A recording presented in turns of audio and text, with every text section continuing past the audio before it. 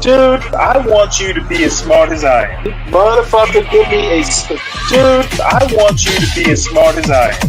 Motherfucker, give me a... Dude, I want you to be as smart as I am. Motherfucker, give me a...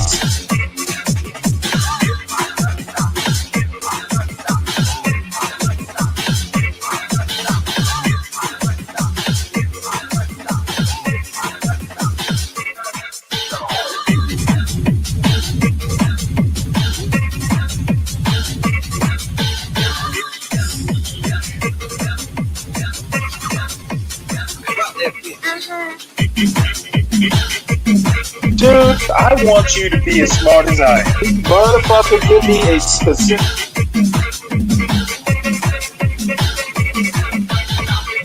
Dude, I want you to be as smart as I am. Motherfucker...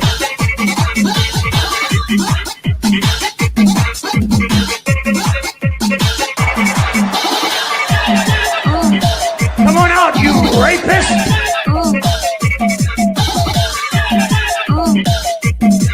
Dude, I want you to be as smart as I am. Ayy, I got the recipe, never gonna let any op get the best of me. Thought it was distance, but haters is next to me. Talk to the spirit, you know I've been heavenly. Company definitely show your trajectory. This ain't a diss cause I say it respectfully. It's time to eat up, bread like a speeder. Taking it deeper and that's how it better be.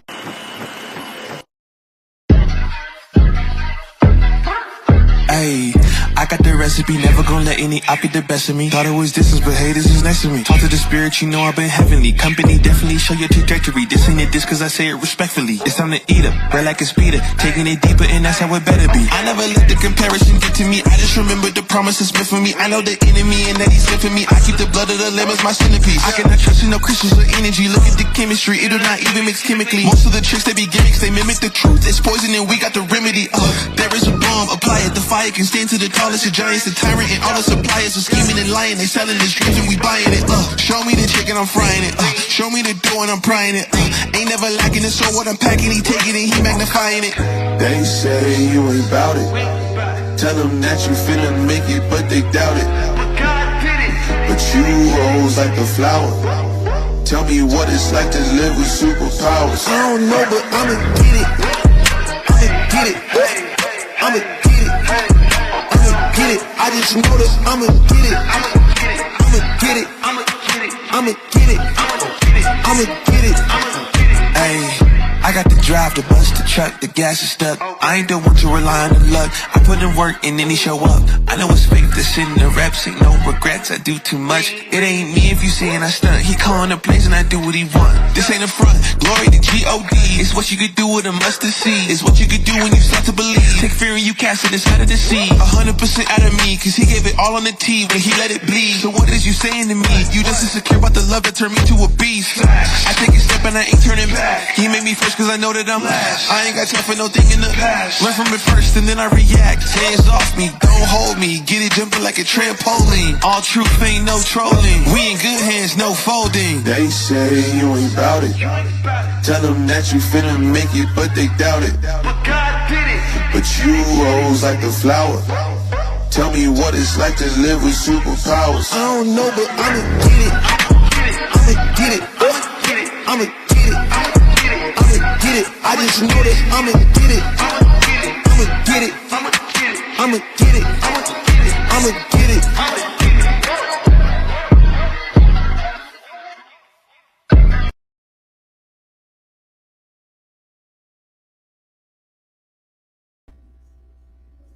Garion, can you hear me? Yeah. Okay, great. Hi, John. Hi, Jen. What's up? Welcome back. You know, it's back. We're back like we never left. You know, it's one of those things. Whenever you stream 24 hours, it's just like, should I say hello and good morning every single time, or you know? Or maybe if you got something special planned, I guess that would make sense. I just talked to y'all, you know, not even 3 minutes ago. So, John, you had this article pulled up, but I also wanted to finish that one video that we started before my MacBook you know, You talking about that Philly guy? Yeah, let's play it. the Philly. And then I actually just found some other stuff where, you know, the people that were assaulted have come out and spoke about it. And it's like, oh, shoot. Dang. You must have to dig in Reddit to find that. I'm sure the media didn't interview those people. Yeah, you know, Definitely. I've been trying to go to the deepest corners of earth to find like the good stories where I don't feel like there's bias, except, of course, if I'm reading from Breitbart or the Gateway Pundit, which are Yeah. two reputable sources that I love because I'm a conservative, so I want conservative news. However, here we have the damaged police, the damaged officer, so we'll just finish. Traffic investigators tell us this was just one of 11 total incidents involving illegal street racing last night from Bustleton Avenue in the northeast all the way to Bartram Gardens in southwest. 6 of those incidents, they say, were violent and included flamethrowers, setting off fireworks, and starting fires in trash cans. Philadelphia police held a rare Sunday afternoon press conference to talk about all the mayhem officers and residents endured last night. Police have been cracking down on the meetups using intel they gather to try to prevent them before they happen, and they think that has something to do with what we saw overnight. This behavior will not be tolerated.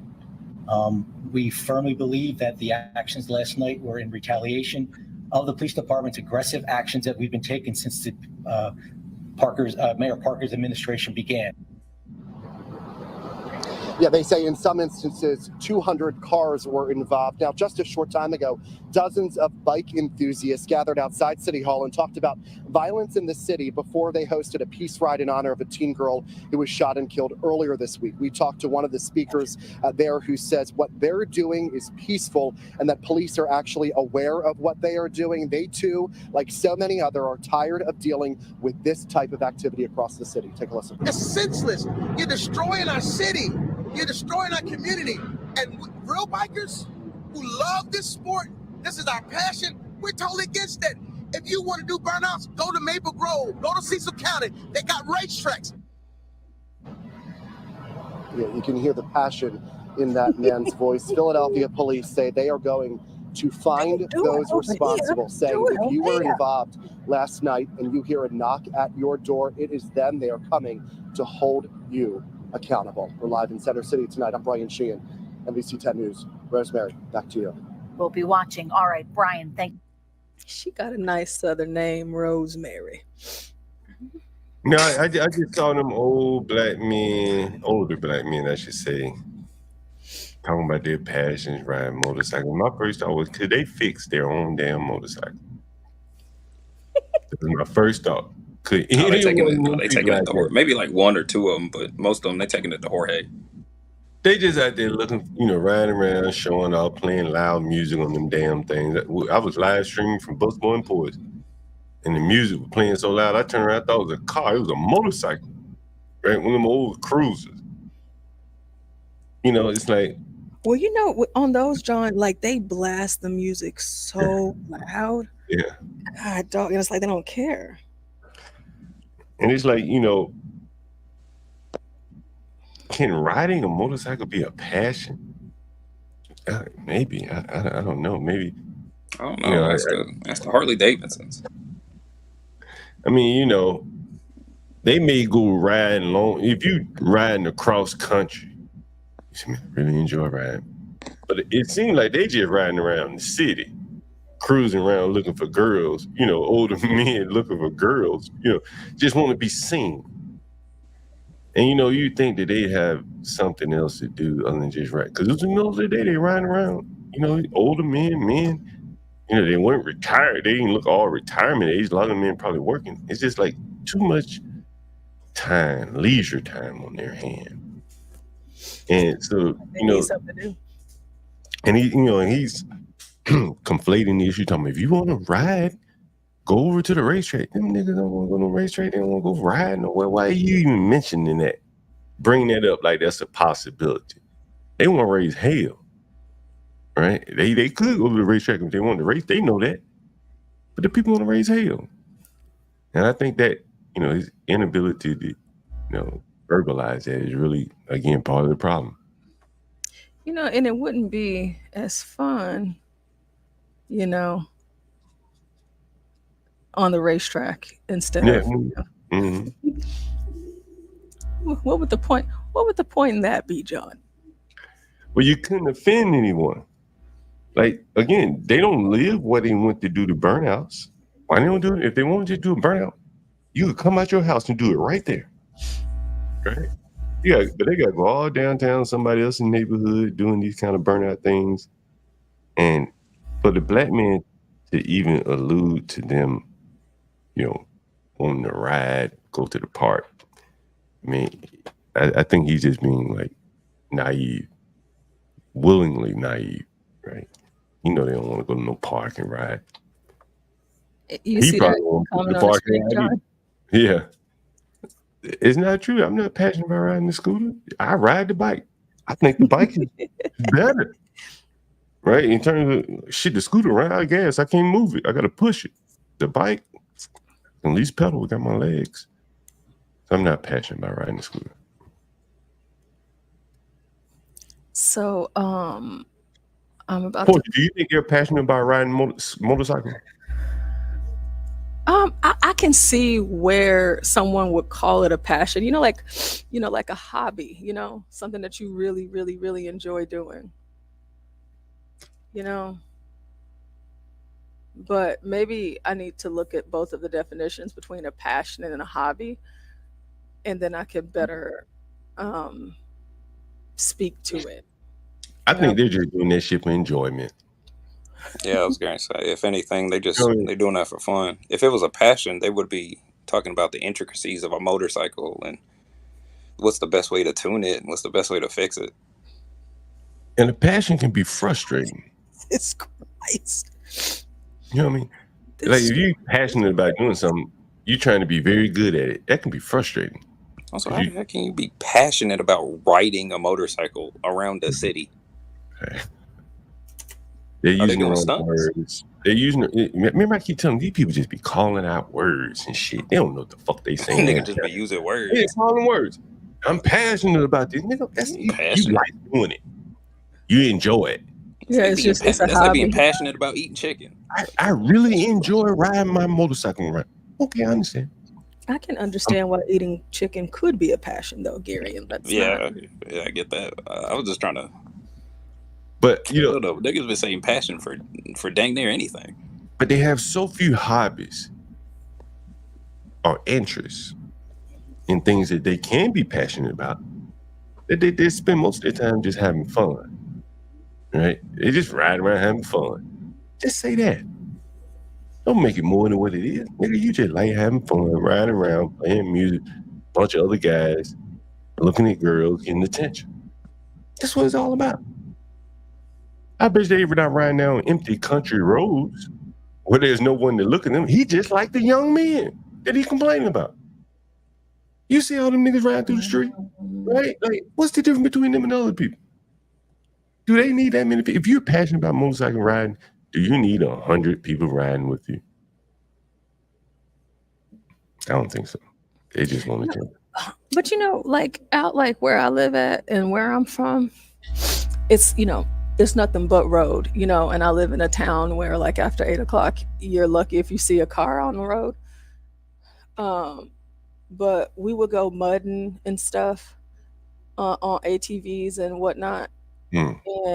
But there's all you got is land, trees, dirt, and I suppose in a city you don't really have that experience, but I'd be too hard pressed to think that they don't have anything like a Big Blue out in Illinois somewhere where they can hop in the ATVs and go mudding and go out riding and stuff. They don't have to literally be in the middle of the city streets, because they did create a ring of fire, and it was actually a perfect circle. It makes me think about geometry, and I wonder how much they know. What is the degrees? What are the 360? I wonder. We could do some math with that, but it's just what was interesting, if you to show that picture of those guys on their motorcycle again, look at all of them just blocking the street. Their passions causing inconveniences for other people. That can't. Your passion can't be inconvenient for other people. Mm-hmm. Right? They blocking the whole damn street. Yeah, I'll pull that back up really quick. Let me see where it went. And just look at the age of them. How different are they than the young boys that ride the 3-wheelers and 4-wheelers up and down the streets illegal? They do the same damn thing. You can't really come. And the young boys see it. They say, "Oh, gee, you do the same shit, right? You know, older motorcycle or cruiser. We on dirt bikes. It's different." Let's see. So, Gary, I don't know if you got to see that part, but there's a ring of fire. You see that circle? Yeah, I saw that. Yeah, we can even. I saw y'all playing this video earlier, so I went to a different tab and pulled it up myself. We can turn this into a fraction, and we can talk about fractions and parts of a whole. You know, I thought they were summoning a deep. We could do a whole lesson with this. So here they are as to John, what he's saying. John, I didn't see this in the earlier video because this is a different. I don't think I saw that. Yeah. You see how they just let me turn off these. Told you they summoning demons. These captions.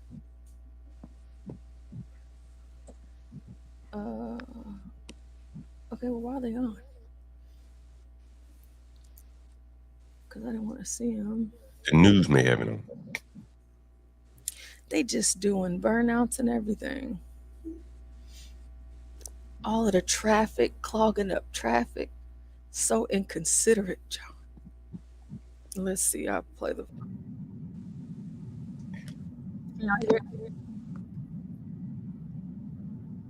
Can y'all hear it? No. Jesus Christ, okay. Let's see, anytime I hit mute, it's like it stops it. I love that they have the Negroes up here, you know, talking about other Negro children. I wonder what they have to say, but give me 1 second for the volume. They can only read a script. Gary must have dropped off there. Let's go back to this. I guess Gary must have won his case last night. Oh, yeah, I did. My bad. I cut out. I'm sorry. Okay, let's see. John, I have a lot of stuff for you today. I hope that I want to wait on HB before I really get into what I really want to bring to y'all today. But let me see if y'all can hear this. Tonight, police are on the lookout after more illegal cars. Can you hear it? Mm-hmm. We can hear it now. Yeah, we're good. Across Philadelphia, and it led to chaos, damage, and injuries. Some of the scenes were caught on camera as large crowds and cars flooded several neighborhoods over the weekend. It is Monday night, and the big story in Action News is the effort to crack down on those meetups that have become an increasingly dangerous problem. Police say this time the incidents led to excessive violence and destruction. Action News reporter Walter Perez is live in South Philadelphia tonight with new video and details from a witness. Walter. That's right, Rick and Shari. And the remnants of what happened this past weekend are all over the place here in this part of the city, from these spent Roman candle shells to the skid marks you see out on the street there. Hundreds of cars were involved in several locations, including right in front of City Hall. And it doesn't end there. We're told shots were fired, and in one location, a flamethrower was deployed. Videos like reveal the chaos that unfolded across the city this past weekend. These images recorded by Lisa Jordan, who lives here off 25th and Washington. I'm sorry, I have to rewind that. I'm trying to, I'm doing one of those things where I'm trying to imagine myself actually being there while this is happening. This is crazy. Was deployed. Videos like these reveal the chaos that unfolded across the city this past weekend. These images recorded by Lisa Jordan, who lives here off 25th and Washington. Lisa asked to remain off camera as she told us what happened after she came downstairs in an effort to get people off the parked cars that were standing on top of us. I ended up at some point coming down and was assaulted myself. and then was threatened with the gun. There was a shell casing the cops found. So yeah, I had those barrels thrown at me. In the end, authorities responded to a total of 11 illegal car meetups, 6 of which reportedly turned violent and destructive between 9:30 p.m. on Saturday and 4:30 a.m. on Sunday. In fact, investigators say a police officer was injured and hospitalized at one of these locations, and at least one police vehicle was stomped on and damaged. Roosevelt Poplar, president of FOP Lodge 5, says enough is enough. It's very concerning when my members go to work and don't go home the same way. So anytime one of my members is injured, it's very concerning. It should be concerning to the public because this shows that these people have no concern for the law. Now, a bill cracking down on drifting and street racing was signed into law last year in Philadelphia. And Councilman Mike Driscoll, who sponsored that bill, says he believes that what happened this past weekend was a response to that bill being enforced over the past several months. When law enforcement started to kick in recently, it seems like they've emboldened them to come out and say, hey, this doesn't apply to us. Now, that law allows the authorities to go after the people involved in these cases and hit them with a $2,000 fine and confiscate their vehicles. So if you have any further information about any of these incidents, please contact police. Reporting live from South Philadelphia, Walter Perez, Channel 6, Action. All right. Where do you start? It's interesting that they say that the people start behaving worse when they pass a law to stop them. Mm-hmm. Yeah, this is a response to us passing a law to stop you. You got worse. I guess they're gonna have to pass even stronger law, or maybe lighter laws, so maybe they won't respond as harshly.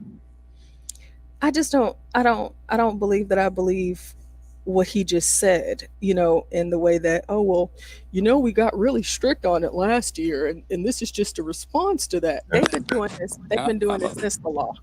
I don't think that was the case. I don't think that's the case.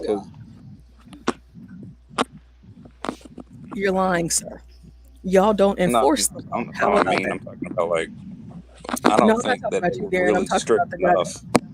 I'm talking about the guy that was talking, not you, Gary. I was going to say, I don't think they were strict enough when it comes to saying they got stricter. Yeah. No, I've been to illegal meets in Detroit and Chicago. And what I will say, yeah, there's a lot of bitches there. That brings out a lot of the bad behavior. But there is certain guys who, they just really into their cars and stuff. But I think what really attracts people is kind of the lawlessness. Yeah, lawlessness. God damn. Say that word 5 times fast. Lawlessness of it.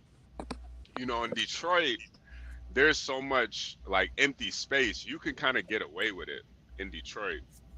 But in Chicago, it's a little bit different where, the meet might be there for, maybe 15, 20, 30 minutes. Then the police come in, they shut the whole thing down. And then they put a lot of things in neighborhoods too to kind of deter it. They'll put speed bumps and all types of stuff. But I don't know. I feel like it's been going on for a long time, but now it's just more when I used to go when I was younger, people would try to be real low key with it. I kind of feel like doing fireworks kind of defeats the purpose. You just showing the police where you at. And then too, they weren't their faces were out and nobody was wearing a mask. There was a couple people wearing suits, bodysuits. That guy dancing on the car, he was wearing an alien suit. That's about it. And then when the police come, people get a thrill out of running from the police. It's like a damn game. Yeah. It's Just like kind the of jungle. it's kind of crazy, but this shit, I don't know. It has. I don't know if it's necessarily been any difference. I just think you're starting to see it, especially with the drone shots and stuff. You can kind of see what's really going on. These drones are getting niggas left and right. I swear. Hmm. I'm sorry, man. Yeah, the Man. drone. Yeah. Yeah, you put a little gun on that drone, pull it. You know me, Nick. You know how crime would lessen. Get these Nah, they niggas from don't. the They air. don't got to. They don't got to do all that. All they got to do is bring out a fire truck, hose Spray 'em everybody down. down. Yeah, just hose everybody down. Like the goddamn. Yeah, What they man. should do, if you want to bring out fire trucks, just block them in. Yeah. You know what I mean? And anybody want their car, come claim it. Yep. Yeah, that sounds like a simple solution. Then they have video of like whose car was involved in it.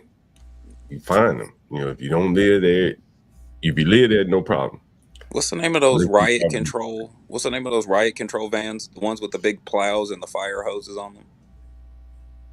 I think it would be called a riot control van, maybe. Is it? Yeah. I thought they had a specific name. Well, those things are practically built like tanks. You get a couple of them lined up on each block. I think that would do it. You know how they block the streets now for terrorism? They don't want anyone to just run through the street and kill people like up in Wisconsin. Yeah. They put like fire trucks and stuff to block the street, just block the whole street, keep anyone from driving down it. They could do that and just block them in. I'm surprised they didn't do that.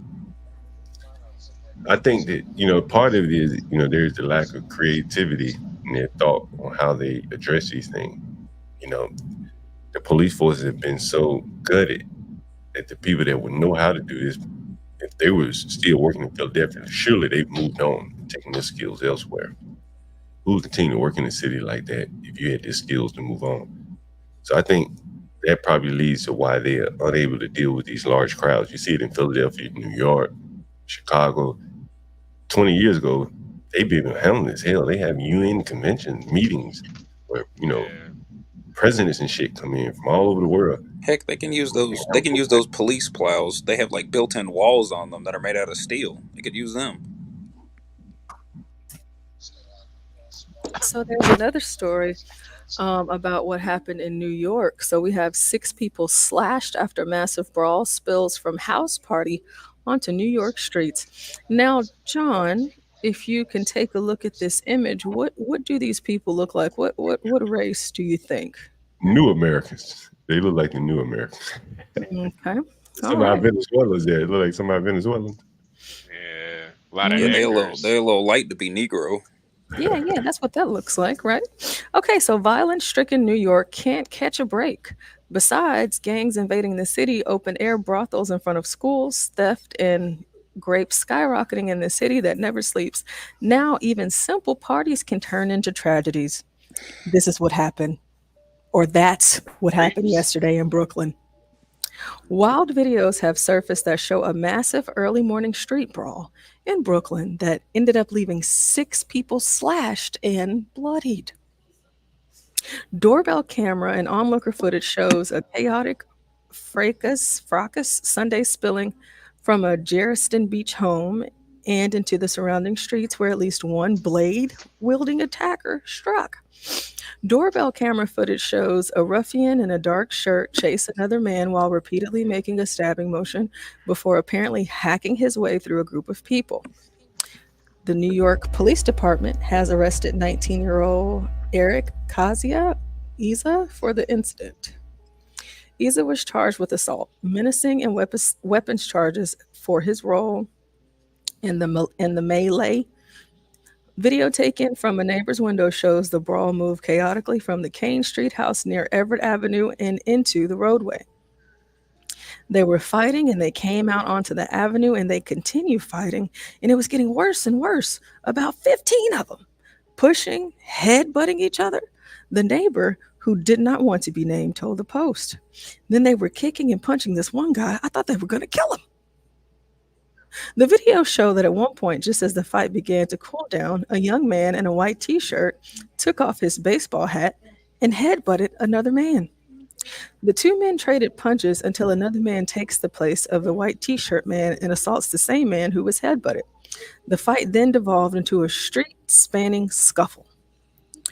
The knife brawl, which unfolded at about 6:20 a.m., left a 30-year-old woman and a 27-year-old man slashed in the face, a man in his 30s knifed in the neck and wrist, a 16-year-old slashed in the arm, and a 19-year-old man and a 29-year-old woman slashed in their hands, police said. All 6 slashed individuals are hospitalized and in stable condition. Well, you know. And it's 6 in the morning. Damn. That sounds like a lovely evening out on the town, don't you think? Yeah, You know what? They didn't give an address, did they? No, they did say where the street, and you know me, Harrison or something, right? I'm sure I said it wrong. Let me look and see where it said the street at. I'm just curious to know how much it costs to live out there. Is it Garriston Beach? I like the word, so I can search. I'm just curious to know what it costs to live out there because Garrison Beach. Yeah, I'm just curious to know what it lives out there, so I'm gonna look that up. Yeah, I said that. You know, John. Though a lot of times kids, especially if they're near a beach, that's where they usually meet up late at night. But this was early in the morning. Yeah. Late at night, early in the morning, same thing. And these were like older people, wasn't them like 30-something years old? Yeah, in their 30s, 20s. But the one who had the machete was 19. Yeah. These are. I still consider that pretty young, you know. Yeah, 30s, 20s, Yeah, it's still for dumb shit, you know. I'll play this video really quick. And maybe they'll give us more than what the article did. And then, John, if you look up that community, we can talk about how much it costs. Thank you so much for joining us here on News 12 Brooklyn, where local matters. I'm Nadia Galindo. We begin with 6 people recovering in the hospital tonight after a stabbing in Garrison Beach. News 12's Rob Flax joins us from the scene. Rob, what can you tell us? Yeah, Nadia, that incident taking place right where I am standing now here in the road in Garrison Beach and originating at that property behind me. You can see right now is completely surrounded with caution tape. Right now, there are 6 people in area hospitals in critical but stable condition from stab wounds sustained from that fight. Now, neighbors shared some video that they took before calling the police as that incident took place. In it, you can see that fight breaking out. People outside into the road where I'm standing, what appears to be multiple people with knives and people being injured. Now, neighbors tell us they've had complaints with this property in the past, but nothing like what took place last night. They were all yelling and screaming as they ran up and down the block and fighting. So that's when neighbors said they had complaints with the house. See, these people lived there. I figured as much. Mm-hmm. The neighbors had complaints about the house that they lived in. But then they also said that the neighbors took video before they called the cops, too. So I guess TikTok first, safety later. Who knows? it all went out of skew. And they started, I could see the blood all over the place. So a couple of people got stabbed. Now, neighbors also tell us they know that there is a large amount of children who live in that property. We actually reached out to DOB, who says that a large amount of children that live in their property. I wonder how many adults live in their property. Wow. You know what, John? I'm willing to bet that every single adult that was involved in that fight, they all live there, and all of those kids belong to them. It's probably a smooth 30 to 40 people in the house. Portia, a report about the mass slashing among asylum seekers say that it occurred during a house party. Yeah. Mm-hmm. Has that been mentioned? I hadn't heard that. Maybe I misheard it. Yeah. So whenever I read the article, that was mentioned in the article. So Okay, so But they might say it in the rest of this news clip. It's only a few seconds left, or 22 seconds left. So property does have an illegal addition onto it, but right now those children, they are be a large amount of children who live in that property. We actually reached out to DOB, who says that property does have an illegal addition onto it, but right now those children, they are sleeping in an area park just up the road, as their home is a crime scene. Now, folks in the community tell us those kids, as far as they're concerned, are innocent victims of what took place last night. They're hoping something can be done to accommodate them. Garrettson Beach, Rob Flax, News 12 Brooklyn. well, he did say it was a large amount of kids. I don't know what that means. Portia, Like, update. I'm assuming 20 plus.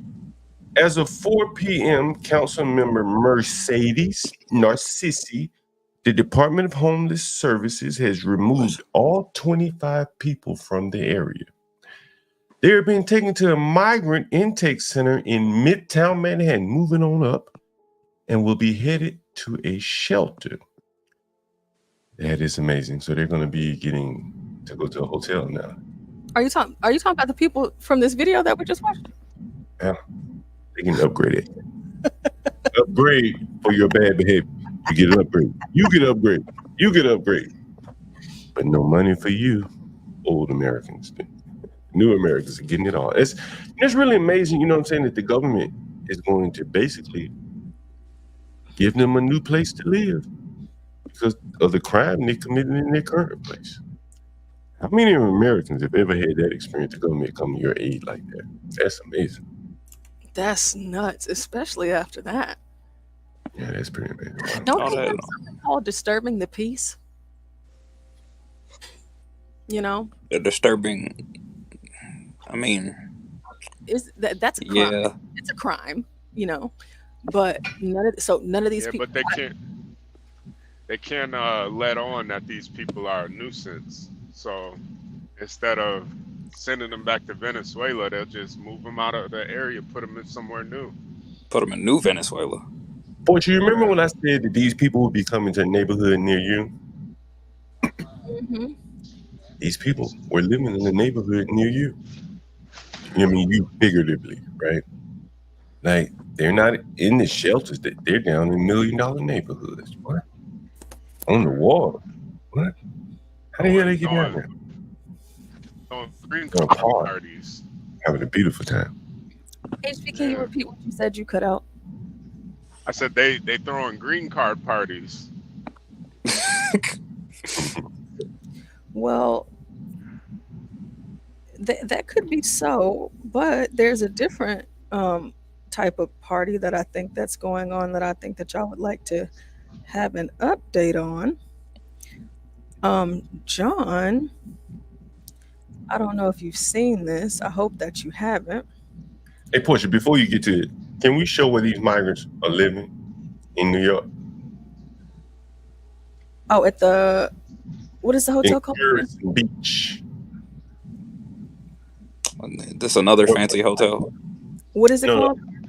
Garrettson Beach, where the stabbing fight happened. Garrettson Beach. I got it here, Portia. This is Garrettson Beach here. Oh, did you pull it up? Yeah, Okay. you see it. So you see Christ. Sheepshead Bay. I want to say that's a small head community, if I'm not mistaken. I've been there once. But it's Expensive ass place. As you can see, let me see if I can zoom out. And I want to show you like where this is in relation to where regular people, the majority of Brooklynites live. Oh, that's nice as hell. You see it's on the water here. Now, when you see people like Chicago Hustler Master, people like me, come on, we live way up here. You've heard me mention Crown Heights, the Small Hats, Brownsville, Park Slope. Look how far they put these people out in Brooklyn. Way out on the water. What is it? It's the water. They're on the water. And you look at the price of houses, 1.3, 648, 988, 55, 90. Great neighborhood. Great neighborhood. Nice prices. Look at that water, beaches. And you zoom out a little bit. And again, let's see if I can show you where Manhattan is. So They're so far out of the way that if you came to visit Manhattan, you never see them. This is Manhattan right here.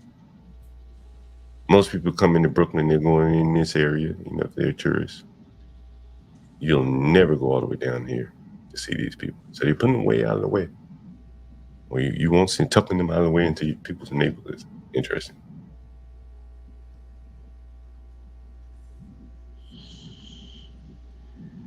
Yeah. Edgar's getting out of control.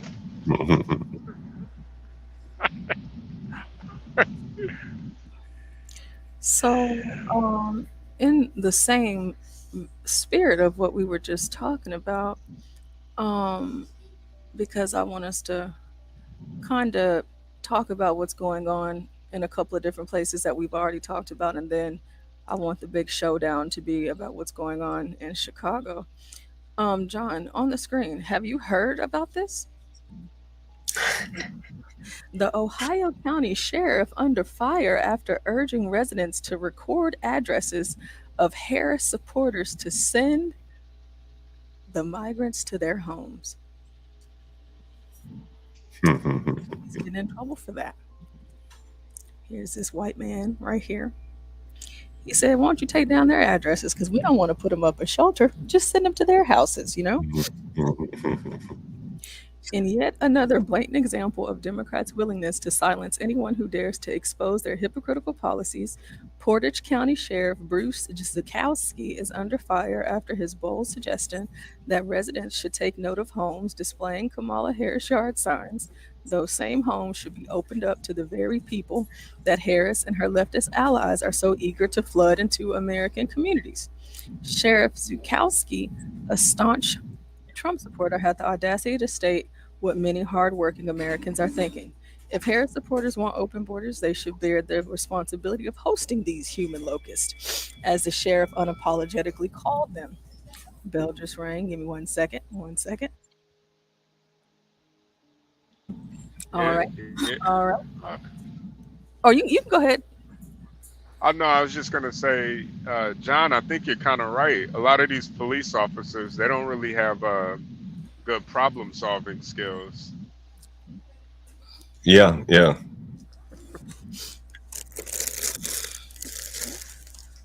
Okay, so let's see. A staunch Trump supporter had the audacity. Okay, hold on, wait, they're making a lot of noise. Give me 1 second.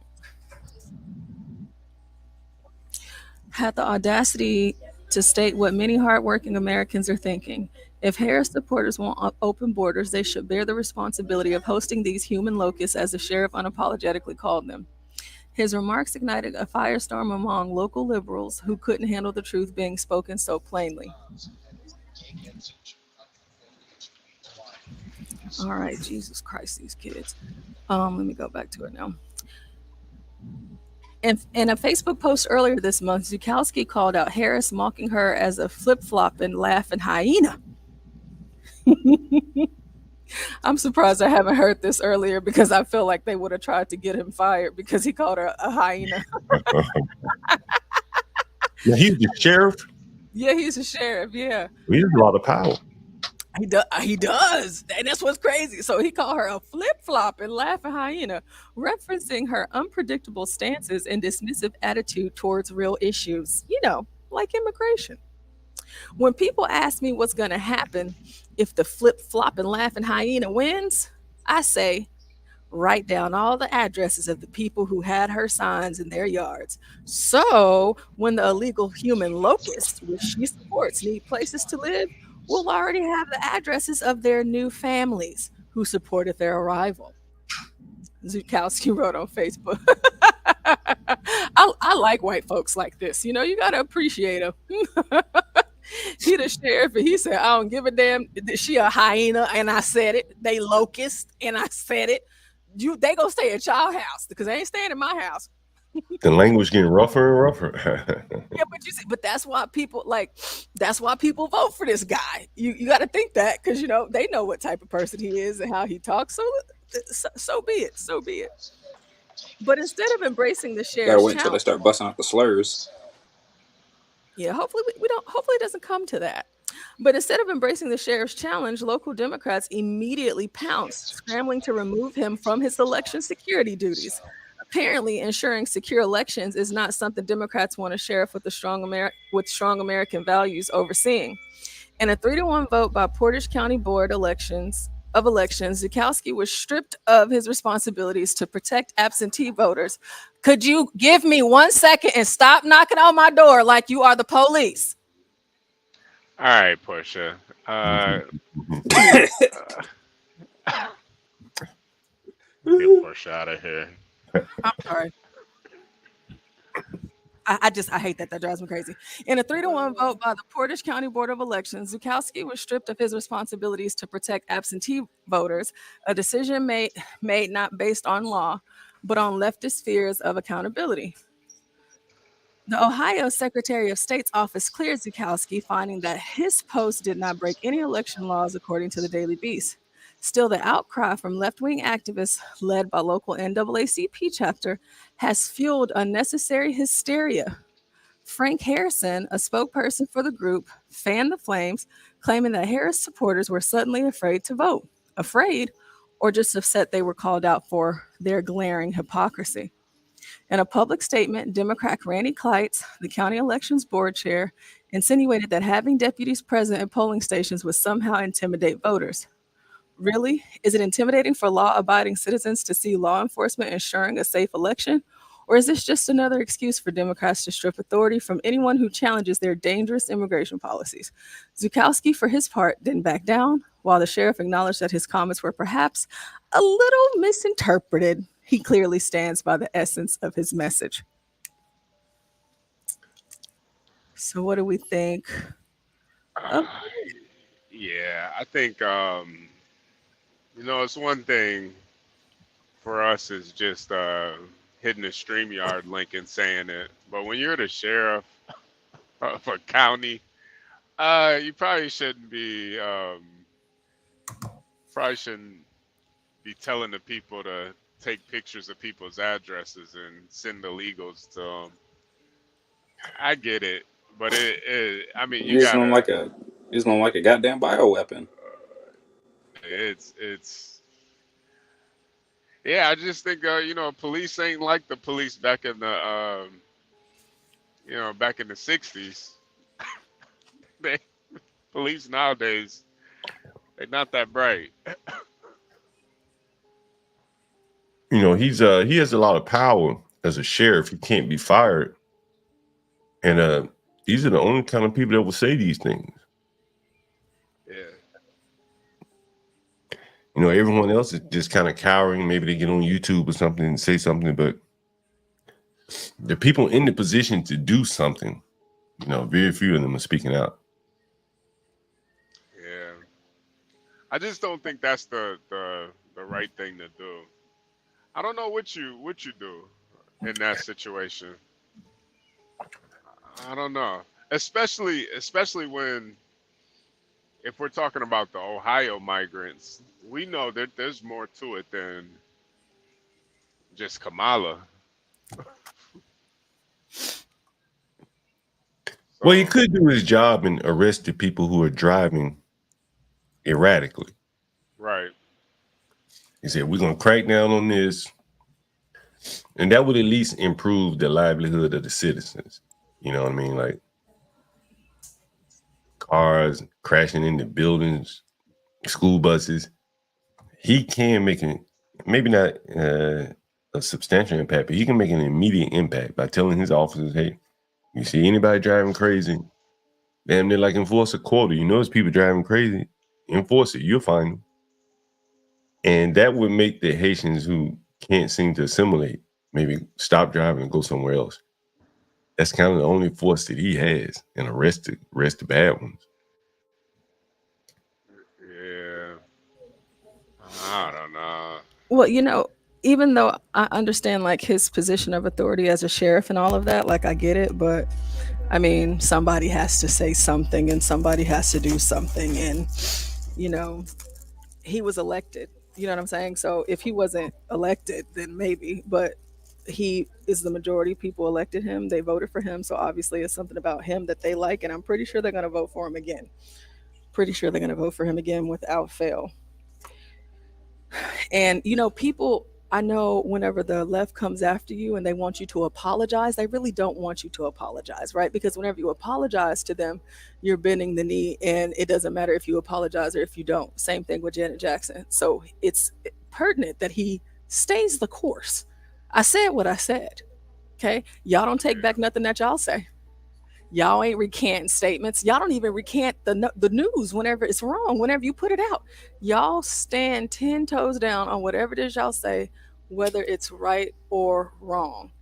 And Republicans need to start doing that more. Don't take it back. You know what you said, and you knew what you said when you said it, like at Trump's rally last night. He was going in, and I was like, gosh, Trump really just said that. He really did. But you know what? He's not apologizing for it, and the sheriff shouldn't either. Hey, sometimes you gotta get in the thick. So with that being said, in Ohio and everything, we have, for whatever reason, Haitians from Houston, Texas, for whatever reason, we're nowhere near Ohio. John, for you especially, they want to let you know that they don't eat cats and dogs. You just sacrifice them.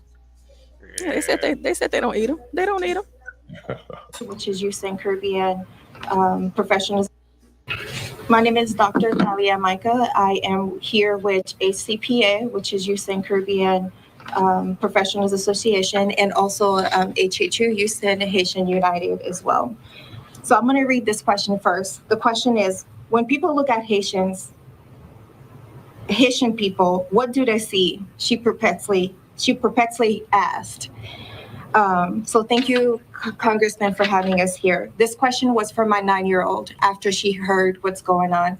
Well, really, that was yesterday after we had a meeting. I went home and asked her again what's going on. So I am from I thought that they only shaved their heads when they were kids. But you know what? Maybe she had cancer. Let me not do that. You know, of course, I'll explain what that means. Is, you know, they're focusing so much on the eating the cats and dogs. They're not telling us that they practice voodoo. That's where all of this stuff stems from. Ooh, so why do you think that is, though? Because because that's infinitely times worse once they find out. No. Because they can't really. I think it's because they can't really tell you what they're using the cats and dogs for. Yeah, I think it's a misdirection. You know, like they're saying they don't eat the cats and dogs, and that very well could be true. And so it's kind of like lying by omission. We're not gonna tell you what we do with the dog. We just telling you what we don't do with them. Yeah, we don't eat them. Cross my hand. Yeah, we just chew on the heart. Is this like a secret? I think many people don't know about it. I mean, I mean, they treat it like it's a secret. Yeah, I think if you don't know Haiti or white people, they don't have any concept of voodoo. So I think they don't really know how deep this stuff really goes. Yeah, I think if you were to go down in Little Haiti, you won't see like open signs, hey, we practice voodoo. I don't think it's that wide open. But, you know, I could be correct. If someone's from Miami and you see Haitian voodoo signs everywhere, you let us know. But I don't think so. I don't remember seeing that when I was there. That's very concerning because I guess, and this is just the ignorance on my behalf of just not being aware. Because I'm like, you know, I thought that was like very well understood. Whenever I think about Haiti, I don't even think about them being black. I don't even think about their language that they speak. The only thing I think about is voodoo. That literally, that's it. I don't consider anything else like about them or nothing. All I think is like, these people be doing crazy stuff. And American Horror Story, I think it was the second season. They were in New Orleans. Maybe it was third season.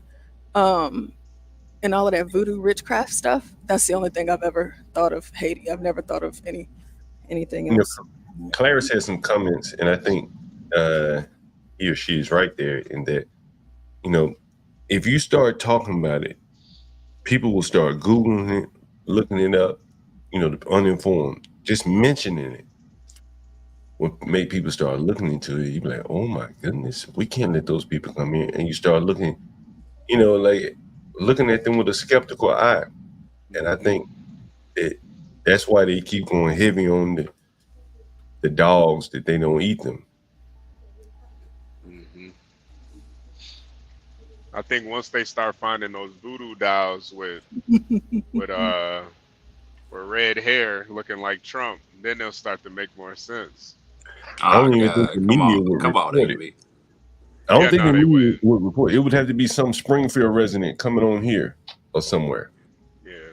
Saying, look what I found, and then it would be up for us to believe her, and then they would start saying she's lying, she made it up, blah, blah, blah, blah, blah, So that's the kind of propaganda battle we're up against. But I do believe it, that they practice it. Of course they do. That's all that they know. It's been a while.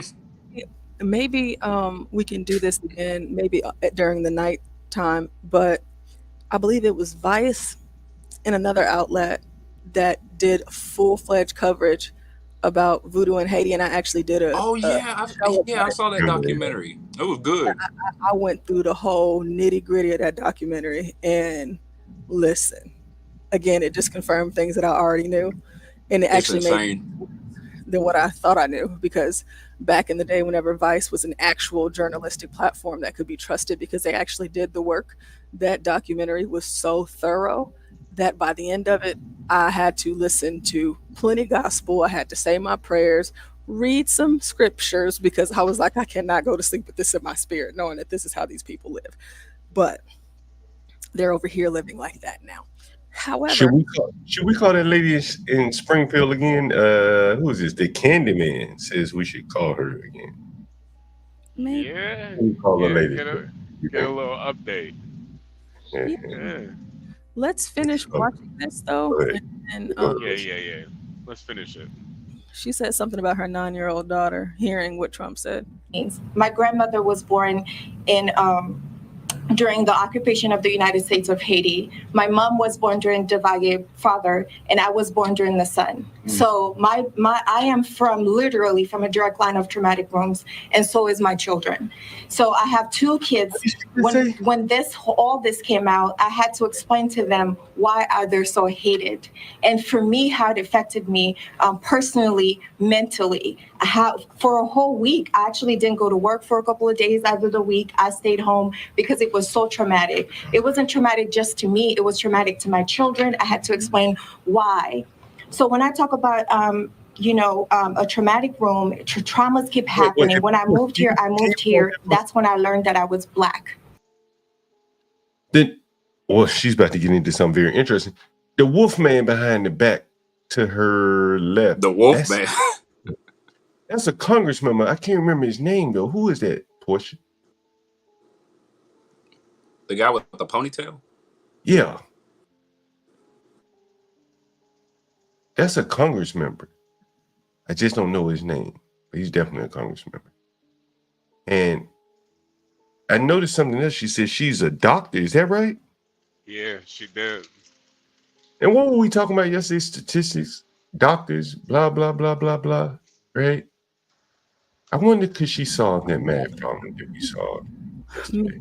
It's Al Green, John. Sorry, I was on mute. I was Al Green. That's who it is. Al Green. Not the thing up with the congressman, Al Green. That is correct. Well, you think she could solve that math problem we solved yesterday? She's a doctor. To me, it doesn't seem like she takes her job seriously. So I would say no, because she's a medical doctor and she took 2 days off work because she was so bothered by some words, and it's something. They didn't say it was happening in Houston, Texas. She took 2 days off work because of what Trump said? Yeah. She said a week. Did you say a week? I thought she said she. No, rewind it real quick. She said she took a week off. Let's see. For a whole week, I actually didn't go to work for a couple of days out of the week. I still so hated. And for me, how it affected me personally, mentally. For a whole week, I actually didn't go to work for a couple of days out of the week. I stayed home because it was so traumatic. It wasn't traumatic. She said it impacted her mentally and physically for a whole week, but she didn't go to work. But the voodoo didn't. What kind of doctor do you think she is? Give or take, maybe a gynecologist A shaman. or Yeah, witch doctor. Yeah, Witch doctor. She's Storm from X-Men. So my question is, she used rat tail and ox teeth or whatever. if she's so mentally weak, somebody said more trauma. How can she operate in a stressful? Surely she's not a surgeon. Have mercy if she's a surgeon. You know, see, John, see this. You doing this thing, and this is what I was doing last night. What? You where you're making me want to know, because now that's important for me to know. Because if Google her, Google her. I'm doing it right. Google that bitch. Negro. Let's see. What y'all want to bet what she does? We all take a bet before Portia finds it and puts it up on screen. It's got to be a I'm gonna pharmacist. I'm gonna say she got to do something in the pharmacy. She got to do something. No, she said she a doctor. Didn't she say she a doctor? Yeah, she said she's a doctor. Mm-hmm. I'm gonna say. What kind of Negro witch doctor is this? I'm gonna say pediatric doctor. That's the easy one. That's it. I could go with that. Yeah, I'm gonna say pediatric. I gotta say something with doctor. Psychologist, mate? No, not psychologist. Ooh, that's a good one. That's a good one, though, Gary. That's a good one. It's got to be something mental. I'm trying to think of something mental. Psychologist, Well, psychiatrist. yeah, psychologist. Yeah, but there's got to be something else. Psychiatrist. That's the doctor. Psychiatrist. Yeah, psychiatrist. That's what I was trying to say. Thank you. Since you took psychiatrist, Garen, I'm going to say she's a general practitioner. That's kind of along the lines of what HB is saying, but not solely with children. And don't forget, I said gynecologist while I'm trying to find this woman. Yeah, it's possible she could be a gyno. You know, they've been pushing that for black women to have gynecologists of their own race. HB, what was yours again? Pediatric. Okay. Doctor. John and HB, I really don't want to do this. I'm saying I'm going with Wayne Nixon and family medicine GP. I'm gonna do it because y'all said it, but I really don't want to do this right now. Like, especially like listen, let me just oh my God, are y'all ready for this? The Candyman says dance. Pull it up, Portia. Bands will make you dance. What is it? No, wait, no, she chiropractor. She is not a chiropractor. I need acupuncture. No, doctor. Lord have mercy. Chinese. Lord have mercy. You know what? I should have said this when we were talking about voodoo, because they always talking about ancient Chinese medicine stuff like that. She really is a witch doctor. That's what we said first. We said, "What? God damn it!" Damn, she really is a witch doctor. That's crazy. She just ain't a Haitian witch doctor. She a Chinese one. Oh man, You just didn't mention that in the title. Doctor of acupuncture, Chinese and Haitian medicine. Oh damn! They know the people that come into her. They know what they get. Oh, she look at traditional African teaching and heritage to empower others on their mental. So it says, embrace the profound journey of self-discovery where self-love, self-care, and self-awareness intertwine, crafting the masterpiece of a fulfilled and balanced life. Words from Dr. Micah. Dr. Micah also says, being a healer means I am intuitively a conduit and guide. I harness my tools, my skills, my ancestral gifts, traditional African and heritage to empower others on their mental, emotional, physical, energetic, and spiritual journey, primarily aiming to reconnect them with their higher self. Karen was right. She's a shaman. A shaman. You can't make this shit up. We the racists. You can't make this shit up. We coming over here being doctors and lawyers, they tell us. She got a PhD. Doctor. Boy said she did that medical degree. Yes, she does. She said that she's a medical doctor. She's got what? She said that she was a medical doctor. So, like Dr. Joe Biden, you would go on to think, okay, well, what kind of doctor are you? They should just say PhD. Not now. So she's a doctor of acupuncture and herbal medicine. We're not getting their best and brightest. So, but the thing is that it's like a master's degree. So it's not like a medical, like MD or DO. She can't prescribe medicine. Right. Mm-hmm. Which might be a good thing. She can prescribe herbs, I guess. Yeah, so like herbal. Them herbal infusions. Them little packets. I bet you she sells some products. Hold on. No, it says skin. No, right there. It says skincare. I guarantee she has products. Yeah, she got some I bet she got some little jars, some ointments, some creams. Speak a little Creole and get the things off the menu. I wonder if she got a billboard. Yeah, she has her own business, her own facility. This is her Discover a virtual glow up consultation. Oh, she got programs. This is a like a beauty bar. Yeah, it's but a lot of people are doing that. John, you remember whenever you showed us whenever we did the show about the fake teeth, the veneers, and the guy? Yeah. He took a 2-week class and now he got his own business. But she's not a doctor by any means, right? No. Yeah, natural. No. Natural consultation, maintenance, natural synthetic therapies. What the fuck is that? Oh, it's synergistic. Oh, synergistic. Oh, I thought that said synthetic. My bad. So right here, they have IV drip, and so see, this is gonna because you see in this IV bag, it looks like a slice of an apple, a slice of a orange, and some grapes. You putting that in people's veins? They putting fruit juice and what? Lord have mercy. They probably want to. Oh no. Get a boost. No. A weight loss cocktail. You will go to Where they zero. got weight loss, timeless aging. You will go to zero. And you get the one for aging. You won't age anymore. You will stop right there. I mean, you'll decompose, but no. Okay. This says IV drip. So I'm pretty sure I don't want to assume. So an IV drip, you can go in and get like a B12 drip or what have you, right? But they actually insert it into your veins, right? Mm-hmm. So that means that she would have to have a registered nurse at least, on staff. Now, an IV drip, of course you can have things like B12 and all of the other things, but if you're putting a fruit bag in this bag and putting it in people's veins, you don't inject fruit, you eat it.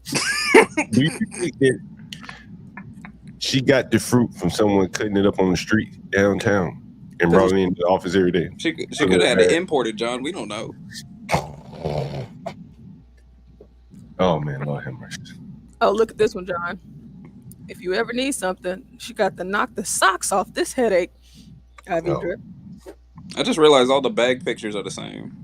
They don't even show the types of fruit you're putting in. Where is this at again? It's in Houston, Texas. Where? Houston. We might gotta go make it. We might gotta go make a trip down there. You and Portia, can you and Portia go in there and see if you can get some live footage? We should do that, HB. We might gotta go down there and get a the notorious Biggie 12. I know the notorious B12. Do they got a vitamin C pack? Oh my god. It's called Xena. What the fuck? Momo said pesticide straight to the blood. Yeah, right. Yeah, I think that would be cool if me and HB went to Houston. Gosh, but I mean, we could. I don't even know what service is. They got a number. Like we could just do a consult because the consultation is free. Do they got a number? Yeah, I wanna call her. John, you should call her and say that you're visiting Houston and that you're looking for you got back pain and you got hip pain, and see what she suggests you should get. No, John, you can say you got joint pain from when you messed up your finger. Her diversity is see if she treats transgenders. Oh yeah, there's probably transgender working in there. Yeah, I was gonna say you. Not in a Haitian spot. Hell no. In a Haitian owned spot? Hell no. I would just I'm more concerned to know if there's really fruit in the IV bag. There's gotta be. Let's call and find out. Yeah. They got an office number, a fast number. This is crazy. Yo, they got two. Oh wait, never mind. That's the same spot. Oh wait, no, they got two spots. Yeah, they have two locations. I'm gonna tell you, I want that fruit. What fruit can I get in my vein? And no, don't ask that. So I would just say I'm in Houston. You know, I'm traveling from out of town, and let me look and see what the different ones are. John, you should say I was recommended. You just say the words I was recommended. I'm gonna tell you that IV look good. I want to eat one of them motherfuckers. I take one home too. I was recommended, and I have a really bad headache, so I kind of wanted to learn more about your B12, or excuse me, your IV drips. And I noticed on your website that it has fruit in the bag. Do y'all really have fruit in the bag?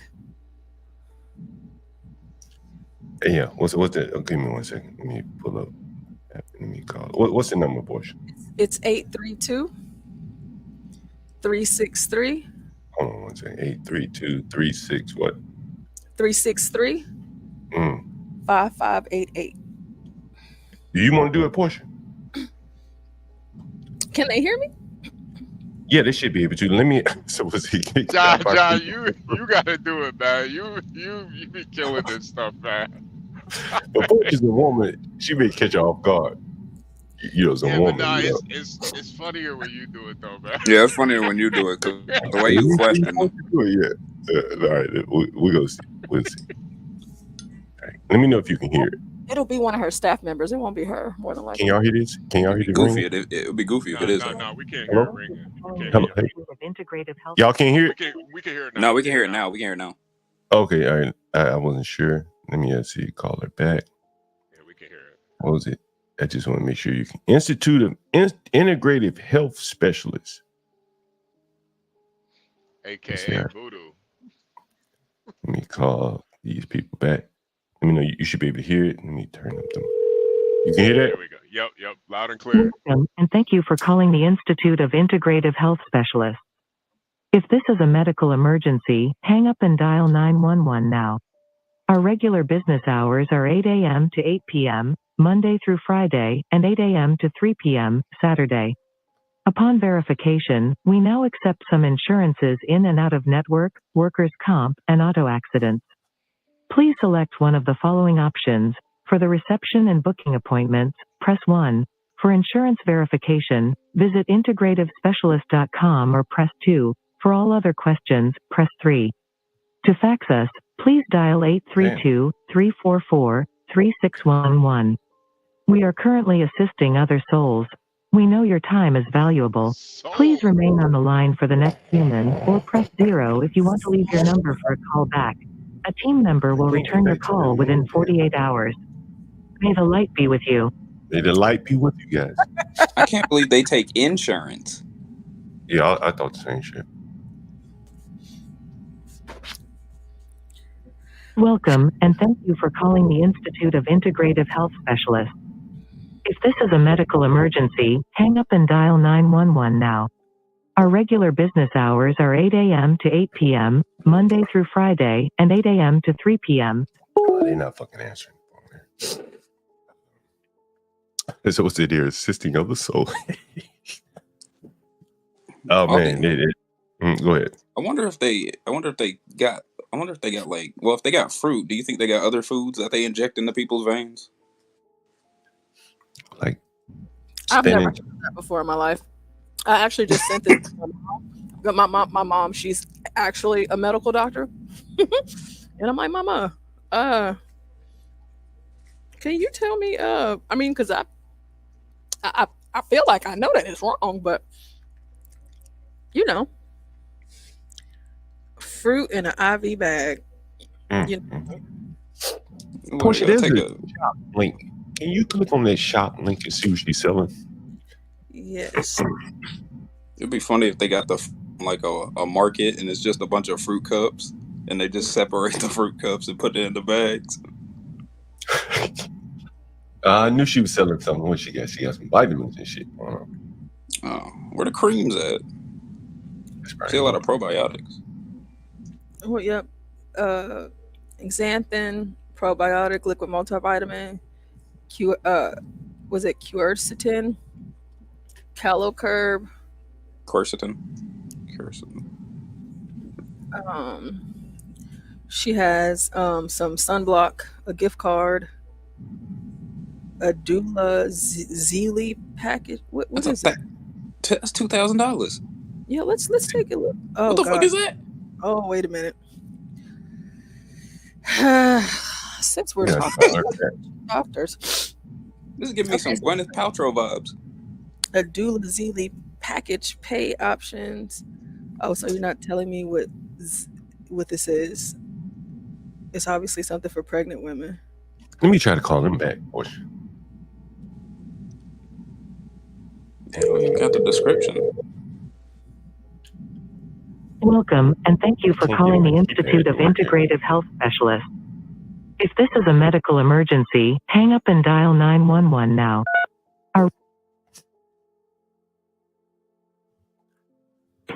A doula is when you're having a baby. That's like a help you have a baby package. What the heck was that bloody thing? Oh shit! What is that? What is that? Is that the placenta package? Yeah. You get placenta for you. They give you placenta? No, it is your baby's placenta. Oh. Some people eat that shit, I think. What? Yeah.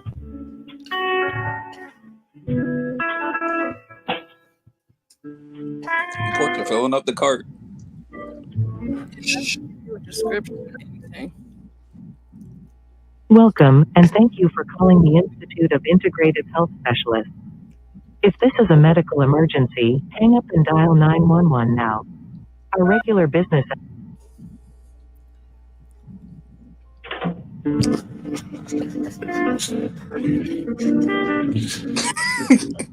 There's some herbs right there, Gary. 14 days worth of herbs there. Oh yeah, I knew there were gonna be some herbs. There's always herbs.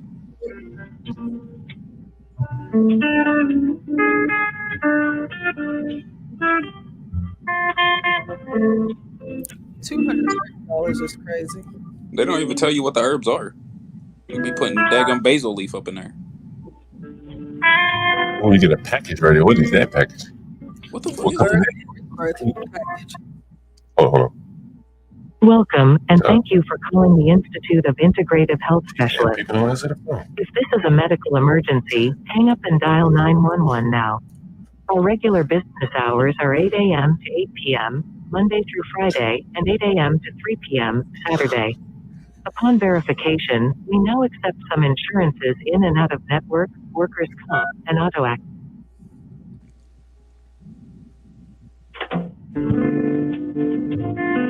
What if the herbal packages are just like little things of weed? A damn phone. All right, so everything else did not have a description, but this one does. So this is the birth and rebirth deluxe package, and it's $350. So what's included in this package? Hospital pickup. We ensure a swift and secure collection of your precious placenta. Container. We provide a specialized container designated to maintain the utmost freshness for your placenta. Capsules. We transform your placenta into convenient, easy to consume capsules. Steamed. A vital step in the encapsulation process, enhancing the effectiveness of your placenta. Dehydration. Your placenta is carefully dehydrated to preserve its natural benefits. Ground. Expertly ground to create the perfect consistency for encapsulation. Encapsulation of placenta. We finalize the transformation into capsules with precision and care. Bottle and package. We carefully bottle and label your capsules. Regrow ceremony. Experience a rejuvenating ceremony that celebrates your postpartum journey, offering you a moment of reflection and renewal. If your application is approved, you will have the option to make monthly payments. Now, if that don't sound like y'all want some freshly dried how much is that lady organs? Oh, how much is it? So this process right here is $350, but for her to get your placenta, it's that's $250, $350, so $800. Wait a minute. So the rebirth is how much? $350? That doesn't include getting your placenta? No, you have to you have to get the encapsulate package to that. So that's why I had to add them both to the cart so you can see them both because they go hand in hand. So can you just get the encapsulation package? I thought they ate the placenta. Yeah, So that's why they're turning into pills, John. Yeah, they're turning into pills. Oh, you don't just eat it like right there, just swallow it. You No, put it in, eat it. It's I mean, some women they eat it over. I hope not. That's nasty I mean, as hell. some women do that. Like they eat it over the course of a week or two when they freeze it. You freeze it. Okay. Do you cook it or do you just eat it raw? Some women cook it. Some women eat it raw. Wow. Oh God. I'm guessing what they do. John, I'm guessing what they do is really dehydrate it first and then ground it up and then put it in those capsules. Right. Yeah. That's exactly what I just read. That's yep. Oh, that's exactly what they do. You trust them to not get the placentas mixed up? And Imagine if HB got a truck with a bunch of placenta pills in it. And it's probably not even placenta in there. They probably just scamming people. Honestly, I mean, why would you even go through the process? If they already paid, what's even the point? And how would they know? You know? How would they know? Yeah, how would they know? Oh, this doesn't taste like my placenta. Like, what are you talking about? Crazy bitch. I didn't know that they put in the PSM. Universal Jones saying they put in Universal Jones, man, come on, man, we need to do a football review whenever you get a chance. Man, I was totally off on those. Wait, Portia, can you go back to the bath too? Because Gary was asking a question. He was asking a question. Yeah, I was wondering what for your bath water? No, no. Gary asked what kind of herbs they are, but it says what it are right there. the herbs? It says a herb. It says mix. it right. No, Gary, it says it right there. The ritual herbs. Oh. Ritual. Yeah, the ritualistic herbs. Ah, never mind. Yeah. So it's right there. This is why, John, man, like we were joking, but this shit ain't even funny no more. This bitch really doing voodoo. I said she was a shaman as a joke. I didn't think she was actually doing this weird shit. Well, I think she's passing herself off as a doctor. Yeah. And getting credibility from that, when in reality she's nowhere near a doctor. I mean, she's doing it in my state. Some of the stuff. Yeah, I heard that's open air voodoo. Yeah. I did stuff. Go ahead. Just like Dr. Sebi. A lot of this shit, it's like ritualistic healing and stuff. And that's what Miss Helen said in the chat. She said, just like Dr. Sabi, she's a doctor like him. Yeah. Oh, look, wait. Scroll up. Oh, dang it, you missed it. It changed. But it had a picture of a shaman right there on the front. Yeah. No, I just want to say one more thing. And I don't want to get like, because when I went down this whole, demonic stuff,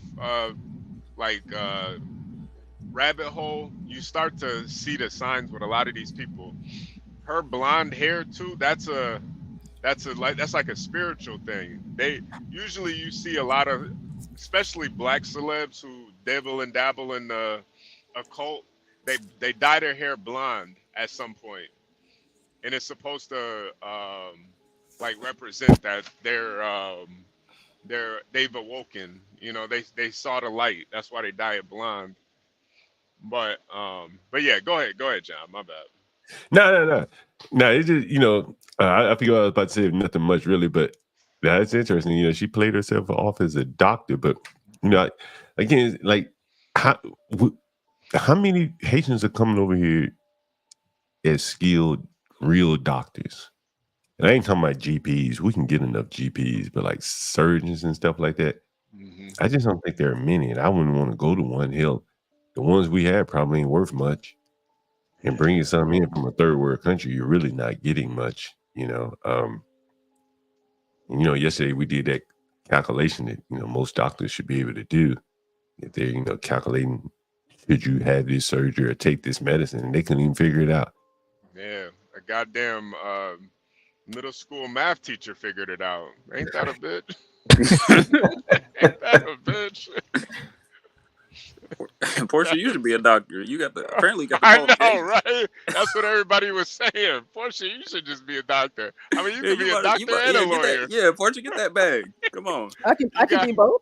I can do both. You could be both. You got Gary enough, and I thought it was clear he was guilty. I mean, you could be a goddamn lawyer. Oh, and then HB, I make my own hair products too, and my skin products. So you can do it all in the same clinic. I can call myself Dr. Portia. Doctor, get your law. We got Jones Clinic and Law. Heck yeah. Portia could have got Dahmer off, man. You're a psychologist, right? Yeah, technically. You're just a psychiatrist. No, psychologist. No, Okay. I don't dish out the meds. I make referrals for that. You could go work in a clinic for sure.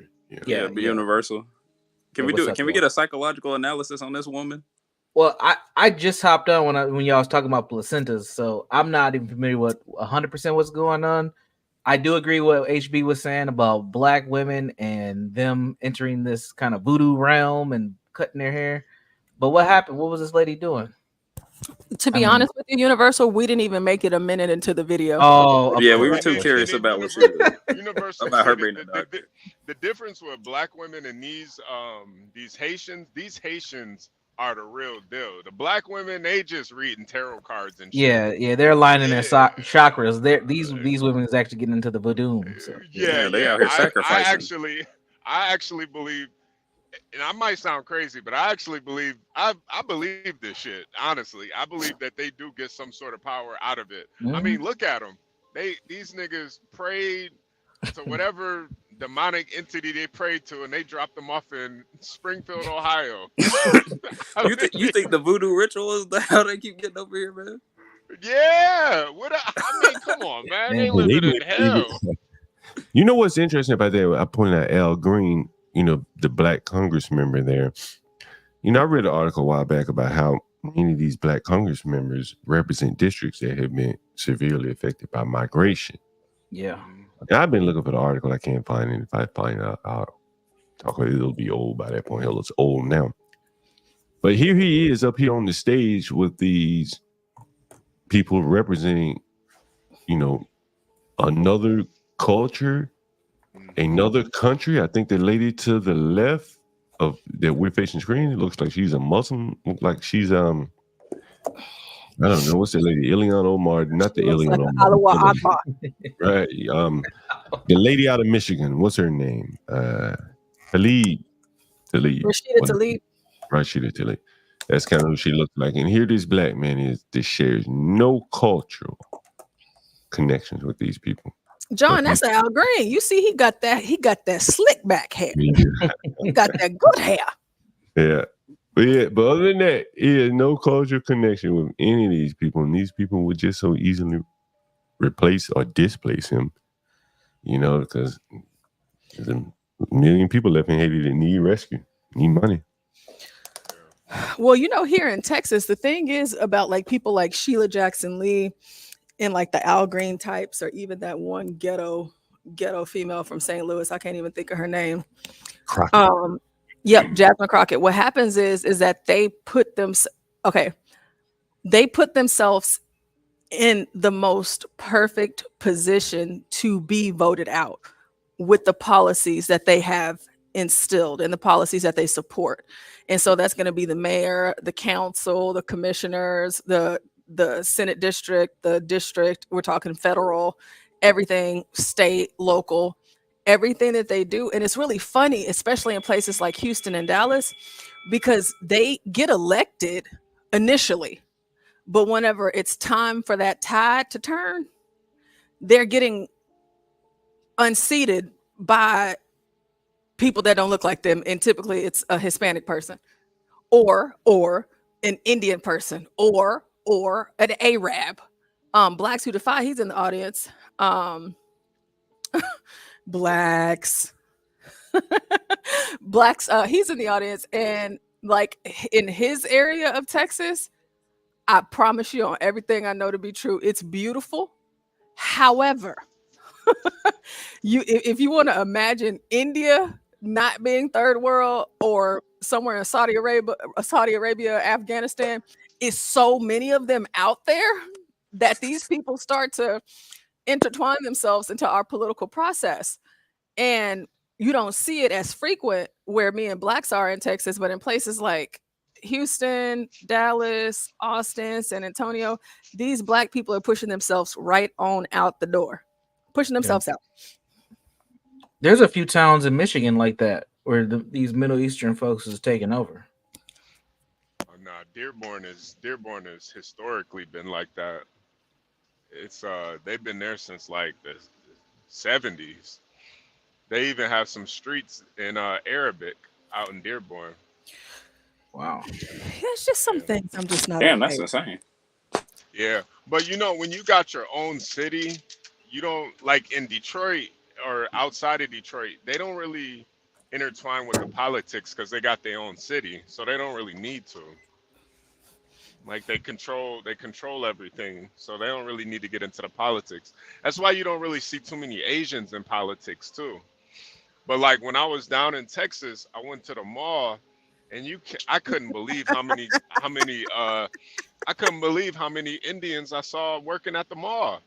And I think in Texas, and when I went to the Arlington Mall, parks, like every other store was an Indian running it. So I think you know, initially they got to work the low-paying jobs. They got to play the politics game. But once they get a stronghold, once they get a foothold into the society, they ain't playing that game no more. Oh, they have a foothold. Their foothold is so huge in Las Colinas and Frisco. That whole listen, I'm telling you, like Blacks just said, it's little New Delhi in this MFR. It smells like onions and ass, and it really does. At the North Mall in San Antonio, it's like that. Good Lord, man! Like every other store is owned by.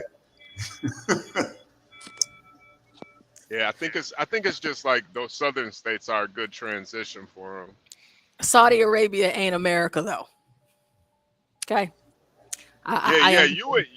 Clarice is right though. You wouldn't believe how developed Saudi Arabia really is. You wouldn't. Let those people that are doing these flash mob robs in these stores here in the United States go to Saudi Arabia and do that. They'll come back to the United States with a hand missing, man. Yeah, they get done dirty out there. It seems like we have the perfect, since Blacks is in the chat, we got HB on the panel. After we finish this, to go right into the Chicago thing, and maybe if Blacks has some time, he can call in because I really want to hear y'all's perspective.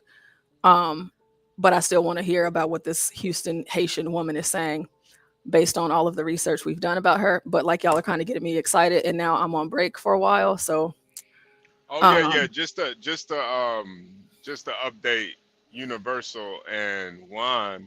So this lady is complaining about being accused of eating dogs and cats. So we made a bet. What do we think? She said she was a doctor, so we made a bet. What do we think that she is? And we all initially said, oh, she's probably a witch doctor. We looked her up. Come to find out, she's practicing Eastern medicine. She pretty much is a witch doctor.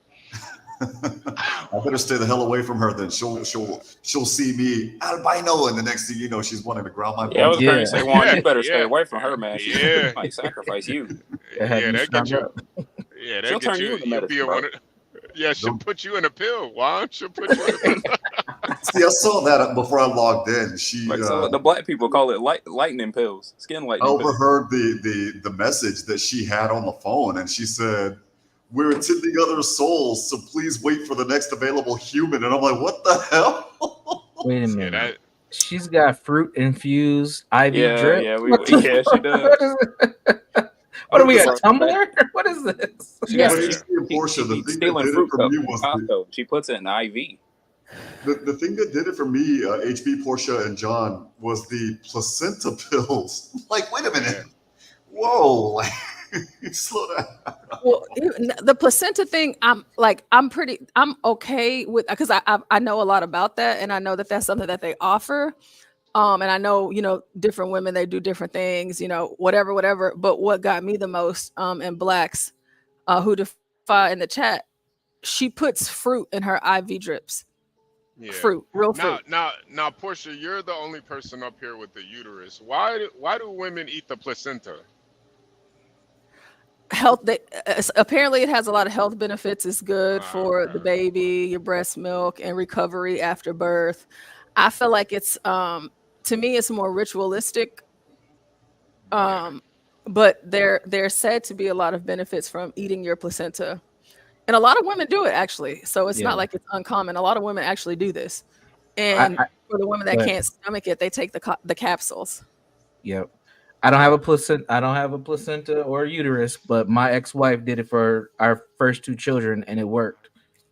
She recovered pretty well, and breast milk and all that stuff was good. So. Yeah, but she had that spirit on her afterwards. That's why she's my ex-wife. Oh God, I'm trying to look this up. This stuff is this stuff is. But wait a minute, hold on a minute. You guys said that she's offering a fruit drip, like it's on the screen. It's on the screen. Wait a minute, yo, like what happens if you're diabetic, man? Like Oh, you die. You die. You're in a coma immediately. Like, Nah, Juan, you know what the best part is? They accept insurance. well, that's even better. Wow. The actuaries' numbers are going to be through the roof. I know. Yeah, I'm not a doctor, but this seems dangerous. It's all the same photo. This is crazy. I wouldn't go to this lady. Yeah, they're stock. You know what's best though? I looked up the photo. They're stock photos. Oh Lord. Oh, but look at this right here. To book. So you can book by practitioner. So we have Dr. James Harvey, and then we have They gotta have a list of the doctors somewhere on this website. Robinson. So Miss Breon Robinson, she's a clinical. Can y'all see this? Stay away from when I go to Houston. No, we can't see it. We can't see it. Oh, did it take me to another one? Oh, okay, sorry. Okay, so this is her staff. Okay, so we have Breon Robinson. She's a clinical and administrative director of manual therapy, a certified doula consultant, LMT and MTI. More about Miss Robinson. She became a massage therapist after receiving an Ayurvedic massage and was inspired to pursue the trade. She began working with Ayurvedic practitioner to continue assisting the community. She has continuing education in RPR, prenatal, acupressure, shiatsu, sports and energy cleansing. Ms. Robinson is a holistic massage therapist who tailors each massage to the client. She looks at the body as a whole rather than pieces to obtain optimal movement. That's Miss Breon. Oh my. Okay. So let's go ahead and take a look at James, I believe was his name. Okay, James Harvey. Dr. James Harvey. He is a doctor of physical therapy. So we actually do have what it looks to be a doctor somewhere. Dr. Harvey was born and raised in St. Louis, Missouri, where his fascination with the human body began as a young athlete. As he grew older, so did his proclivity to learn more about natural and holistic approaches to health and well-being.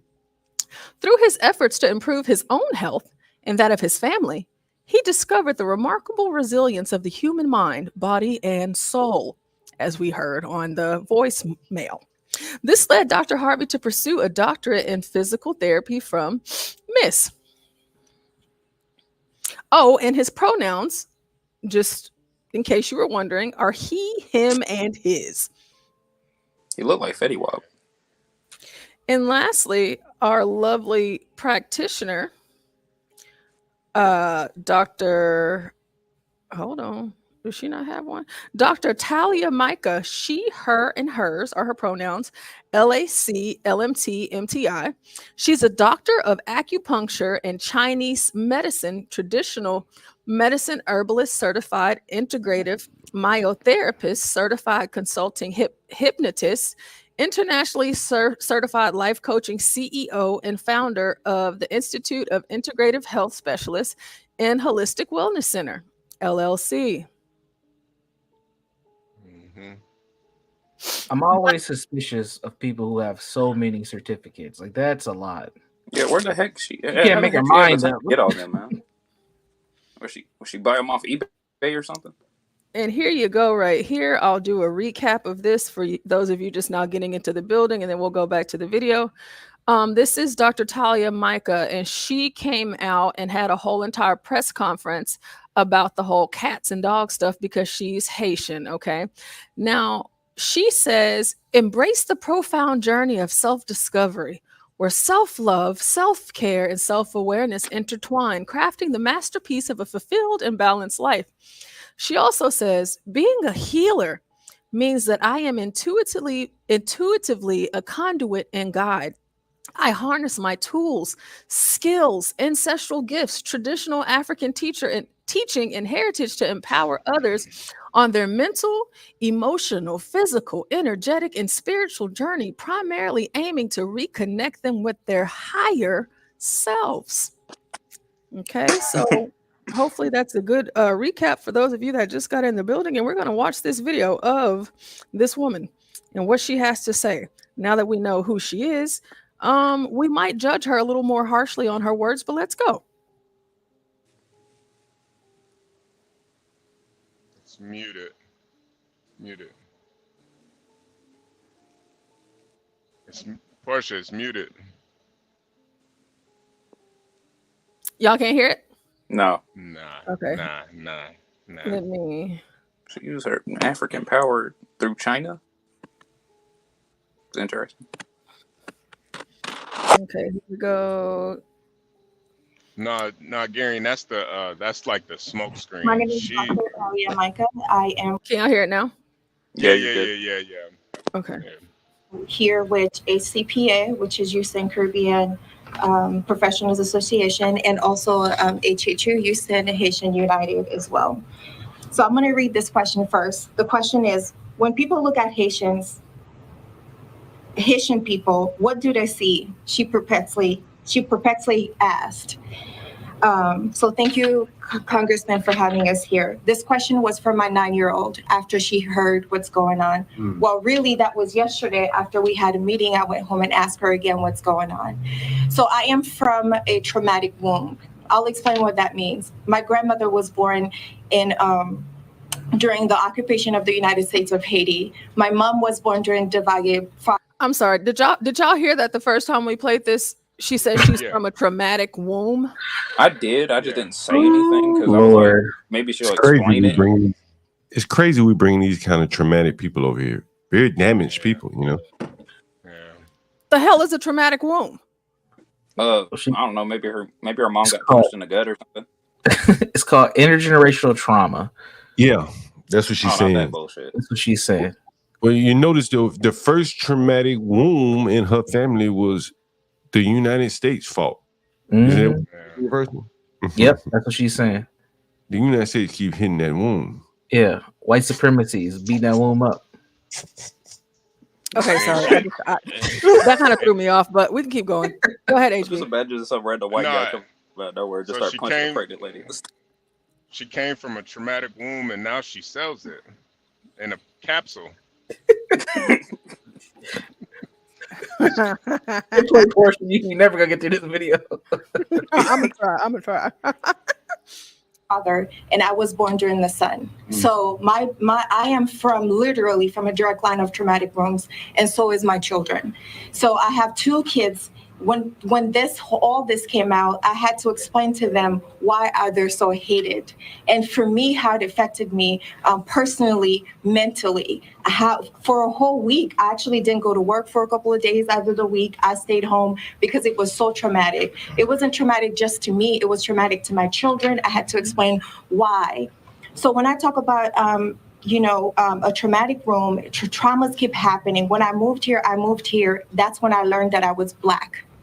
So I had to learn that I was Black. Like, I knew I was born Black, but I am Black after moving here. Right. So not only I had to deal with being a migrant, a legal migrant. I came here legally. I also had to deal with being Black. I also had to deal with being a woman. And now I'm dealing with the constant, talk about all the things being Haitian means. I do not stink. I don't eat cat. That's not part of our diet. We don't eat dogs. We eat chicken. We eat pork. We eat, the regular things everybody here eat. So I'll say this as well. So my daughter says, Mommy, when people looked at Haitian people, what do they see?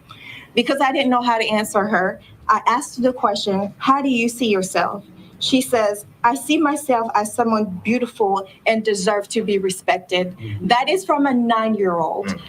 Amongst all adults here, I do know we can do better if a 9-year-old can have this stance on how we deserve to be seen as who we are and be respected for it. This doesn't just affect us in, talking about this.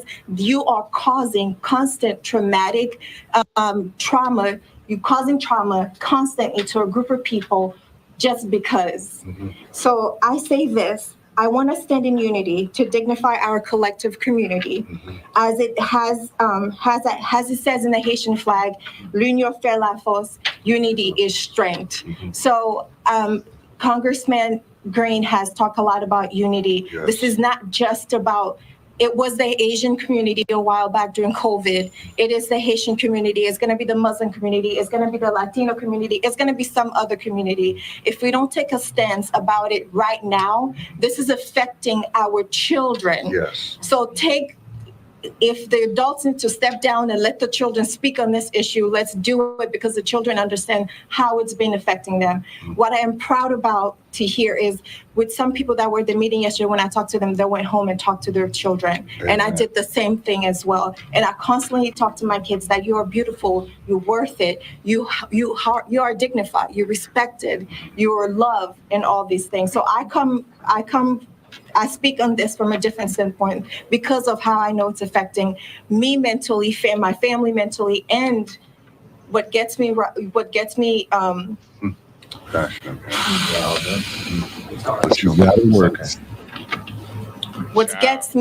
is that my children are being affected. Now that's a different conversation we need to have. Amen. Thank you. They always want to have a conversation. Is that a deacon? Was there a deacon? Whose deacon was in there like Yeah, this I saw a deacon. Sunday, and we haven't called back between the pastor and this What one? the black church doing there? I thought that was John the whole time. They always want to have a conversation, man. They really like a monologue of them shouting at you their demands. Yes, You from a need- victim position. Right. What you need to do. They yelling from the traumatic wound. Right. And they just want to shout at white people. That's the conversation. It's a monologue. And they want the white people just sit there in a struggle session and deal with it. But there are white people who do that, and they enjoy that kind of social. It makes them feel good. Yeah, it's sick, man. I see this stuff all the time, man. It'd be funny if we saw the comments of that video. She went through every race, it seems like, except for one. Well, she didn't mention the black community. I guess She didn't mention the blacks. She didn't mention American blacks. She didn't mention Asians. Black. She didn't mention white. She became Yeah, black. that's right. She's black now. So she also didn't mention the white community. Nope. But she used the said dog Latinos with and Arabs dog whistle and words. Haitians. That's about it. Now I don't know how much of a deep dive you want to do, but I did put her LinkedIn profile in the back. She's got some pretty sketchy educational history here. Oh, you actually found that? Oh yeah. Oh, Universal. I don't know if you heard me last night, but I got your email, and buddy, you know, did the I did Lord's not hear work. you. I got your back, Portia. Whatever you need on production, just let me know. He did the Lord's work. I'm definitely gonna be using that. It was just too funny to me. Now let me see if I can go back to it again. I was gonna read some of these comments, and let's see if I can pull up her LinkedIn. I like how she had to teach her kid about not generational trauma, but she said her child was suffering from trauma, and I had to tell her about it. And I'm like, if your child's suffering from trauma, why do you got to tell her about it? Well, no, she kind of hinted at, like, now I have to explain to my children about the things that are going on, or I have to explain to my kids now why are Haitians hated, or whatever the case may be. I have to tell my kids, you're beautiful, you're smart, you're worth it. Hey. You should have been telling your kids this before Trump said anything. I mean, what kind of parent are you? Yeah, I was going to say, how in the world do you think she was parenting before this all happened? Ain't got nothing to do with okay, so these comments. She is a wealthy immigrant. As a Black man, we witnessed that Haitian got deep culture. It's already seen in Springfield. I'm a white 60-year-old woman. Anytime I express an opinion that does not concur with another's, I'm accused of racism. I was not raised to judge a person by looks, but by actions. Trauma. She is denying that all Haitian immigrants aren't doing anything wrong. Nobody can say that about all other persons. She is a wealthy immigrant. I was going to say that middle one's kind of wrong. She didn't just arrive here. As a white man in the middle of America, I don't eat mayonnaise. Please stop saying that people in the middle of America eat mayonnaise. I expected more racist comments. Goodness. Well, that was a thinly veiled racist comment. Yeah. But I expected them to be more so open this one about it. says, maybe you should start by telling other Haitians to stop making you look bad. She can only speak for herself. She can't speak for no one else. And then somebody says, boo-hoo, you have a choice to go back. And this is what I said earlier. Yeah, that's more what I expected right there. Whenever we first got into this is the exact thing that I said. Trump 2024, he didn't say anything about nobody in Houston, because I'm like, why in the hell is this bald-headed chicken from Houston making a comment about something that ain't got nothing to do with her? He didn't say that you was eating cats, ma'am. And you and then didn't she specify? I know y'all heard her specify, I came over here legally. Yes. She just said it twice. We ain't talking to you. Well, you know, Portia, I think we are talking to them, to be honest with you. Because like the government is playing games and they got people all confused, and I don't think people recognize how confused they are. You have everyone say, I'm for legal immigration. Okay, well, let's make all the Haitians legal. Are you still for that? Yeah. See, the Haitians are coming over here legally, by and large, because they've so destroyed their country that the United States government has carved out a path for them to come here and be legal. And so when you say you're for legal immigration, you're saying, hey, I'm for the Haitians. They're legal. Almost all of them are legal. You know, the way the government describes it, they are legal. Well, to your point, this comment says cats and dogs are not. They got to go home. They are here illegally. Barbecue is taking over Haiti, and they are over here complaining about him instead of going home and getting rid of him. Like, you know, y'all could go home and try to fix it like that one business owner who got everything destroyed. But, you know, their first pathway to citizenship somewhere else, you know, they would go to Brazil, but Brazil is kicking the Haitians out too. And it's not really? like I didn't know that. Yeah, so is Cuba. Haven of whatever. Cuba was the next spot. Yeah, so Brazil is getting them up out of there by the droves. Okay? And so now they're coming here. Boo-hoo, the good old victim card. It almost makes you wonder, like, damn, do they have a plan once they empty Haiti out? No. Yeah, no, John, I think we were talking about that before. I think they're gonna turn Haiti into a resort. I mean, there won't be anyone there to stand up to it. An outsider just invading the place. Yeah. No, they're gonna rebuild Haiti, man. Haiti gonna. What's crazy is the Haitians ain't gonna be able to go back. It's gonna be a resort. It's gonna be a resort. They nobody wants those monkeys here. They're gonna rebuild Haiti and can't go back. That's the. I tell you, all this shit. That's like a crazy thought, HB. Yeah, no, it's all like a feedback. It's like a circular thing. It's like a feedback loop. Man, they don't even see that. They not. This is all a plan. I really do believe this is all a plan to get them over here so they can have that island to themselves. They'll probably give it to DR, or is it Puerto Rico or DR? Which one DR. is it? DR. Yes, Yeah. They'll probably just give it to DR. Well, you know what, guys? I have a proposal. I propose that they do have a pathway to citizenship. But here's the punchline for my joke. I propose that we send them all to the Clintons' property, because it's the Clintons that pillaged that country. I mean, since Bill Clinton was Attorney General of the state of Arkansas, his LLCs were literally stripping Haiti of their resources and wealth. And then when he became president in 1992 and inaugurated in 1993, it was like it was on steroids. I remember when everything went to hell. What was it, at the end of 93, 94? When that prime minister basically was given an ultimatum to leave the island, and he left. And then it happened again in 2010, 2011, when that earthquake hit. We as Americans donated $3 billion to Haiti, billion with a B. And that was out of our hearts. And the Clintons took all the money, darn near. And then you have this president, now that Biden is selected in office, that got assassinated literally 8 months later. And here we are repeating the process. So I say, you know what? Keep them here. Bill Clinton, Hillary Clinton, Chelsea, you get to share your house with the Haitians, and you get to share your money with the Haitians. Yeah, Haiti's. Yeah, I kind of agree with HB on this one. Haiti's definitely getting rebuilt. I just looked it up. Apparently, Haiti has over $20 billion worth of untapped gold. Yeah, I think they have oil. They got down there too. $40 billion of untapped copper. Yeah, they have a shit of copper. They have a lot of silver as well, and they have a lot of oil. Haiti's got a lot of untapped resources. Jesus Christ. Yeah, they're definitely getting rebuilt. Yep.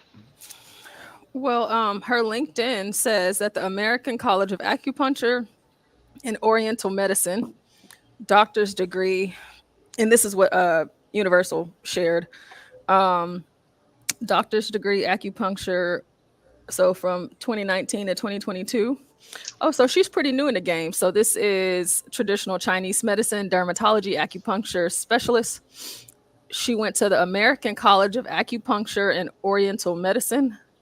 So this is only a 2-year. So her master's of both of those things.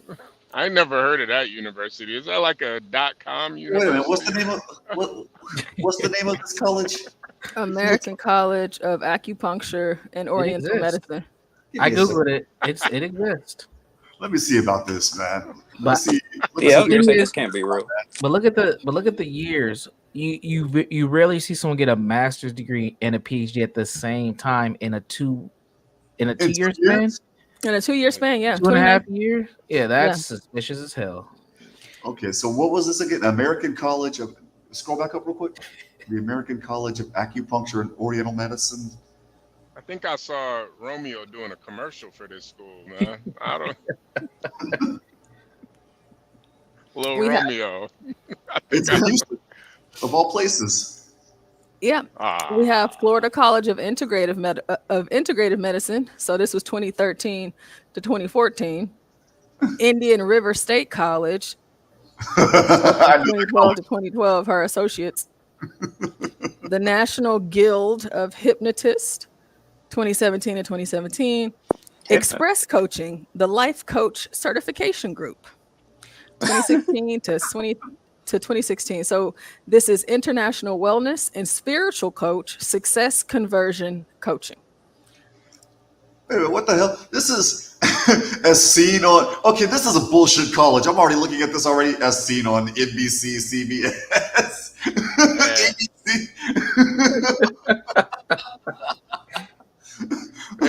Hey, Juan, to the. That's how they started the school. All right, let's see about us. Where? Trying to start a college. What's up, Mark Cuban? You gonna help me? No accreditations. Nothing from SACS. Nothing from the Higher Learning Commission. Nothing from. Good Lord. I wonder how much money their funding has. But you got to think about it too. It's a scam. It's a scam college that has I'm sure that Eastern Europe or Eastern Chinese medicine. Yeah, Chinese medicine. Damn, somebody sounds like they're either spitting or farting or both. I don't know. Yeah. That somebody dropped their phone in a zipper or something. I don't know what that. You know what that reminded me of, HB? Have you seen the movie There's Something About Mary? Oh yeah. When the prostate gets stuck in the zipper? Yeah. That, I swear that movie freaked me out so bad I stopped buying like pants with zippers in it. I only wanted pants with buttons on it. You and me both. I went full Velcro for like 2 years after I saw that movie. That shit was terrible, man. Wait a minute, what the hell? The accreditation, okay, so they are accredited by SACS. How? I have no freaking idea. The program's listed in the ACAHM directory, and then ACAHM does not accredit any programs at the undergraduate bachelorette level. Well, no shit. So why the hell are you promoting that you're accredited by that? This makes no sense. This is deceptive as all hell, in my opinion.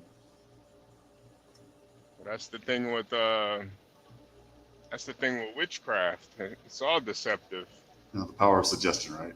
Yeah. Okay. And what was the other one that she went to? American Indian College? They tried to send Angel there. He said, no. Yeah, I was going to say, they got Native Americans over there?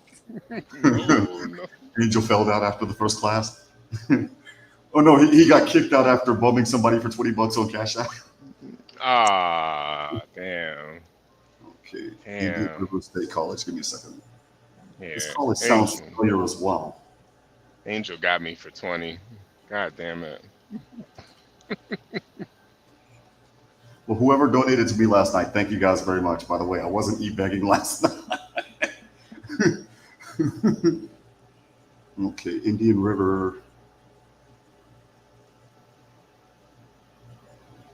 Okay, yeah, this is where I know them from. Their volleyball team competed against the school that I graduated from in the NAIA championships.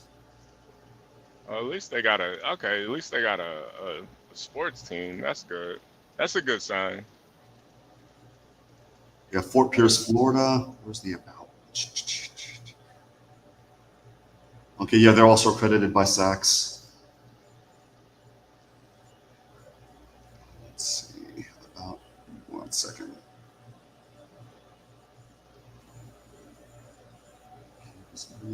That's a good sign.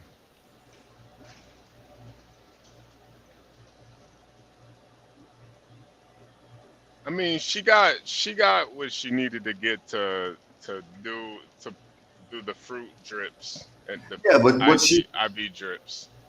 What she did though is she what she's doing, and this is where I get skeptical. You're basically wearing your degrees, all of them, and all of your accreditations on your sleeve, and you don't do that. Your reputation is supposed to precede you. Yeah. Oh yeah, well this school's legit. They have a SAP policy, and their SAP policy, they don't play. You fell out one semester, you're on your own for a whole year. You got to pay your own way for a whole year. No financial aid, no nothing.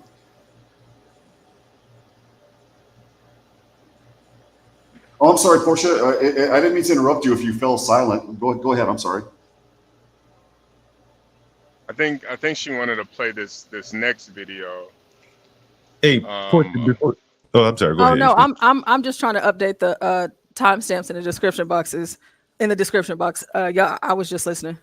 Hey, Portia, Universal Jones, I know you know you're a busy man. How much time you have? Because I want to go over these picks with you before you get off this. I got about 25, 30 minutes. All right, let's do it right now then. While I got you up here, man. You know, I was going off some lack of information there, and if I had known what I known, and I really want to cover this Panthers game with you, so we're gonna jump right into that one first. Yeah. Bengals, no, not Bengals, Panthers. We're gonna go to week 3. How do I get to week 3? Week 3. There it is, right there. What do you think about that Panthers game, Universal? Yeah, that was surprising. Why was it really? Surprising game. Was it really? But I think when you look at the Raiders, they're not that great of a team. They put the Red Rocket in, Andy Dalton, and it just changed the whole team around. They put Andy Dalton in replace of whom?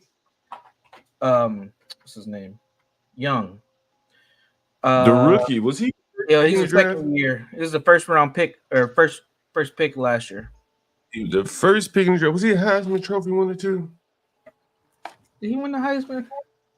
He didn't win it last year. I think he won it the year before.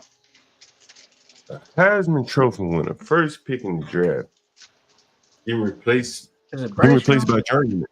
Journeyman, no? Yeah, Bryce Young. Bryce Young. But he's 5. And he was replaced by Journeyman, though, right? Yes, Andy Dalton, who has been a solid quarterback in the league, but he's not a starter. And it seems that the criticism of Bryce Young, he can't even make school throws. That's what I was reading about him. You read anything? Well, I mean, I think we got to give him a little bit of a chance. He can't see over the lineman. He's 5'10". Most of the linemen are 6'4" plus. Plus, he plays for the Panthers. I mean, they ain't the best team out there. He needs to be in a better system in order for it to work. There are other shorter quarterbacks who are making it work, but he's just young and inexperienced on an awful team. But Andy Dalton's is a vet. He knows how to set his feet, take that ball under the center. He's going to make some plays for you. You know, I think these young players like the Bryce, they're so lacking in fundamentals, you know, and in some cases height. Yep. That a young coach would get his career at that particular job ended by him. Yep. He's going to get this guy fired. Well, that's what happened last year. Matt Rule was their coach. Well, I guess that was 2 years ago now because Matt Rule's been at Nebraska for 2 years. But again, not being able to have a solid quarterback led him out of the league. He's one of the better college coaches out there. Yeah. You know, they're going to go where they can. But you got to go where the quarterback is. All right, let's go over these real quick. I picked the Jets. You picked the Jets, right? Yeah, I did pick the Jets to win. They did pull it off pretty convincingly. Again, better quarterback situation. Not a better coach, but better quarterback situation. There you go. This game was tricky. I didn't know who to pick here. I probably would have picked the Browns, and I probably would have lost my money. But good for the Giants. The Giants are kind of rolling a little bit. They're not win. This is their first win, but they look better than what they did week 1. Who is the quarterback for that team? Daniel Jones. He's still there. Okay, he's still quarterback. He's still there, and they paid him. They paid him about a year ago, so he's there and paid. Yeah. All right, there we go. And he beat Deshaun. Was he a first pick in the draft? Deshaun Watson definitely was the number 1 pick to the Houston Texans. There you go. Yes. AR-15 versus the NFL princess. Yes, I knew who I knew who I picked him. I would have picked the Colts. I would have picked the Colts here, but I would have thought it was going to be a little bit more high scoring because both of those defenses have been suspect. Yeah. We're going to talk about the quarterbacks who throwing all the touchdowns in the NFL. We're going to see an interesting number, I think. Houston, Minnesota. Whoa, this is something. Yeah, man. Yeah, I was at the game. It was live. That's why I wasn't able to come on and do the picks on Sunday. But yeah, we spanked them. They looked awful, by the way. They couldn't get nothing going on the Vikings. What does it say to you? Darnold versus CJ Stroud. Journeyman Darnold. Yep. Journeyman, familiar with the offense. I think Stroud has too many weapons, and I don't think they've learned how to work with all those wide receivers. Also, they were missing their running back, Joe Mixon, which kind of messed up their tempo. They couldn't really run the ball very well. Second big win for Minnesota in 2 weeks, right? Yeah, we rolling. I credit it all to Lolo and that blanket. That's my good luck blanket. New Orleans loses to, I think I picked New Orleans too. Lost to Philadelphia. Yeah. New Orleans is rolling too, but they took that L late to the Eagles. The Eagles should be playing much better than this. They should be able to beat a team like New Orleans with no pressure. But yeah, close game. Eagles put it off. Has Jalen Hurts reverted back to who we really, you are who we thought you are? Yeah. Has he reverted to who we thought he was? I think he's coming down to earth a little bit. I mean, he threw the ball 38 times yesterday or on Sunday. That's a lot, man. He had 311 yards, but he didn't have any touchdowns. Saquon, he carried that team. They beat him with the running. All right, low scoring game. I was surprised at this. I would have picked Harbaugh here. I think I did. I would have went with the Steelers again. The Steelers are rolling low key. Justin Fields ain't playing that bad comparative to what we've seen in Chicago. I think that they should keep him at quarterback even when our boy Russell comes back. But the Steelers, they always play hard at home and they got the job done. Again, West Coast teams coming east, always keep that in mind. They usually start off slow. That is tough. Baker Mayfield, Bo Nix, I be damned. I don't know what happened with Baker, man. He went up to Detroit, last week, did good. This week he goes into the Maha City. I don't know if he couldn't breathe because of the altitude or what, but they got smashed. Bo Nix showed up and showed out, man. He made it happen. No, Tampa Bay had them at home and lost. Oh, I thought this game was in Denver. Oh, well, damn. Even worse. I was trying to give the Broncos some home field advantage. Apparently not. They went down to Tampa and smashed them. So, yeah, shout out to Bo Nix. Give me one second. Yeah, man. While we're waiting on John, sorry, Porsche, I'm apologize. John was getting small talking. And so there was a run by Bo Nix. I saw the highlights of it. Yep. The boy looked like Lamar Jackson out there, didn't he? White Vic. He's out there scrambling. He got some speed to him. Yeah, he does. He's gonna need it down in Denver. He's gonna need it. So Green Bay, Tennessee, that was easy. We both probably. Oh man, yeah. Green Bay's rolling, man. Even without their quarterback, it's amazing. If I didn't known that Andy Dalton was starting, I may would have chosen differently, but yeah. And watch out for those Panthers. I think they're gonna get some sneaky wins now that Andy Dalton's playing. They got some. I don't think Bryce comes back to play for them with that coach trying to keep his job on. Man, it's gonna be tough. Don't be surprised if they trade him. I think last year with the Bears trading Fields, that has opened up a trend of getting rid of your quarterbacks early. So don't be surprised if he's on a different team next year. Miami lost to Seattle. I think I picked Seattle because I said Miami doesn't have a quarterback, right? Tua's gone. Is he gone for the season? Tua's gone. We don't know if he's out for the season yet. It doesn't look good. The concussion thing is real bad for him. So yeah, the Dolphins, they tank without a solid quarterback. So they got to figure out what they're gonna do. Do you think the NFL will force Tua to retire? I think they're gonna let him come back out, but if he has any other concussion-like injuries, he's done. I think they're gonna have to. You think that like they'll say your medical doctor won't clear him to play? Yeah, or they'll blame another reason. I think they'll make him take the high road out. Pay him off. Because you don't want that bad publicity. Plus, all that CTE stuff has kind of died down over the last couple of years, so you don't want that coming back. I see what you're saying. Yeah, it makes sense. I think I picked Detroit over Arizona. Yeah, I thought this game would be a lot more lopsided than it was, but Arizona seems they're not playing bad. They just got to execute. They let Detroit come back towards the end and just finish them off. But yeah, bro, Dak Prescott is in trouble. Dak is in trouble, man. He's a trouble man. Speaking of quarterbacks that may be in new places, don't be surprised if he continues to play this bad. Jerry Jones might have to make a drastic decision and get rid of him, even though they just paid him. I don't know if he has a no trade clause or anything like that in his contract, but he ain't look. I mean, his numbers are good from a fantasy perspective. I'll take 379 yards and 2 touchdowns, but you got to win some games. And in Dallas, that's a big platform. You got to win, man. If only we could live in fantasy land. Dak Prescott. Lamar Jackson, I still don't think he's out of the woods, bro. He just beat a weaker quarterback. Yeah. I think he's in trouble too. Yeah, he had a lot of help. Derrick Henry helped him out a lot. He was running all over the Cowboys. He's a game manager at best. He's not a franchise quarterback, in my opinion. He threw some bad passes. We might have to look at his throwing again sometime this week because I seen some bad passes on the highlights. I was like, what is going on? Man. San Francisco and the Rams, I was surprised here. Y'all picked the San Francisco 49ers. Yeah. I don't know what's happening with the 49ers, man. They're sliding in the wrong direction. The Rams, who I don't think is a good team, they pulled this off. Good victory for them.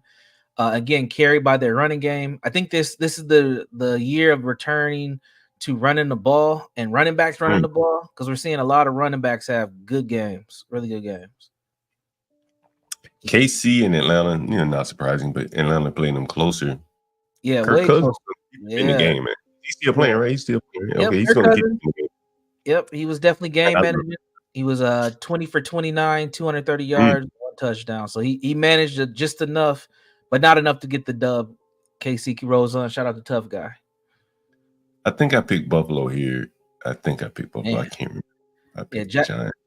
Jacksonville looking like Jacksonville of old. They cannot get it done. The Golden Boy, he ain't doing too well. He just got paid too. Jacksonville just needs a fresh start. They're a team that just needs like a whole makeover, man. That whole franchise is just trash. And right now, quiet as it's kept, Josh Allen may be the front runner for MVP if we're voting early. He's killing it now. He's killing it. So the Redskins quarterback, I heard it on the news here this morning. He had a lights out game. Now, have you seen his mom? Have you seen John? You gotta look up his mom. Now, you in DC, you might be able to scoop her up, man. Seen the mom. What that boy named Jalen? Ooh, his mom is fine, man. Ooh, yeah, Lord. What's his name? Jalen. What's his name? Jalen Daniels. Jalen mom. Or Jaden Daniels. Jaden Daniels. Yeah, type Jaden Daniels' mother. Yeah. Go to the ID and enjoy. Give you something to help you make it power through at the end of the day. Now, if she was my mom, I wouldn't want her showing up to my games because what she had on yesterday, I was like, man. Oh, I didn't see her yesterday. Oh, this is a man. Yeah.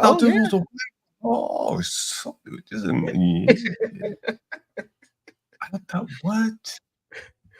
I thought Yeah, she looked like she could be his girlfriend, but that's his mama. What? Yes, sir. What? Everybody can hear Googles. Oh, boy. Man, there's a picture of her in a bow-legged like stance, man, somewhere.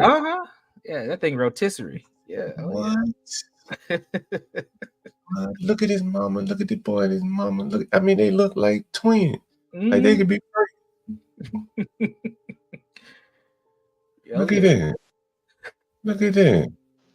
Yeah, we gotta find her. We gotta find her IG. You want to put her in the back chat? I got it. Look at that mama. Look at mama. Put that IG in the back chat. She can make another quarterback. Portia got out of here. He might make one more. Parker. Miss Parker. Maybe you want to make another quarterback. Oh, Lord. Man, I gotta find that bow-legged sensor at the Washington Redskins game. Man. And them legs. Yeah, man. Get wide open. You could climb between them. Hey, man, he had to learn how to take snaps from somebody. Because apparently Daddy ain't there. Yo, you're sick. He said he was. Now, come on, now think about this. She's bringing him to practice. You know the coaches is like, hey, Mama, bend over and show your son. Let me show your boy how to take the snap. Yeah. Y'all go home and practice it. Let me show your boy how to take a snap. You and your mama. Oh man, yeah, boy. Don't you know? Hey, that boy better be strong in that locker room. Yeah, he better be. He better be damn strong. Better be You know like what I'm LeBron saying? James. Yeah, like LeBron James. Hey, they fucked his mama. And they fucked his mama, right? Exactly. The drug addict fucked his mama, right? Yeah, exactly. He better be strong. Devontae West. Yeah, man. And the reason why I say he better be damn strong because he gotta let them niggas know without even telling them, don't be fucking with my mama, man. Period. Yep. And ain't that kind of game, nigga. I am the quarterback of this team. Yep. Black ass playing in the Siberia somewhere. And that's gonna be hard for him. I think it's gonna be very, very difficult because his mama might be. Is she single? She gotta be single. Ain't no way. Apparently, based you on know she's single. based on how she advertises, I would think so. Yeah, the way she's showing up to them games. She want that action too. Oh she yeah, she on the market. Yeah. And I think that's gonna be a problem for him. You understand? I can just see it right now in DC. Oof. Yeah, exactly. You know, John, I feel like he's probably been dealing with that his whole life, though. I think, you know, it's kind of I kind of look at it like those guys that live down in Colombia. Like we see them. We're like, how do y'all even live down there? But when you've been dealing with it your whole life, you just kind of like, whatever. But I'm talking about now. He got apex predators on the team. Antonio Brown type nigga with money. Yeah. Tom Brady couldn't even train that nigga. Tom Brady couldn't even bring that nigga to heel. You know what I mean? Yeah. And you gonna have at least 10 of them on the team, bro. Yep. And you the quarterback, bro. Like Russell Wilson couldn't do it. Yep. It went to his wife. They sure did. Golden Tate. And got her. Yeah. And now you got to throw the football to this nigga that's banging your wife. He delivering the real meat to your wife.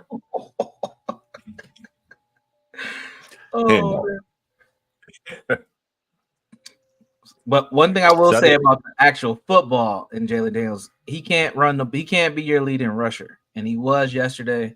That's gonna be a problem. He's tall, but he's frail. So you don't want him running the ball that much. But he did play a good game overall. I will say that. Washington, that was a hard-fought win. They showed up and showed out against a team that's supposed to be good. They got all their players back, but they got beat pretty convincingly last night. I always think, man, it's too much shit here to do for young black men, like here in Atlanta. That's why they can't win. Yeah. They can't win. They Chicago probably too, man. They in the club. Houston, they in the club, strip clubs in Houston. Right? It's hard to win, man. I don't know how they do it in Dallas because it's probably so much overwhelming pressure to win that they're overwhelmed. They're playing and hustling and hanging out. Yeah. But we just had a wrestling. Yep, Miami. We just had a baseball player here. Went to play a damn game in Chicago. Baseball. They found this nigga in the casino in Chicago at 6 a.m. Maybe 8 a.m. He's supposed to be getting ready for the game. You know, those big cities, man, it's hard for a young boy, a young man that doesn't, man, it's a lot of luring things out there. Yeah. Anything, whatever your vice is, it's in these big cities. Yeah. Whatever it is. Hell yeah. LA, it's hard, man. The only thing good about LA and New York is you're a small fry in those cities if you're playing football. You might be able to come. You know what I mean? Anyway, one more thing, University John wanted to run past you, man. I think these old quarterbacks, these, journeymen like Sam Darnold, the ones with the fundamentals, I think they're going to win a lot of games, bro. I think you see them now. Shit. Kirk Cousins, Derek Carr, Aaron Rodgers. Who else? Who are some of the older quarterbacks out there? The Baker Mayfield, Matthew Stafford. Yeah. I would even throw Smith in the list, right? Even Geno Smith as well. Yeah, I just mentioned him. Yep, Geno. Yep. they're going to win a lot of games, man, because fundamentally they're more sound than these quarterbacks that's running around. They're not going to get hurt as much, so they'll at least be healthy, right? The Josh Allen world, and if they could just stay healthy, they'll just win the war by attrition. Absolutely. And it's going to be interesting. I think it's going to rearrange the whole draft, the way they look at quarterbacks in the draft. Yeah, you might start seeing quarterbacks get drafted later or in the second round, like running backs. Yeah. Look at Kirk Cousins and RG3. Weren't they drafted the same year? Kirk Cousins still in the league. RG3 talking about football for a living now. Yes, they were drafted the same year, the same team.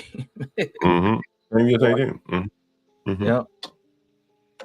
We mentioned Aaron. Kirk Cousins has made so much money, man. I mean, I don't remember his exact number, but it's close to like it's between $300 and $400 million over his career. You know how he's done that though, bro? You know what's most interesting about Kirk Cousins? He bet on himself. Yeah, he bet on himself. And he said, I'm not gonna go long term with you. I'll go short term. Yep. 2-year contracts. He never went long year deal. 1 year. He franchised a couple years, and he only went 2 years.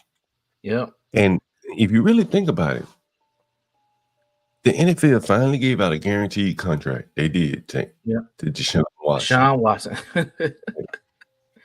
But if you're, and you know, guaranteed money, blah, blah.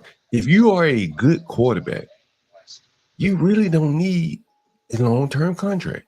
No. Nah, you don't. Nah. If you can play well from year to year, you want as short of a contract as possible. 1 year, man. Yeah. I did this year. Go find somebody else to pay up for me. I want to be at the top of the list every year. Somebody. Kirk Cousins was smart. Yeah, and super smart.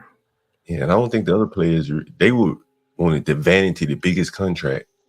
Yeah, but he wanted the most money. And he wanted to be paid. Yeah, he wanted to be paid, man. And, you know, and the quarterback market goes up pretty much every year, so he's always in contention to get the biggest bag possible. He's repricing his services every year. That's what you want to do. You want to reprice as often as possible. In the NFL is every year you can reprice yourself. And he's weighing himself against the competition who clearly aren't doing very well. The first round picks aren't doing as well as him still. Right. His value keeps going up the older he gets almost. Yep. He's in a great situation again. Yep. Anyway, once his 2012 was RG3, Kirk Cousins, and Russell Wilson. Yeah. Anyway, Portia can come back up. I just wanted to go over there. All right, Portia. We're done talking nasty, Portia. We got it. Every time we cover the Redskins, we got to get an update on what Mama wore to the game. That's for sure. Yeah. Yeah, man. Some of these NFL mamas, though, man. God damn. We need her playing in. We need his team playing in warm weather all year round. So, with them Dukes, so. If that's the case, whenever the girls are up here, because you know it is Jalen Rose after all. Yeah, of course we like to keep our face. Bring them up. We like when the girls come up here. Bring them up. No, I mean if the girls got to have a segment, you know. Yeah, come on. We're not doing. Nah. Yeah, of course. I mean, but 12 man take your shirt off. He's beautiful. Then I mean. He looks like his mom. Yeah, he's a handsome young man. He's a handsome young man. I'm pretty sure he's doing well in DC. Yeah, his mama fine though. Yeah, but he is too. We'll let you battle it out. Go for it. I get you up out of here, Yeah, you might get us up out of here, Portia. You start telling us who all these fine men will. We gonna have to. Men will probably jump off the tunnel real quick.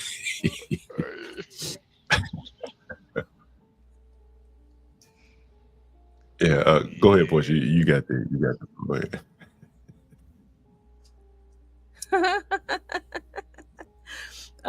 Let's see.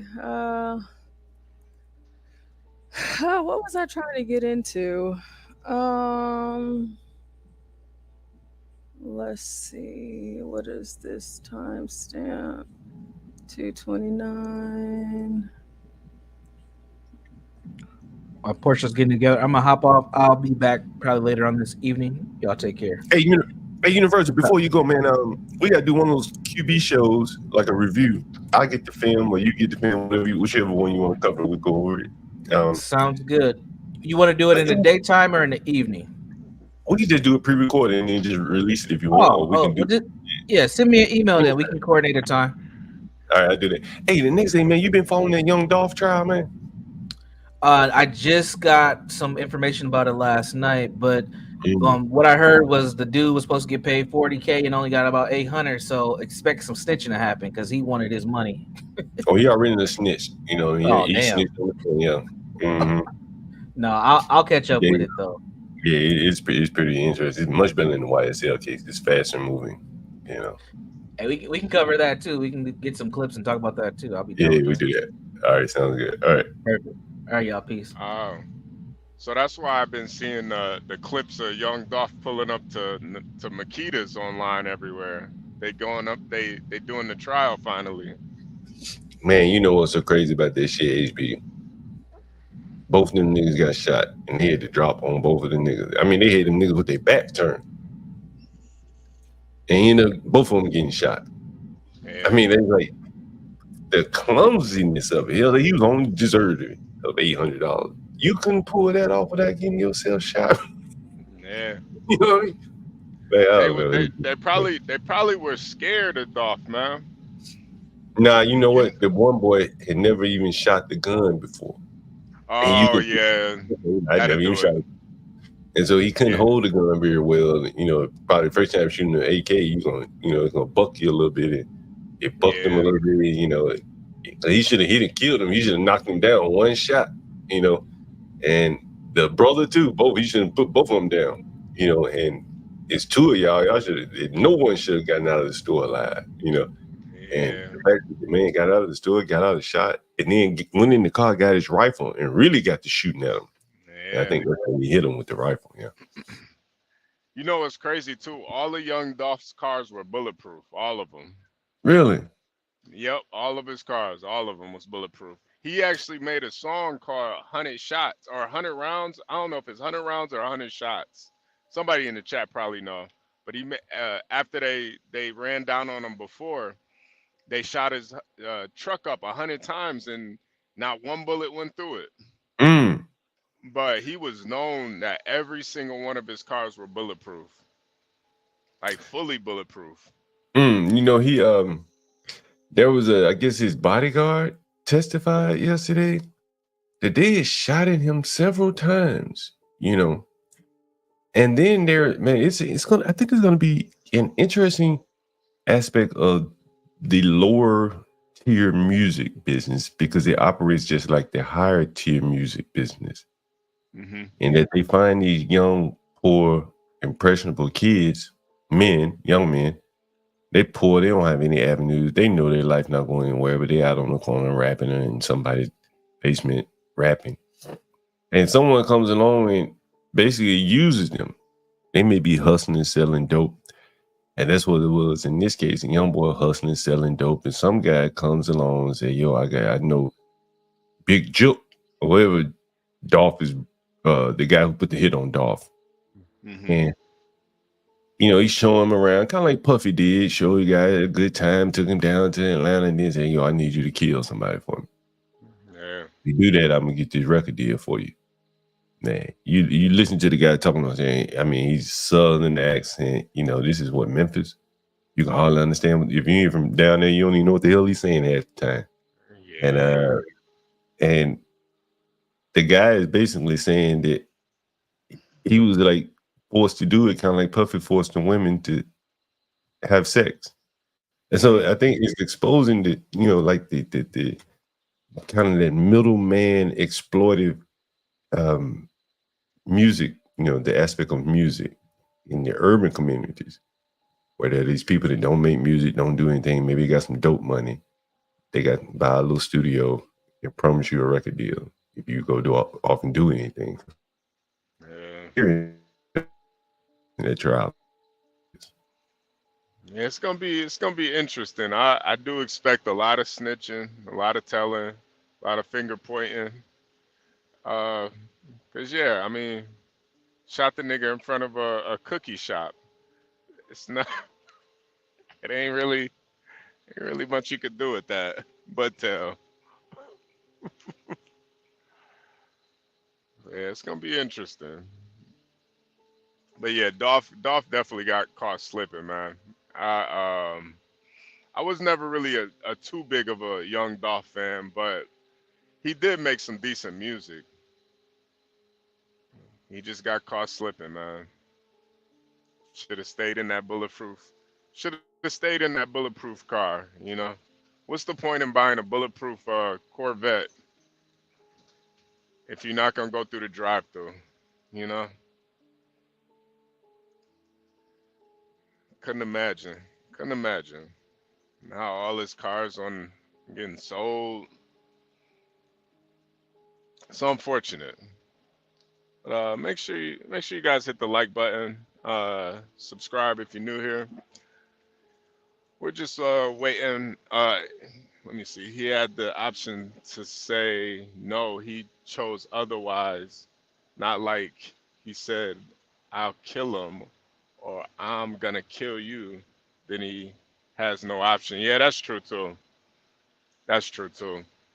Black said, "Why did they kill him?" I'm not really sure exactly why they killed him, but I know Young Dolph, you know, he was in his music, he would talk a lot of shit about Yo Gotti. He would, you know, talk about how he fucked this bitch and you pussy, all types of shit. So I'm guessing this probably has something to do with that. I'm not 100% sure though, but I'm guessing this was some street. Oh, blacks want to know why they killed Dolph? Yeah, why they killed Dolph? Yeah.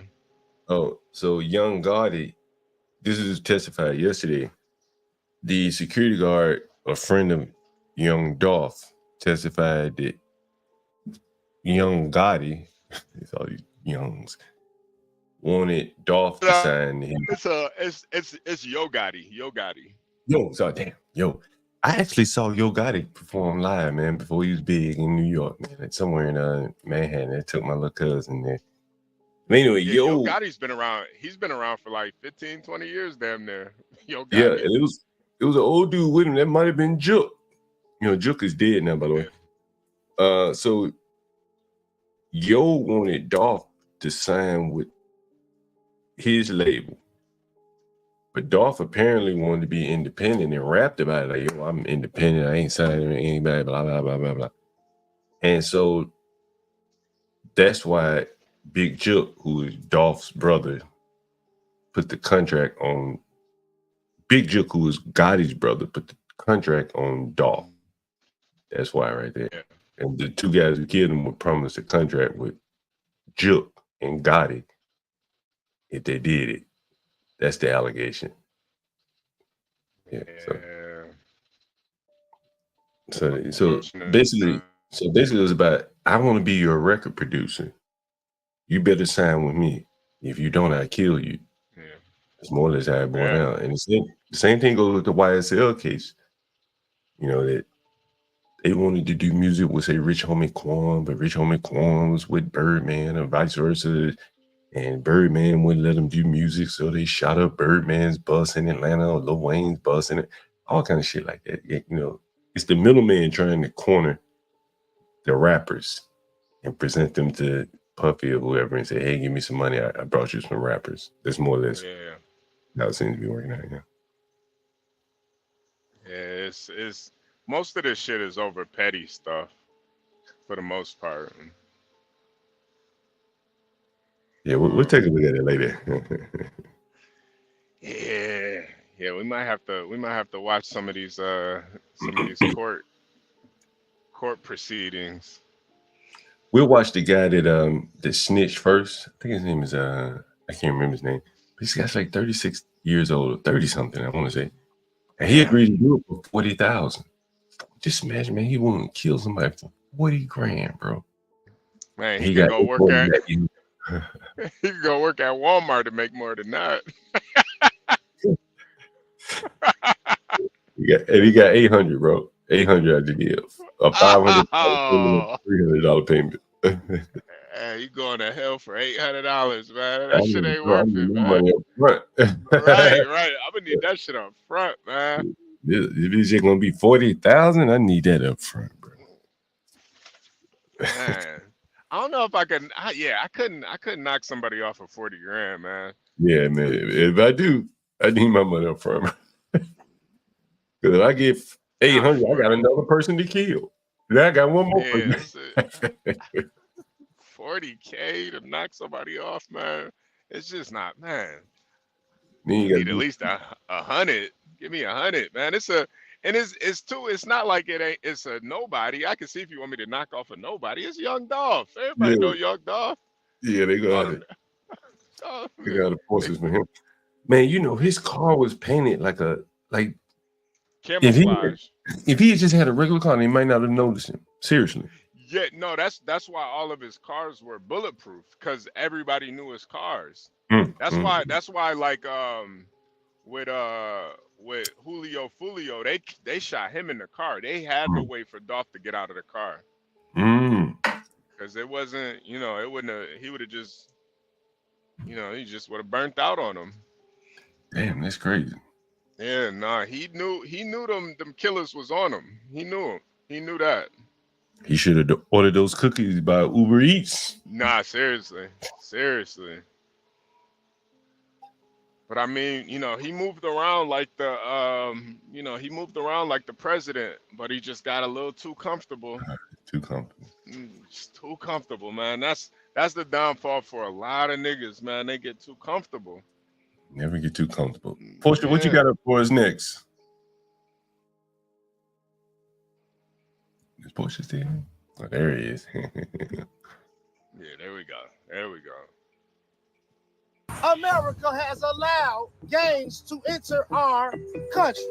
The migrants that are coming, they're taking over every block right now. The city of Chicago is going to go up in smoke. It's going to go up in flame. Gangs in Chicago are angry over the influx of migrants and criminals in their city.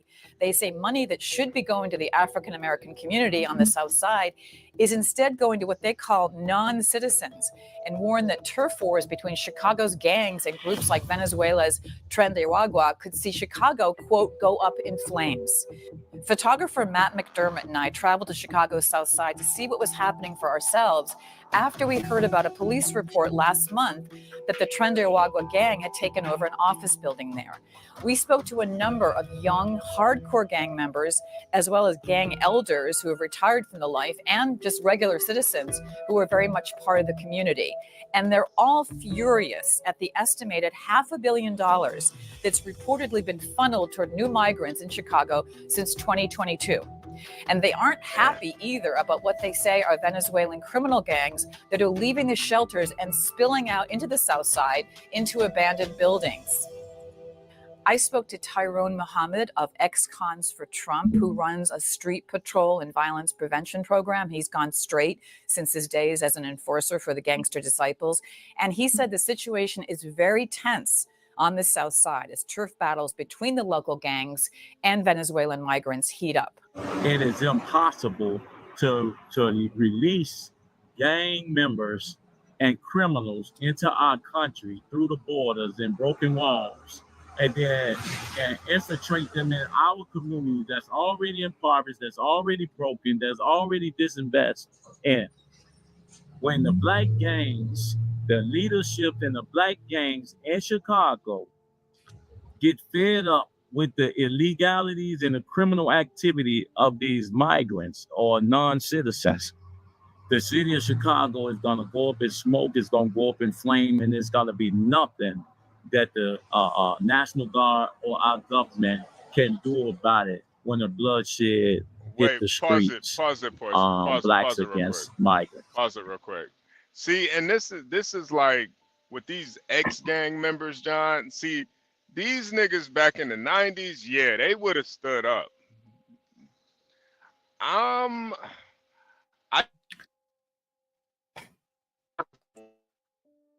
niggas really understand what's going on.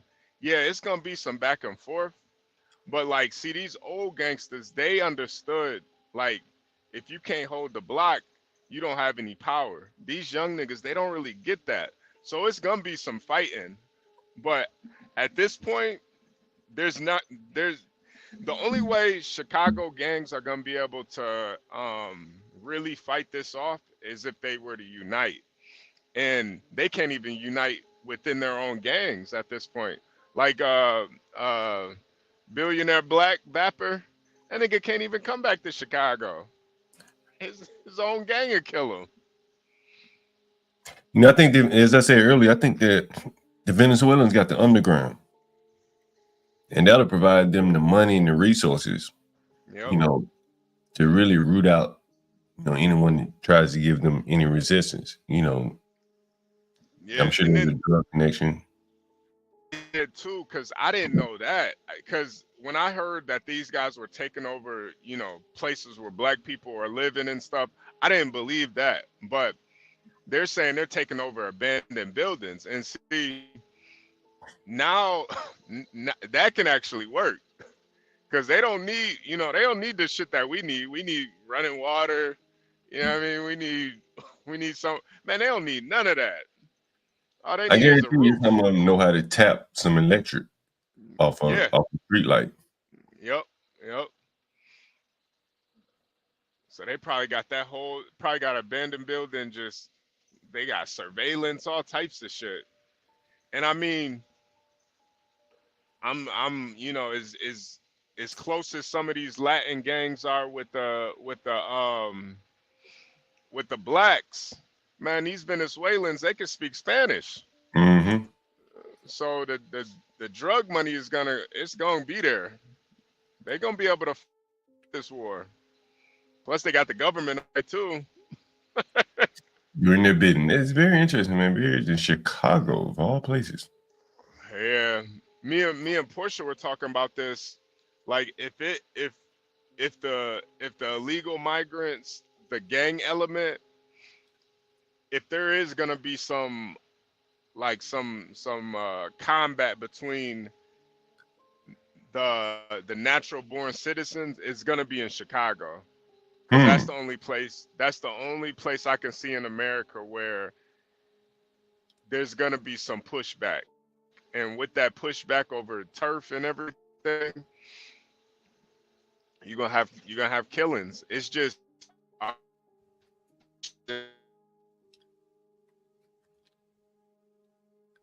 Oh, you're breaking up, HB. I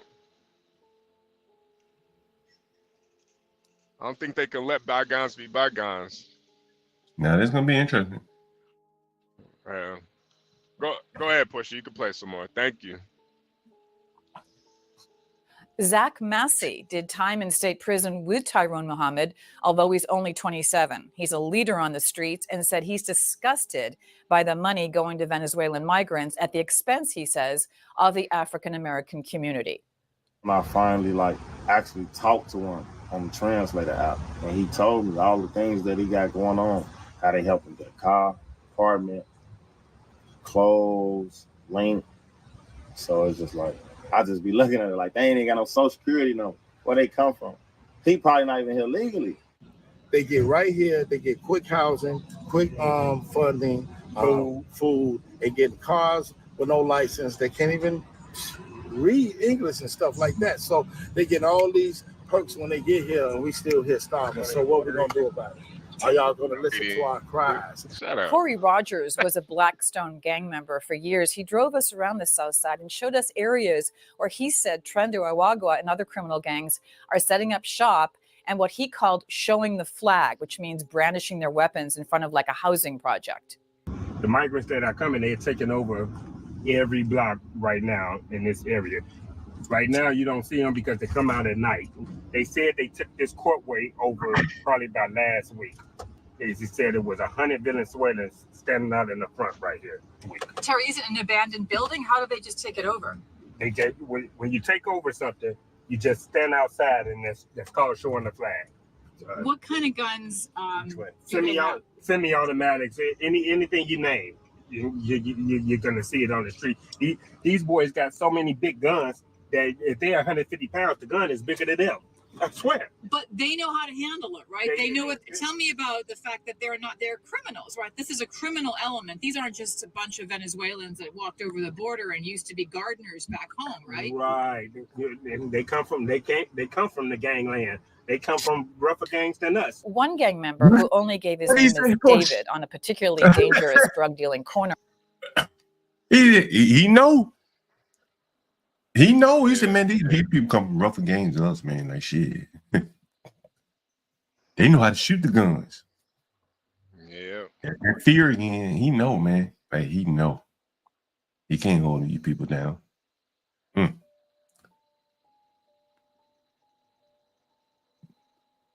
There you go ahead, boy. On the south side did not hold back when he talked about the influx of criminal gangs from other countries into Chicago.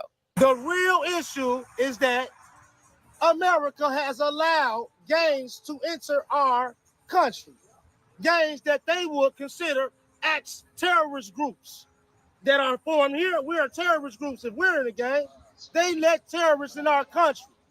The Reverend Corey Brooks also said to me he's disgusted with Democratic policies and said that Black Lives Matter, for example, has never reached out to help him or anyone else trying to improve conditions on the South Side.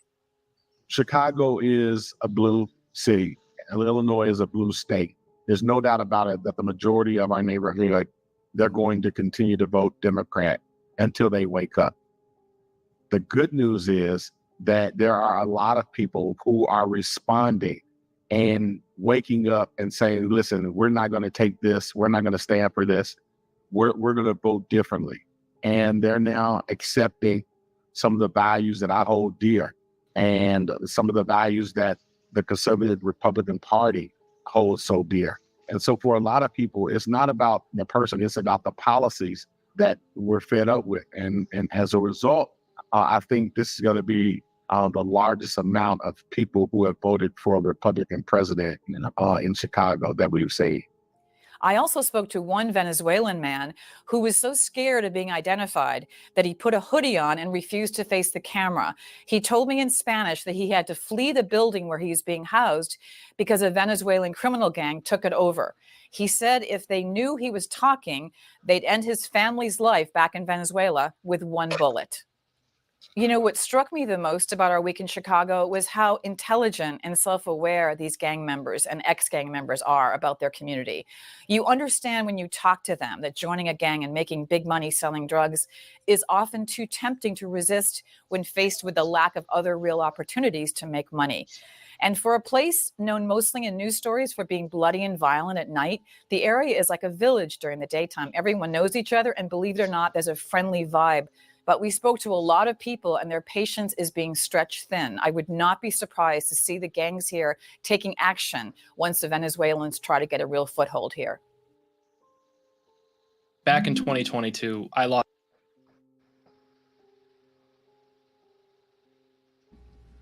Okay, so that's one part of that video that I wanted to share with you guys. And then the guy who had the ex-cons for Trump, he actually did an interview with News Nation. And I hadn't watched that one yet, and I wanted to watch that with you all too. And then just kind of, I'll ask you guys a few questions on your thoughts of what you just saw. I see in the chat that Blacks has a lot to say, but well, I guess before we watch some of that, what do you guys think? Do you think it's like, so I'll just say what I thought when I first saw it, because we talked about this last night, but I kind of cut the conversation short because I wanted y'all up here to talk, because I wanted to hear y'all's thoughts, because I was just very flabbergasted. Like, I just kept pausing it in between just because everything blew my mind that I was hearing. Because while, yes, the illegals, they are illegal, right? We get that. They're illegal. But whenever they're making these claims about y'all letting these illegals in the country, you know, they selling poison to our community, they bringing their gangs over here. And I'm like, but aren't y'all in a gang? Aren't y'all doing the same things? You know, they taking over the neighborhoods with their violence. Isn't that what gangs do? Well, he mentioned it. He mentioned that though, Portia. Not directly. Did you catch it, HB? Well, No. What do you mean? It's one thing, you know, we Americans over here, you doing this, you know, something to that effect. And then he said, but it's another, you bringing people over here from prison. And then I think the black man was saying, like, what did he say? Like, the one that was sitting in the car. Like, they're more violent or something than we are. Oh yeah. They gangs are more violent than ours. Right, like, this is American violence. You know, we're cool with that, right? But one of the things, go ahead. You know what I mean? It's like, yes, they come from like a third world cesspool of demonstrative, unlivable squalor. However, people say all the time that a lot of the gang violence in Chicago is making it like a third world. Like, y'all aren't, you know, stopping that to what I know of. And from the things that I looked up last night, I might as well do it again right now.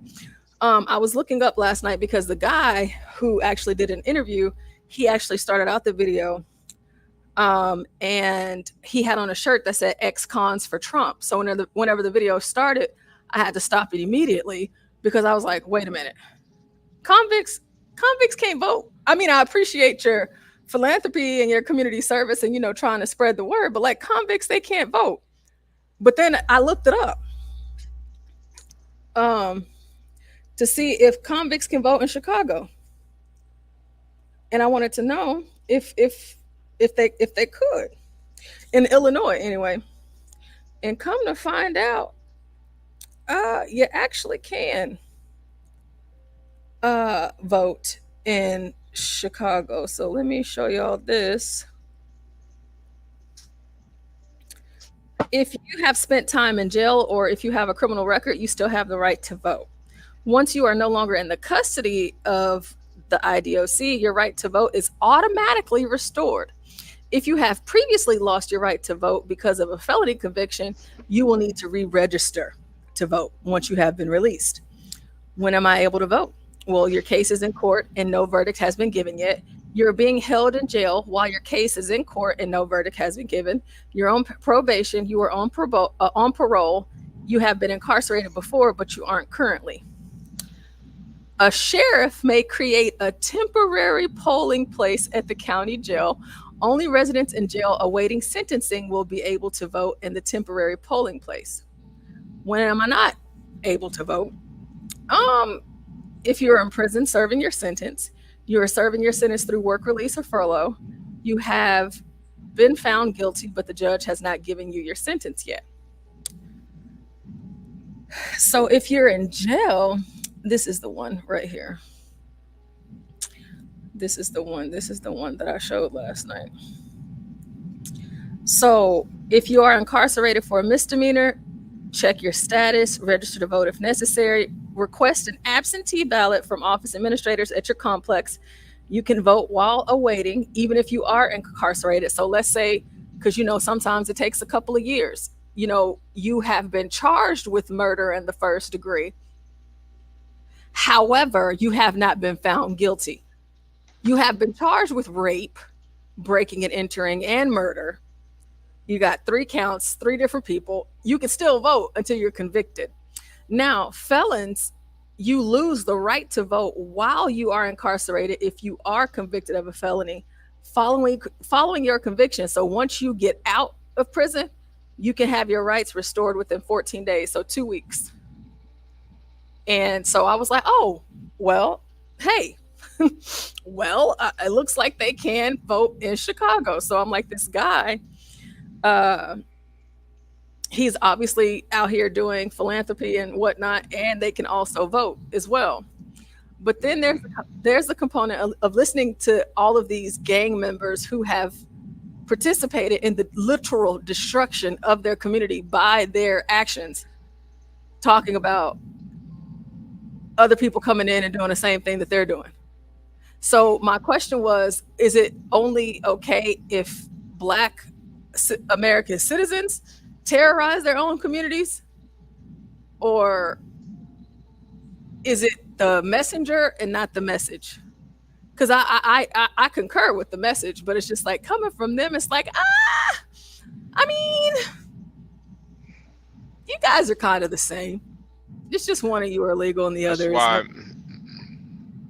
That's why Portia, they got everything that's coming towards them. That's exactly what they get. Honestly, they can't offer the people a better option. I would imagine that once if the Venezuelans, get some semblance of control, it's going to be better than what the blacks could offer in a crime-ridden neighborhood. That's my thought. Say that again, the last part, John. It'll be better than what the young black criminals would be able to offer, people living in a crime-ridden neighborhood. It'll be somewhat orderly. It'll be crime. They'll be dealing their drugs and things like that, but it'll be more orderly. You can deal with crime if it's orderly. If they kill the right people, sell drugs more discreetly, you can kind of deal with that. It's the random violence, the mayhem that makes it a little bit more difficult. Someone says blacks was asking, I guess I mentioned they have the underground. You heard the older black men in the prisons. What did they say? We broke out here. And ain't that what they said? We broke out here. Mm-hmm. Yeah. He said we starving. Starving. That's even worse than broke. And I was like, man, he don't look like he's hungry at all, but they're starving out there. They can't get their hands on the underground, the dope. The Hispanics and shit done took the dope market. That's the underground. They can't get their hands on it. Now, the one guy that I just read, that Muhammad or whatever, the one that was talking, he killed someone apparently. Right? He killed someone apparently. But he got a weed license. So he able to, use his political connections, but he can't put the whole block on, right? You got to do it legitimately now. And he can't have criminals in his business and all that kind of thing. And so, the crime is kind of going upstream, and a lot of these boys, are going to be left out. Yeah. Well, see, I'm sorry. HB said something to me earlier. I believe, and I'm paraphrasing, and you can correct me, but I believe you said that it's not about that. It's about territory, I believe was the word. Oh yeah. It's gonna be it's all about the territory. So if they moving in, like them dope fiends, they don't care. The dope fiends they don't care if they get it from black person or Venezuelan, as long as the dope good. So you got these Venezuelans with better shit, more organized, more discreet. They probably not slapping them around, treating them like shit. That money's gonna dry up. HB, look at this comment on the screen right here. Oh, before you get to that, you spoke about the money gonna dry up. 20 years ago, them old heads would be back in the game. They young enough to be selling some dope, right? They young enough, and they would have a connect 20 years ago. Today, they ain't got a connect. Right? And they can't get back in the game, so they starving, as they say. Here's a comment. Anyone heard of Hey Jackass? I haven't. You heard of HB? I'm surprised you never heard of it. No. Hey Jackass is a website that covers Chicago crime and violence. You can look it up, Hey Jackass. And they keep track of all the murders, and I think they do like a poll about how many murders will be this year. So anyway, Hey Jackass says something is up. Just this month alone, we've recorded 3 murdered Hispanics in traditionally near 100% black neighborhoods. 2 in Austin and 1 in Grand Crossing. This is a comment about the Venezuelans and blacks clashing in Chicago, and you got 3 Hispanics dead. That's interesting. Yep. That's why I'm telling you, it's gonna be a turf war more than anything. Now the old heads, they see it for what it really is, but the young niggas, they seeing it as a turf war. These the Venezuelans, they don't know how Chicago, like if you look it up, John, you could see they actually have a gang map of Chicago. So it'll tell you which gangs are in every neighborhood. What gang kind of runs the neighborhoods, and I'm guessing they probably was in GD neighborhood or Christ. The P Stones. You never looked at that, Portia? You never looked at the gang territory map in Chicago? No, I haven't looked at Hey Jackass in a very long time, but I just pulled it up on the screen, and it's just like you're talking about the gang turf, but here on the actual Hey Jackass website, they have a map. Oh yeah. That's the map right there. Yeah. They have a map. But what I was laughing at is this right here, the 2024 shot placement. So like right here, and this is through today, so that this is updated regularly. So we have 146, 192 of headshots, we got 346 in the arms, 494 in the torso, 70 unknown, and 815 lower body. I mean, it's crazy that like that even on this website, like this is even here. Well, this is where they got shot. And then also it says a person is shot every 2 minutes and 46 seconds, and a person is murdered every 14 minutes. Chicago. Shot. Yeah. Wow. But then even in the month of September alone, shot and killed 34, shot and wounded 189, total shot 223, and total homicides 38. Oh wow! So they beat or stabbed some people to death and ran them over by cars or something. And then the year to date, you have 403 shot and killed, 1,919 shot and wounded, 2,322 total shot, and 457 homicides total. They're really underperforming here. One year they did about 800. I don't think they can get 800. Yeah, they on too many drugs now. They be missing a lot.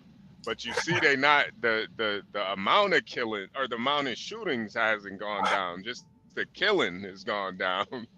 They just I wonder if they're using the big heavy rifles, and that's why they hitting them so low in the legs. They can't, they're not strong enough to hold that rifle up and get an upper body shot. John, it's those switches. They look when they put those switches on the Glocks, it bucks on them. It basically turns a Glock into a machine gun. So they can't, they can't hold that.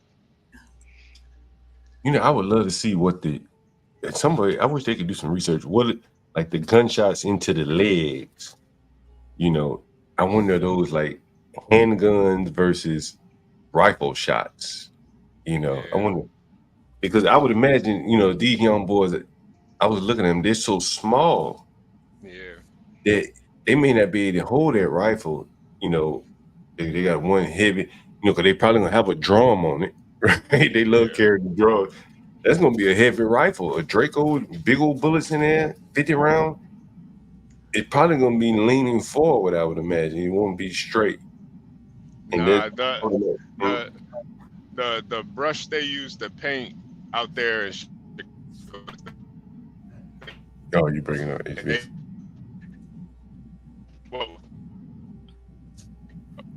He's breaking up. A little bit, yeah. Yeah, I'm breaking. Hold on a second.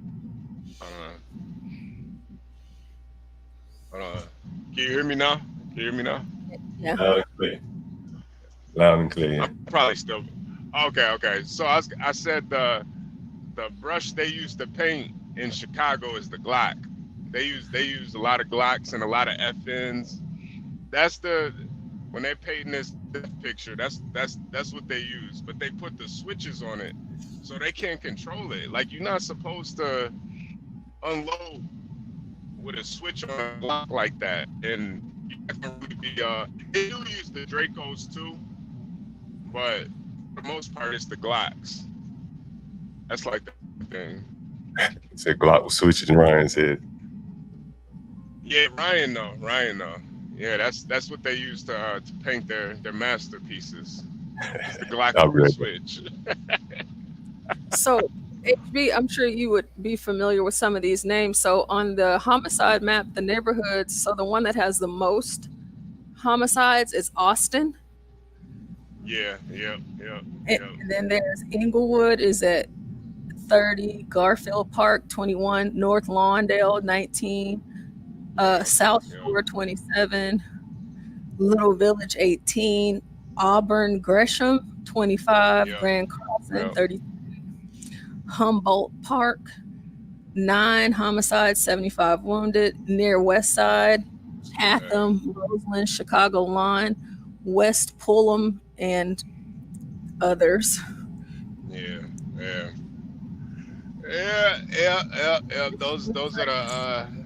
Those are the main places where niggas lose their lives at. Yeah. And you see here, and I know you're driving, but for everybody else, and John, on here it says the race of the victim assailant, so it's 77% black. Yeah, and then the rest is probably Latino.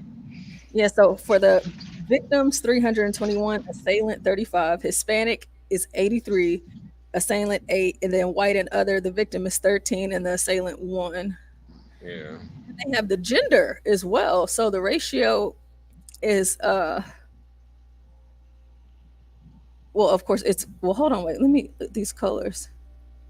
Oh, okay. So we have wounded and killed is the metric that we're using. So for males, it was 1,476 wounded so far, 369 total killed. And for women, it's 258 wounded and 49 killed. So 369 men killed and 49 women killed. Yeah, there's an old saying in Chicago, bitches can get it too. Oh yeah. Yeah, that's junk on there and an ass on there. How many people got shot in the ass this year, and how many people got shot in their genitals this year? This website is insane. Yeah, it's going up on a Tuesday. I guess it's important to note in Chicago in the year of 2024, based on the results from this website for police-involved shootings, there have been 4 wounded and 3 killed in police-involved shootings for the whole year. Only 3. Only 3 police killed? Only 3. Let me see. Hold on, wait. You said police killed. No, it's 3 police that killed someone else. I mean, so. Oh, yeah. And the total amount of homicides is actually 457. And the cops only are responsible for 3 of those. Yeah. How many cops have gotten dropped? Let's see if it shows us that here.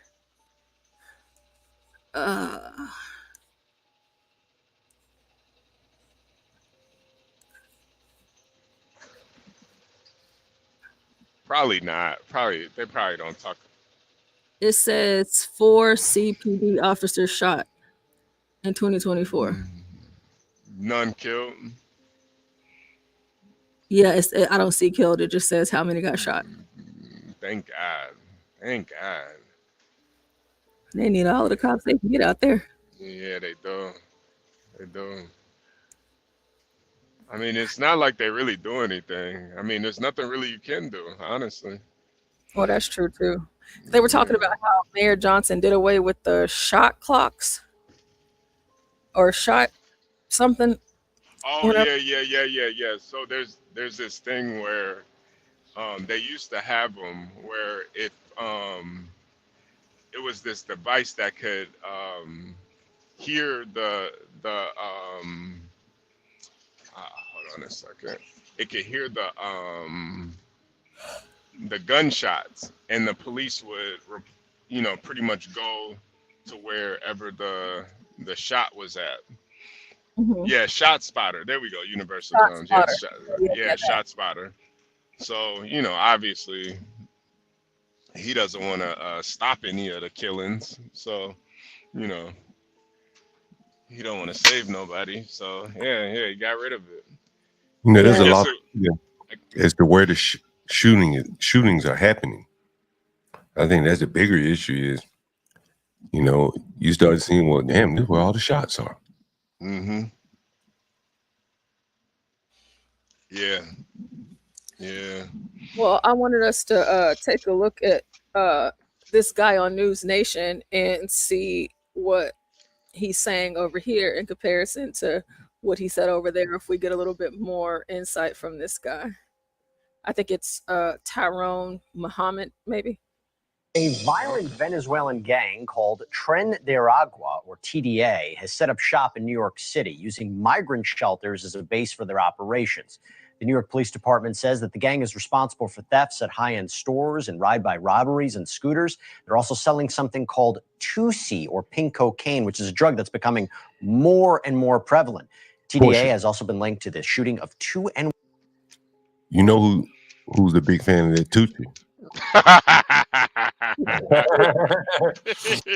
And you know where he was getting it from, Portia? In the Venezuelan hotspot of Miami. Yep. He loved that Tucci. Talking about Puffy, that is. Yeah. Diddy. But Yeah, apparently Diddy love he that. liked it too, because she got caught in the airport with it, and then Nelly, he got caught as well with it recently. Yeah. Yeah. It's the new drug for the celebrities, so you know the people gonna follow. I think it's a response, really, to the fentanyl. You can't trust the cocaine. Yeah. Maybe people are branding it pink because the pink, I don't think, has any effect on the high. Yeah. There may be some other stimulants. I think there are other stimulants in it.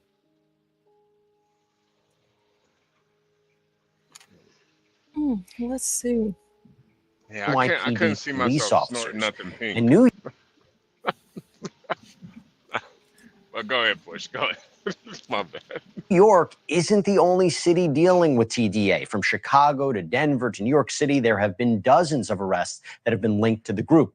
The Department of Homeland Security official told the New York Times that federal officials were, quote, working on more than 100 investigations linked to the gang at one point this year.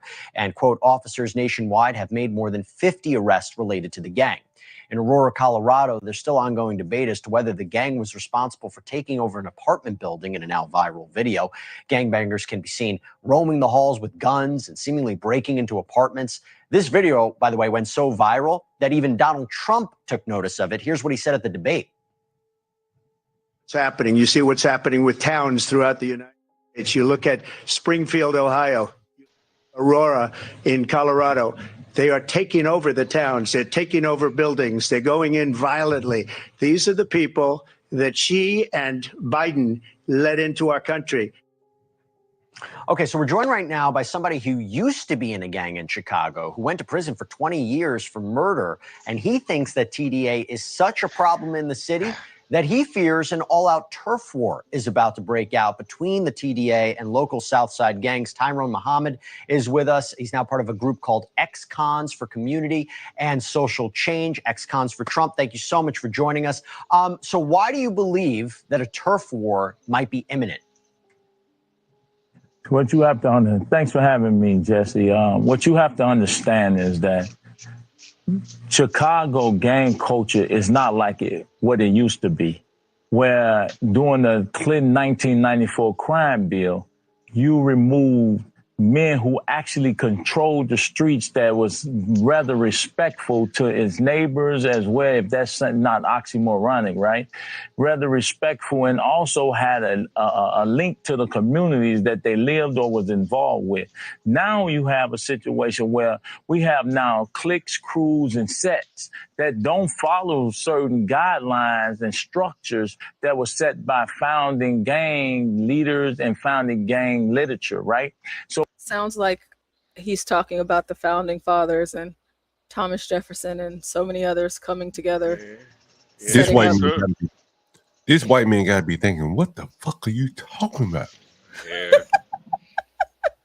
Where the founding fathers sat down and they said, this is what we want. This is how we expect and we plan for America to be.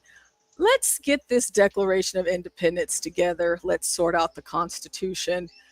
It wasn't like this back then. That's not what the founding fathers wanted. That's what it sounds like to me, but we keep going.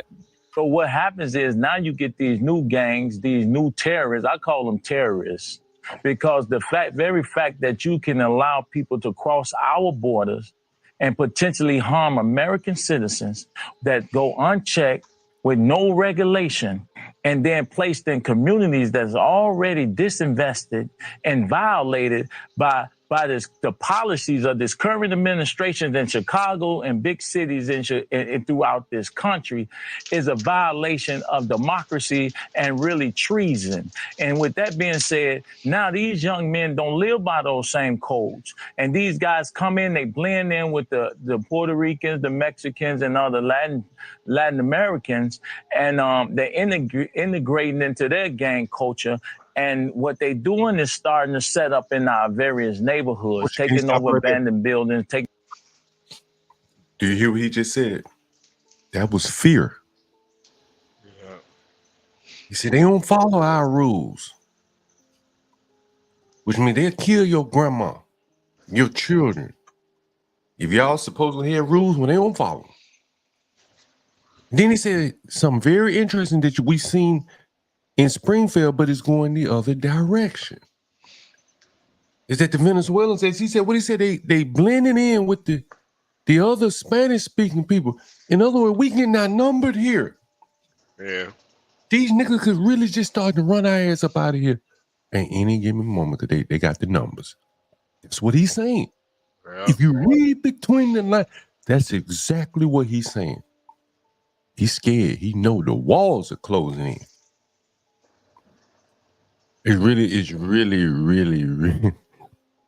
really amazing to hear this older man scared. He I wonder what he called them Venezuelans, super predators. Would that be okay with him? What you think, boy? If I called them Venezuela, I said, man, these people are super predators. Yep. You think he'd take offense to that? That's what he's describing them, man. He said they're much more violent than us. They don't follow the rules of violence on the streets. We're predators, clearly, because he said we gangs and shit, but they must be super predators. Yeah. I wonder what he take offense to that. What do you think? Well, I think well, you know what? Never mind. Because I think I was about to make a comparison. That's not the same because I was thinking about the barber. The one from Springfield, and how he was just kind of like very supportive of the Haitians. Because I was thinking like that, but since these people aren't black, I think that he would agree with calling them super predators. But if they were Haitians, I wonder if the sentiments would be the same. He'd be defensive of them Haitians because they look like him. Yeah. Yeah. I think I just think it's kind of funny. This nigga went to jail for killing a nigga, changed his name to Muhammad Ali, and now he getting out begging the white man to save him. It's like, nah, nigga, y'all gotta. When Malcolm said the chicken's coming home to roost, this is what he was talking about. He's talking about y'all niggas too. And you remember, this is the one that is politically connected enough to have a weed distribution license in Chicago. Which means that, he is one of the better positioned blacks in Chicago. He might be able to move. I bet you he don't even live in Chicago.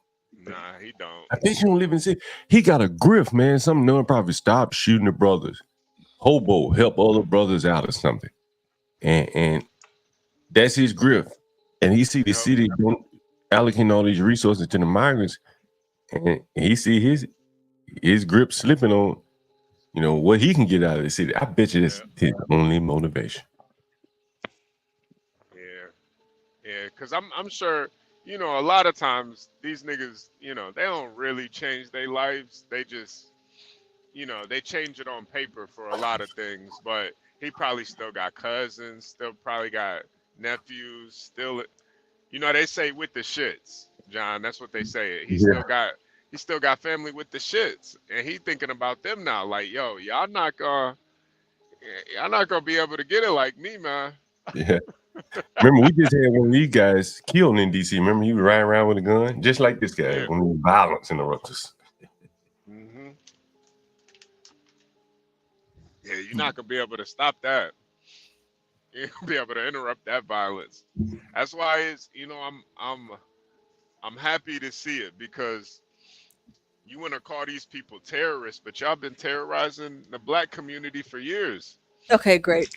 that's what I was see, and that's the thing, because I was just wondering how far off I was, because I'm like, gosh, it's not like I appreciate the message, but it's like that one kid on the first video that I showed y'all, he was like, they ain't even got social security numbers. I'm like, but you just got out. I understand they ain't got that, but like, you're not in a much different position than them beyond the fact that, yeah, you're a citizen, but they're getting treated better than you are. But like, you got locked up because of whatever gang activities you were doing. So it's like, y'all are, I don't get it. No, So, Portia, you don't think America deserves, if we're gonna have gangsters, America deserves like a certain class of gangster. I'm tired of all these gangsters getting on TV, getting on the stand, snitching, telling on everybody. They ain't got no social security cards. Man, you shouldn't even be able to call yourself a gangster. You over here snitching. Go do something about it. You're getting on TV crying to the white man. No disrespect, Ryan, but this is not we're good. becoming of a gangster. If you're gonna be a gangster, be a gangster. So America, we deserve a new class of gangsters, man. Some real gangsters. I mean, I think he's trying to say there's honor amongst thieves in a sense, like we cared about our community and these other people don't. I think that's his message, right? Basically, Ryan, he was talking about black culture, right? Nobody wants to admit it. He said, man, in our culture, man, you know, we got a way how we commit crime. White people got a way how they commit crime. If you look up the white statistics, the majority of crime might be this. Black people, you go in their community, there's a culture of crime, like in the white community, but it's it's all different. Right. And they, you know, maybe they try not to kill your mama, your granddaughter in the black community. So you can walk down the street and know with your children, nobody's just gonna come up and shoot me with my children. It's kind of unwritten rule that I think that the criminals try to live by. And what he's saying is that these people come with a different culture of crime, where they will kill your mama and your child. He is right, because this gang is not. They're militarized, man. This trend, like I've read up on, they're militarized. Right. They're not like your standard hood gang. This is like a paramilitary thing. So now he said, I know the government been chasing me because of the crimes that we commit, but will you chase these other people and say, protect us from them? Like, bro, for us to do that, you're gonna have to offer us something better, right? Because if we just gonna get your unorganized crime by keeping them out, a lot of people are gonna take the Venezuelan organized crime. Yep. That's just if those are the choices, people gonna have to make a choice, and I think they'll choose the Venezuelan crime. I think all crime is bad. It's not good. It is. But I don't like. But I have to say this: I don't like the fact that like the people in Chicago are pissed at Brandon Johnson because they're like, we should take care of our own American people, right? That's number one. Not these other groups. Not people coming in. Forget them people for now. You know, we got to take care of the Americans first. But that's kind of what happens when you're not organized, though, because Chicago was always a gangster city. The gangs would control not only the streets but the politics too. So when you become unorganized, you don't get a say anymore. It's too late now. You could be for Trump now, but where was you at when they were looting and rioting? Where was you at then? Yeah. When it was a free-for-all. You wasn't complaining then when it was a free-for-all, but now you see these migrants, these migrants, they don't gotta go loot and steal off of trains and shit. They coming up in your grandma crib. Did you see too how they said in this video, which I'm about to play the rest of it, it was showing how the Venezuelans are riding up on scooters like John's, and they just taking people's stuff and they just driving off. Yeah, well, not like John, but yeah. Well, it is like that. No, I'm joking. They had the ones with gas to go a whole hell of a lot faster than mine. They could always. It's like a movie, man. What was that movie with Wesley Snipes and Sylvester Stallone? where they went to the future, and Wesley Snipes was like, "This is awesome," because it was just so easy to commit crime. This is what these Venezuelans are experiencing. What was that movie, HP? You know what I'm talking about. Oh, I know it. He's I like, know but the exactly future what was you're talking awesome. They're about. like, it's so easy for him to steal. He's like, this is great. That's what these Venezuelans are experiencing up here. Somebody in the chat is gonna say it. I know the movie. Demolition Man. Demolition Man. Demolition Man. Demolition Man. Thank That's you, it. Blacks.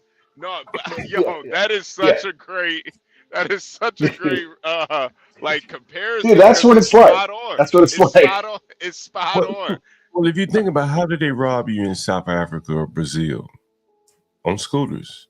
They roll up two Yeah, but it's still, and you likely don't have anything. These Venezuelans are like, everybody has everything. There's handbags.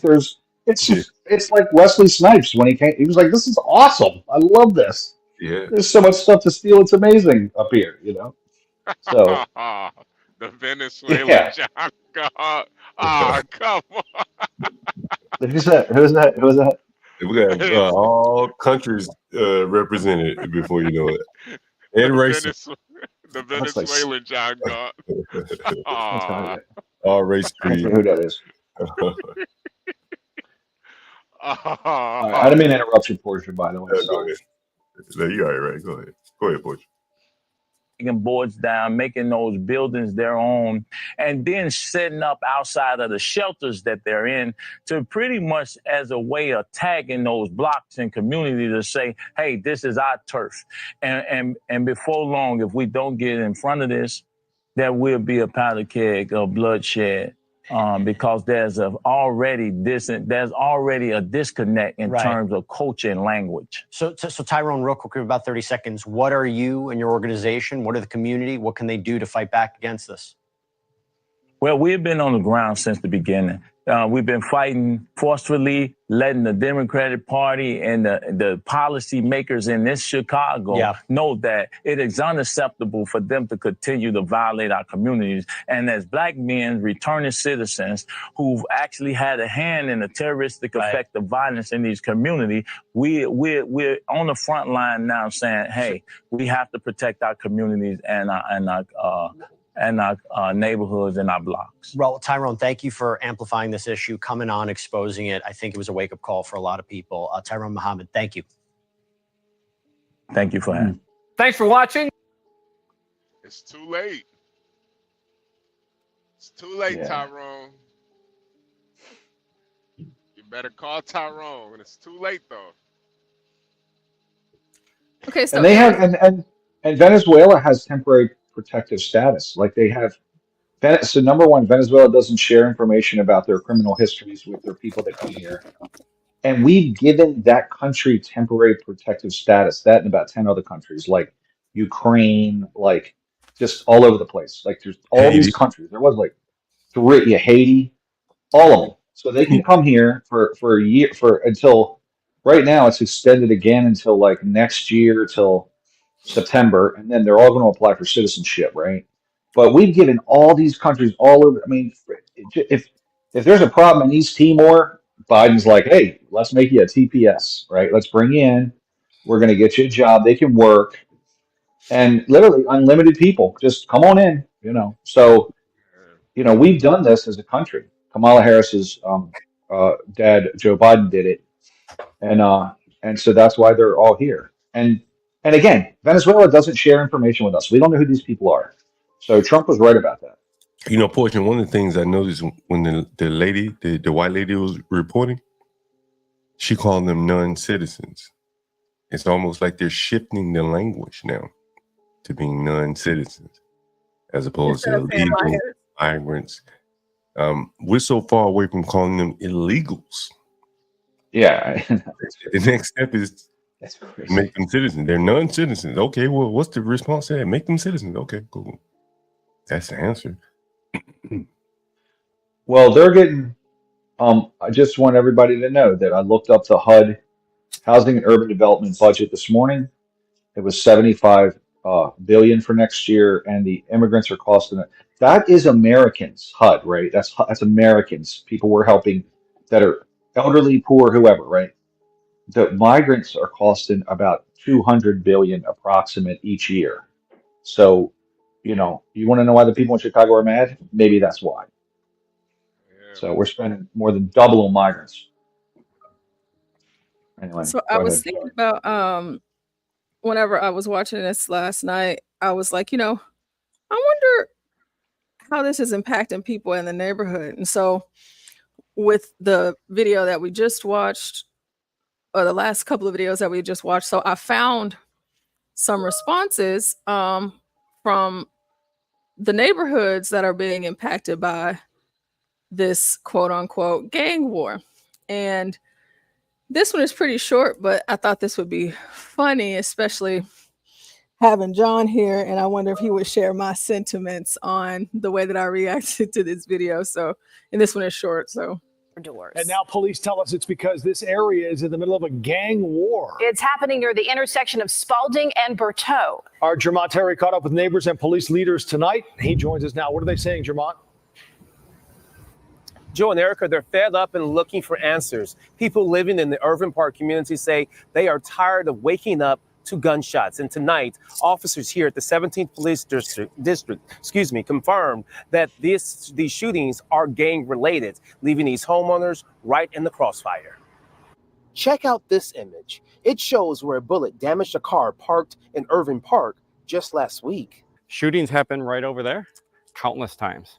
Jeff Zawijak is tired of keeping track of the number of times gunfire either wakes him up or worse, forces him to take cover. My concern when I started work from home was really like grass and taxes. Now it's shootings. I mean, I don't know what to do. He has lived in the area of Spalding off Berteau for 7 years, but within the last year, he's done something more than ever before. My frequency to call 911 has increased. That's because gunshot. Listen, this white man, he's tired of it. He's tired of it, okay? And we're talking about Chicago, Black Lives Matter. You had Lightfoot. Now you got Johnson. You got all this gang stuff that's been going on, but now it's absolutely heightened because of the Venezuelans. This man said, hey, when I decided to work from home, I just thought I was going to have to worry about, cutting the grass, walking the dog. But, defund the police. No matter that this white man just put his whole name and face on a TV screen saying, yeah, that's me. I've been calling 911 like 5 times a day. I'm telling on these niggas. I'm telling on all of them. But he's tired of it. He's tired. Let's keep ringing out at day and night. July 30th, July 31st, 2 days in a row, right there. After that, September 11th, shootings, all cars being glass blown out. And then a shooting yesterday. No, I think it's gang violence. There's something going on. Tuesday night, officers from CPD's 17th Police District told neighbors at a CAPS meeting gangs are to blame for this uptick. Hearing the confirmation that they suspect that this is gangs, what does this do overall for the neighbors? I think it makes us all just want a plan of action so we can, take the safety back for our neighborhood. Police say they're working on the problem, but neighbors worry the next bullet won't just damage a parked car. I'm a taxpayer. I had just had my taxes doubled last year, and now I've got to deal with this kind of violence. He's a taxpayer. He's tired of it. He ain't having it no more. His taxes done double. What's wrong with y'all? Is Irving Park nice? Is that a nice area? Yeah, It looks it's a nice. real nice area. It's a It real looked nice. area. But That was a Tesla that was shot. and it was Yeah, a that was- Tesla yeah. shot, and it's coming over there to their neighborhoods, and these white folks ain't having it. Mm. He's tired. He pays taxes. I bet them Now, Chicago. Chicago police, they're planning to do a roll call in that community sometime in the coming weeks. The message really sent a message to the gangs that they are not wanted. Neighbors say anything is better than nothing, but action is needed. Reporting outside the 17th Police. All right. Yeah. It's Irving Park is a real uppity, kind of bisexual area. So, So nothing will change until a few people move out they'll lose some of the tax base, and then the city will go, oh, we better patrol there more vigorously. So that's just the way it is, right? So, you know, if the city was smart, they would protect their tax base, though, first and foremost. Otherwise, they lose revenue and they can't pay for anything. So, well, you know, one of the benefits of getting rid of shot spot is you won't have to respond to gunshots unless someone calls 911. Yeah. So you have more police. Yeah, that's a good point. It lowers the crime rate, right? The reported crime rate. If they don't report it, you don't have to go. If they don't vote for it, if they don't call 911, you don't have to go. Yeah. That's why I don't feel bad for them those gay liberal voters either. I don't feel bad for nobody in Chicago, honestly, because they really did vote for this stuff. That's why Yeah, you I'm know, with John, you. I've with you. been making this plan ever since COVID. I've been making this plan to get out of Chicago because I saw the writing on the wall. I already knew it was only gonna get worse. In the city of Chicago, there's no safe place. There's no place you can hide out and be safe. It's in every neighborhood now. It's everywhere. Huh. Mm-hmm. Yeah, that is. That's it. See you later. And you know, Come on, suburbs. Go to the suburbs. Go to the county. Go elsewhere. Growing up You in know? Detroit, I've seen a city go from okay to shit. People don't think that Chicago can't fall. No, it can fall. Once you start letting, you know, you let all the criminals run it, it's gonna fall. People are gonna leave. That white flight is real. Yeah. So you just gotta let. Well, you got to get out. If you own a home there, HB, you got to get out before you lose money because your property value will start to go down, right? So you got to get out prior to that when it's still high, you know. Yep. So Because it's still hot now, but I'm telling you, there's with a city like Chicago, they're not gonna do anything about it. They're just it's like they're hemorrhaging out, and it's slow though. It's real slow. But I'm telling you, I remember seeing in Detroit, you would see like the billboards for condos and houses for sale, and it started out at like $200K for new construction houses. And then the next year it went down to $100K, and then it went down to 90, and then to 80. Yeah. And it's like for the same place, god damn. 80? look, I can get you stuff in Baltimore. You can buy 4 city blocks for about $80. Yeah. It's you know. That's what's gonna end up happening to Chicago, because I'm telling you, them white folks, them yuppies, they not gonna stand for this shit. They gonna leave. So Yeah, the I'm not. the thing is what does the rest of America do whenever white people get tired? When they get sick and tired of being sick and tired. Now I understand in Chicago, you know, a lot of these white folks, they vote Democrat, you know. So to me, of course, as I always say, they deserve it. Okay. But I think it's something that was so impressive to me about this last one that I showed y'all with that first guy, and his wife was actually in front of the elevator.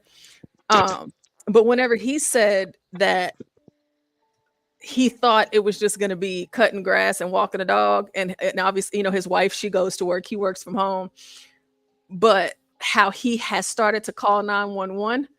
It just makes me think, like, if I look this guy up, because it's not like he didn't put his name out there and everything, and I can look up and see, did he vote? Did he donate to Act Blue and BLM? Whenever they were talking about defund whenever they said defund the police, and now he calling 911 every single chance he get. These people coming through, they busting out the windows to the cars, they're shooting up the cars. These cars got bullet holes in them.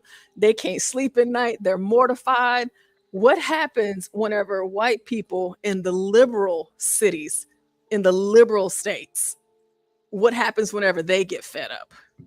Wait a minute, Portia, did you say you looked him up on Act Blue? I said I wonder what would happen. You know, I'll look him up right now, actually, because I'm imagining that I will absolutely find him there. And that's honestly Man, that would be amazing. That's really another issue that you don't really hear being talked about. People's cars get shot up all the time in Chicago. That's why I Hey, have like he should be forced to live there, Portia. that's He why I should be have forced such a I have like from living in Chicago, I have such a like phobia of parking my car on the street because I have friends that literally have had their cars shot up because of some gang shit. Not because they did anything, just because they parked their car on the street. Now they can't go to work in the morning because the engine then fell out of their car because it got shot up. And it happens a lot. They don't really talk about that though. Yeah, I'd like to know who these people voted for. Those two people that were on there probably voted liberal. Yep. So they should be forced. You have to live there. Sorry, you made your bed. You lie in it. So I gotta step you voted for. I gotta wait for a few minutes. Well, I'm gonna wait and see this, and then I'll be right back. Okay. Mm.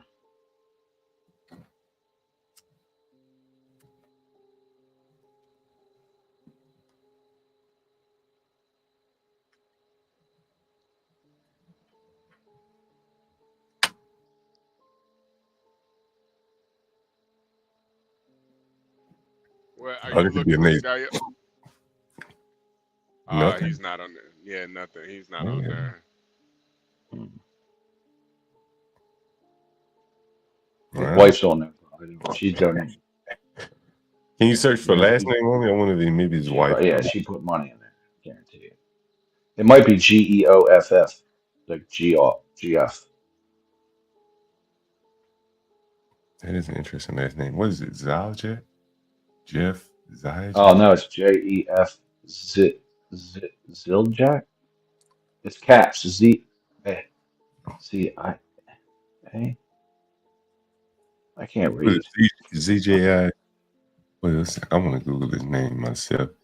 What is it? ZJI what? ZYIJACK. It's probably like Zajcik. ZYIJ. It's like a Polish name. It's like a Polish name. Chicago, yeah, that would make sense. A lot of Polish folks there. But this yeah, they all vote liberal though. These liberals, these And whites so out his there. wife right here, Sandy Zajac. Doesn't affect anybody. Oh, there we go. Yeah, she's donated at least $3,000 to She donated? liberal cause. Oh, I wouldn't thought doubt you it. found her name on there. I was gonna say, wow. Chris Lux.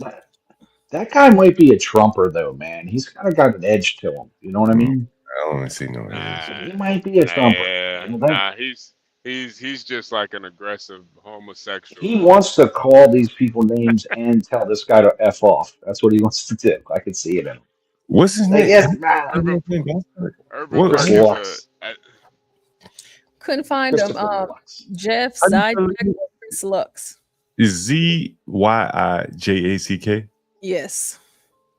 Because I see a Jeff with a ZAJAC. That's the only Zajac I see. Yeah, the news might have spelled it wrong. They spelled it wrong. Oh, they did. Let's see. They're providing cover so he doesn't get like mugged tomorrow. They're providing cover for that guy. that was probably Obama's boyfriend from back in the day. Tell you, man, Because I'm not finding it, so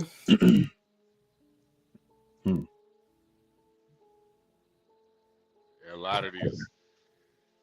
Tell you, Chicago's it's going down. So we got Colorado, we got Chicago. How about New York? We got Tren de Aragua in New York. I think they do, right? They said that's the main hub, so that's 3 cities. I don't know if they want to go into LA. There's probably a lot of competition, but Yeah, they're not gonna be able to get LA. They might get him right there. I don't know about LA. I think They're gonna California's have to already got a deal lot with of that. Mexican gangs, don't they? And Yeah, they got Mexican gangs. they could take over the black gangs, but not the Mexicans. The Mexicans. I mean, are they really that? They're. I thought the black gangs were like getting along in California. Like I thought they were like cool with each other now. Yeah, to a certain extent, but the Mexicans still run it.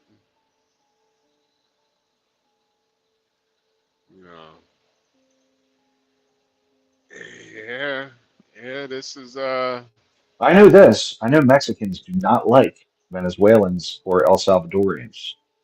They're yeah. not Nah, real. they They're don't. not real. They're not fans of each other at all.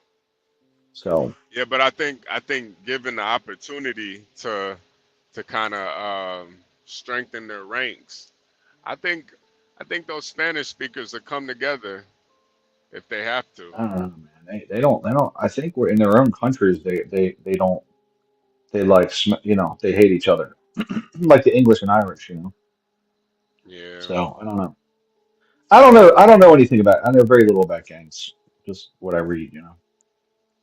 So yeah. It's a lot of politics that go on. Sometimes that the enemy of my enemy is my friend type thing. yeah.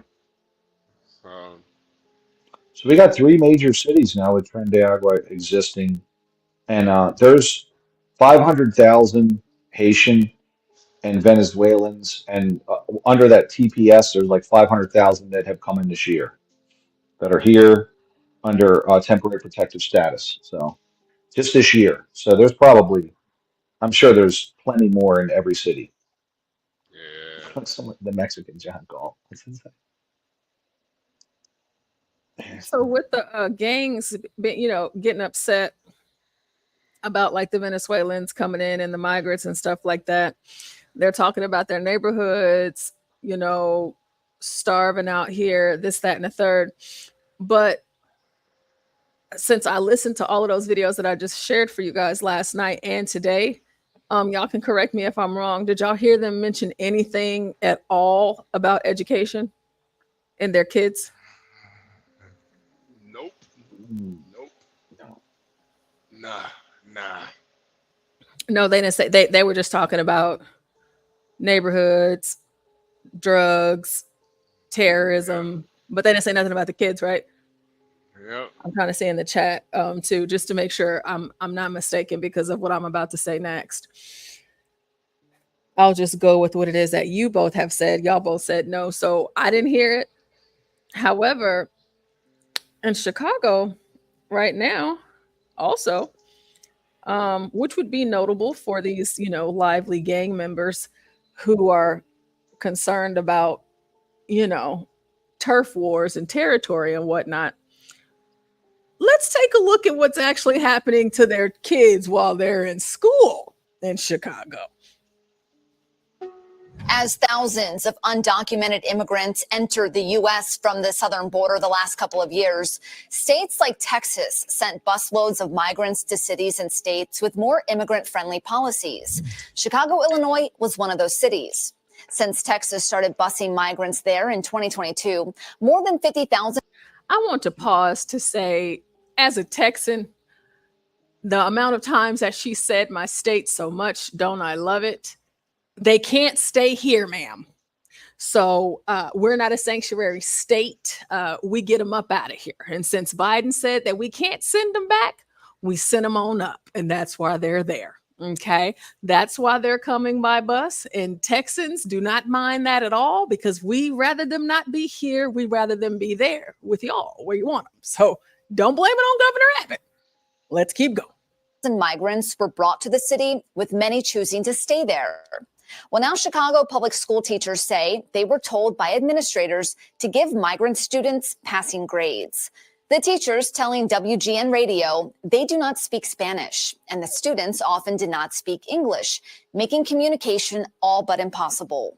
They also say many schools do not offer any English as a second language support.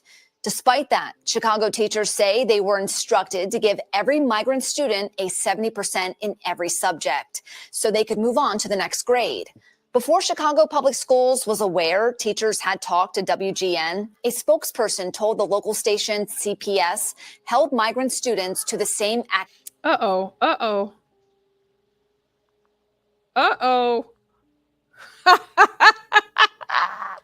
They said before the school was made aware that the teachers had reached out to the news station to put this information out there, because believe you me, we talk about educators all the time. I know we do. And there's some that are really bad out there, but y'all know who we are beholden to in education?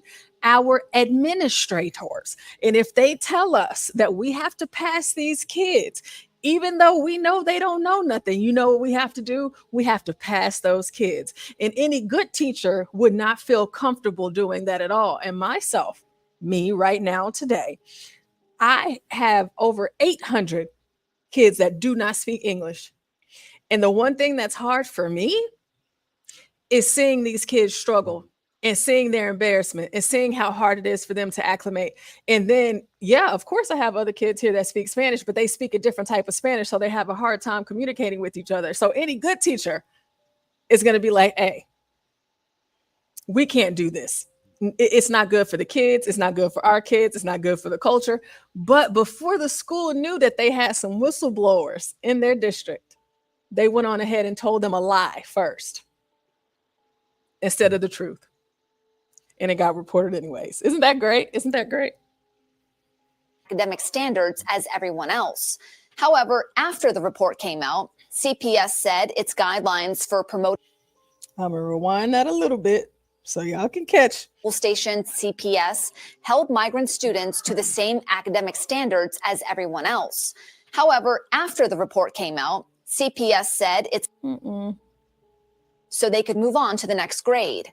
Before Chicago Public Schools was aware teachers had talked to WGN, a spokesperson told the local station CPS held migrant students to the same academic standards as everyone else. However, after the report came out, now you can save on Cox Internet when you add Cox Mobile, which means fiber-powered internet at home. CPS said its guidelines for promoting students to the next grade are, quote, modified to serve the special needs of English language learners. WGN said a CPS representative said the district could not check whether the teacher's claims were true because the names of the students, schools, and teachers were not given. Remember, you can stay informed on all the biggest stories.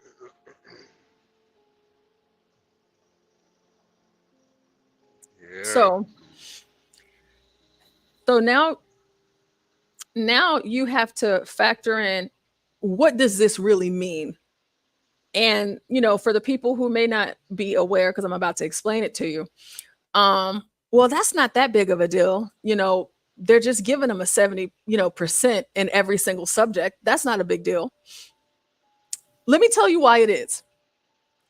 Because if they are giving these students that do not speak English, you cannot communicate, and you don't speak Spanish. Okay. You can't communicate with them. They can't communicate with you. They can't communicate with their peers unless they are from the same place. Okay. You can't even communicate with their parents.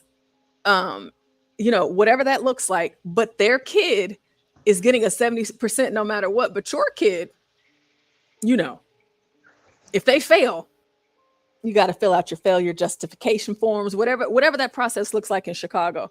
So these kids, without doing any work, will get passed along because you feel bad and you feel guilty because you know that you cannot give them the education that they need. So you're just going to pass them because you don't want to deal with it. And so what will happen, especially as they move up in their grade levels and they get to high school, they're now going to be entering into their GPA moments. And so they could be pushed to the very top of the class, especially in a place like Chicago or in a place like Baltimore, where their expectations for what a valedictorian is about a 1 point nothing. These kids can move up above your own kids and they can be more privy to scholarship opportunities before your children, and they can have more access to things before your children. And your kids are actually trying when these kids aren't trying at all because they can't try because they don't have the resources for them. So it's a problem. And if there's more of them in the classroom than there are of your students, then of course, majority rules. We're going to have to tailor whatever it is that we do to the majority of this classroom. And you go to these gangs and these gang leaders and you listen to what they're saying, and none of them said nothing about education. They didn't say nothing about the kids. Y'all done been there, done that. Y'all done made y'all mistakes. Y'all have learned from your mistakes. Y'all done got convicted for your mistakes. You've gotten to do all of that, but your kids they've not gotten that opportunity yet. They're still kids, but y'all didn't say nothing about it. So it's just like, are y'all even aware that they're just passing these kids through your school system? I mean, it is 2024. Biden has been president for nearly 4 years. So how many illegals have graduated from high school and are in college right now? And your kid is still at the house sitting and sleeping on your couch, eating up all your food, running up your water and your lights. And they didn't even get a diploma. They just dropped out. They didn't want to go to the GED program. What are we doing? Yeah. I think obviously if they're just passing these migrants, education isn't really what they really want. I think more so it's just kind of like a babysitting for those migrants. They just putting them somewhere while their parents, figuring out how they gonna, make some money. But obviously education isn't on the forefront, or which could be even worse. They could just be setting it up to where now you're gonna start to kick out the American speaking or English speaking, I said American speaking, English speaking teachers, and kind of put forward the Spanish speaking teachers. So, I think it's all a process, but it's gonna make sense sooner or later on what their ultimate plan is. So we'll see. Well, yeah, I mean, it's already happening, like in Texas. Well, I don't know about all over the state, but I know for me, they've already done that. So yeah. So I it's think just, in Chicago, it'll being bilingual and being able to speak multiple languages, you'll probably be put up in front, and it's unfortunate, but that's the way that it's going. yeah. I just wish that they would trickle that in there a little bit. Just sprinkle it in there a little bit. I know that you guys are concerned about losing so many things. Yeah, gang territory. But if I think it's kind of silly for you to think that the gang leaders would be focused on education at all. I mean, because if they were, they wouldn't be in gangs, So Well, I don't want to say. I mean, you can say it's silly, but these gang leaders have kids, so it doesn't have to Yeah. be necessarily education. It could be thinking about your kids. Yeah. Period. But the thing in Chicago though, like Portia, it's generations of gangs. Like a lot of these gangsters now, the kids, they daddy was gangsters, and they daddies was gangsters. So that's really all they're thinking about. It's like So you it's go to college and you want your kid to go to college and get the same education you got. These gang leaders are like, yo, I want my kid to be able to, turn up on blocks the same way I did. That's how they're looking at it. okay. So not- this could be a cultural misunderstanding on my part and cultural ignorance. So in Chicago, because the gang culture is so prevalent, it's silly for the parents to consider their kids' futures by them at the very least getting through kindergarten. I wouldn't even go to the 12th grade, kindergarten at the very least. Because they're so focused on their children being groomed into being gang members more so than them being concerned about the well-being of their children and their children's futures. Yep, 100%. You'd be Yeah, surprised. that's crazy. You'd be surprised when these dudes get killed in the street. I always go look and see what their moms and dads said, because it's funny.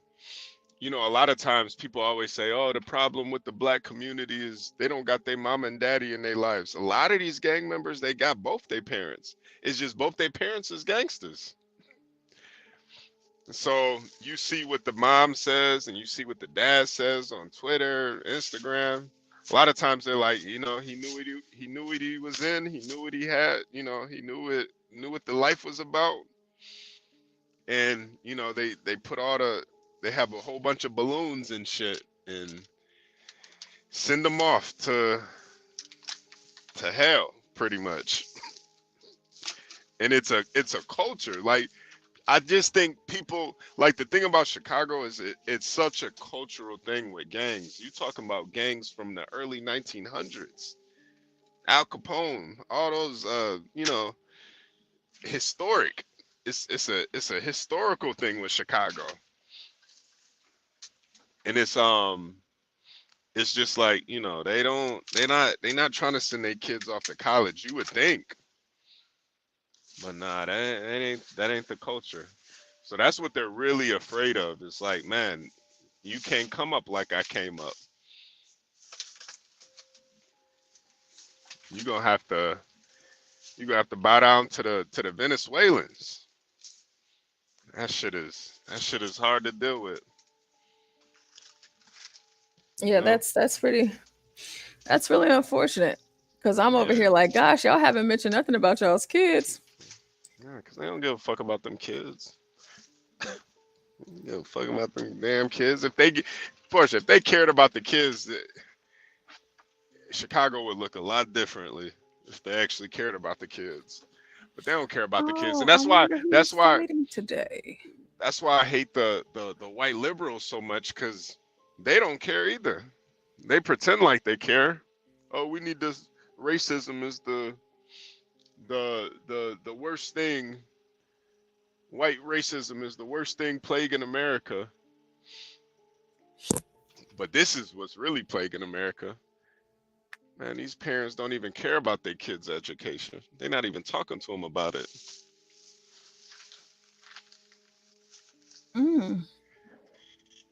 So yeah,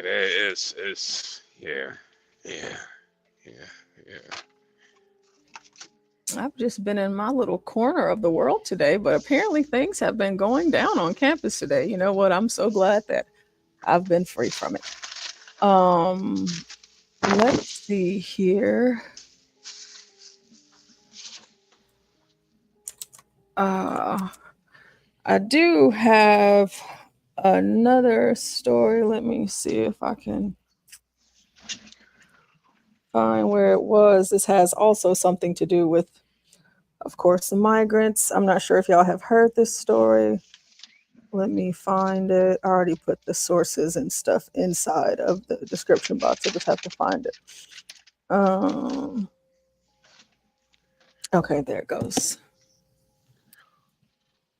Have y'all heard about the St. Louis police officer that was killed by an illegal? Nah, not the blue.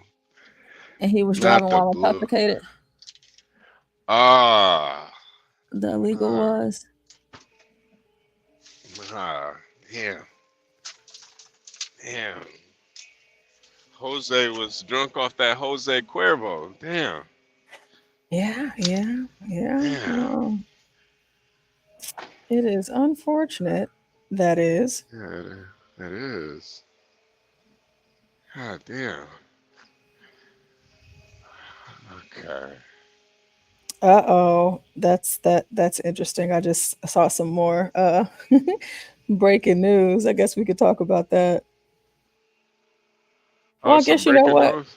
Yeah, maybe we should take a break from politics to talk about this. We got some breaking news, y'all. Hold on a second. Hold on.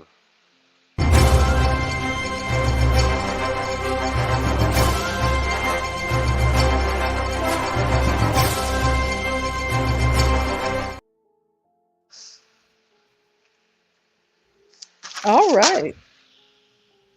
Political scandal? I'm not sure. Hey, so Diddy's ex-bodyguard claims disgraced rapper has secret tapes of top politicians at his freak-off parties, featuring 1,000 bottles of baby oil and lubricant. Have y'all heard about this? Yeah. This is why I don't even think Diddy's gonna make it to trial. Honestly, they got to get him out of there. Once you start seeing Obama, Trump, you see all these politicians at the freak offs, it's gonna get nasty. It's gonna get nasty, nasty. Yeah, I feel like it's already pretty nasty, but I guess it's going to get nastier. So let's check this out. There's some other stuff because it's like, sometimes we could take a break and get to some cultural stuff, even though this is from the Gateway Pundit, but still. So Sean Diddy Combs' former bodyguard, Gene Deal, has alleged that the rap mogul possesses secret tapes of politicians and celebrities engaging in scandalous activities at his notorious freak-off parties, the Daily Mail reported. Before I continue, you haven't said anything, but I just wanted to ask, I'm wearing a new headset. Do I sound okay? Yeah, no. You sound beautiful. Thank Sounds you. real. Okay. Yeah, sounds real good. Okay, great. Thank you so much. I just want to make sure. The claims Who got you a headset? the school did. Oh, okay, yeah, better be the school. Goddamn headset. Yeah, so I have one of the over the head ones with the microphone. Oh yeah, that must be real helpful. Like at the school. Well, they gave them to us yesterday.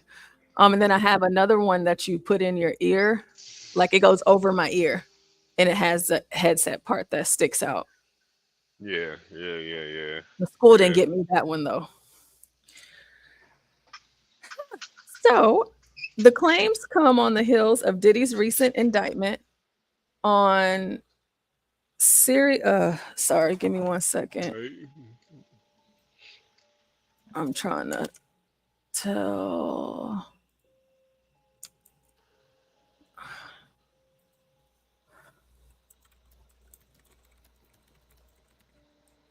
We could take a quick little minute music break. Make sure you guys hit the like button, subscribe if you're new here, and if you want to help sponsor this episode, hit Portia's Cash App, $ Portia J on Cash App.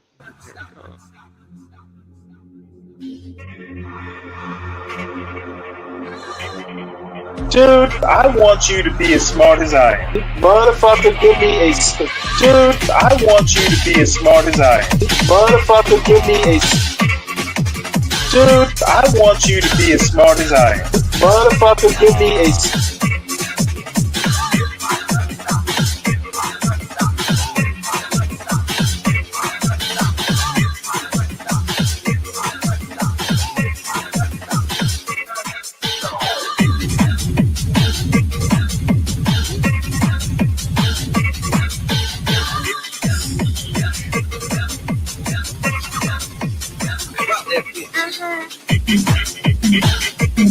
Dude, I want you to be as smart as I am. Motherfucker, give me a specific...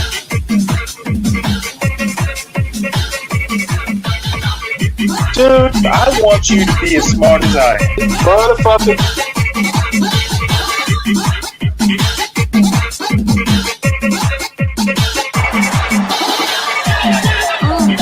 Come on out, you rapist!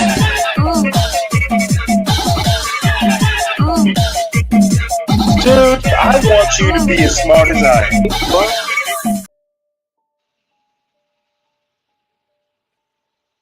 Are you ready, Portia? Yeah. It was just a second. I'm ready. The claims come on the heels of Diddy's recent indictment on serious charges, including racketeering and sex trafficking, and suggest a broader conspiracy that could implicate high-profile officials and celebrities. According to the New York Post, when federal prosecutors raided Sean Diddy Combs' home in Miami and Los Angeles, they found 1,000 bottles of baby oil and lube that were used during freak-off sex sessions, according to an indictment. Combs' staff, including high-ranking supervisors, security, household workers, and personal assistants, all helped to arrange for elaborate freak-offs where victims were forced to engage in sex while Combs masturbated and recorded, the court papers allege. Combs employees booked hotel rooms, arranged transportation for victims, male prostitutes, and Combs, and stocked freak-off products in the hotel rooms like drugs, baby oil, lube, extra linens, because you can never have enough extra linens, and lighting, because of course you want to make sure the lighting is proper for the videos that he likes to take. The feds allege in the indictment, during a March raid on Combs' 2 homes on the East and West Coast, the feds found freak-off supplies, including narcotics and more than 1,000 bottles of baby oil and lubricant, the court documents allege. Before I go on, I would like to ask you, HB, do you believe that sometime, or if it hasn't happened already, that someone is going to put together a package, or, you know, like a membership for something, and call it freak off supplies, where it comes with like a little care package for intimate things? You know, I think people may do it personally, but you know, maybe I should do it now that I'm thinking about it. Now that I think about it, if I started making care packages with 5 bottles of lube, extra linen, and lights, and a camera, would anybody in the chat buy it for your freak off? You know, I never really thought about using baby oil too, but I might need to grab a bottle of baby oil just so I can see how. Maybe like I'm missing out. Maybe I need to get some baby oil just to see how it, you know. Maybe just pour some baby oil and you know, see how it plays during sex. I've been, you know, I'm kind of like the spit on it type of guy, but maybe I need to invest in some baby oil. Wow. You know, let's see. Anybody in the chat, have you ever used baby oil during sex? Let us know. Put some I don't think that's not necessarily that wasn't the question I was asking. But I do appreciate your response. I will say that I do not think it is safe to use baby oil during that type of act. But I do think it would be cool to see, because you know how people, they'll come out with like merch in seconds, you know, hours merch drops after something. I'm like, I'm pretty sure somebody's calling something that they sell like the freak off lotion or the freak off perfume, or like the scent is called freak off. no, like I guess you could use like freak off baby oil. That would probably be a good, you know, but you got to be careful though. You don't want people to get like you know, have allergic reaction to it. Yeah, and see, that's what I'm thinking. Well, someone in the chat said that you might host your own freak offs. Well, maybe, but I would be the you got some feedback, or somebody talking. Somebody's talking. Okay. Very good. Okay. We'll circle back. Thank you. Let me mute Ryan. I did it. I muted him. Okay. So yeah. Nah, never needed any lube. I get them wet enough as it is. Okay, that's from 12th man. Oh. Okay. That's good to know, 12th man. Yeah, Thanks for it's sharing good to that with know. us. Yeah, 12th man, hit the panel, man. Come up. Tell us how you get them wet, because you know I don't know anything about that, so I don't. Ryan, Yeah. I asked but a simple question, you know, just because, you know, like whenever things come out, like how they just keep on saying freak off. And I was asking HB, do you think that someone is going to drop some merch and call it like the freak off something? But of course, you know. That's $1 million idea right there. It is. It's $1 million idea. I got this shirt at a freak off. Yeah, yeah. I got this shirt at a freak off. I survived a freak off. What did you do last weekend? It's $1 million. That's $1 million idea. Yeah, Ooh. I survived a freak off. I'm sure there's I survived disgusting. Diddy's freak off. Yeah, that would Oh be. my God, not many have. Wow, wow, that would be a really good shirt. Yeah, we Not gotta many. Not start many making. have. Yeah, wow. I can't I even guess believe. I don't even know if I believe all this stuff. Like, I don't think anyone's that depraved.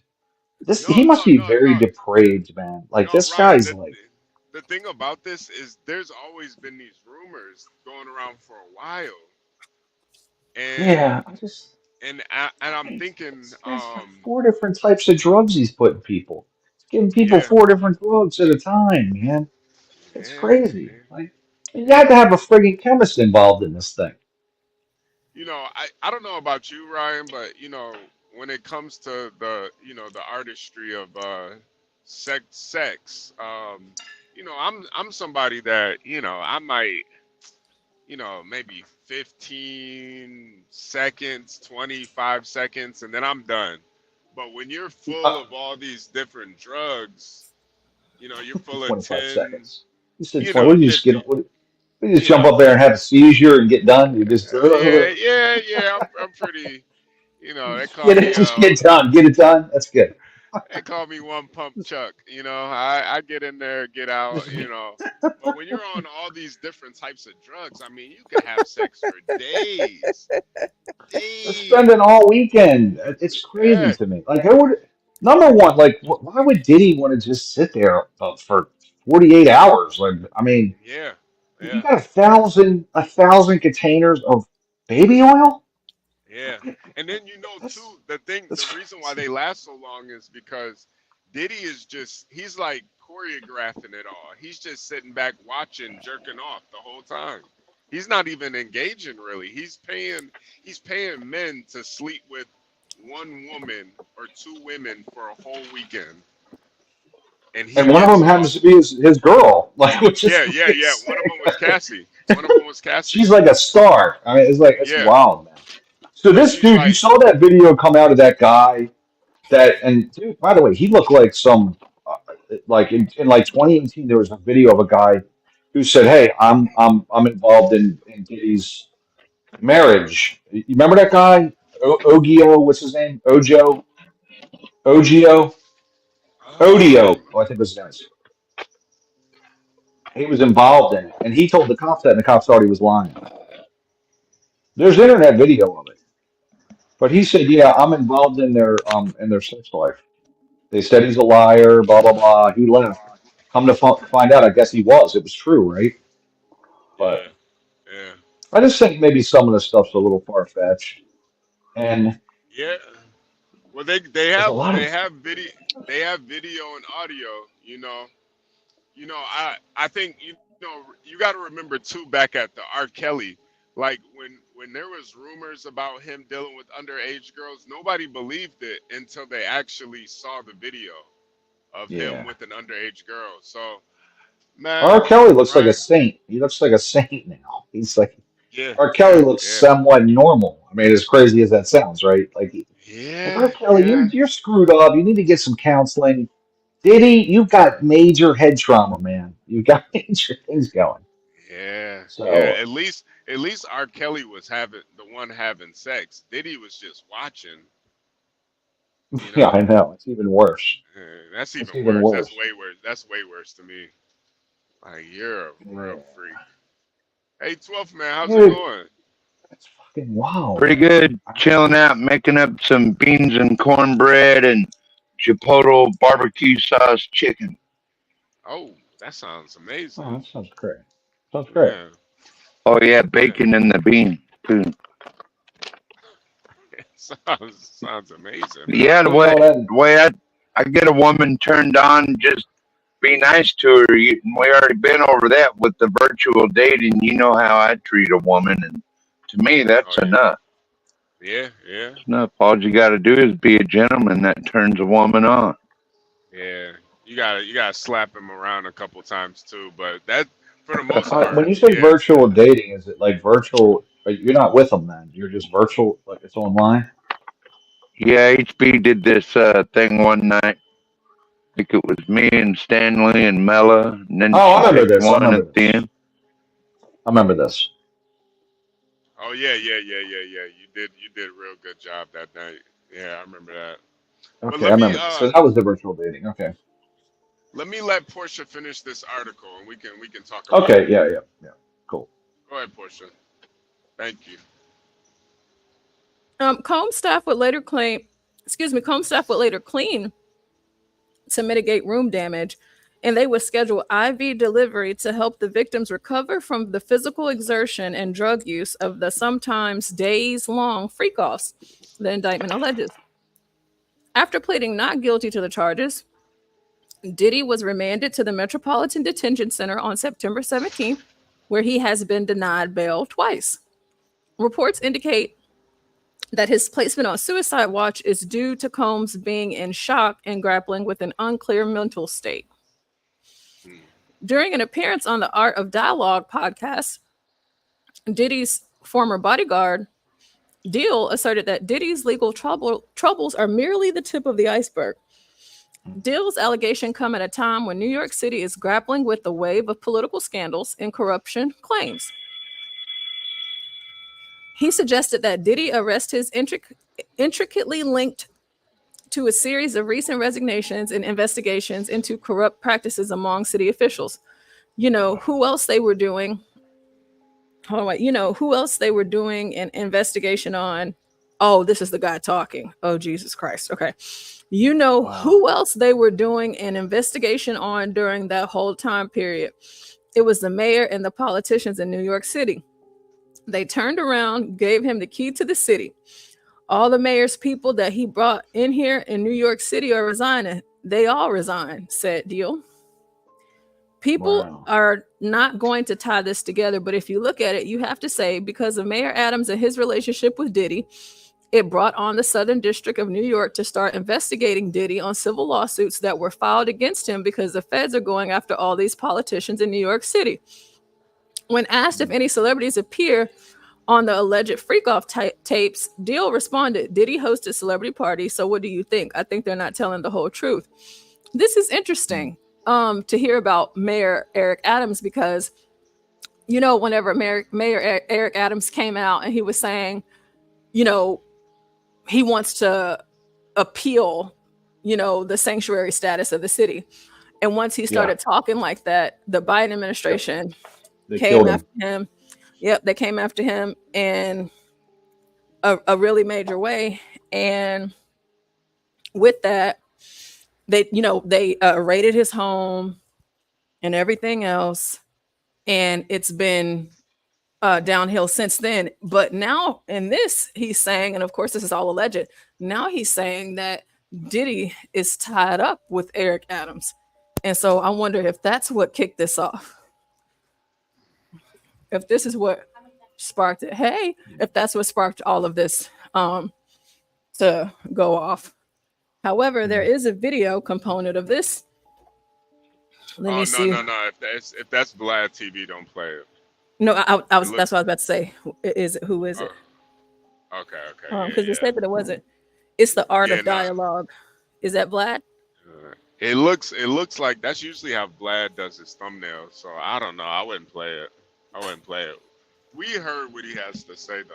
But okay, well y'all go ahead. And after y'all talk about it a little bit, there's this Forbes article that gives you more details about times and stuff like that. But before we get into that, or if we get into it, y'all, what do you think? What are y'all thinking? I'm still traumatized by what HB had to say earlier. Portia, can you look up Diddy hunger strike? Somebody mentioned it in the chat. I want to see if there's. He's not gonna make it. I just want to give you news. He's not gonna make it. He's done. He knows way too much. Yeah, I don't think he's gonna make it either. I don't think he's gonna make it either. He's not gonna make it. If he's got something on the feds, he's in trouble. I mean, I don't know. He's got way too much information. He's gonna have all the Hollywood gunning for him, and they got all the money in the world. So good luck. Hey. Yeah. Yeah, Hey. they said Kevin Hart. They said Kevin Hart was allegedly in some of these videos, and his wife is looking to file for divorce. So I saw the article Is last night where Cassie? they said, I don't know if I'm on mute or not. Okay, I'm sorry. They said that Beyonce and Jay-Z too, but I don't believe that for a second. Yeah, they got more money than him. They got more money than they don't. yeah. They got way more money. But is Cassie in any way implicated or charged? Like, why would she agree to all this, man? It's Well, wild, crazy. she was drugged up. That was the whole thing. I remember there would be videos of her popping up randomly where you would see like Diddy just talking down to her, and you could tell she was she was on something. Like a Stockholm situation. That too, but like you could just tell she was really like she wasn't all the way there. She was spaced out. And I think what Diddy did was just keep her full of drugs. A lot of times that's how, when, somebody's like a sex slave, you keep them full of drugs and you can kind of keep them. Just keep them hooked, yeah. Yeah, keep them hooked on it. And I think it's, when you're pumped full of 4 different types of drugs, it's kind of like, you don't really care what's going on. You'll let anything go down. So, yeah, Crazy. Diddy just kept her full of pumped up, and once she Was it just during the incidences though, or was this all the time, all week? Because you figure after the weekend they had their little freak off. Come Monday, she's like off the drugs. She's like, hey, I got to get out of here. This is I don't know what just yeah happened, but Diddy wasn't even involved. It was some other dude. It just no, there was a, I think what really sparked it was that video of her running in the running away from him. Yeah, that's what really sparked all of this, because she was clearly trying to get away, and I'm sure that wasn't her first time trying to escape. But he allegedly was threatening her, and I think Cassie. He denied that initially. He denied it too. He was like, I didn't do it, and then he came up and said, oh yeah, sorry. Yeah. Because I got caught. I'm sorry, I got caught. But I think Cassie, she took that settlement money behind the scenes, but I think she still tipped the feds off about what was really going on behind the scenes. She got her money, and I don't even think she's going to testify, because I think there's more women. I think Cassie was just thinking like, I got away, but there's probably more women involved now, probably other women. She can't testify, by the way. She can? She can't. Yeah. I don't think she can, but I think she gave the government all the information that they needed to find out what's really going on. Okay, thank you. Yeah, of course. You could just set it over here with the lid. Yeah, so she couldn't do that if she wanted to, because she accepted that plea deal and she took that money. So she essentially like kind of recused herself, and she can't. No. Yeah, but I still think it was just because she can't testify doesn't mean she can't give information to the feds. Oh yeah, of course. I'm pretty sure they're gonna use everything that she gave them. Yeah, I'm most sure of that. Yeah. So I don't think it was just about the money with Cassie. I think she really wanted to see him in prison. Well, I guarantee it. I mean, he essentially. I mean, I don't want to say it was forcible, but it sounds pretty forcible. If you're drugging somebody, and I mean, look, if she wasn't drugged during the week, it's going to make the post freak off, dinner at the house a little awkward. Like, so last night, like it's going to make that a weird conversation. You know what I mean? So hey, this past weekend, I noticed that. I mean, like, he had to keep her drugged the whole time. I mean, Yeah. I think too, maybe when she sobered up a little bit, he was probably threatening her life too. Probably, yeah. Yeah. The other thing that's really shocking, and okay, HB, you ship products professionally, right? You ship stuff. Like, I just want you to try to. It's like 3 pallets of baby oil. Like, really think Yeah. about it. Yeah. There's like 3 fucking pallet. What's there, 48 in a case? I mean, you can, like, it probably weighs about 25 pounds. You're talking about multiple pallets of baby oil. Who buys Yeah. that? Like, you walk in the store, like, hey, I need to get 3 pallets of this. You only got 6 on the shelf. I need 3 pallets. It's crazy. Yeah. Yeah. Yeah. I'm I'm pretty sure the baby oil sales have probably gone up. I'm pretty sure. I want to buy some baby oil. I'm thinking about buying some, honestly. That's your dad. You can't. He's got, and where he lives for an 8-block radius. There's no baby oil to be found. He's bought it all. Yeah. He's Yeah. bought it all. Good Lord. Mm. Just probably went to Sam's Club. Just bought a bunch of He baby oil. did. I need 3 pallets of that, please. I'll take 3 Jesus pallets. Christ. It's a lot of baby oil. Yeah. Wait, let me 12th man, what do you think about all this? 12th man left. He just left. I think 12th man doesn't need baby oil, so you know. Okay, go ahead, play this video portion.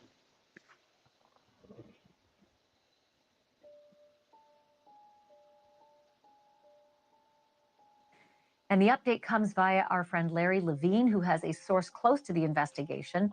Larry is a former federal prisoner himself who served time at 11 institutions across 5 states and is founder and director of Wall Street Prison Consultants.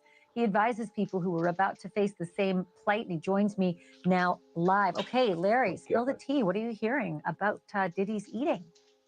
Well, I got an inside source there at MDC, and if they knew who it was, they'd really plot. When people go into custody, they have anxiety, they're depressed, a lot of things go through their mind. And one of the things they do is they stop eating. They lose a lot of weight. Look at somebody coming out of prison. They look like a POW or something, but they've been through the ringer. Now, there's a collateral issue that may be here. Look what happened to Jeff Epstein. I got people every day saying, you think they're going to Epstein him? And I go, well, I really don't know. But they can't have this guy do a suicide. It would look kind of funny. Now, imagine if somebody got to one of the correctional officers, and this could happen. They don't make a lot of money. And there's people out there that he has things on that do have a substantial amount of money. Imagine if someone paid someone off on the inside to actually poison his food, give him a heart attack, and he dies. And no one would really think anything of it. So that may be one of the reasons he's not eating. He's really, really paranoid. He's really, really scared. He doesn't know what to think. He doesn't know who to trust or what to believe. Then he had a religious visit also, and a dietitian come talk to him. Now, there's a possibility that he wants to go on a kosher diet. It's prepared a little bit differently. It's a religious diet. That could be another aspect as well. But I remember when I first went into custody at MDC Los Angeles, and I didn't eat for a couple days, but this guy's been there about a week now. So he should be in a routine. And there's just so much, Ashley, there is so much disinformation that comes out. Like he has to get up at 6 o'clock to make his bed and mop his cell. That's for a regular housing unit at MDC. He's not getting out of the shoe. He doesn't have to make his bed, really. He's probably laying in bed all day long, just stewing and thinking. So the situation and the conditions for him are completely different than it would be for a regular inmate.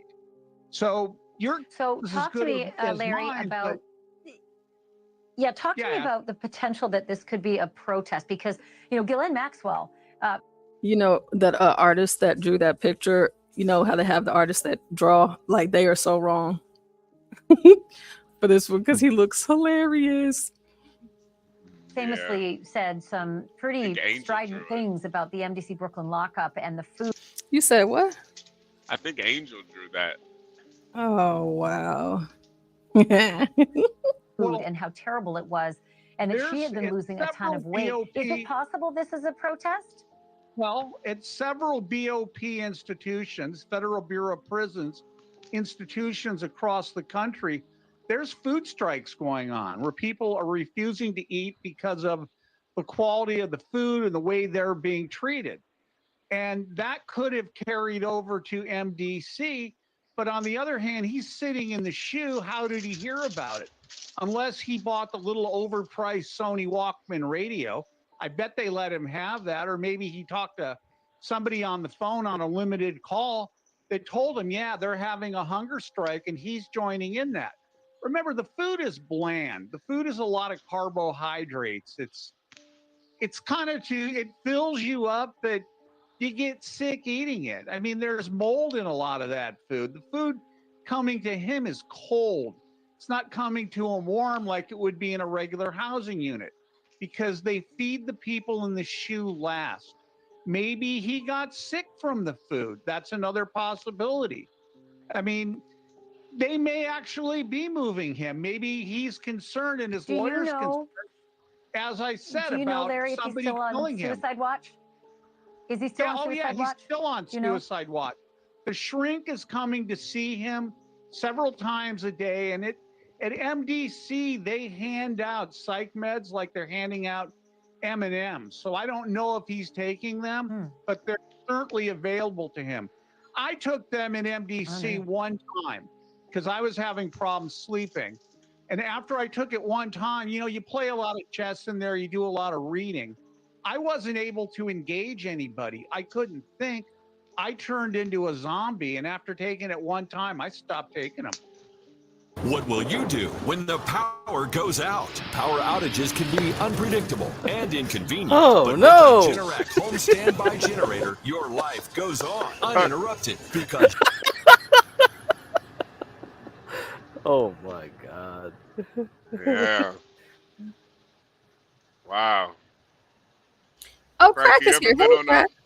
Yeah, what's up? Crack, you ever been on a hunger strike, Crack? Hell no, I ain't doing that.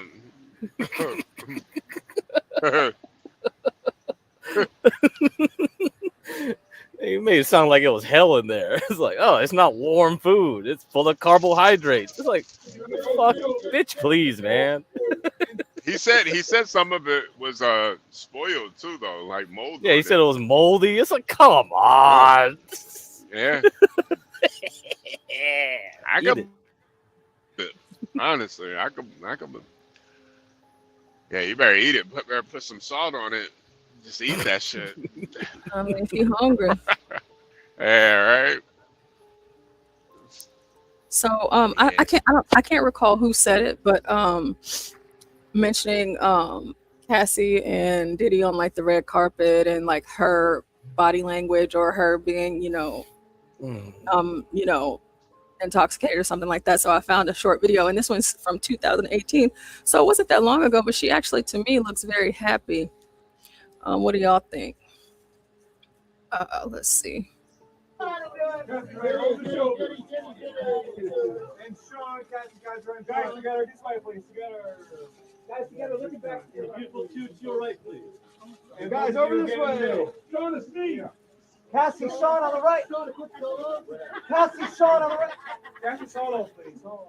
Sean, a quick solo. Sean, come by. Hey, Sean, how are you? Hanging out.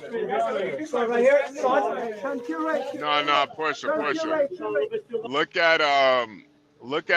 Look up the Cassie inside the hotel. Not the one where she got chased out of, but the older ones where you see her inside the hotel laying on the ground. Look at that one.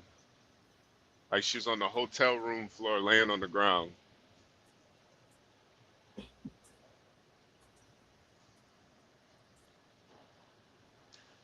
Don't answer that comment in the chat either. Should be ashamed of yourself. Not this one.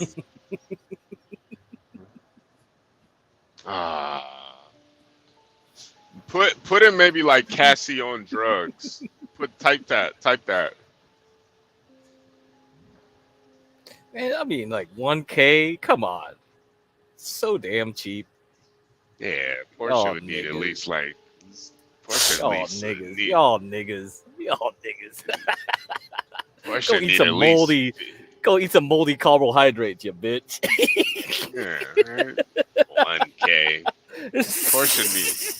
Portia need at least 50. Like, what are we talking about here?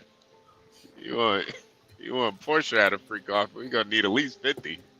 Fuck yeah. The fuck?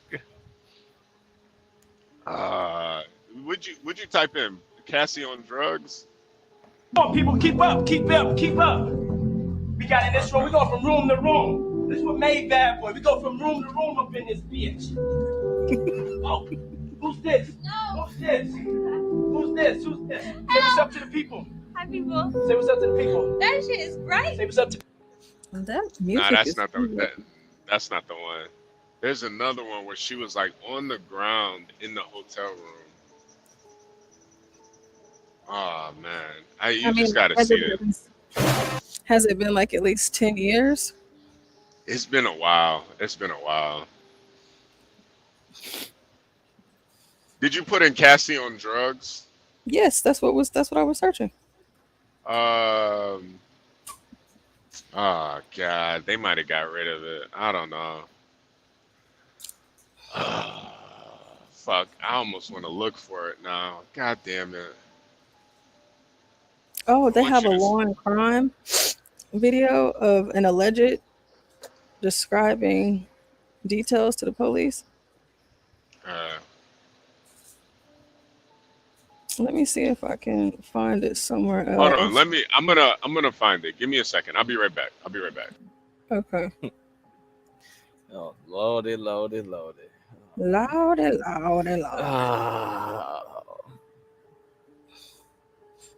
Because I mean, I don't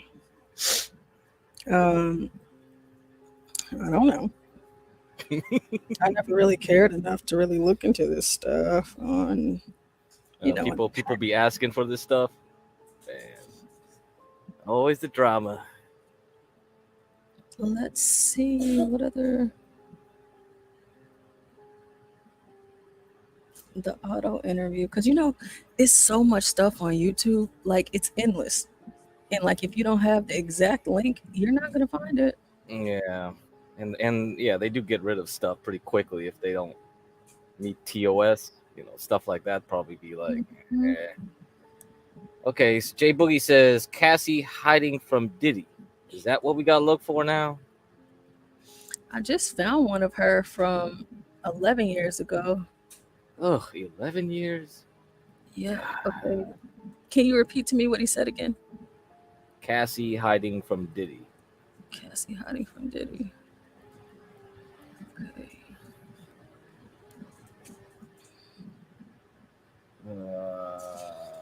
Okay. I mean, that's the same beat up video we've seen already. I get some of that. Oh, this must be it. The first one, that all-star low, I got that the first hit. It's right here. Yeah, that's what I'm looking at. Let me check my messages, because it might be. No, you're just gonna check it. Okay. Yep. That's the exact one. Yep. Okay. Yep. That's it. There we go. Hey, Push. I have a Charleroi resident Dave, right can I here. help you? Hey, what's up, man? How's it going? All right. Yeah. All right. Give me 1 second. Is everyone able to hear me here? Yep. Loud we and can hear clear. you. All right. Hey, what's up, man? How's it going? This is D from D's Barbershop, correct? Yeah. All right, this is John Galt from the Urban Landlord on YouTube. Okay. All right. Well, my name is Jay, because D's not here, but Jay, right. I run the shop, right? Yeah, Right. okay. Jay, okay, let me look you up. Let me put you on the screen so everyone can see. Barbershop, Charleroi, PA. So let me put your Facebook up on the page, up on the screen so everyone can see who we're talking to here. And so D, yeah, how would you characterize? Well, this is Jay. This is Jay. I'm sorry, damn, my bad. I'm getting the letters okay. mixed up. Jay, how would you characterize the reporting coming out of Charleroi about the migrants? The report's inaccurate. Can you tell us how they're inaccurate? It's inaccurate as of, there's more than just Haitians here. First of all, everyone's talking about it's just Haitian, all the Haitians, but you have Jamaicans here, you have Africans here, you have other people from the Dominican islands here. From the Caribbean islands here. Other people from South America here, Guatemala, Honduras. But in a town of 4,000, Colombia. They say that there are 2,000 Haitians. Is that true or not? I don't think that's true. That's my opinion. That's just my opinion. Okay. Do you think it's less or more? I think it's less. Okay. Than 2,000. Okay, and so why do you think they're reporting? Are the migrants, are the Haitian migrants, the biggest group in Charleroi? Ooh, that can be possibly true. They could possibly be the biggest group, but like I was saying, that you have a lot of Africans here. Why do you think the Haitians are being reported on so negatively relative to all the other groups that you mentioned there? Well, my thought is, my opinion, I'll just say my opinion, that, when people think about Haiti, they be like, oh, third world country. But all these people are coming from third world. Do both? What? I mean, is Jamaica third world? I think so. I don't know if I call third world. I mean, they do have poverty, but not on the level of Haiti, being like the poorest nation in the world. I mean, I think there's a big distinction between, yeah, that's true. Yeah, exactly. So do the general public know why Haitians are in the situation they're in now? If they say no, then why don't you know? Yeah, I think that people in the audience are really curious to know kind of the, what's fake and what's real coming out of the reporting out of Charleroi. Do you have children in school? No. My children are all grown. Do you have any grandchildren in school in Charleroi? No, not in Charleroi, but I've been throughout the area for many years, so. Okay. So how would you say the Haitians, since they're being reported, we've heard about the chickens and dogs. I'm not going to ask you about that. But if you want to comment on it, what do you think about the commenting on that? They're reporting on the chickens and dogs. Why would we entertain those? Yeah, why would we entertain those who have nothing in common with the people they're commenting about? Can you explain it for me? Who? So what I'm saying is, there is no African culture that eats cats and dogs. Well, I think some people are saying maybe they are engaging. Tell me one. Well, tell me one. I think the allegation is that they're engaging in voodoo, like sacrificial practices with the cats and dogs. Now that can possibly. I haven't heard of that one, but can that be possible? Yes. Are you familiar with voodoo? At the same time, yes. Oh, you familiar? Okay. Well, who called it voodoo? What's the real name? Who called it voodoo? I'm not very familiar with it. What do you know about voodoo? Well, I mean, let's look at it. It wasn't even voodoo. It was called voodoo by those who were colonizers who didn't understand what it was. And it was scary to them. I mean, yeah. But voodoo, I mean, they just deemed it a religion within the past 10 years or so? Mm-hmm. So it wasn't even a religion. It was just a culture, a way of practice. But, I mean, to my understanding, voodoo ain't nothing but asking your ancestors for guidance in this world right now. Setting them up at an altar and asking them for guidance. I mean, it ain't no difference. People say, oh, they put spells on you. What's the difference between a spell and a prayer? They're the same thing. People pray for your downfall. I pray God strikes you dead. I pray God gets you back. So what's the difference? Do you think You know, there's? Go ahead. Go ahead. No, I was going to ask you. Do you think that could be why the animals are like coming up missing? You know, if that is the case, do you think it could be voodoo as opposed to people eating their cats and dogs? Could that be like the misinformation? Can it be? It could be possible, but I'm not going to comment. I can't give a strong comment on that because I'm not aware of any of that. Right. However, I do know that that is a practice in Haiti itself. What the sacrificing the animals or something like that? Well, you know, the culture. I mean, do we chastise Islam for cutting the lamb from left to right and letting the blood flow so you can eat the, so you eat the food? Right, halal, do we do that? Right.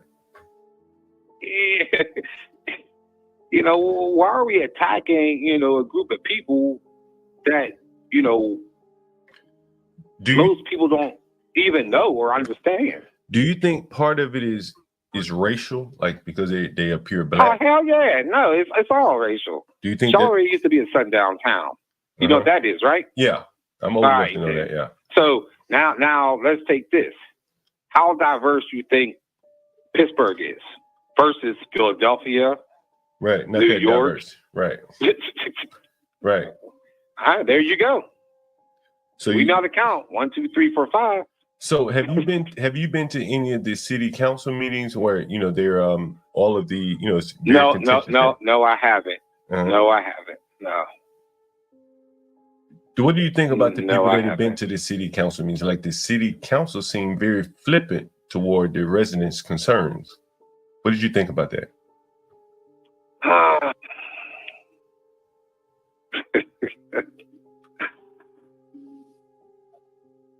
I mean, the people who live here and lived here for 50 years or 60 years, it's change.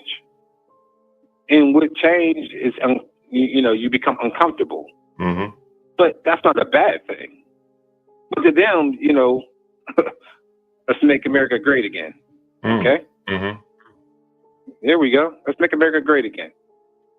So you think it's like they're like Trump supporters? You think it's like kind of political? With the I didn't say they're Trump. I didn't say they're Trump supporters. Fair enough, right. But the mindset of let's make America great again. I see what you're saying. I get what you're saying. But why the Haitians over? Say you say there are Jamaicans and Africans there. Why do you think all the reporting is on the Haitians? Other than they having larger numbers of people there. Well, I do recall them having an Haitian Day, which was probably, you know, uncomfortable for a lot of residents in the area. It didn't do anything wrong, but, you know, no one's saying if you have a Slovak Day, if you have an Italian Day, if you have an Irish Day, oh, you have a Haitian Day, oh, now it's a problem? Right. Yeah, I totally get where you're coming from. Let me ask you this question. How about the 2,000 people or 1,500 into a small town? What has it done to the price of living and stuff like that? Just the overall living situation? Well, let's say this, that, you know, in this town, you know, it used to be a lot of walking zombies, if you know what I'm talking about. Drug addicts. Yes. Okay. Now you see a diverse community or a lot of diversity, and you're seeing a lot of businesses opening. So, I mean, so what's wrong with that? Nothing. I'm asking you. You know, next they're going to be saying, "Oh, they're bringing the drugs here." It's always going to be something because, like I said, you have those people that want to make America great again. And I'm not saying they're Trump supporters. Okay. What about the cost of housing? So is the cost of living going up or down? Well, I think the cost of living has went up across the whole board. So here, I think that, you know, with there being a lot of diversity here. Mm-hmm. I think, those who are landlords, they can take advantage of that. I mean, are they taking advantage of that? Hopefully they're doing their fair share. Like, this is fair price for rent. This is what's going on throughout Southwest Pennsylvania or Eastern United States, Mm-hmm. So for those people that had multiple homes and they lived in rent and they weren't rented before, I haven't heard of any of the individuals here being bad tenants. Mm. I haven't heard them not paying on time. Mm-hmm. I haven't heard them tearing up your house. Now, have I heard that, they had more than like 10 people in the house? Okay. But as being tribal people, that's what tribal people do. You say tribal? It doesn't mean tribal, yeah. I mean, because it's all Afrocentric people. Mm-hmm. So, is it being tribal people? It's no thing to have, like, if I'll just take it this way, like, back in the day when you had Big Mama's house and Big Mama had, Aunt Shirley that lived there with her husband and Cousin Kim stayed there with, her friends. And it was always like that. Mm-hmm. Where you had people. But so what's the problem now? All the problem is that, first of all, second of all, the biggest thing is they don't speak no English. So it's just going on down the line. People are always going to find something wrong. But with them living here, wait a minute, but they might. They don't speak English? Are you saying a large number of the Haitians don't? Oh, no. So they're learning how to. Okay, gotcha. No, I mean, some of them do. Some of them are having a tough time, but they're attempting. They're learning. Has there been any conflicts in the town? The blacks, the whites, the Haitians, and, all these different groups. Any conflicts in town that you can think of? No, there hasn't been any physical conflict. Everything has been social media. Everyone has expressed their concern through social media. I'll just put it that way. We talked to some white residents. I think it was in Charleroi. Where is Queens Market in Charleroi, or is that Springfield? Yes. Have you ever been to Queens Market before? Yes. Some of the white people were saying that they felt like it was like a segregated store.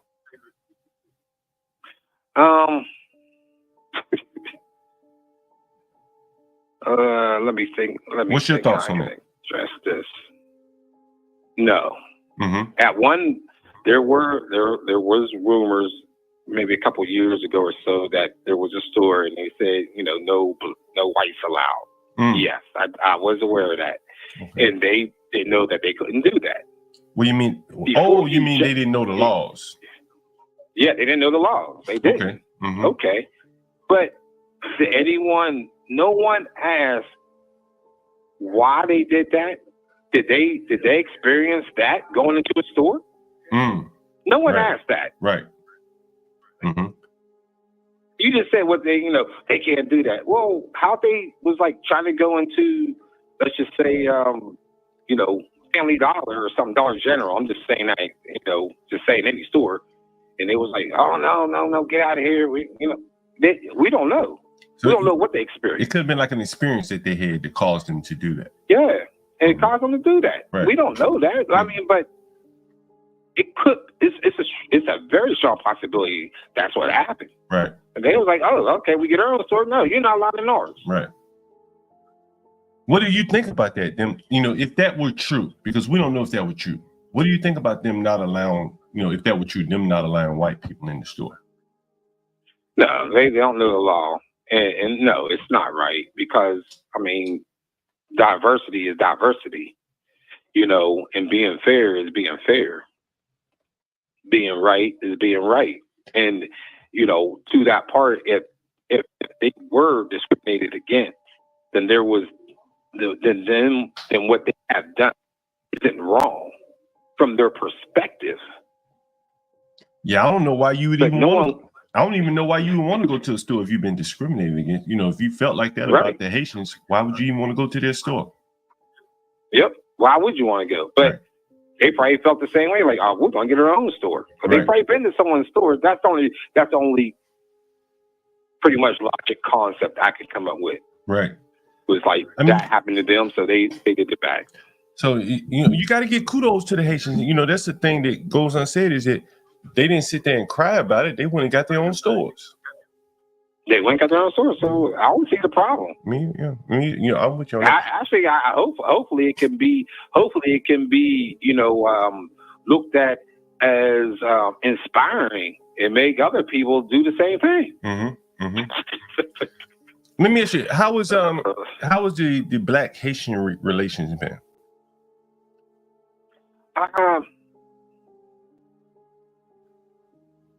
I think it's who wants to break the ice. Who wants to break the ice? You know, people say, "Oh, they're staring," but you only know someone's staring if you're staring back at them. But who wants to break the ice? You know, I'm in the land and I don't know. I'm trying to learn the language. What do I say? Hi. Do I say hi correctly? Like, sock posse. What's up? Like, sock posse. You know. So who wants to break the ice? That's just my opinion, though. Who wants to break the ice? And I think, you know, once that happens, then that becomes a lot. It's put at ease now. When I see you next time, I give you a head nod, or I say, you know, hi to you, and you say hi back. You know, it's like he wants to break the ice because, let's be honest, what's the difference between, you know, an American, African, and a Haitian? If I put them both in the same room, you don't know who's who. You mean like a Black American? You mean like a Black American or American African? Yeah. Black American doesn't matter, but if you put them in the same room, who do you know who's who? One's Jamaican, one's Dominican, one's African, one's American, one's Puerto Rican, one's I say Brazilian, one's Colombian. How do you know the difference? Right. You don't know until they open your mouth. Until they open their mouth. Right. They open their mouth. Right. So now, with the what I would call with those who want to make America great again, how do they look at the blacks that been living here? Do you think they lump you guys in? They with might the Haitians? they might think we're Haitian. Now, I mean, just because we look alike. So you think the negative stereotypes of the Haitians could overflow to like the Black Americans? Is that what you're kind of saying? Yeah. I think the negativity is like, you know, they don't African people. Period. It's too much for them. It was too much about diversity. It's getting too dark for them, and they don't like it. And like I said, it's change. You know, not everyone is comfortable with change. Like what would you say has changed? What has changed is now Charleroi is now diverse. Okay. Do you have any other? With it being diverse, with it being diverse, you know, there are many stores that are open now. So some of these abandoned buildings, or I'll say storefronts that didn't have no tenants or businesses, there's businesses there.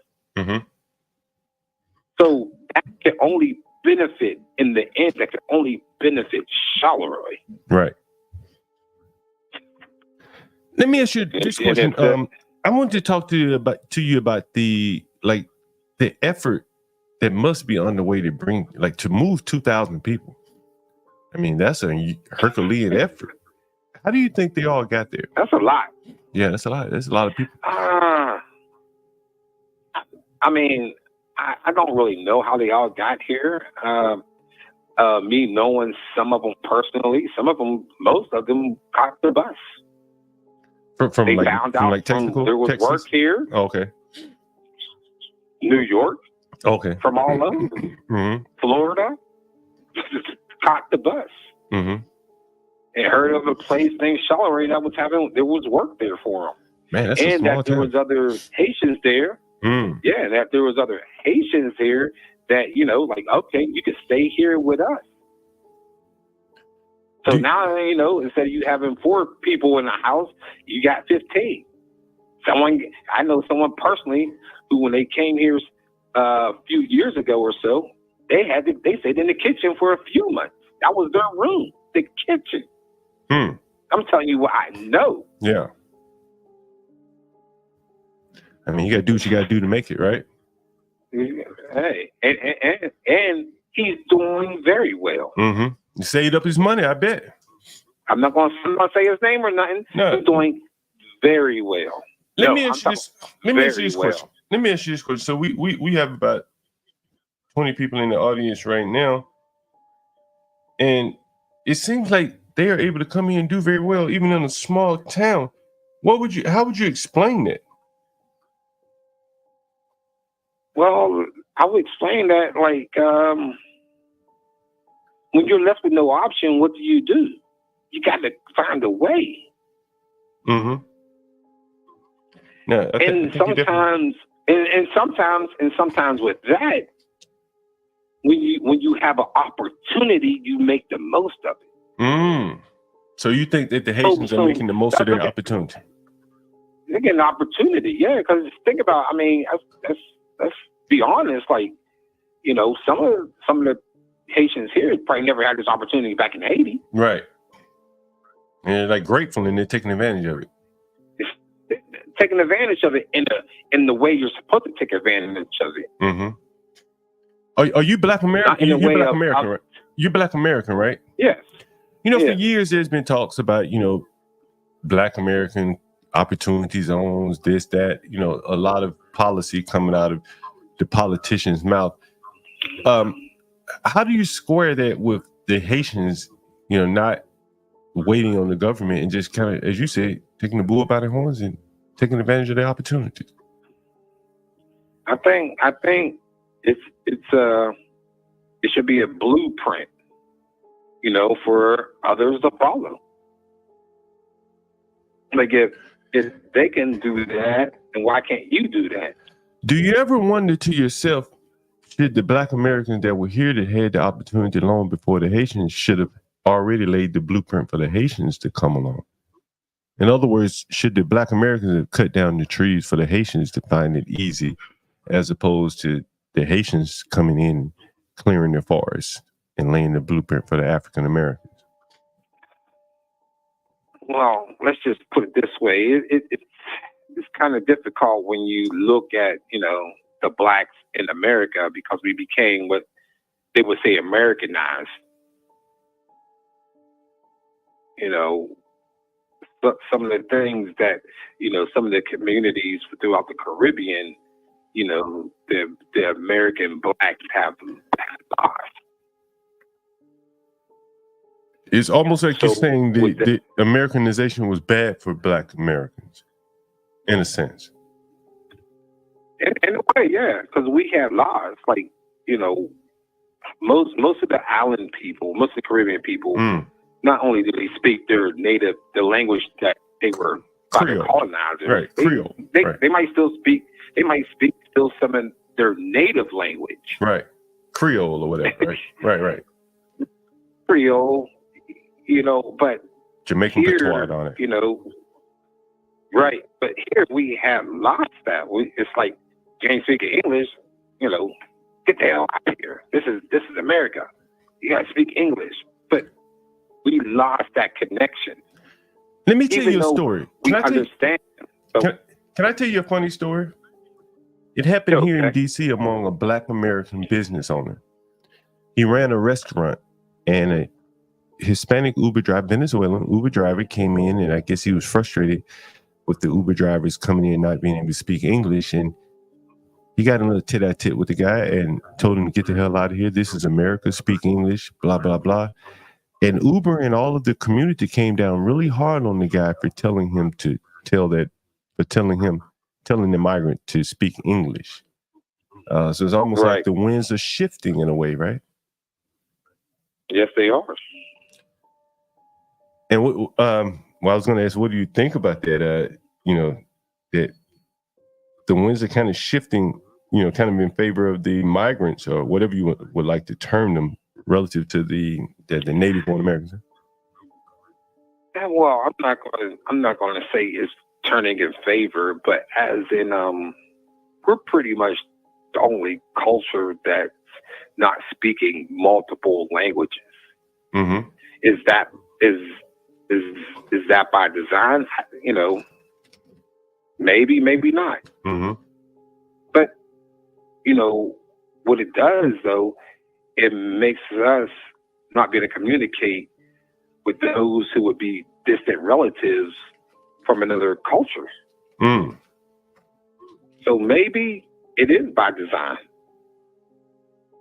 That's interesting. Just maybe. Yeah. Hey, maybe. Do you have any barbers in your salon right now that have children in the schools? No. Oh, no, we don't. Man, I wanted to talk to someone with children in the school. I haven't been able to reach anyone with children in the school because I would love to hear, like how it's playing out in the schools. What are it's tough, as I hear of. I hear all these stories. It's tough. And what have you heard? It's tough because, some of the kids are like, the kids are just going with mainstream media. The Haitians do this, they do that. So what do you think how they treat the kids treat them? Oh, so you think it's flowing over into the schools? The Haitian kids are being picked on, stuff like that. Yeah, I mean, but it's kind of intriguing to find out like some of these Haitian kids speak not only French but they speak English and they speak Spanish. That's interesting too. I heard that they had to hire a lot of French Creole speaking teachers and like resources in the schools. And that was causing a lot. I mean, I heard that they're supposed to, so I don't know, so I can't really speak on that. Right. All right, man. It's been great talking to you. I guess I have to ask the customary question, if you don't mind. I think I know what your answer would be. Kamala or Trump, 2024. And I got one question to ask you after that. Let's put it this way, and this is going to be my opinion. Mm-hmm. I like the Pittsburgh Steelers. Mm-hmm. You like the Baltimore Ravens. Right. I love everything the Steelers do. You love everything the Ravens do. Right. I hate the Ravens. You hate the Steelers. Right. But guess what? They're not going to disrespect that shield they play for. Right. I get you. A lot of people are sounding that way. So when you're asking me about Harris and Trump, mm-hmm. It's. I know who Trump is. Mm-hmm. Yeah, he probably doesn't like people that look like me or you. Mm-hmm. Kamala Harris looks like me and you, but what's her true agenda? Sometimes you have to get your feathers ruffled to make serious moves. However, though, but I'm Kamala Harris. Okay, now what's the first thing, in the first 100 days you would like to see her, what policies would you like to see her tackle? First 100 days, most important things you want to see her.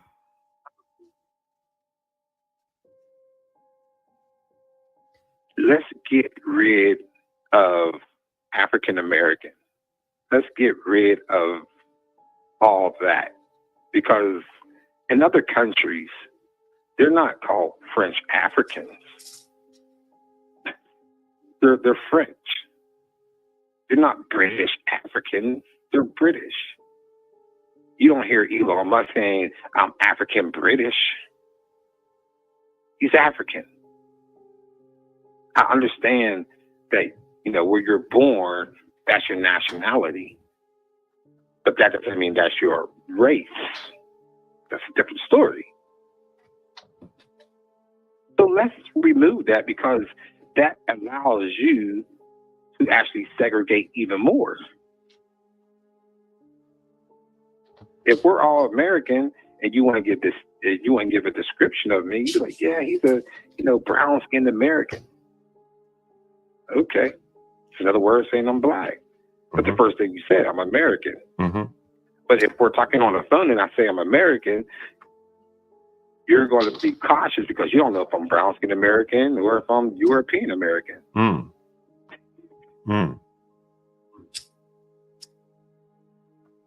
Even through a job application, you're not going to know until we do a face-to-face interview. Right. All right. One more thing. What would be a successful 4-year term for Kamala in your eyes? Getting the economy heading in the right direction.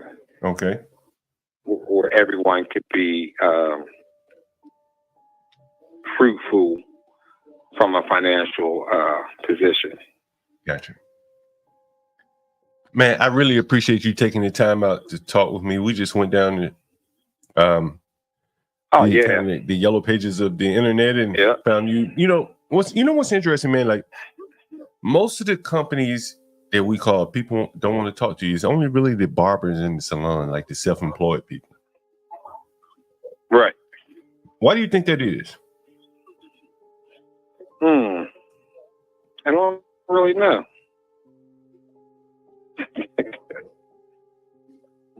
I really don't know.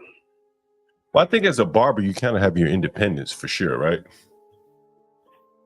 Yes, I definitely have independence and doing the work that I do. That I am diversity. Do you cut a lot of Haitian hair? Haitians, I cut a lot of their hair. Really? There you go. It's been good for you. Hey, man. So it's good for me. Well, again, man, I am John Galt, and this is the Urban Landlord, all one word on YouTube. We stream 24 hours a day. So we'd invite you to come on, man.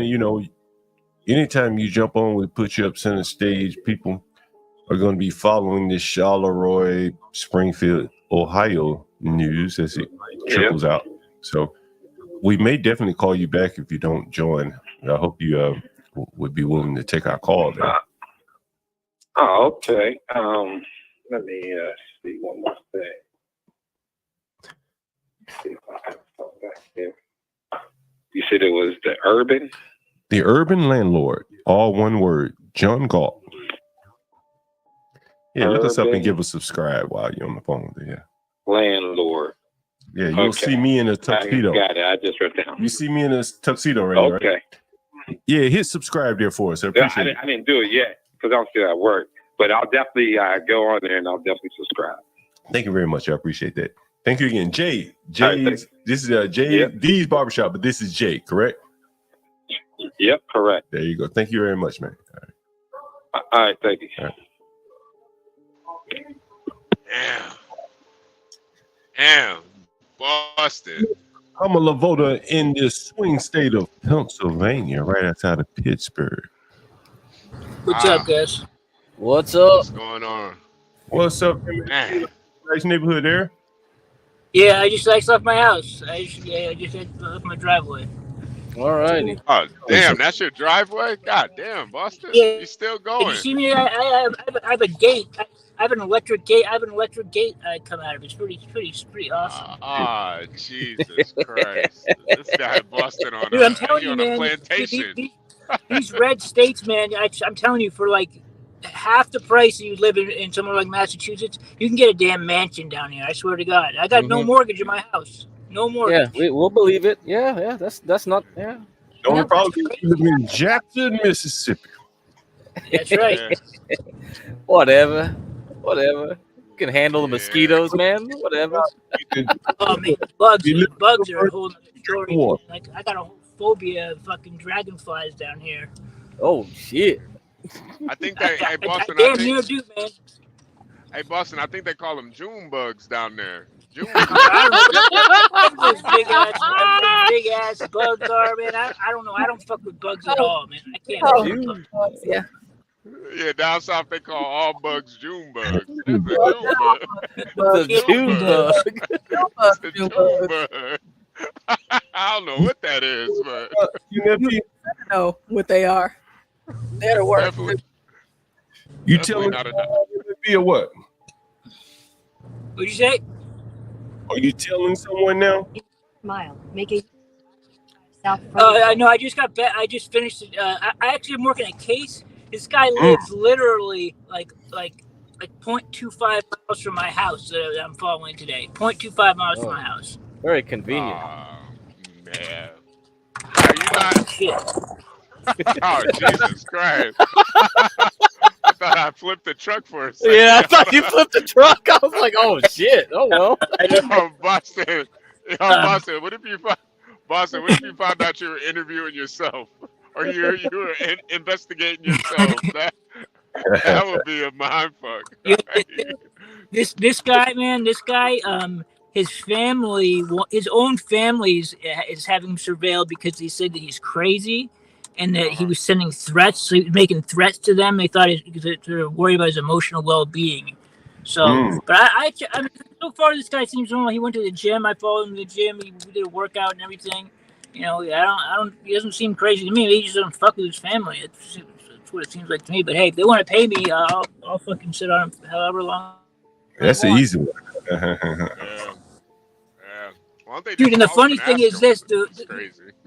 Yeah, well, no, he sends them threatening text messages all the time and stuff. So like, he can't talk. They don't talk to him. But the funny thing is, this guy, 2 or 3 years ago, this guy literally lived next door to me. It was one number different. Like if I worked this case 2 years, he lived direct. I'm talking about. I live at number 18. He lived at number 17. You talking about when you lived in Boston?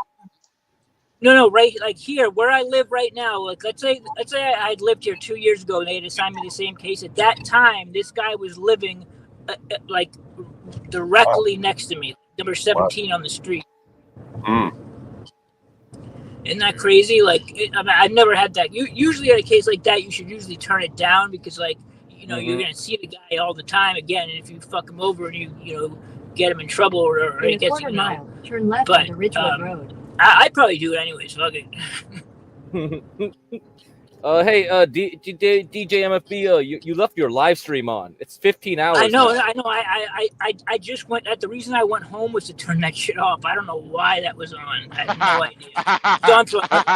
idea. Is it still on? Is it still on? I think it's still on, man. I went home and turned it off. It was on for 15 hours. Jesus. Yeah, I have no idea why. I have no idea why. Like, I was DJing for like maybe 25, 30 minutes. Like, yeah, I think it's still on, man. I think it's still on. No, I turned my computer off. There's no way. I disconnected the camera. What? And there's no way it's still. Boston, it's impossible. Boston. You gotta press end. It'll still keep going. Yeah, it's still going, dude. What are you talking about? It's still going. Yeah, it's still going, dude. But how can I end it without? I don't want to go back home. Shit. The other way. Yeah, you gotta log in from your phone and press the end. I guess if it's StreamYard, you got StreamYard, right? I can't though. I don't use StreamYard though. On the right. Oh shit. What do you use? I don't know what's going on then. Straight up from YouTube Live. You can do it from YouTube. Yeah, you gotta go to YouTube and end it. So I'm gonna have to go. I'm gonna have to do it later when I get home. Yeah. You can do it now. Man. You can do it now. Yeah, forget it. Who cares? Yeah, I don't care. I mean, it's not live because the camera and the computer are off, so it's just streaming nothing. Like it's streaming nothing at all. Yeah, no, it's still. I'm pretty sure it's still live though, but. Yeah, I mean, fuck it.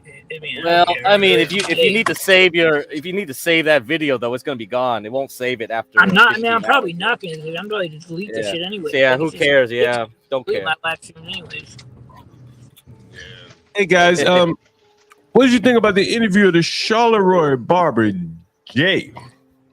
You know, there was a lot to. I hate saying it because it's kind of everybody says it on YouTube. What? A lot to unpack. We lost HB right before he was about to unpack it. Hello, HB.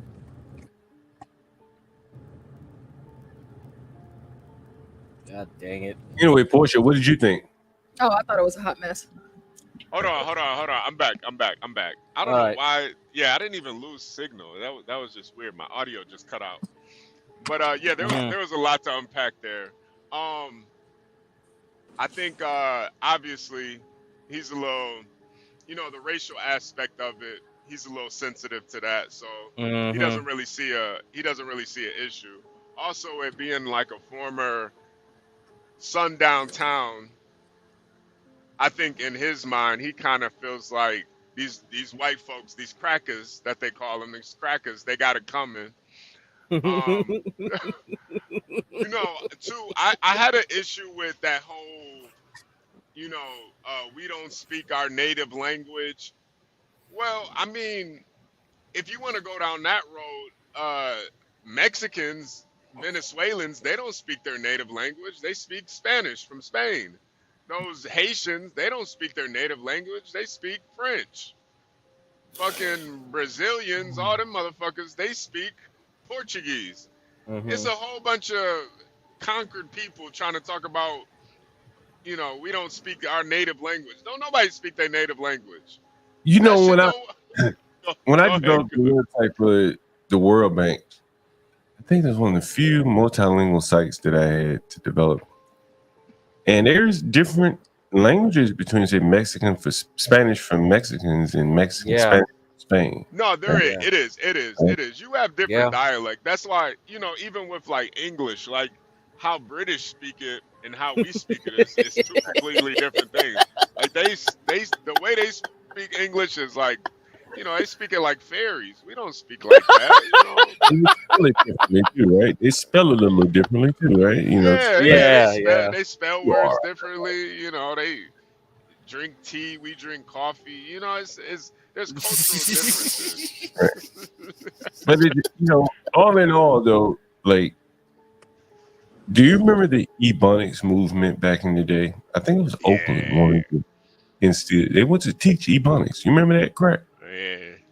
Yeah. I remember that. Yeah. I went to college. I had to learn some of that. Well, you're telling me they taught? Say what? You saying they taught Ebonics to people?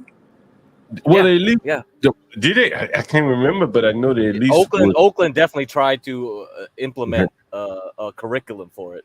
What? Unified, district. Yeah. In Oakland, California. Yeah, they did. And then I went to university. I learned it too. Yeah, they taught it anthropology. Yeah, AAVE. They called it African American Vernacular English. Dude, that's like counterproductive right there. Well, it is kind of what that guy was saying, though, was it not? Is it not what the guy? So I don't know exactly what he said. It was kind of what the guy was saying. He said, "Look, we don't have a language that really is ours." The Haitians got some shit that he said. Even he even went back to Creole. He didn't say they just spoke French. He said the Mexicans had their whatever their native language, but he was like, the Africans, they do have theirs. But he was lamenting that the blacks don't have theirs. Right? Like, what is ours? The closest thing we have is Ebonics. Yeah. Right? You listen to some of these rap songs, I mean, they're not really speaking English. Right? Like some of these guys, like, you might get out of 100 words, 10 may be like straight up out of the English language. The rest of them may have been modified, like a dialect. Unknown caller. Or what do they call it? A patois or something. Yeah. Like they have devolved into vernacular. It is very like cryptic a lot of times with these rappers. And so from that standpoint, they're trying to get to where he is saying they don't have. You can't master the English language because it's not necessarily your first language, as he suggests. Then you're gonna have to speak something.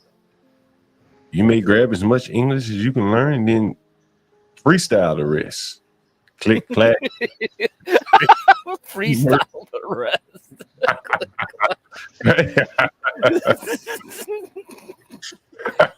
Just don't conjugate some verbs, man. Don't conjugate some verbs. Drop them all together. That's all good. You don't need them.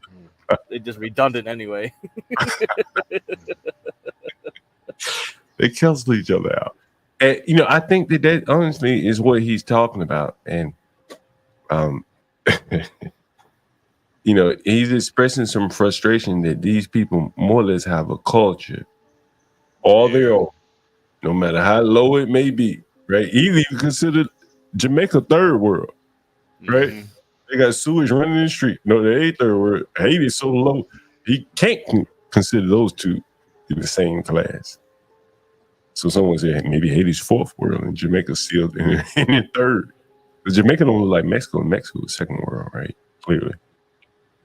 Anyway, it was very interesting. You guys, sorry to talk so long, HB. What else do you think about it? No, I thought though overall, like he seemed like a decent guy though. Like he wasn't like a, he seemed like a pretty forthcoming, professional. Seemed very professional.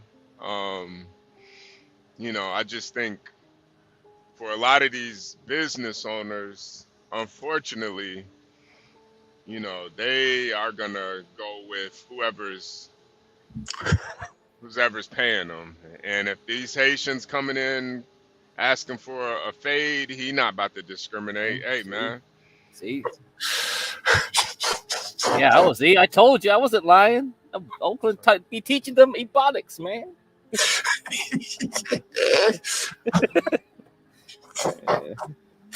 John's losing it. Booga, how be? That's good construction right there. Good ebonics. That's an A+, man. Yo, it's somebody with a degree right now that took this class and got credit for it, man. That's a goddamn shame. I went to university. They taught it too there, man. They can't get one. Yeah. Wouldn't it be some shit if like Crack was here in the class in ebonics? He probably did. Crack probably did get an A in ebonics. I'm not gonna lie. He probably got an A. Could you imagine Crack having the top language in the ebonics class full of black? Yeah, that's crazy. If I went to Oakland, that would have been funny. I wasn't in Oakland, though.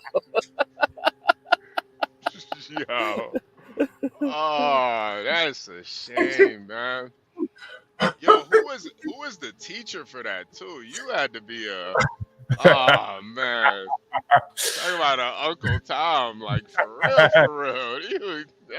That's the definition of a coon. You gonna teach that class to white folks? The white jack goes, hey, man, I'm trying my best every day, man. I don't think they're trying though. Hey, John, did you know that the BBC has a pigeon language website? No, they don't. So they, so you can read articles in pigeon. Yeah, you think I'm lying? Nah, go to BBC.com. Right? Yeah, put in the back chat. Go there right now, pigeon? John. What's pigeon language? What is that? I don't know which there's a lot of pigeon languages, but it might be Jamaican. Shit, I don't know. Like, go there right now, John. Let's I know Jamaica has a pigeon for real. They got a pigeon, man. There we go. So you can read all the articles in the regular BBC in pigeon. There you go. Oh man, this may be Ghanaian too because maybe Namdi is Ghanaian. What did we know about the migrants? Way them find their dead body of the. This is funny as fuck. I love this. This shit's crazy, bro. We should do a stream one day, straight pigeon. Yeah, we should just do a whole stream and just speaking in pigeon, dude. I don't even know if I could do that, man. What the hell? Oh man, this is too much. This is too much. Oh man, this is too much right here. I did not know this. Ghanaians speak pigeon, but originated from Nigeria. Oh, okay, so it is African. Okay. Oh man. Do you see what Matt is? Oh man, have mercy. Oh. Steven Crowder was doing a Change My Mind episode at a college, and he debated one of the professors. The professor was a hip hop dance professor, and he received his degree because he did 10,000 hours of dancing. That's a book, 10,000 hours. Who was that? Marcus. Who's the guy that wrote the book about 10,000 hours? Outlier book. I can't remember his name, but whatever his name was, 10,000. Okay. Marcus or something. 10,000 hours of dancing. Jamaican pigeon is thick and mixed with Rastafarian jargon. There you go. Pigeon, Jamaican. Malcolm Gladwell wrote the book about the 10,000 hours. That's right. Okay. Oh, there you go. You be an expert if you can do 10,000 hours, they say. Yeah, that is true. That is true. Damn. This is. Yeah, I thought he was. It's a good interview. Nothing. You see, nothing we didn't see coming. I don't think it wasn't anything really groundbreaking, but he was good. You see all these little outside towns outside these city centers. They're swinging liberal, as you can see, diversity, even the mental pieces of diversity and all that kind of stuff. It's interesting. Yeah, it's everything's kind of changing up really quickly, but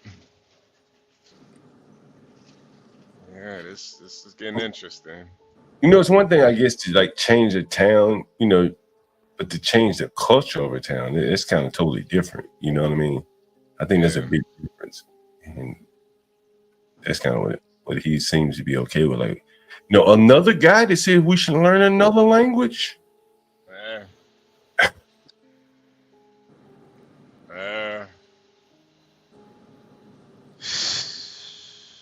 Very interesting. Very interesting.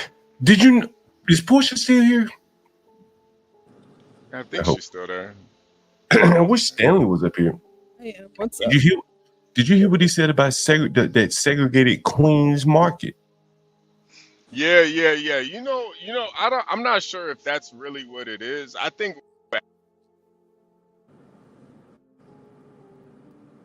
Oh, HB broke up again. Yeah. He got cut off. HB, I don't know what's going on with the mic. It just cuts off suddenly. Like, doesn't sound like a connection problem. But He's got worse Wi-Fi than me, man. Well, Portia, did you hear what he said about the Queens market and how he was okay with them segregating because of how they may have been treated in white stores? Yeah. Very interesting. That was very interesting. I've long thought that like black people are not for integration. If they had the upper hand, they would segregate. And that's more or less what he said. I'm okay with segregation. If you do something to me, I can ban you from my stores.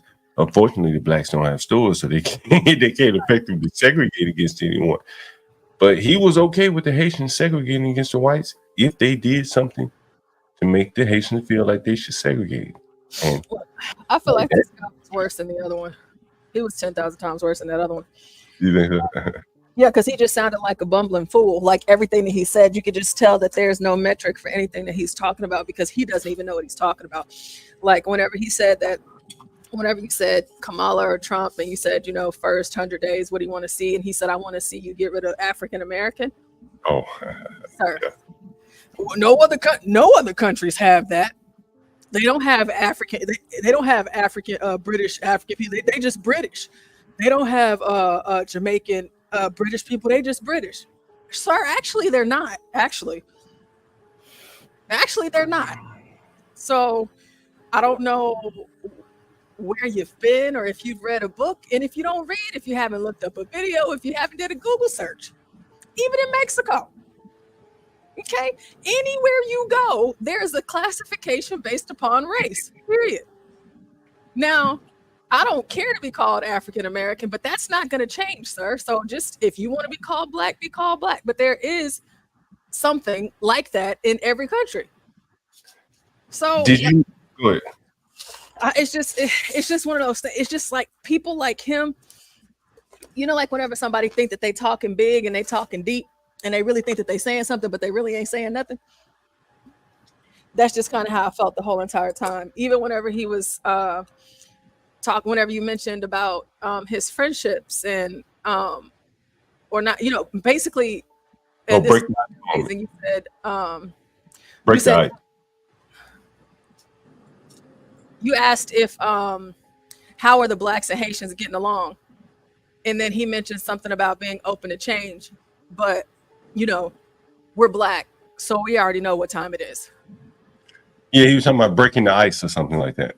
Yeah, no, we know what it is and what ain't happening. We know that that's not happening, so it ain't no need to break no ice with people that don't want to break the ice with you. And then, I mean, above anything else, whenever this man said the blueprint. So yeah, I think that we should follow their blueprint. So you mean to tell me that our forefathers didn't set the blueprint and break the mold whenever they left Britain and they came here, 13 colonies, the establishment of our great United States of America, and all of the toil and work that they did and how they made that decision. And they said enough was enough. And they came here, and from their foundation and the blueprint that they laid for all of us, we are now the biggest, most powerful powerhouse of the world. Is that not enough blueprint for you?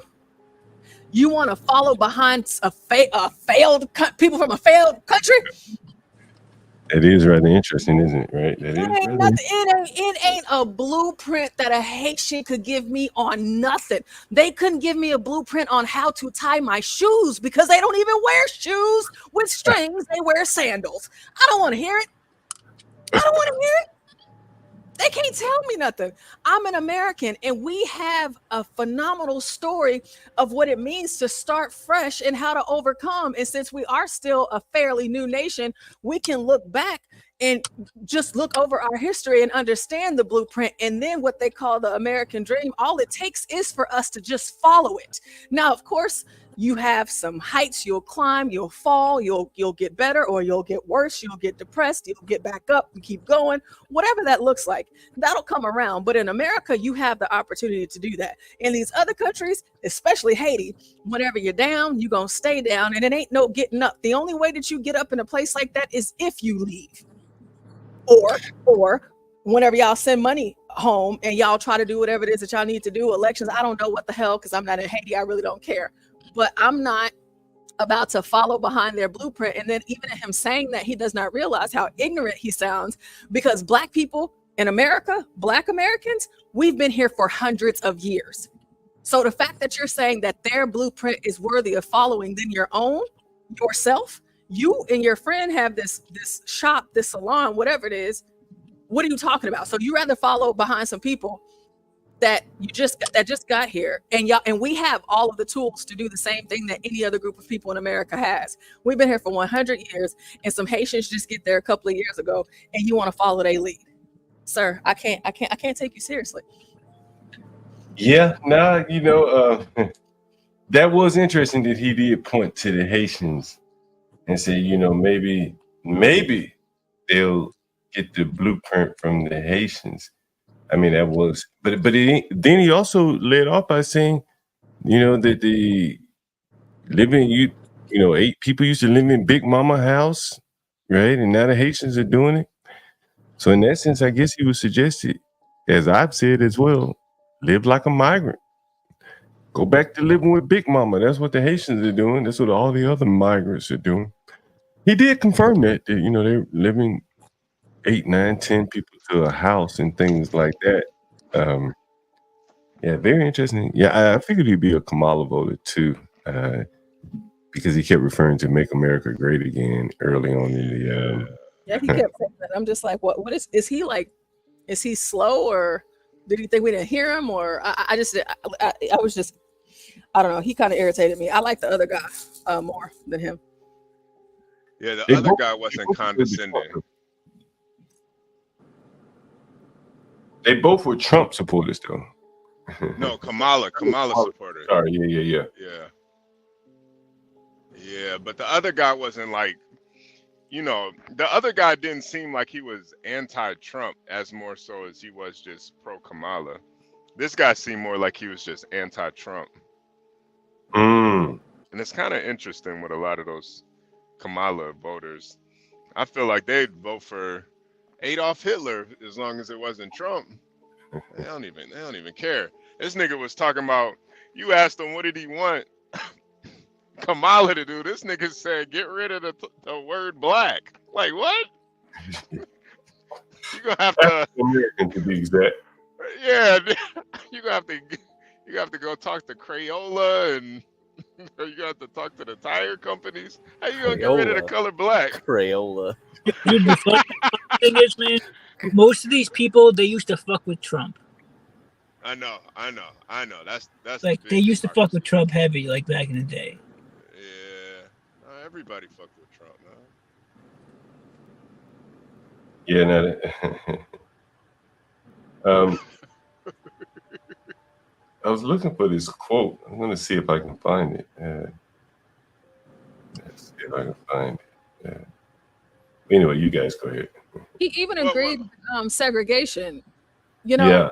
And to me, again, that's foolish because why, in my mind, for a group of people, since he was talking about, our ancestors, like he was a part of that or he had anything to do with it, he was talking like he was right there. If this is what we fought for, and in the words of Martin Luther King, whenever little white girls and little black boys, whoever it was, can walk, hand in hand, not by the color of the skin, but by the content of your character, integration, and all of these things. But you're okay in that same sentence. You're okay with white people being discriminated against in a town that they are the majority in their own country. You think that's okay? Because they're going to discriminate against you too. Damn. Craig, what is this? What the hell is this? So last night I was talking about Hong Kong. Let's do a little quick one here, update for the day on what I see. Okay.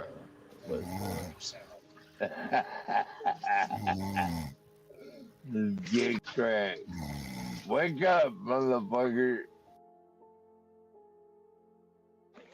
Yeah, so I think I mentioned China a few times, but late last night, I saw the Hong Kong market go crazy. So the whole government of China, the stimulus that they're gonna do there, and the Bank of China, yeah, it's gonna be crazy. They're gonna put a lot of stimulus now, and they were hesitant on doing it because they don't want to reinflate the bubble, but it looks like they're desperate, so they're gonna do it.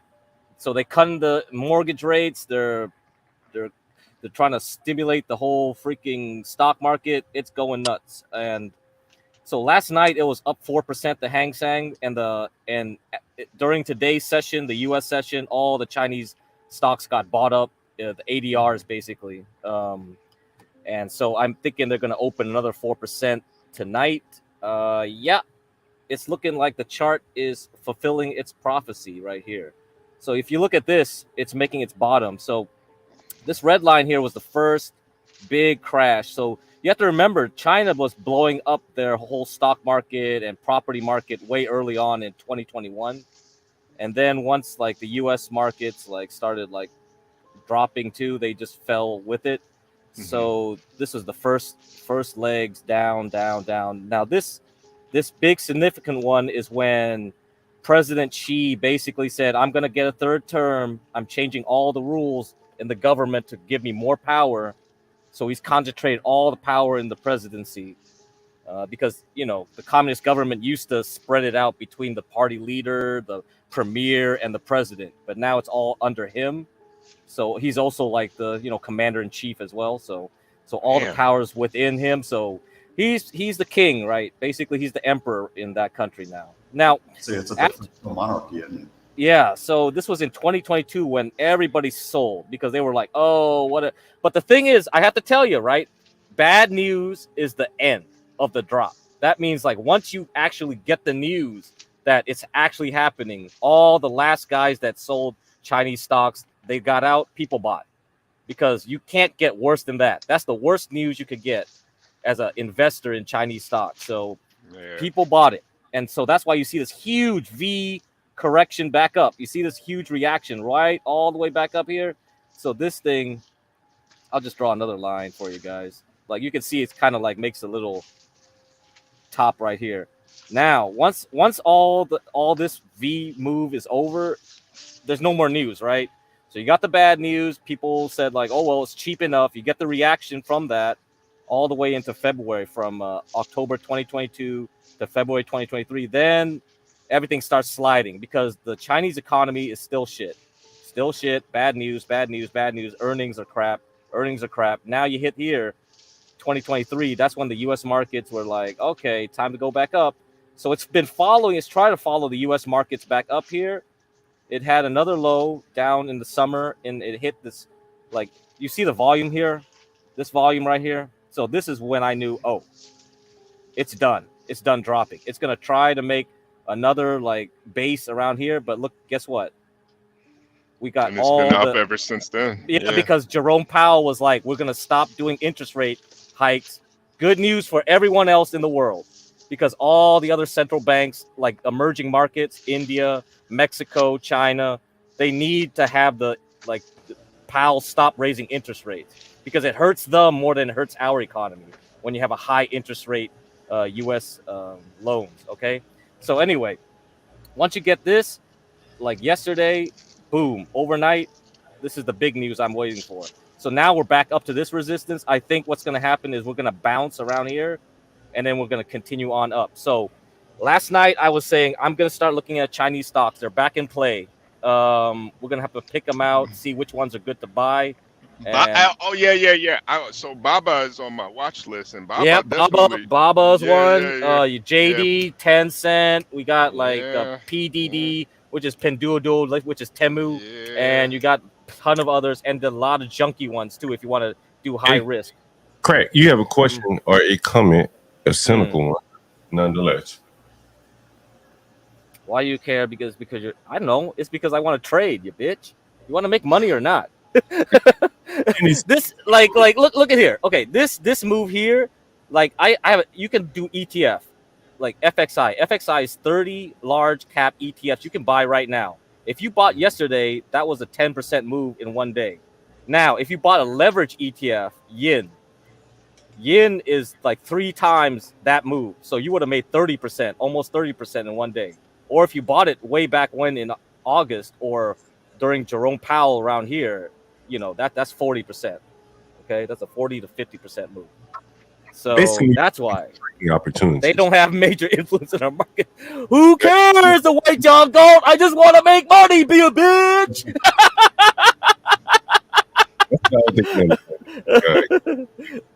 Anyway, but for him to say that it doesn't have any influence on our markets, that's so narrow viewed. Look at copper. Copper is jumping up on that news, and if copper prices go up and the Democrats want to do green energy, guess what? We have to buy copper to make new infrastructure to do all the wiring for charging your superchargers and all the things that go to your garage to charge your. So guess what? It does affect you. So I warn people when China has in all new buildings. I had a buddy Philippe. He was going to buy a building somewhere in San Francisco, but it was on an island or something. But you had to go through Oakland to get to San Francisco. That's right. And anyway, so he was telling me that it was like all electric cars only, and if you were allowed to have a car, it had to be an electric, and and I think that's going to be mandated going forward. Yeah. Cue the people that will start robbing your house to strip it of copper all over again. It's going to be like 2014 repeated. Yeah, it's already happening.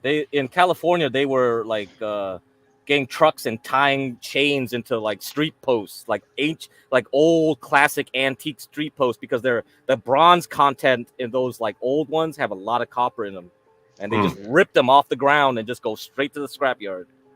Crazy, man. I heard him instilling the Tesla hoses.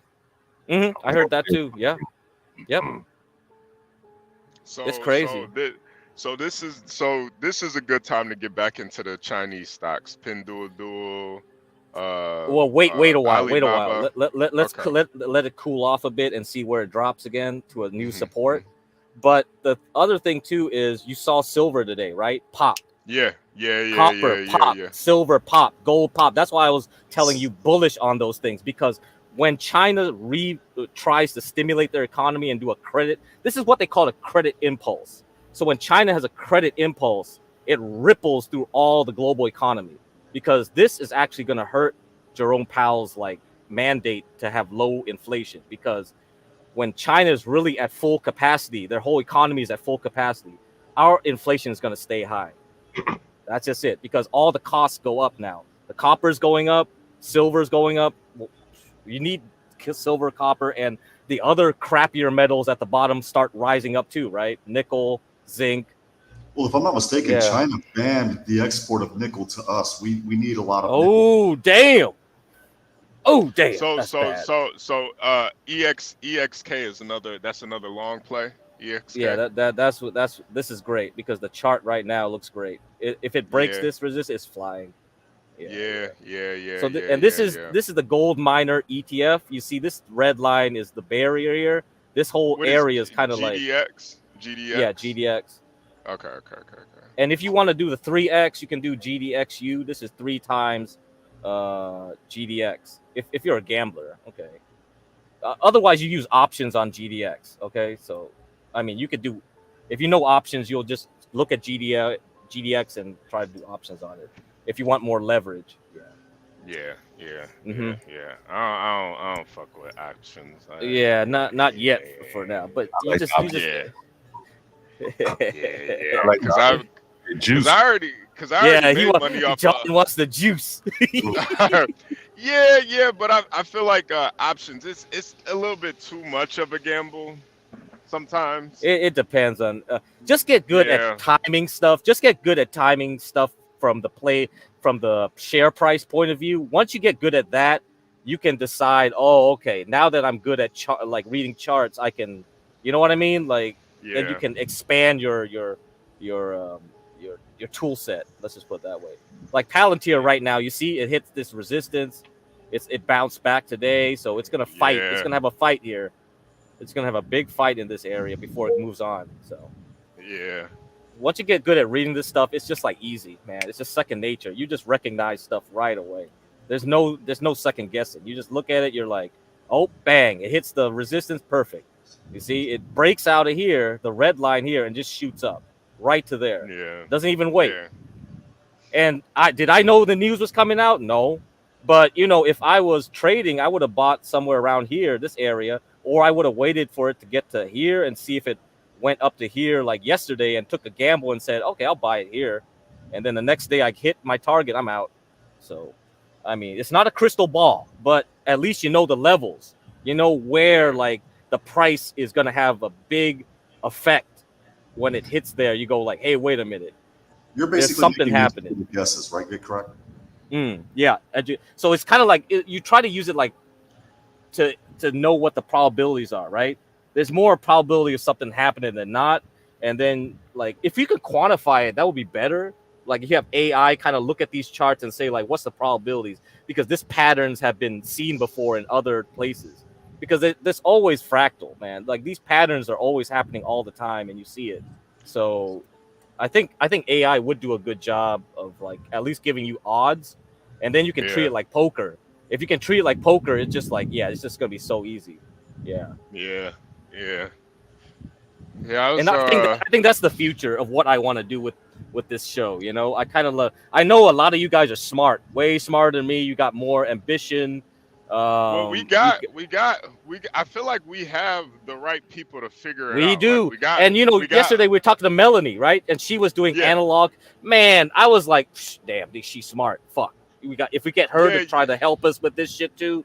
Oh my but god. even on the math part, we got Portia for the math part. Yeah, we got so Portia on the math. Yeah, she could figure out like the formulas, and then as far as the AI part, probably Melanie for the AI part, that part, and then maybe I don't know, Yeah, somebody and else. you got T spells, you got CKJ3 on the Yeah. futures train. You know, like they, Yeah. you know, they're young, they're hungry, they got it. You know, they've already learned their method from their way, which is I've looked through it a little bit, so I'm gonna have to review it again. So I'll teach you the way they read their charts, and you know we can continue building on this stuff. I think that's the game plan, man. Because it's not hard. It shouldn't be hard. It's just that I'm lazy though, because I already made my money investing. I don't need to like spend so much time looking at this stuff anymore. But you're just doing. But it is interesting. Yeah, it's interesting. It's interesting, and you can have a flavor, and it's good for you. Not if you're not trading, you can use charts to look at economies.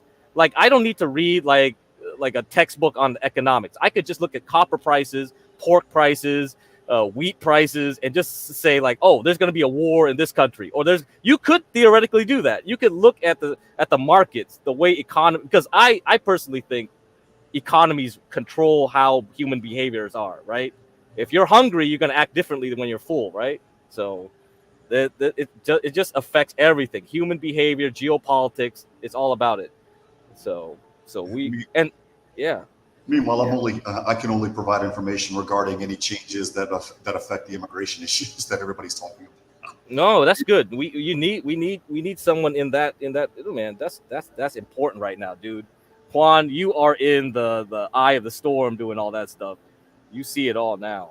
I would argue we're starting to hit the back wall because the migrant shelters are starting to close down, and that's not a good thing. That's when you get that backwind, because you're going to have a shitload of people that have nowhere to go. And then in Chicago, in HB's neck of the woods, the Venezuelans have actually started playing the smart game now. They're actually saving up that $15,000 a month that they're getting, and they're buying houses that black people got evicted from. Wow. Shit. Man, I don't know, man.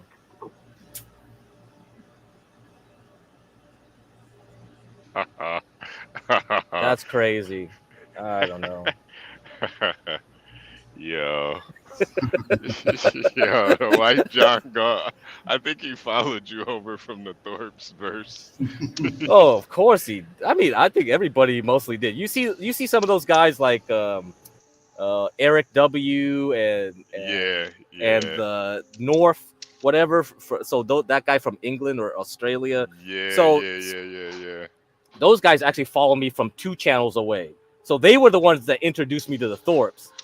And they got butthurt because I left their little group, because they had a little incel group where they do is talk about like lol cows and Thorpes and you know what I mean? So once I went to the Black Sphere, they were just like, oh, what's this guy doing? And then they found out I wasn't white. So they got even more pissed. Yeah, just a Vietnamese infiltrator. You were the accidental infiltrator. It's like, who was that detective that actually infiltrated into the New York mob, and he actually became a made man before they were like, that's funny. That's funny. You talking about Donnie Brasco? It could be Donnie Brasco. I'm not sure, but they put a hit out on his ass, and like 4 or 5 other people had to sit down, for which they never got up from after that, because they were the Donnie Brasco to the mob. It's pretty much over after that. Damn. Yeah, I'm definitely gonna be paying attention to this EXK and checking this copper and the GDX too.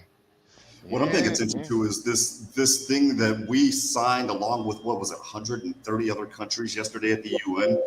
I didn't pay much attention to it yesterday because we were doing that trial yesterday. Mm-hmm. But man, that thing is scary as hell. That particular pact. There are two things with that UN pact that went down yesterday in New York when we were having fun. The first thing is the migration thing would be a human right. So if it's ratified here in the United States, basically you're not illegal if you cross into the United States anymore. What will happen is you just simply, you come in and basically by human right, you can do whatever the heck we can do. And that includes voting in that regards. But here's the other thing that's even worse, because that part of it, you can still get workarounds to maintain sovereignty with no problem. I don't want to get too deep into that because that's a nerd conversation for another day. But the other facet, if it's ratified, is in the event of another health emergency, our sovereignty immediately goes to the UN. And not the UN as the organization, but basically all 120 countries have a say in how we run things. We can't basically pass our own laws. Oh my God. Yeah, I've heard about that. It went down yesterday at around 5 o'clock Eastern. Oh, wow, damn, I didn't know that. I didn't hear about that. Oh, we were too busy having fun yesterday when all that happened. You think that we are all being distracted from what's really going on? Because, like, you don't hear too much about the Hezbollah stuff, and we keep getting distracted with all this stuff because they're getting bombed to death over there, right? This is going crazy. Well, the Israel Hezbollah stuff, I'm at the point where I just don't care. I just don't want my money. I don't want our men going over there. It's like, okay, Israel, this is not to curse the Jews or anything, because I'm not, but this is your problem. You're a big boy. We've been holding your hand and wiping your nose for 80 years. You can handle this. So you want to fight them? You have at it.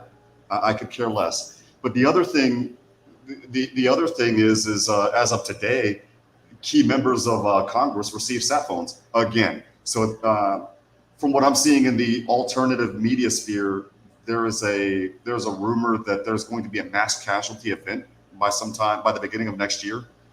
I wouldn't go that far to believe that, but at the same time, I'm like, okay, what the hell are we? Why are we being fed bread and circuses? What is it that they're wanting us to look away from? I guess is where I'm getting. Yeah, right. Yeah. Guys, can we lighten it up and show a little bit of the young Dolph confession on the stand one? You might find this to be amazing considering you have legal training here. Let's go. We're only going to play a few minutes of this.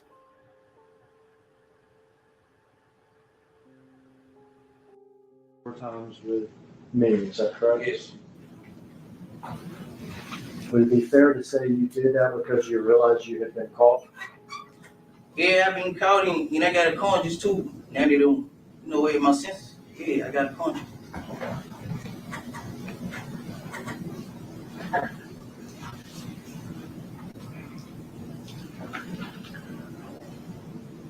I'm gonna play a video up here, Cornelius. You can and turn a little bit and see it once we start playing.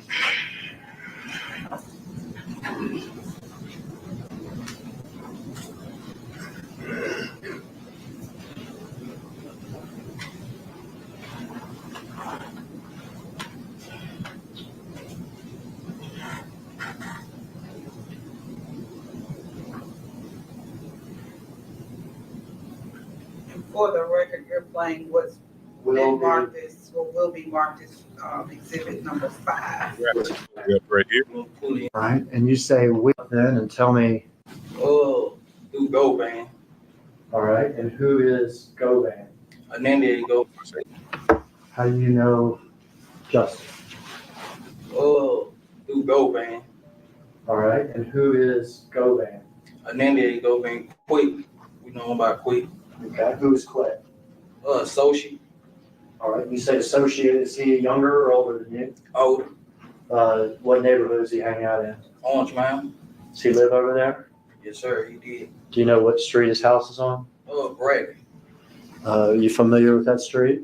Yes, sir. Did you ever buy drugs from Mr. Govan? Yes, I brought ecstasy. Okay, would he sell you ecstasy pills? You ever heard the term like old head? Nah. Okay. Would you consider him sort of a older criminal figure in the neighborhood? Yeah, I caught him like a bro. Okay. Did you have another guy in that neighborhood you used to hang out with too? Yeah, Big Bobby. Big Bobby. Is that Bobby Carter? Bobby Carter, yes, sir. How often would you be over there on Bradley Street? I don't know, that's just about every day. Okay. So this is.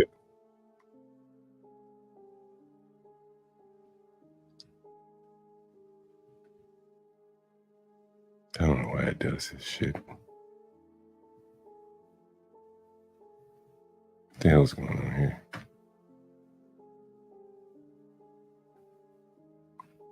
I don't know what the hell's going on here, Crack. What the fuck is going on?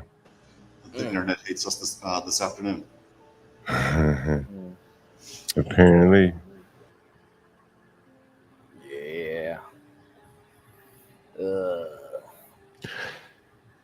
Well, while we wait on that, well, here it is. Let's see. How is it that you met Justin through Quet?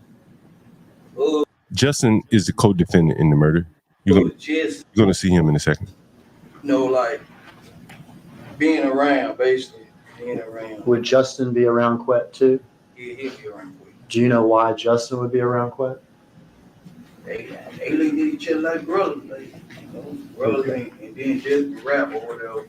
All right. You knew Justin to be a rapper? Yeah. Did you know his rap name? Straight drop. And did you know Quet to be involved in, I guess, the rap business or something? College still. Okay. College still. What sort of would he call himself as far as being in the business? I guess a negotiator. I don't know. You hear that one? I did. That's going toward the identity of the other guy, isn't it? So basically what he's saying is that there's a middleman named Govan who basically fashions himself as a negotiator. And he buys drugs from Govan, and his co-defendant is a rapper that wants to they want to be rapping and shit. And Govan is the one, he's been arrested too. Is the one that actually paid them or was supposed to pay them the money to kill this rapper guy. Wow. Okay. So Govan is the middleman like Puffy. Yep. Right? Where he like, hey, you want to get a deal? Is it, you do what I need you to do, right? And well, not like Puffy. It would be like Keefy D, if you've ever listened to Keefy D's interviews. Yeah. It'd be like the old A&R men back in the day that would go out and find talent. This is what he is, right? Yeah. Okay. Do you know whether or not he was trying to negotiate for straight drop? I guess trying to get him a deal. Okay. Do you know who he was trying to get him a deal with? Oh, Big Joke and him got him. All right. You said Big Joke, is that correct? Yeah. You ever heard of the music label CMG? Yeah. Is that Big Joke's? Yeah, Big Joke and him. And his brother, right? Yeah. His brother's Gotti, is that correct? Yeah. Okay. Before this day, which is in November of 2021, about how long had you been knowing Justin? A few months. A few months. About how many times do you think you'd been around him? A couple times. We went to club together. We've been around each other a couple times. Okay. And for the record, I know that it's a formality, but for the record, can you point him out in the courtroom and tell me what he's wearing and stuff? Yeah, the young brother over there with the button-down shirt, blue and white button-down shirt. If the record could reflect that he's identified the defendant, Mr. Justin Johnson, Your Honor. Let the record That's him snitching. reflect that the witness has identified the defendant in court. So how did you get to be with Justin Johnson? We knew that, they had heat on Dolphin head or whatever, so. Who had a hit on whose head? Big Jook had a hit on Dog head or whatnot, so. How do you know that Big Jook had a hit on Dolph's head? I could quit had told me about it, quit, and you know what I'm saying, being just How much money was it supposed to be? 100,000 on Dog head. And so basically he's saying that Yo Gotti, the rapper's brother, had a hit on Young Dolph for 100,000, right? And Yo Gotti's brother's named Big Jook, and Big Jook has been killed now. So here we go. And had you agreed to do this hit? Yes, sir. Had Justin agreed to do this hit? Yes, sir. We all going to do it together? Yeah, they been on it, but yeah. Was there any arrangements as far as splitting money or anything? Yeah, me and him supposed to be giving quit 10,000 apiece. All right, so you and him are going to give Govan 10,000 apiece? Yeah. And how much are you going to get? I was getting 40, he was getting 40. Okay. Had you spoken with Justin about this? Yeah, we talked about it. Okay. This was not something that just happened this day, but something that was in the process for weeks? Yeah, How did y'all hook up this day, if you remember? Yeah, pulled up to get me. He came and got me or whatever. Where'd he get you from? He got me from my father's house. Where's your father's house? Orange Mound area? Yeah. Had either He called me back, I answered. He telling me basically they were pulling up because we you already knew that this is on our way to Westwood. Had you and Justin talked about this particular day before?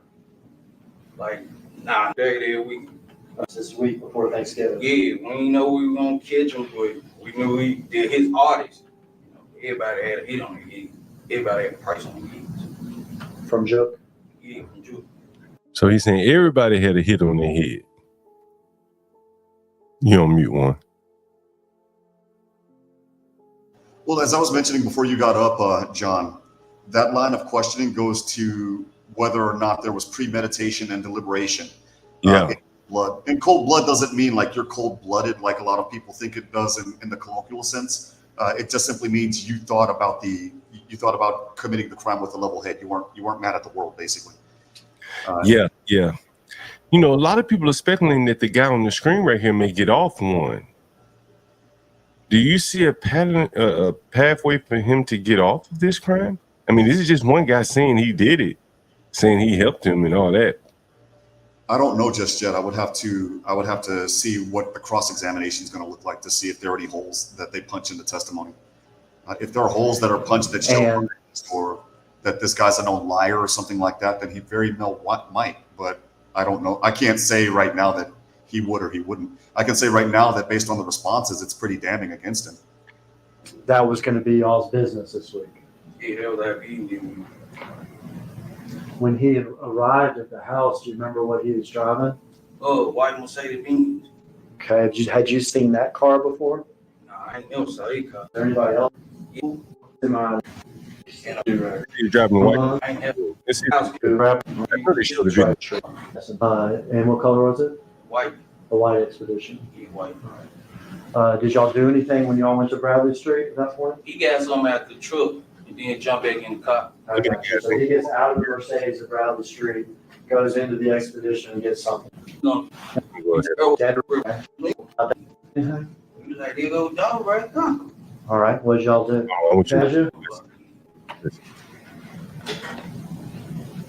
That surprised you? See him like that? Yeah. Did you say anything or did Justin say anything? He was like, there go dog right now. All right, what did y'all do? We received the trailer. Received the trailer. So y'all are following him on Airways? Yeah, right over the street. All right. And you saw the first part of this video, didn't you? Yeah. Did you see him pull off here to the cookie store? Yeah, he pulled in the cookie store. What'd y'all do? We made the block. Came with the bad boy. I jumped out. Started shooting. All right, well, let's back up here though. We saw him pull off of Airways. You see my little. We went to the light, made the loop around. Did you see him get out of his car like this? Orange shirt. I ain't seen him get out the car. Okay. That's his brother right there following him. You see that one? That's his brother right there following him. Dolph in the orange shirt. Yeah, I see that.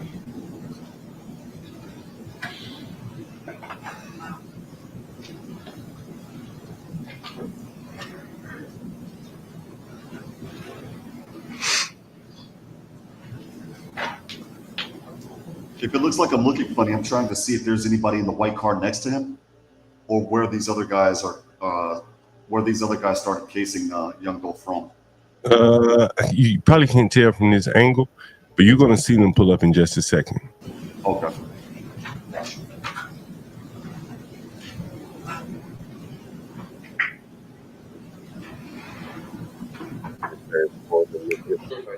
There they are right there. You see this over here? It's me. We're gonna back up. I wanted to, yeah. Back up a little bit. All right. First guy out of the car, who's that? That's me. That's you?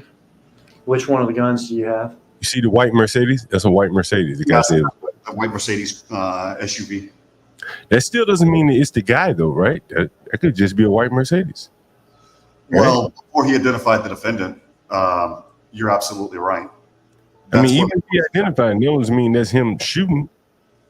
It doesn't matter if he's shooting or not. The problem is they planned it. And Tennessee has a similar law that Texas has, but Tennessee calls it accomplice liability, which basically means if you and I get together, John, and we plan something and you carry it out, it doesn't matter if I'm there or not. I'm just as guilty as you are. But don't they have to prove beyond this guy's word that that's him? Well, that's where the cross-examination is going to come in, because he's already pointed out the defendant. He's already admitting to what we're seeing on the video. So to me, at the low end, you have to prove that this guy's a liar. Right, but he's already convicted himself. Is that fair? Oh yeah, yeah. I got the little Draco stab on. Okay, that's that semi-automatic weapon. Is that right? Yeah. You ever shot that thing before? I know. Did you just hear one? He said he hasn't shot that gun before, right? Yeah, never shot a Draco before. And if you watch him shooting the gun, you could tell he couldn't control it. I don't know if you noticed that. Did you notice that? Not yet. I haven't seen this whole video. All right, let me go back. Let me go back again when he's shooting it. Now, remember, these two guys are in a small, basically counterfront store. They have nowhere to go unless they jump the counter, right? They should have, executed both of them. Let's take a look. Yeah, that's us right there. Right? Stop it here. Look at the Draco. Look at the Draco. Yeah, he's not controlling it. Just watch. They watch it once he starts shooting the one. It's me. Look at it. Yeah. We're gonna back up. I might wanted to. Yeah. Back up a little bit. Stop it here. It's me. We're gonna back up. I might wanted to. You saw that? Yeah. Back up a little bit. All right. First guy out of the car. Who's that? It's me. That's you. Which one of the guns do you have? I got the little Draco stab on. Okay, that's that semi-automatic weapon. Is that right? Yeah. You ever shot that thing before? I know. Okay. You can proceed, Irish.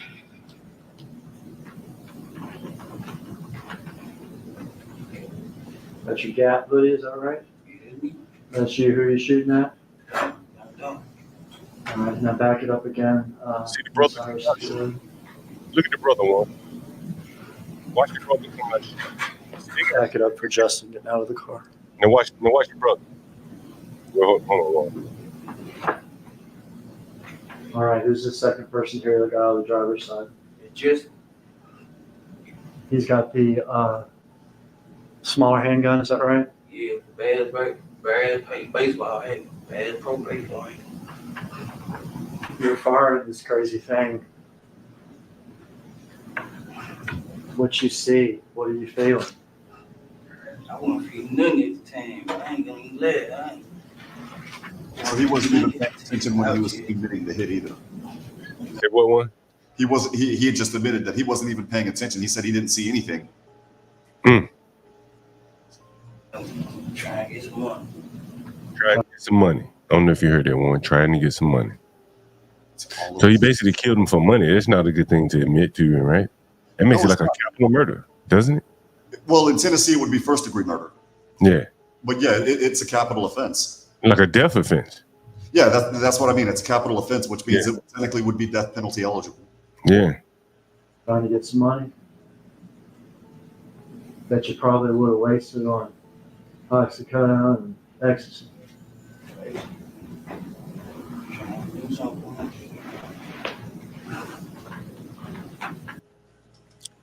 Anyway, that's the end of, I think, of the most compelling pieces of it from that testimony. And basically, the guy, man, just more or less told on himself. But he only got $800 to pull that whole stunt off. Kill that man. He got $800. And you're going to spend the rest of your life in jail or potentially face the needle in Nashville, Tennessee because of it. That's less than $1 an hour. I hope it was worth it, guys. Village Two payments, $500 and $300. He threw his whole life away, bro. Didn't even get the 800 up front. That would have made it at least worthwhile. You could do more with 800 than a payment of 503. Interesting. So, go ahead. So less than 15 cents an hour, you decided you decided to do this thing. Again, I hope it was. There were some riots or whatever the hell they terming this new city violence.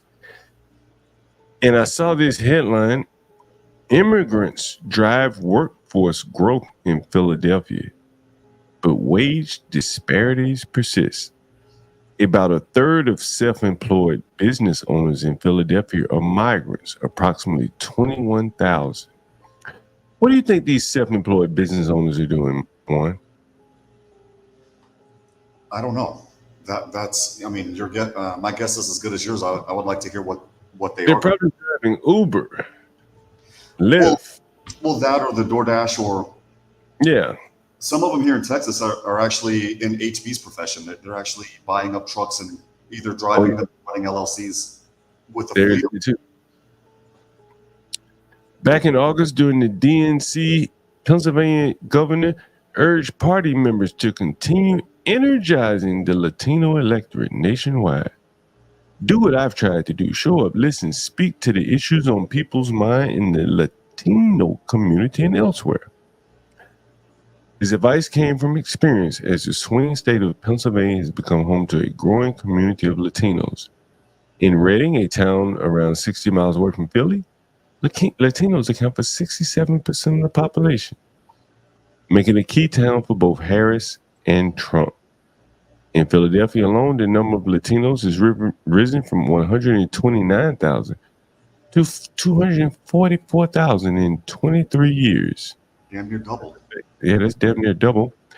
Understanding now, and that's all of them that they counted, understanding not only their role, but the role of immigrants in Philadelphia is going to be key for both parties this November. Harris has emerged with a lead in the state of Pennsylvania, currently standing at 50% to 46%. A new report reveals a series of insights into the migrants' role in the city's labor force, starting with the fact that the number of foreign-born workers in Philly has grown from 105,000 to 158,000, representing a 50% increase and accounting for about a third of the increase in the city's employed labor force since 2010. On the flip side, however, researchers have found that half of these workers earn less. Low wages defined by the report as less than $36,000 annually. And the median household income for immigrants was $54,000 compared to $57,000 for U.S.-born residents. So these people are a drag. They're dragging the income down. Go ahead. Not only that, but if you notice that $3,000 difference annually, that tells me that the wages for American-born or legal or people that are here legally, that includes the people that were paroled into the United States, are being depressed. Yeah. Around 90% of high-wage immigrant workers reported speaking English well, compared to about 75% of those in the middle income bracket. 1/3 of low-wage earners said they struggled with English, and over half had only a high school diploma or less, while 9 out of 10 high-wage earners spoke English well. In that context, self-employment has become a common path for immigrants in Philadelphia, with about a third of them self-employed business owners, self-employed owners being foreign-born, accounting for a disproportionately large share of entrepreneurs. What's the distribution look like? Construction firms, restaurants, taxis, trucking companies, and house cleaning services.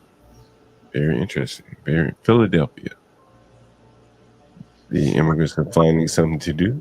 They're doing it very well. But wouldn't you argue that that's what Philadelphia is literally a carbon copy of what's going on in most major cities, including your neck of the woods? I mean, we look at the contrast where the gentleman that was filmed yelling to speak English or whatever the heck, he was a business owner. Yeah. versus the other guy that was a self-employed food service guy, DoorDasher. Yeah. That is very true.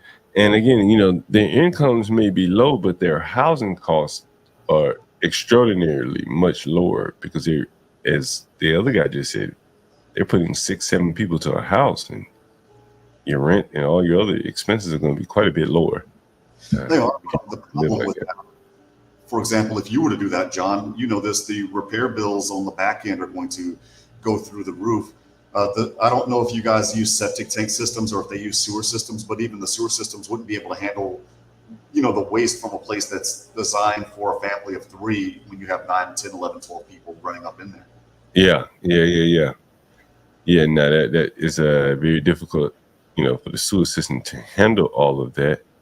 Man, do you think that Diddy's why do you think Diddy's not eating in prison?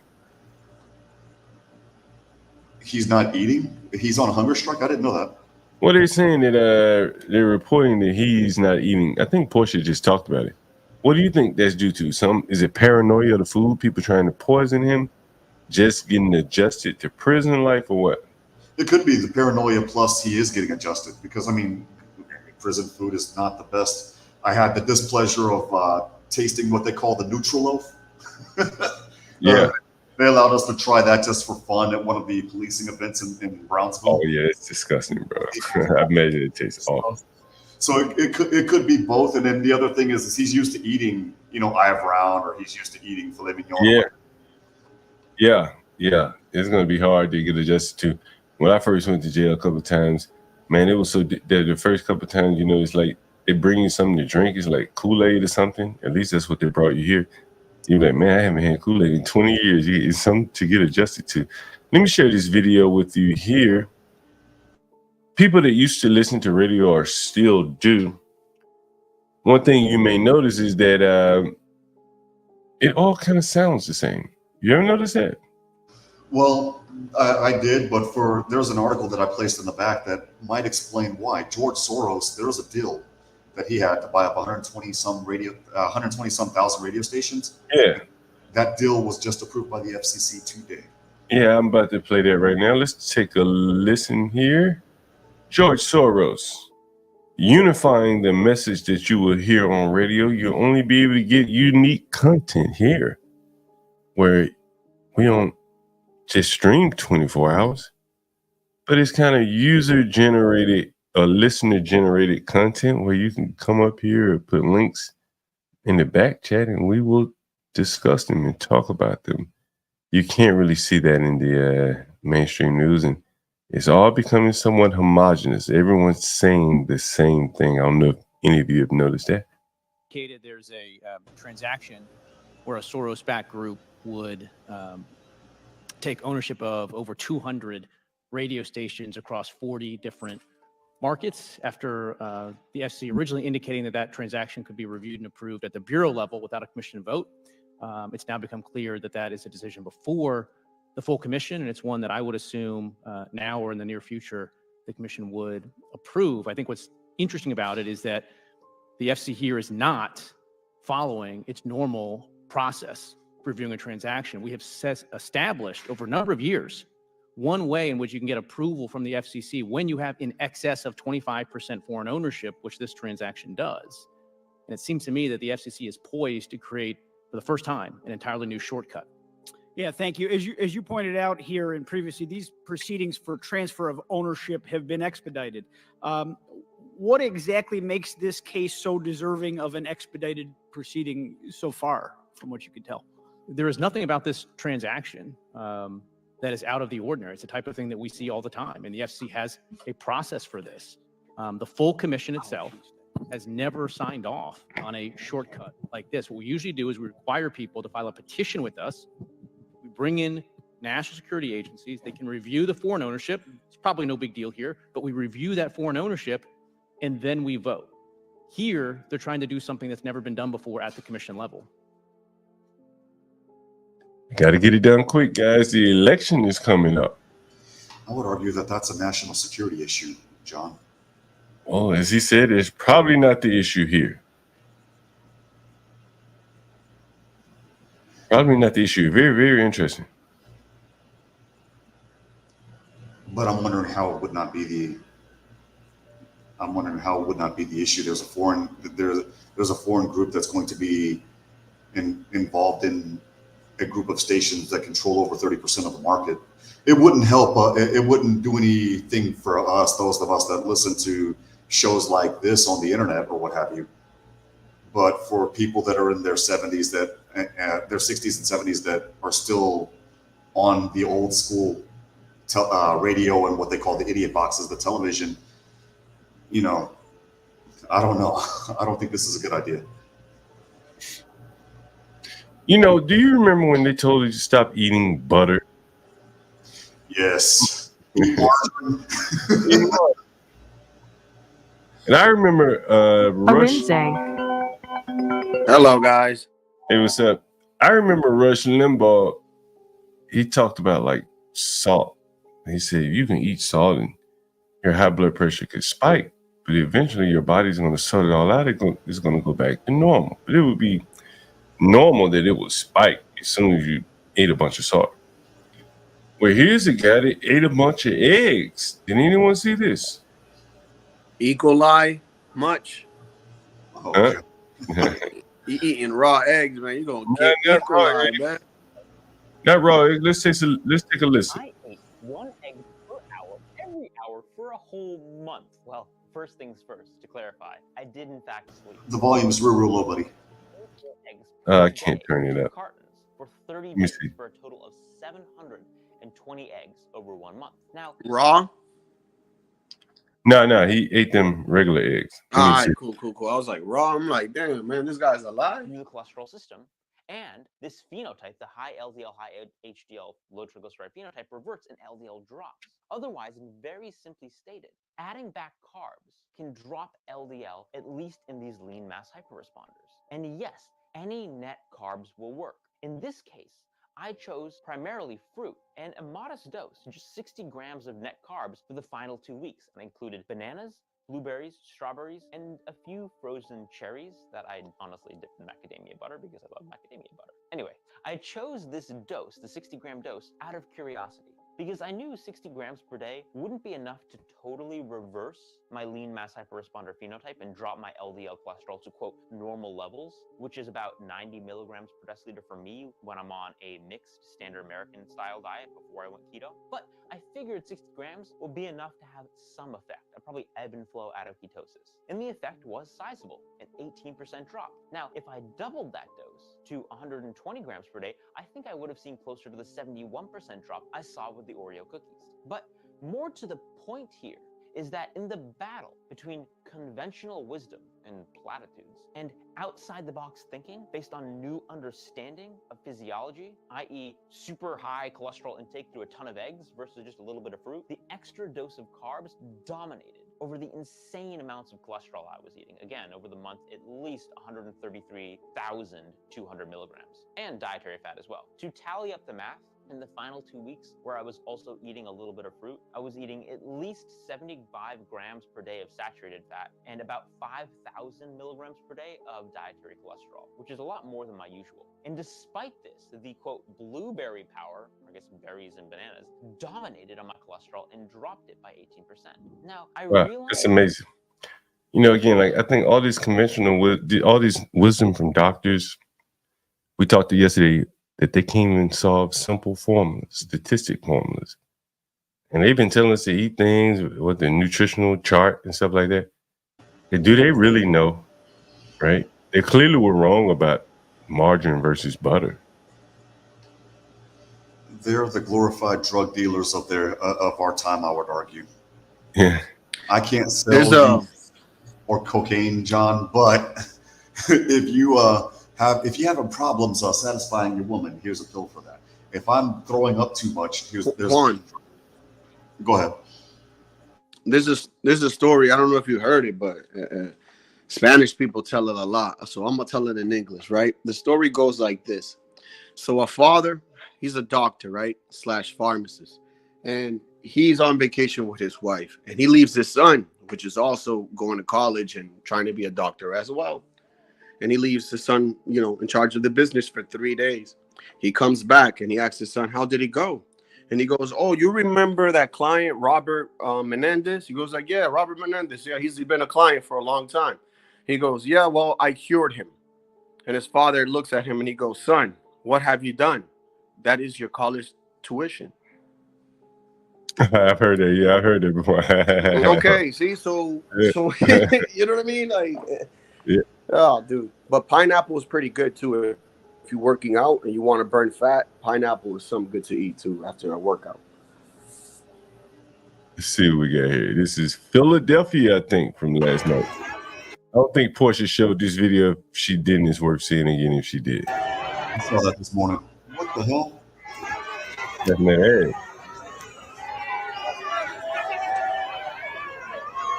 Why are they twerking on the bus? I don't understand the twerking on the bus part. What is it about the bus? All the men out there, they could have been twerking on a man. Instead, they were twerking on a bus. That part I don't understand.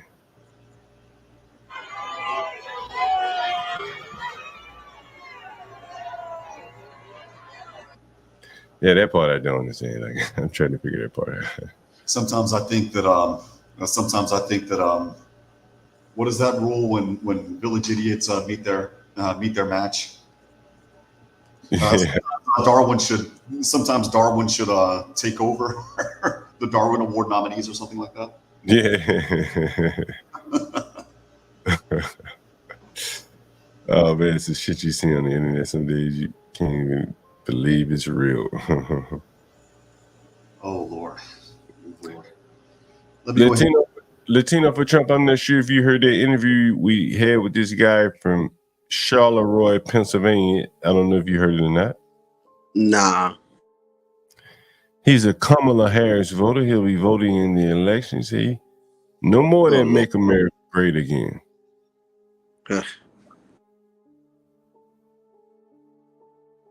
Anyone heard the Go ahead.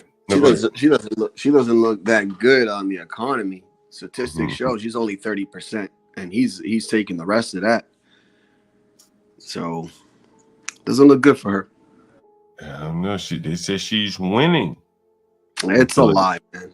Trust me, dude.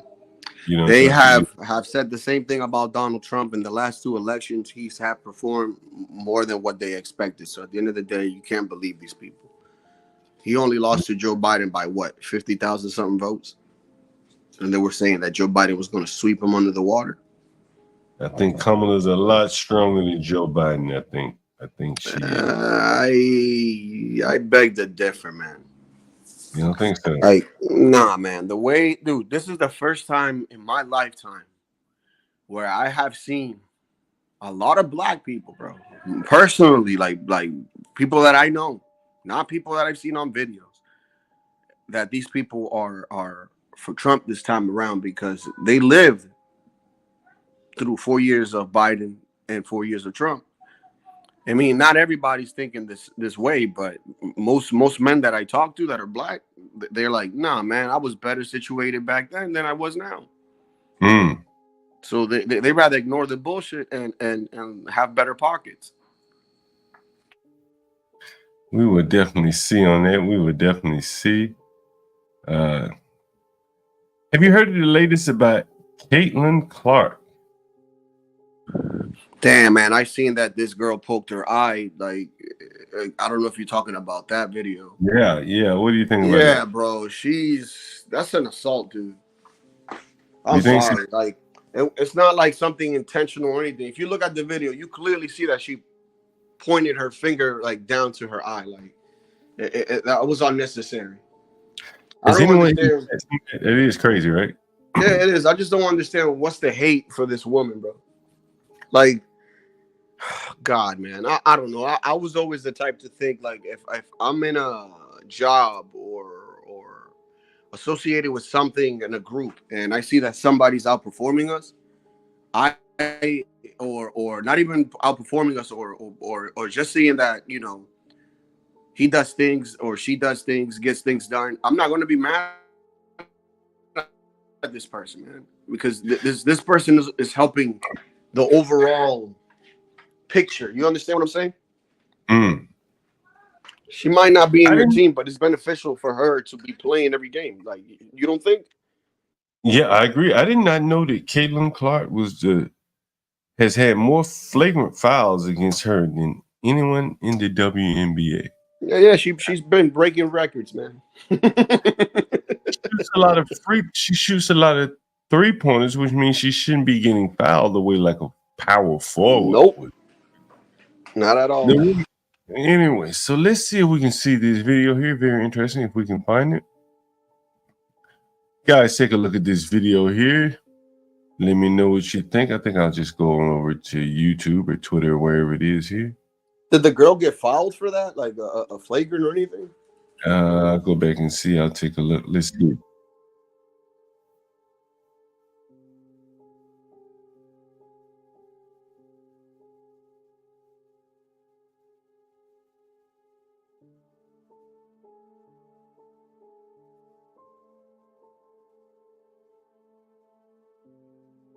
You think she did that on purpose? Yeah, bro. Like, it's been happening all year, man. Like, there was this one incident. I don't know if you ever seen that video where I guess she shot and I guess there was a foul called or something, and to the effect of like the ball was hitting the backboard and the ball was going to hit the opposing team's head. And Caitlin Clark came and like basically hit the ball so the ball wouldn't hit the girl, right? Wait a minute. I'm sorry. I didn't even play it. You didn't see me playing. Let me play it again. For everyone else.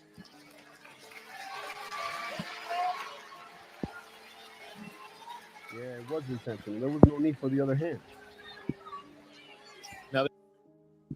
No foul. There was no need for the other hand. She could have taken her eye out, bro. Yeah, clearly. But they don't care, man, because it's that hatred shit, man. It's like, I don't know, man.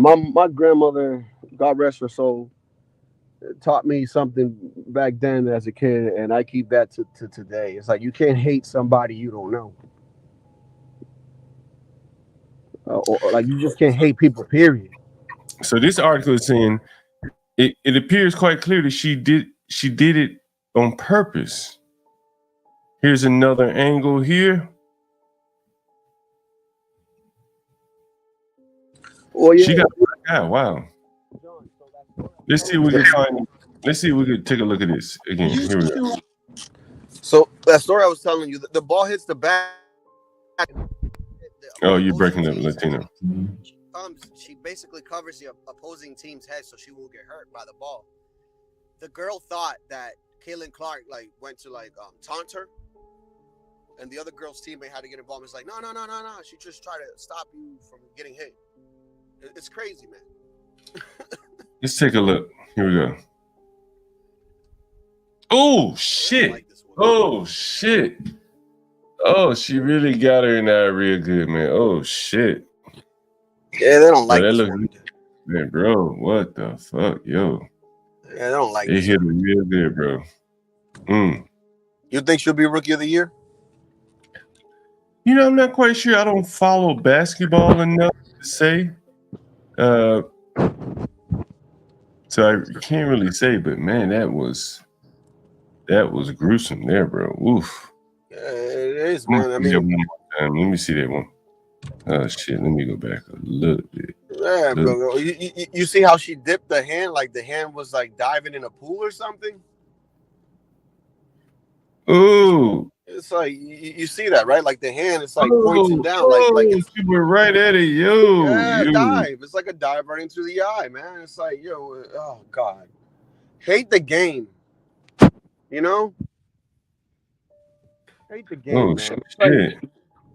Like Kobe Bryant, man. I started liking Kobe in his last 3 seasons because, like, I had to learn to respect the game. You understand?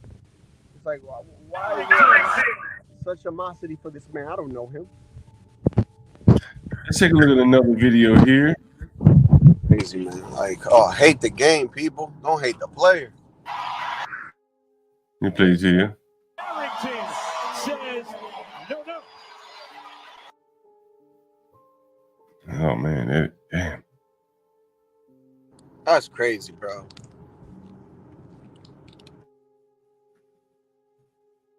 Oof. Oh shit! I don't want to see that anymore. It couldn't have gone 90 worse, John. seconds into the game. It couldn't have been worse, John. It couldn't have been worse. You know?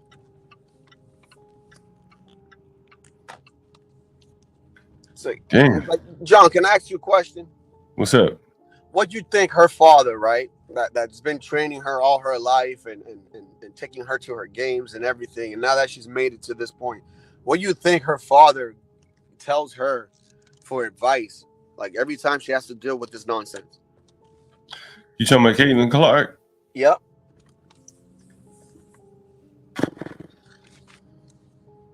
I mean, it's one thing to have to deal with the words, but I think it evokes like a visceral reaction. You see someone doing something like this, so that makes it where he may, depending on his disposition, he may express some displeasure, or he may, depending on how he is. Wow. Well, I'm looking at some of the tweets of the girl who poked her eye out. Mm-hmm. Poked her eye. Man, this shit is amazing. What's she saying? No accountability, I bet. Yo, look at this. No accountability. How to get away with murder.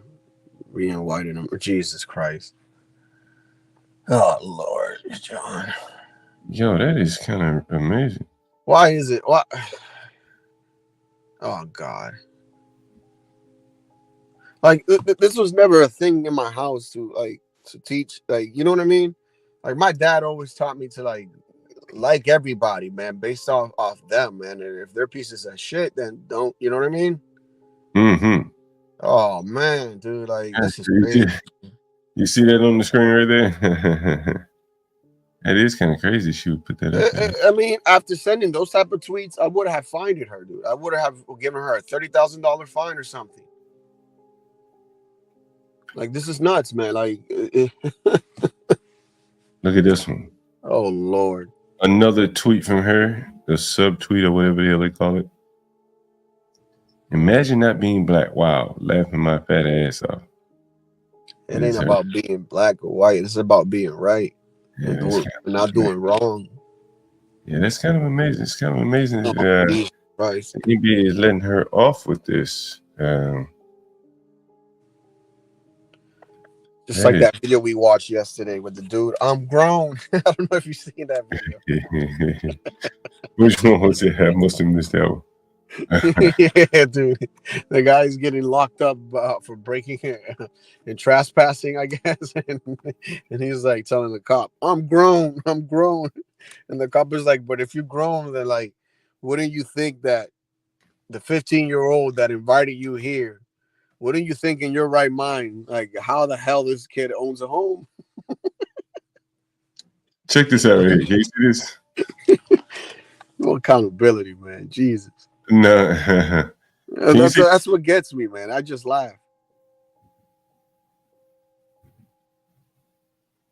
Jesus Christ. This is Dion's account. I don't think y'all heard me. Diddy snooping prime with a house full of kids. Report that, media. Truth. 6:54, February 4th, 2011. Deion Sanders, kids, and Puffy. Take Man, that. these people have to be running from Puffy like you can't believe, bro. Like, take that. You ain't here. Usher deleted all the old tweets and stuff. And like, why you do that? It's too late now. I don't understand why he did that. He don't understand that the internet is forever. It's too late now for that anyway. Yeah, the internet is forever, man. Like, I don't know what you're doing. The internet is forever. There's something coming out with Eddie Griffin talking about Puffy. I'm not gonna play it right now. Yeah, I love Eddie Griffin. He keep it real. And then, of course, there's more coming out of Denver, Colorado. While Brett Favre has now announced that he has Parkinson's disease. Jesus. Wow. Or could he be saying that because he doesn't want to have to pay the the shit that he wrought that issue he had in back home? Mississippi. Now I think he got off of that, but Oh, take a he look. did. All right, cool. Take a look at this, right? Here's what's interesting about Brett Favre from a business standpoint. Sadly, I lost an investment in a company that I believe was developing a breakthrough concussion drug that I thought would help others. I'm sure you'll understand while it's too late for me because I've recently been diagnosed with Parkinson's. This is also a cause dear to my heart. This is Brett Favre here. He got swindled into investing in a drug to heal brain injuries. That's very interesting. Brett Favre there, a former hero, football player, hero among people who follow sports. Latino, how did your teams do yesterday? My team? Yeah, your team. Yeah, I didn't play yesterday. Wait a minute, who's your team again? My team is the Patriots, man. They I told you they ain't going nowhere. I told you I'll be surprised if they get more than 4 wins this season. Yeah, I would be surprised too. That's gonna be tough. Like I'm about to put money on that. Like no more than 4 wins. Yeah, that's probably a good bet there. To be honest, It is, man. He's not gonna, and I mean, and he's not gonna get fired next season either. Like they're gonna give him his 3 years. Like Mayo. Yeah. Oh yeah. I don't think. Yeah, they're gonna give him his 3 years for sure. But yeah, that team ain't going nowhere, dude. We're 7 hours in on who knows which stream of the days. Could be our first or second. But please show some love and support the channel here. You see our editors and hosts, me, John Galt, HB Tune In, and Portia J. I want to say appreciation to everyone that's helped support the channel. I think it's a good time to give everyone their flowers. They say, of course, GetCrack and Latinos for Trump and everyone else. If you want me to mention your name particularly, I will. But we do appreciate it. And I'm looking at the comments in the chat. Yeah, again, 7 hours in, 26 people in the audience, and we appreciate everyone that's here. And please support the channel. Thank you very much. Man, I'm waiting on the check. What do you get a check for, by the way? Car accident, man. I had a 2018 ML 350, dude. They totaled my shit. Yeah, dude. So mad. In a minute, I'm going to cover an email that I received from, let's just say, a John Doe. That's how he titled himself. And I want you guys to take a look at it. It's something he wanted me to look at. It's about Springfield, Illinois. So I'll show it to you. But here's White John Galt. No. It could be the White John Doe. Here's Muhammad Ali's wife here. Read a few lines from your book. But I'm voting for Trump, so I don't care what nobody believes. I don't care what nobody says. I don't care what you think or whatever. I've studied what Trump wants to do. I studied what Trump wants to make a change. I saw what Trump has tried to do, and people who just want to be a hater, they don't get in the information that they need to be. Yeah. A guy asked me the other day, why are you voting for Trump? And I told him why. I gave him 5 reasons. He said, at least you told me a reason. Every time I ask somebody else about it, they never give me a real reason. But at least you gave me a reason. I accept your question. I accept your answers. That's all I got to say. And I don't care what you think. I don't care. If I believe in something, I believe in something. I don't care what you believe, and I don't care what you don't believe. It don't matter to me. There you go. People can go wrong in any second. People can go bad, but I'm not controlling the people. I'm just watching. That's the problem. Yeah. We are, people are afraid. Muhammad Ali's, he says, ex-wife there. Strong black woman. I think but then they'll say she's not strong. They'll say that she's naive. Well, I think it's the element of not caring about what other people say which makes it very, gives you that power. You know what I'm saying? If you worry about, You got to be like Portia, stand your ground. stand Like, your it don't ground. matter what nobody tell you. If you believe what you believe in, I mean, they believe in all the rainbow stuff, and we gotta accept it. So I mean, I don't, you know what I mean? And it's like, why can't we stand on our principles? Yeah. Indeed. Two-way street. People keep talking about Chicago's gonna burn, whatever. John, I don't think so, John. I don't think so either, but I think the people are being backed up against the wall here, and something is gonna have to change. I promise you. Let me share this video with you. Coming out of Chicago by way of the city council, Brandon, the Mohawk Man Johnson. And he's already removed the shot spotter, so you'll be able to shoot with impunity in Chicago. Not worrying about will the police try to triangulate where the shooting came from. So let's see what he has to say now. Michael funding pass. Let's go.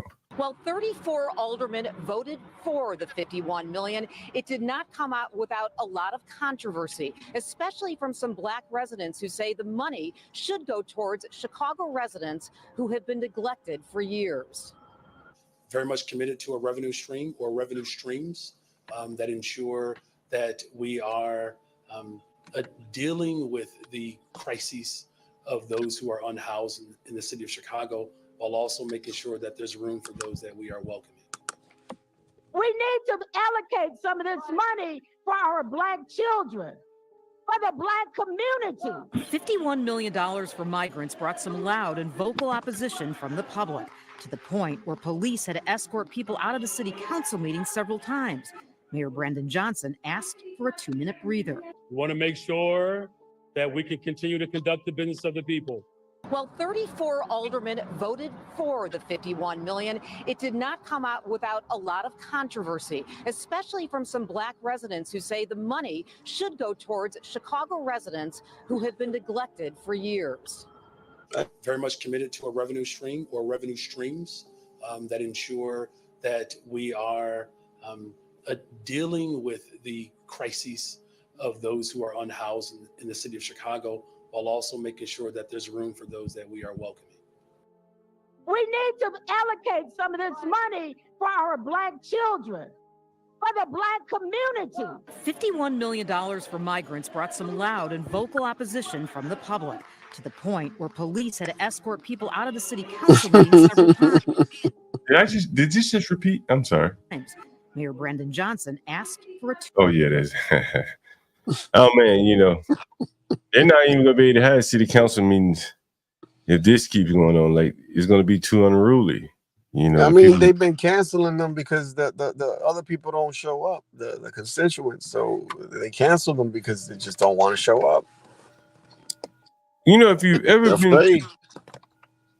ever been to court, oftentimes there is an expert that you have to hire.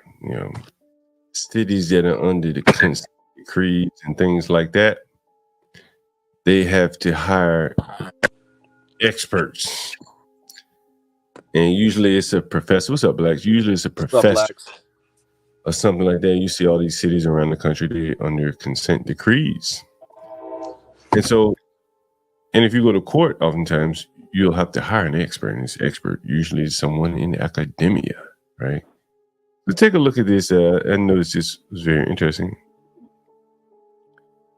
Most professors are Democrat, therefore experts are Democrats too. You think about all the things. I mean, we all know this. You think about it. Back to COVID. This is why I get mad when you got these people that are like intellectuals and they come and they say, "Oh, well, this book by this such man, such and such." And it's like, I'm pretty sure that guy is a liberal, man. So it's only giving you one perspective. Yeah, surprisingly, even the science, the STEM. Sorry, guys, I was trying to get my audio right. What are we talking about? Oh, we just talking the news, but we were looking at the number of professors in colleges that identify as Democrat. And then when you think about how when you have to hire an expert, say for, you know, I don't know, a soil study or climate change study or a study on a wayward child, you're going to have to hire a Democrat. It's going to be basically carrying the government's water, you know, because the PhDs and the college people are typically the experts that people refer to. True. Yeah, that's true. They are painted as the area experts. You're right. Yeah, And that's so the system's stacked against you. yeah. It's stacked. Yes, that is for sure stacked with Democrats. Yeah. Anyway, Now there are others, of course, people who have made it their business to be the counterculture, and it's usually a professor who has, quote, seen the proverbial light, unquote, and left academia or was ousted out of academia. There are several watchdog groups who do this, and those are alternatives, but of course they're not at your fingertips the way, you know, a professor at Brown or Cornell or some well-to-do university or college. You could just, hey, you know, I'm running this test and I saw that you are the area expert in my region. You just go to a college and pick them up. You know what I mean? Versus having to really look and sleuth and find someone who is openly against all this nonsense. Absolutely. yeah. You know, we were talking about North Carolina earlier today, and I said North Carolina is a nice state, you know, not too overly blue like Philadelphia. You know, it doesn't have overly blue cities like Philadelphia, Atlanta. Yeah. You take a look at this, man. North Carolina, home to America's fastest growing suburb, thanks to affordability, is also seeing skyrocketing luxury sales. Oh, that's a nice house right there. The number of ultra wealthy home buyers has risen 19% over the last 5 years, and they're not only willing to spend $10 million and up in global hotspots like Dubai, but also in known areas around Lake Norman in North Carolina. I've heard of Mooresville. You ever heard of Mooresville, Black? I've never heard of Mooresville. Anyway, Mooresville is now the fastest growing U.S. suburb, with many houses priced below $500,000. The uber large mansions that sit on the state's largest lake are now topping 10 million. Whoever thought 10 million? Look at this house. By what metric are they measuring this? Because I have counter articles that say that places like Frisco, Texas, and Prosper, Texas, and Salina, Texas, are the fastest growing suburb in the United States. And then I'm sure we went to different regions. Like, is this by region, or are they saying absolutely in the United States? I'm sure they're probably slicing and dicing markets to come up with a compelling headline and story. Yeah. Blacks, Latino, did you guys come in on Mark Robinson? Mark Robinson. Oh, the prospective governor. Yeah. You know, go ahead. I'm listening. Go ahead. I'm listening. Go ahead. I was gonna say, very interesting. He won lieutenant governor. None of these things were found on him, and now he's running for governor. Everything has been found. Yeah, and I heard he's filing a lawsuit against CNN for slander. Yeah. Look, man, it could be true. It could not be true. I don't expect anybody to be perfect. Only with the Republican candidates do they need to be squeaky clean, never ever having had any sort of anything in their background. But with Democrats, they could have killed a person, and they'll still vote them in. It doesn't matter. So this is a non-starter for me. It doesn't. If I were there, I'd still vote for him. If I were his voting base, I would vote for him. He would definitely, undoubtedly get my support. Yeah. Someone said if he drops out, he's done. Portia says that. I don't know if he dropped out. I don't know. What would he be done? Does she think His career? He would never be able to hold office again legitimately because he would allow them. He's allowing them to dictate his trajectory. He should just fight it and keep going. I would. I don't know how many donors left him though. Hold on, Portia saying, "Let me up when I call in." You can't let yourself up, Portia. You wrong with your account? Maybe he's driving or something. Oh, right. There you go. What's up, Portia? You driving? Yeah, and I don't have my computer. I've been wanting to talk about this, and I wanted to do like a really deep dive into it. Yeah. Oh yeah.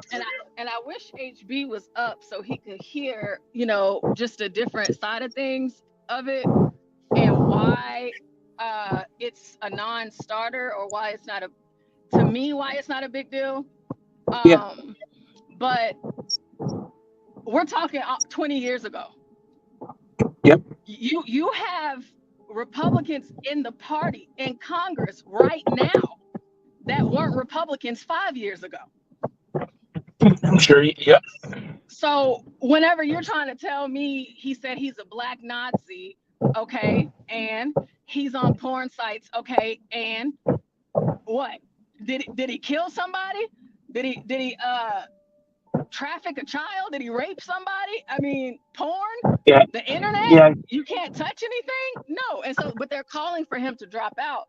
And what they're saying right now is that him not dropping out of the race is going to cost Trump North Carolina. And I don't believe so. I don't like that rhetoric because I don't believe so. Of course, absolutely not. But the thing is, where Republicans drop the ball is they drop the ball with this God Almighty, this I'm too good for that complex. And Democrats do it all the time. They don't drop out, they don't bend the knee, and they don't apologize. They'll put news stories out, they don't retract it, they don't change it, They don't apologize. They don't apologize, they don't do nothing. So to expect this man to pull out because of whatever it is y'all talking about, I do not care. 20 years ago, maybe he wasn't a Christian 20 years ago, but the last time I checked, he wasn't a pastor. Exactly. And furthermore, Portia, that is the difference between someone who is born again and someone who isn't. I don't have to be perfect. I'm not utilizing my perfection to profess God's word. That doesn't make me perfect. I'm a human being.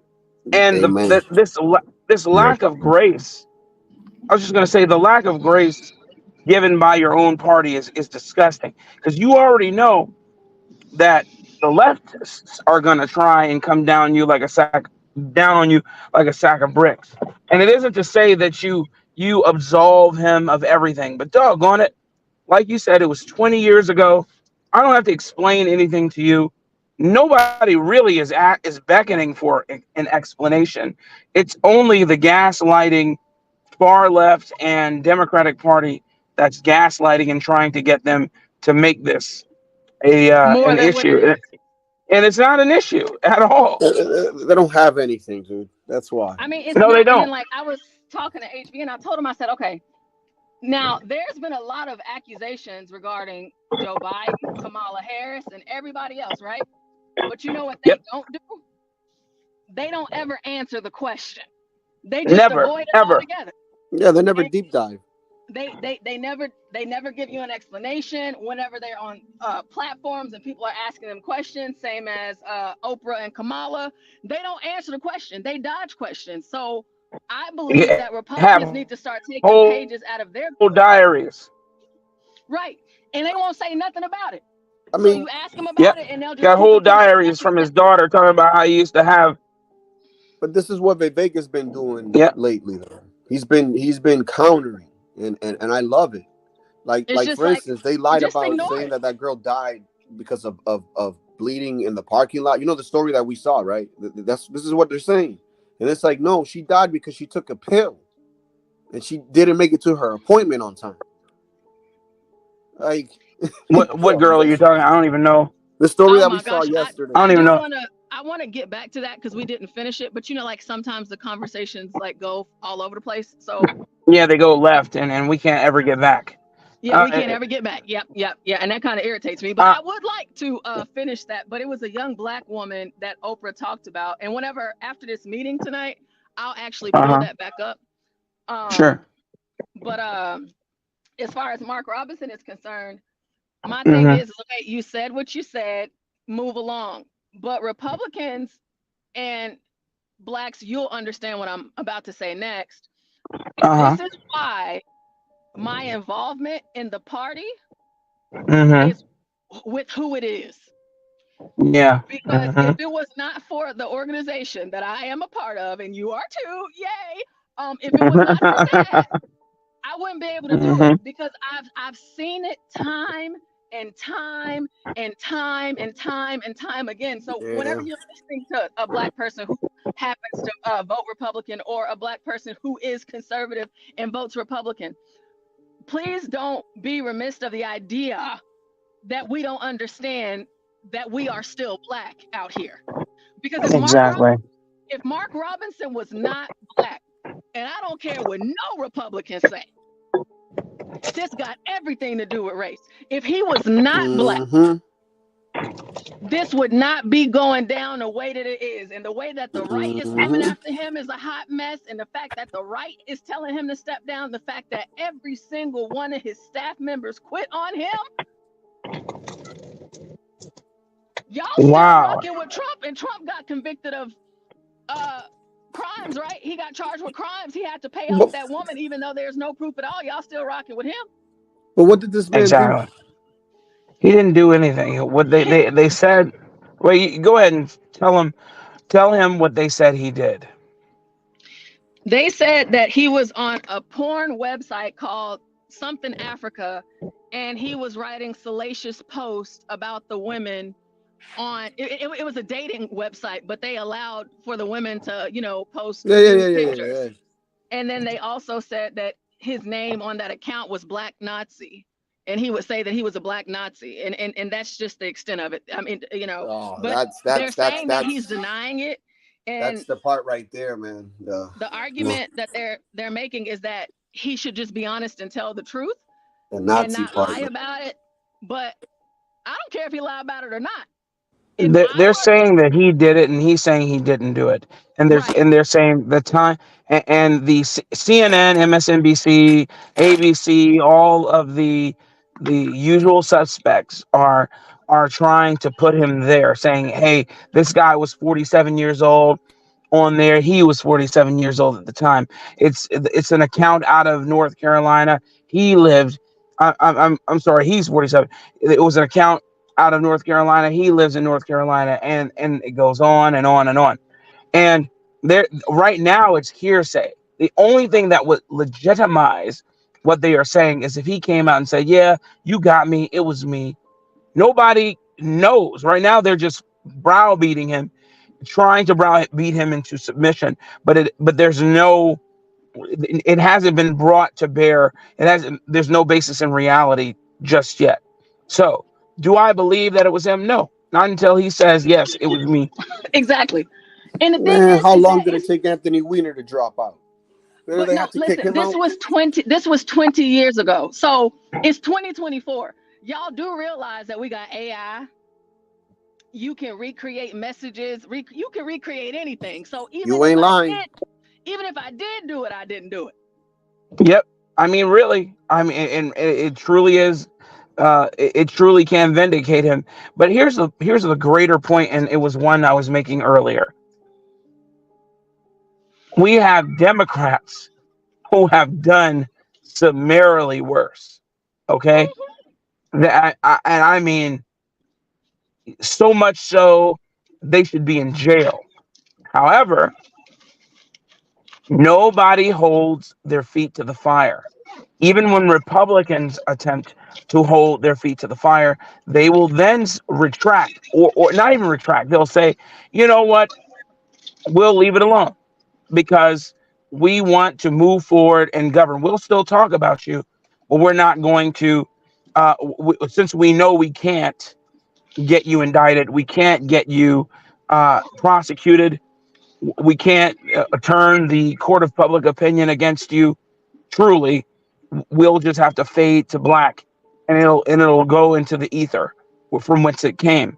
And the Democrats will go right into the sunset, into this fallen world, and everybody else will have to sit at the altar of the Democrats. Whereas Republicans, we do it to ourselves, man. They complain about it. They complain. I'm not a Republican, but when I say we, I just mean conservatives too. We know that there's an issue. Okay, fine, but I don't need you to come and destroy everything because one person had some sort of lapse in judgment or wasn't the very picture of morality. Yes, we all sin and fall short of the glory, man. This man is a human being. So if he did do something like this, my God, dude, he wrote some salacious messages on a chat board with nude women 20 years ago. My God, the world's going to end. But didn't this professor just like write an inappropriate text to some congresswoman just recently? It was Michael Eric Dyson. And then after that, they brought him on The View. He used his word salad to impress all of the cackling hens there, and then proceeded to speak salaciously and indignantly about Donald Trump in his way. And he even ended the comment with saying, I didn't see anybody eating cats or dogs, but I sure did see a black woman eating white ass. Now hear me out. Does seeing a black woman eating white ass sound like a gotcha to me? Or does it sound like maybe he shouldn't have said it that way? Hey, Blacks, I wanted to say something. The guy that ran, I think he ran for governor. The one that was caught with the escort. Yes. Then he still did that happen before or after? I believe it happened before. And he still ran, right? Yeah, with the crackhead and the gay people. Yeah, whatever. he was bombing and everything. He still ran, right? He still ran. You're talking about Florida, the Florida guy, the black guy. He was still running, and he was on CNN a couple months after that. Okay, and then he still ran, and he was caught with pictures and stuff. Caught. People came out, gave the evidence. The homosexual escort came out. We got Trudeau, the head of the Canadian whatever, coming out in blackface. We got politicians here coming out in blackface. They don't give a damn, man. It's satire. Go ahead. I'm sorry, John. Go ahead. When I first heard about this Moore thing, what's his name? Whatever his name is, I can't remember. Mark Robinson. I thought, like, if he doesn't acknowledge that he did it, like if he says I didn't do this, then I'm thinking my first thought was this could easily be manipulated. Yeah. So developer, anyone could add a record or an image into a database at monster.com or something like that. If they really wanted to get rid of him, we've seen now that the government is closely in bed with these companies. And if they want to put a database record in their database with you saying you did this, you did that, it would be really for him to prove them wrong. And he would have to get them to court, get a database forensic examiner to see if he really did that, or if it was inserted into the database, at another point in time, like yesterday. But that was my first thought, man. These companies are so in bed with the government now. Would they be willing to take down a candidate? I think so. If they wanted him taken down, I believe they could do it. It's very possible. You remember Silk Road, John? You remember Silk Road, and you remember how they had to catch the gentleman who they believe ran Silk Road, the black market for everything under the sun. Right. They had to catch him red-handed with the laptop open. Okay, they had all this forensic evidence. Okay, from cyber whatever, keystroke logs, all that. They still couldn't pin him down. Okay, they had to catch him with the code on the laptop to know it was him, and not allow him to close the laptop lest it be locked. So when I hear somebody telling me they know for sure that it was this man from 20 years ago, I call bullshit. Yeah, Because if don't they make no had to sense. do that, they had to do that, and they had the full brunt of the FBI, the NSA to bear, okay, to come down on that dude, somebody that they were actively chasing. You're telling me that they just know it was Mark Robinson? It's all hearsay, and they need him to say it was him. They have to have him say it. Then they got it. Well, What's the bigger picture? What's the end game? End game is to stop him from running and to get it. Listen, if he drops out, they know that they will flip a lot of people in North Carolina, and that's what they want. That's the goal. I don't think they want him to drop out. They do want it. Listen, They definitely want him to drop out. they want him to drop out. Wait a minute. They do. If Republicans are against him, what they do?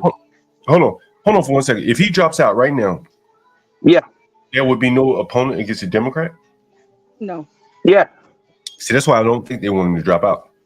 They definitely want him to drop out. I think they want him to jump out. I think they want to basically dirty him up so much that he loses. And this would dirty him up right before the election. I'm not saying that won't work either, but I'm saying the end goal is to get him to drop out, so then they can say, see, we told you that's what he did.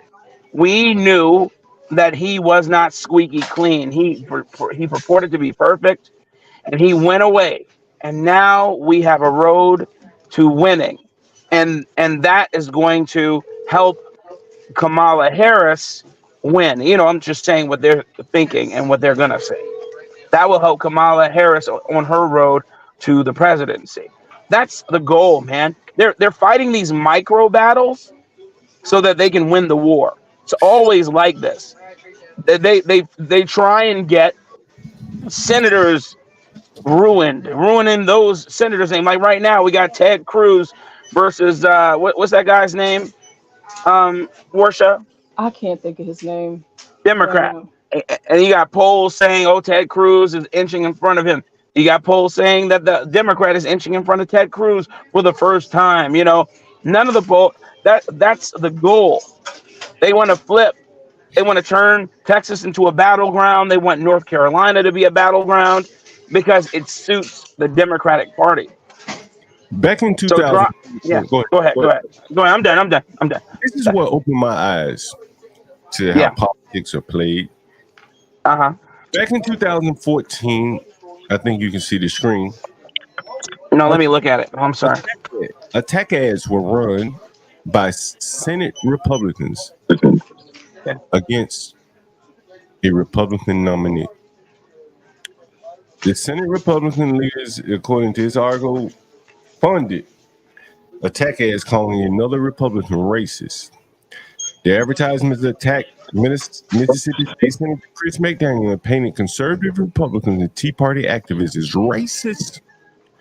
According to documents filed with the Federal Election Commission, all citizens from Mississippi received funding from a Haley Barber I picked it up from Draft group called Mississippi Conservatives.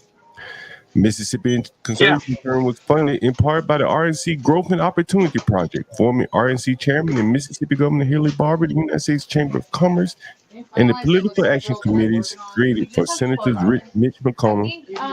Blah, blah, blah, blah. Basically, they sabotaged one of their own. Well, John, that happens all the time.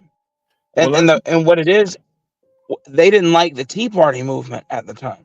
Mm-hmm. They didn't. It was just classic infighting, and there, of course, there's no honor among thieves. If it suits them, they back a Democratic politician. They do it all the time since forever. Democrats You know, stoop so low that you can't The even thing beat is, them in limbo. I don't think the Democrats do it the other way. They'll settle. they do it the other way. Remember who supported Donald Trump's campaign? Who? The Democrats did. They were some of the biggest donors. No, what I'm saying, the Democrats will support Fetterman, a man that just had a stroke, walking around in shorts and sweatshirts. Yeah, the Republicans aren't going to elect someone like that, but the Democrats will, right? They don't care if he's stroke bound. Because had they not, who was going to get into who was going to have the seat? They could have run someone better. They weren't. That wasn't the plan at the time. Yeah, right now they already remember there was a lot of planning that went into ousting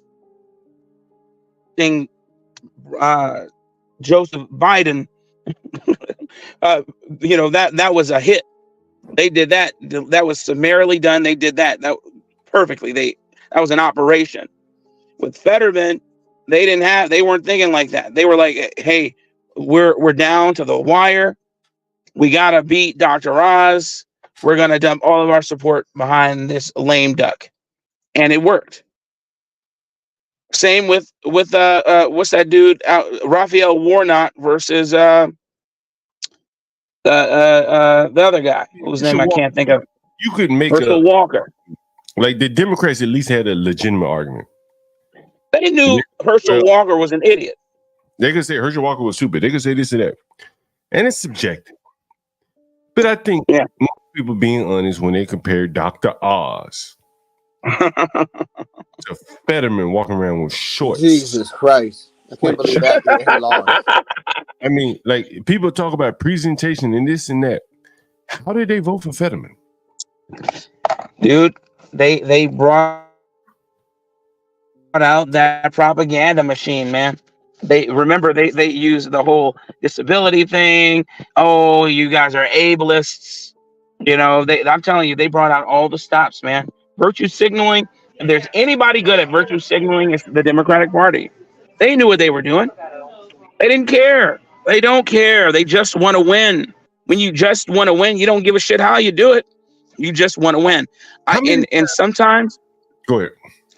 Sometimes I wish the Republican Party or any other party would fight that dirty. I'll tell you, man. Sometimes I wish they would. Same here, but dude. An eye for an eye. I wish they would all the time. And the thing about Fetterman is that, oddly enough, I don't know if it was the stroke that did it, but he's voted against many of their proposals, which I know they weren't expecting. The Jewish ones. He sure did. I wish that they would fight dirty for sure. He sure did. It was the Jewish things that he got out of line with them, right? That's where he really spread his wings and showed his independence on that Jewish shit. How many times have you heard someone say, I don't like the way he talks? How many times have you heard it?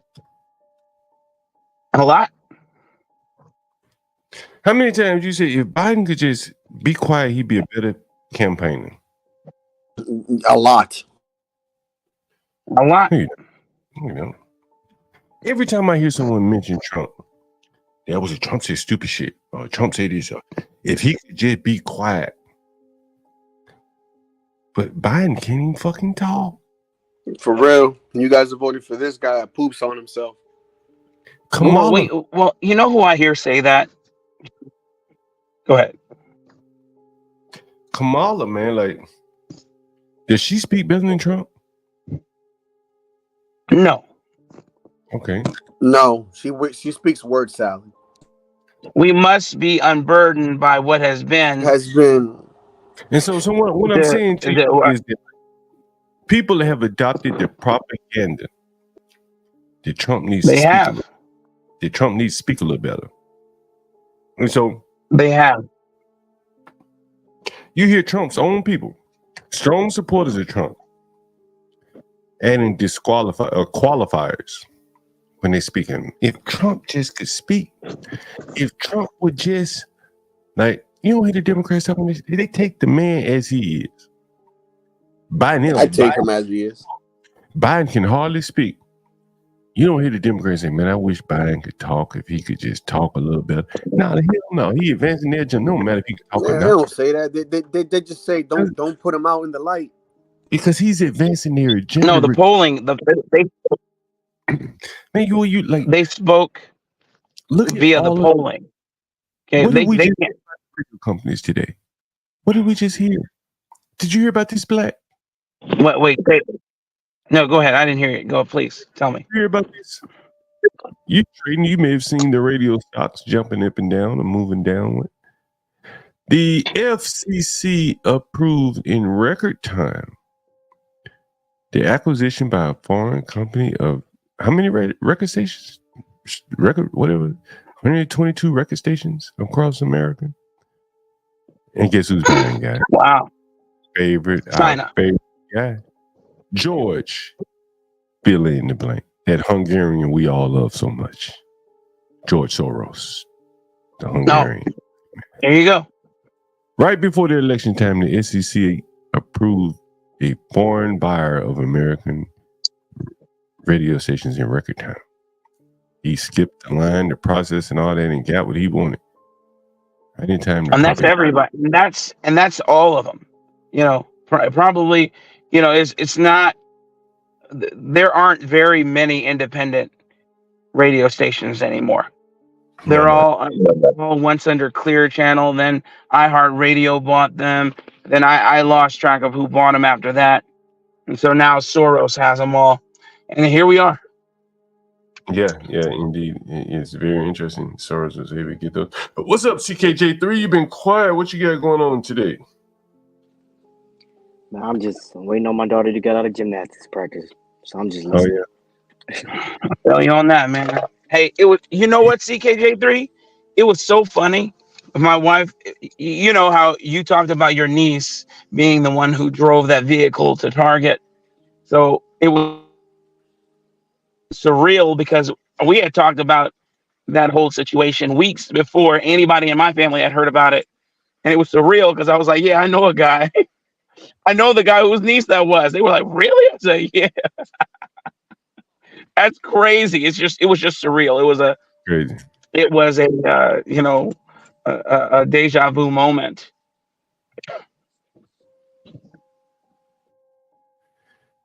Guys, we were talking about the Washington Redskins quarterback. He's a very young man. Not sure, he's maybe a rookie. Yeah, I keep seeing these pictures everywhere. Here's his mama at not the past game, but week 2's game. Look at that stance on that woman. Lordy. Mama. Is that a come get me pregnant, John stance? Alexis, she's still young enough to have another one, man. She's still young enough. I think I heard you say that's Jay's mom. Hey, Jaden, you want a brother? Half-breed? Now I think his mama might be half. There it is. Whatever. That's that video I was looking for. Look at them legs spread wide. Boy, you can't tell she got anything on up under that jersey, huh? That's how they let her breathe. That's how they let her breathe, John. These new mamas done changed, bro. These new mamas. That was the last game. Silly, man. Game before that. The game before. You guys are silly, man. Anyway, man, I got a text message from a lady in Charleroi. And she said she's been a business owner and owned multiple properties in that town for 16 years. I think we should give her a call. What do you guys think? Hey, Blacks. Have you guys heard of it's called the debunk bot? It's kind of like no. It's kind of like I guess ChatGPT, but they debunk like the supposed to be like the truth, or it'll tell you. Would you It's called use that called knowing debunk that? bot. No, Would I you use wouldn't, that but knowing I that just all these people in Silicon Valleys are liberals and Democrats? no. I was just listening to something the other day, and they was talking about it. It's called a That's debunk hilarious. bot. Wow. And it goes into the into different chats, and it utilizes information from the internet to debunk fallacies or something. I guess you just like ask Upload it to your channel. it's the moon landing real or something, and it'll tell you information about it. I guess it'll debunk it. I guess if it's true or false. Awesome, man. That's cool. Though I don't mind if it's telling the truth. You know what I mean? If it isn't towing party lines, or it doesn't take sides, which I know it probably does.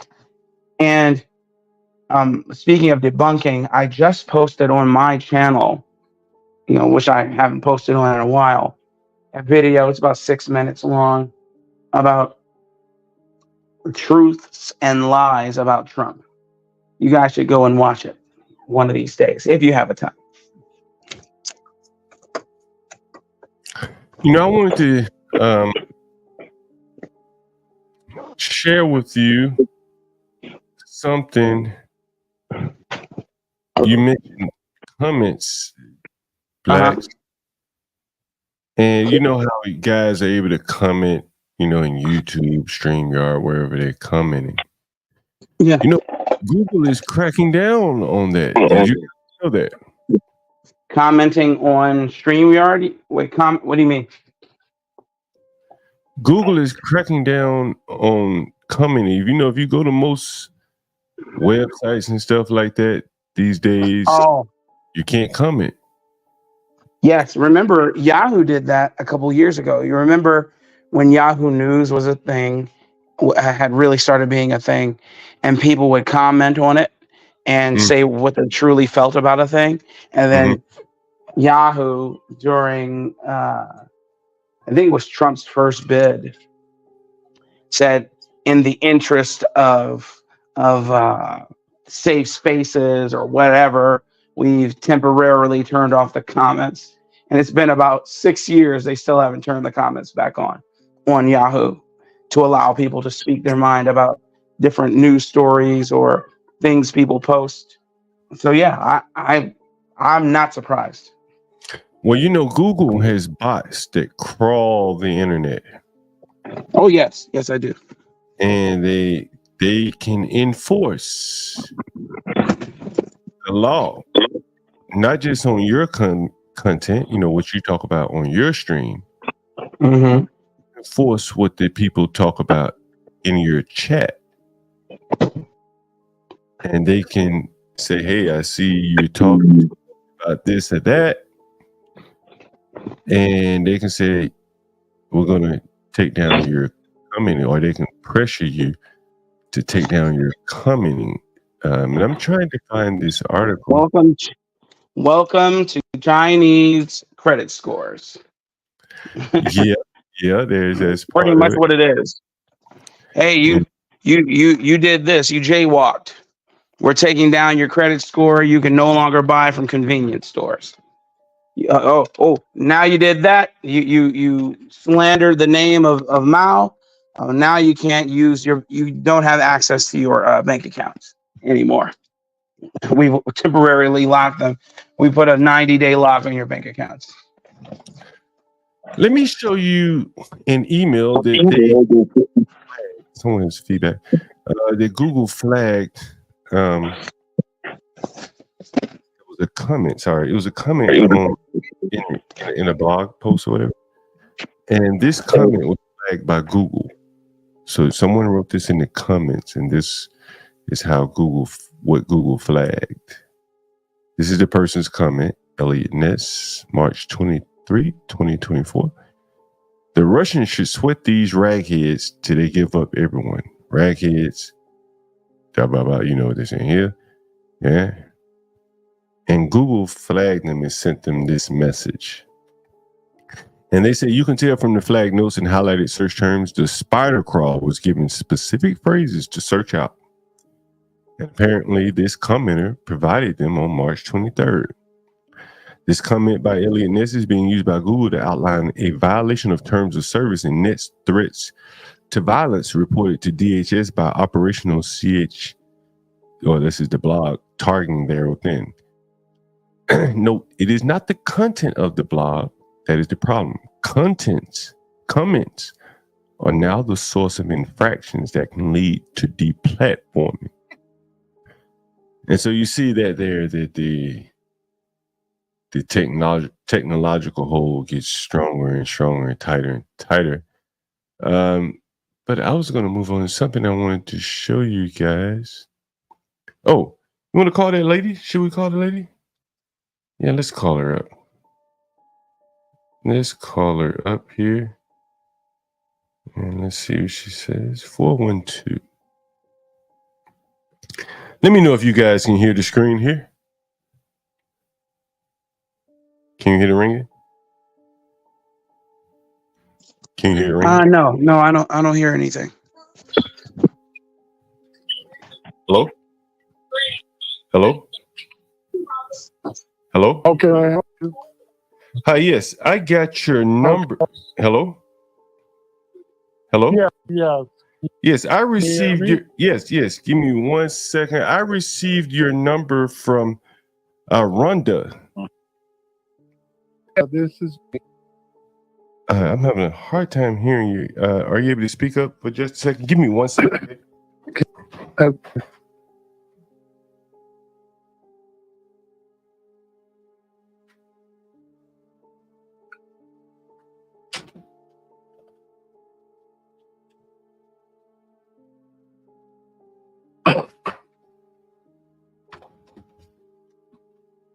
Yes, hello? Yeah, can you hear me now? He loud and clear. My name is John Galt. And I talked to Rhonda. Yes, hello? Hello? Hello. Oh, yes. I talked to Rhonda and she gave me your number and suggested that I give you a call. Say you're a business owner in Charleroi. You're talking to her. Oh, yes. We're having a little bad connection there. Like your phone is kind of cracking or something. Is it, you want to try to call me back? Okay, sure. Better. Yeah, I'll call you. I'll call you right back. All right. Hey, this is a Charleroi business owner, property owner, and they were in this lady was in the comments on the Charleroi stream that we did, and she said she really wanted to talk, and she referred me to someone, and she sent the number of this person over. So apparently the person really wants to talk, and I guess today we will get a compare and contrast between two Charleroi residents, both experiencing the Haitian migration, and I imagine they're going to tell us different things. What do you guys think?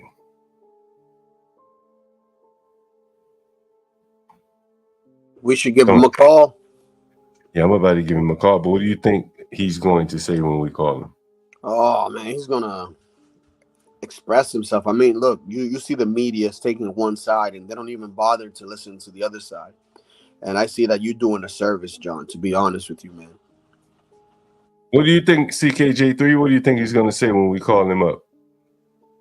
I really don't know. I think he's going to be a little more outspoken than the other guy about how their neighborhood is being changed and stuff like that. So we're going to give him a call back. I think he should be ready by now. Let's go. I hope this works. Hello. Yes, this is John. I'm giving you a call back again. Oh, God, can you hear me any better now? A little better. We're going to try it as best we can. If I have to give you a call back, we'll do it. All right. It's like your phone is like burping or something like that. Anyway, let's jump right into this. Give me 1 second. Okay. All right. Oh, so your friend Rhonda gave me your number and said I should give you a call. I guess I'll let you introduce yourself before we jump right in. Tell us a little bit about yourself. Okay, well, actually, my name is Rhonda. I'm the one who contacted you. Oh, sorry. Okay, thank you. That's okay. I actually owned a business store down in Charleroi, Pennsylvania. I owned an antique store down there for 16 years now.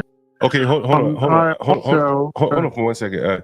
Since your phone is kind of in and out, what I'm going to do is But can you tell me, just now, is there any way I can call you on my laptop, on the internet? Do you think that would work, or do you need to call me? No, you can call me. So you see the number here. You don't have to repeat it over the phone, but you can call me at this number right here. And yeah, I should be able to take that call. It shouldn't be a problem. All right, I'll try to call my business phone. Okay. All right. Thank you. All right. All right. Thank you. Mm-hmm.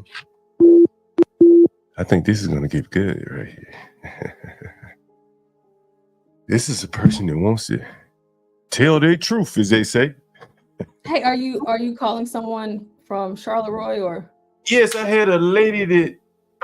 Oh man, I don't know if there's a lady or man, but she was in the comments on the video, and she said, "You know, I'm a business person there, blah blah blah blah blah, and I want to tell my truth, as they say." I said, "Well, this is the place to tell your truth."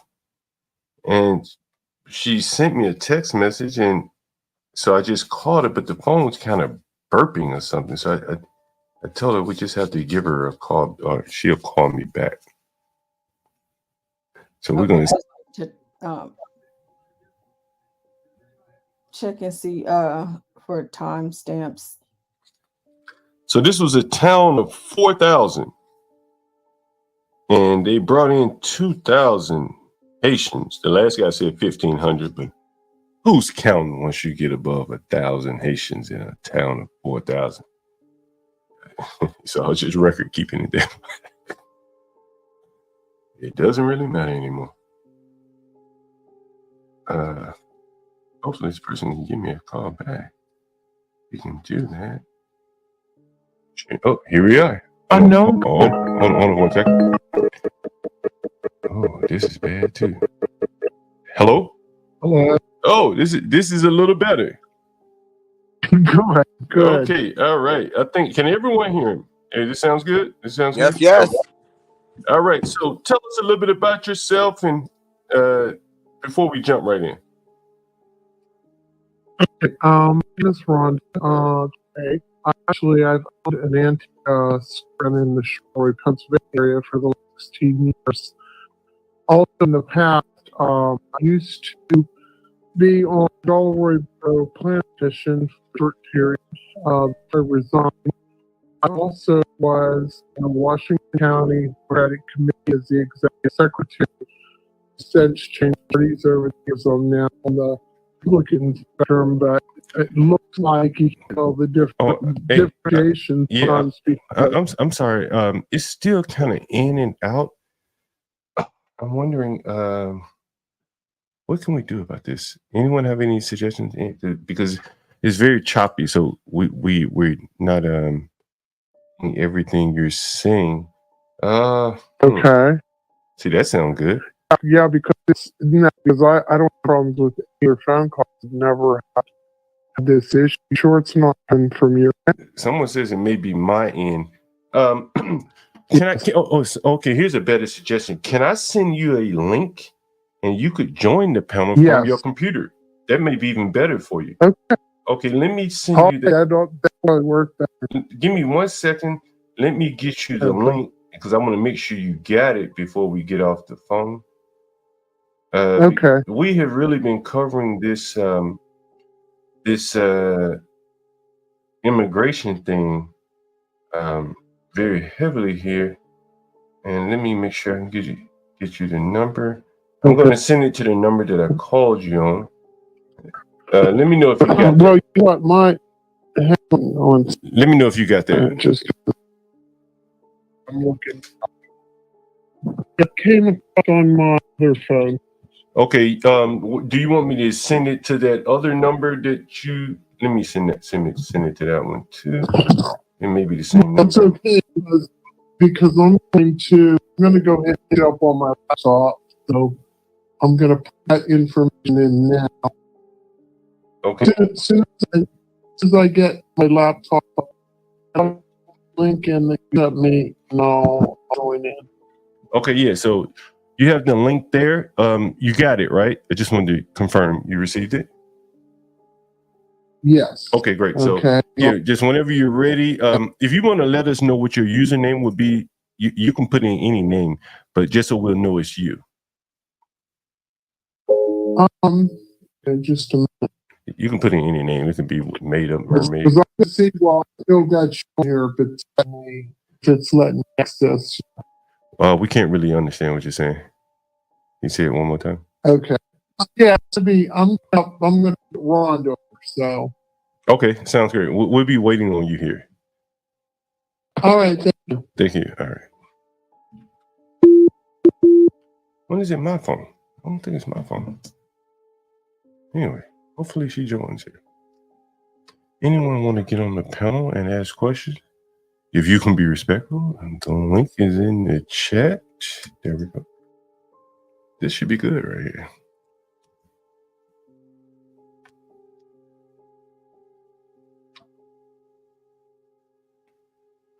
You guys got any questions coming up before she gets here?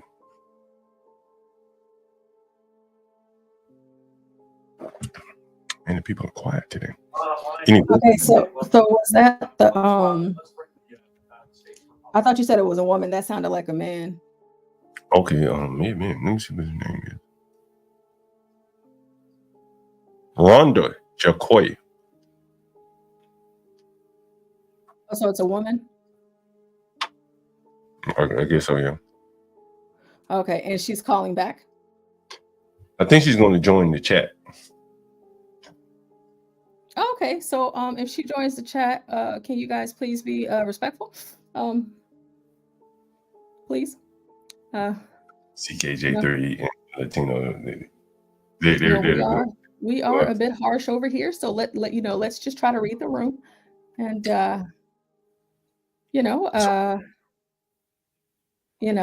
let's just go from there. In the event that she actually hits the StreamYard and joins us.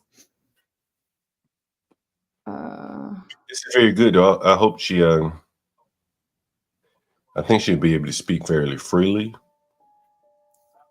and I think it's going to be, quite a contrast from the last. Crack, I can only ask.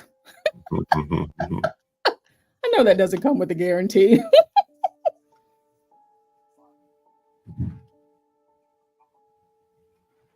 I'm hoping she joins.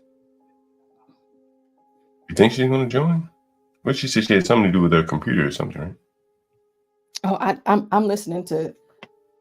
I'm in a meeting and listening here as well. So I didn't hear the latter part of what she said. I think she said she was on a join from her computer.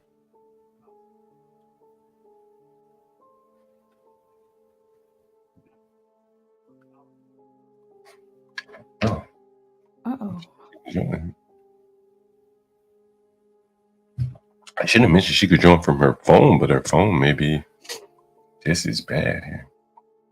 Oh, here she is. Here we go. Let's get started here. Hello. Hello, how are you today? Well, not good. That's why you're not seeing my face, because I'm that's fine. That's fine. Well, you could always look at my face. That's better. So where would you like to start, Rhonda? You can cut your camera off if you like, and that way we don't have to see anything, because every now and then it looks like pieces of you fade into. That works. Now, how do I cut that off once I'm in here? Oh, there it is. Stop being. There you go. All right, there you go. All right, that'll work. Okay, now I feel better. All right. Well, go ahead and introduce yourself. You're from Charleroi. You live in Charleroi, one of the two?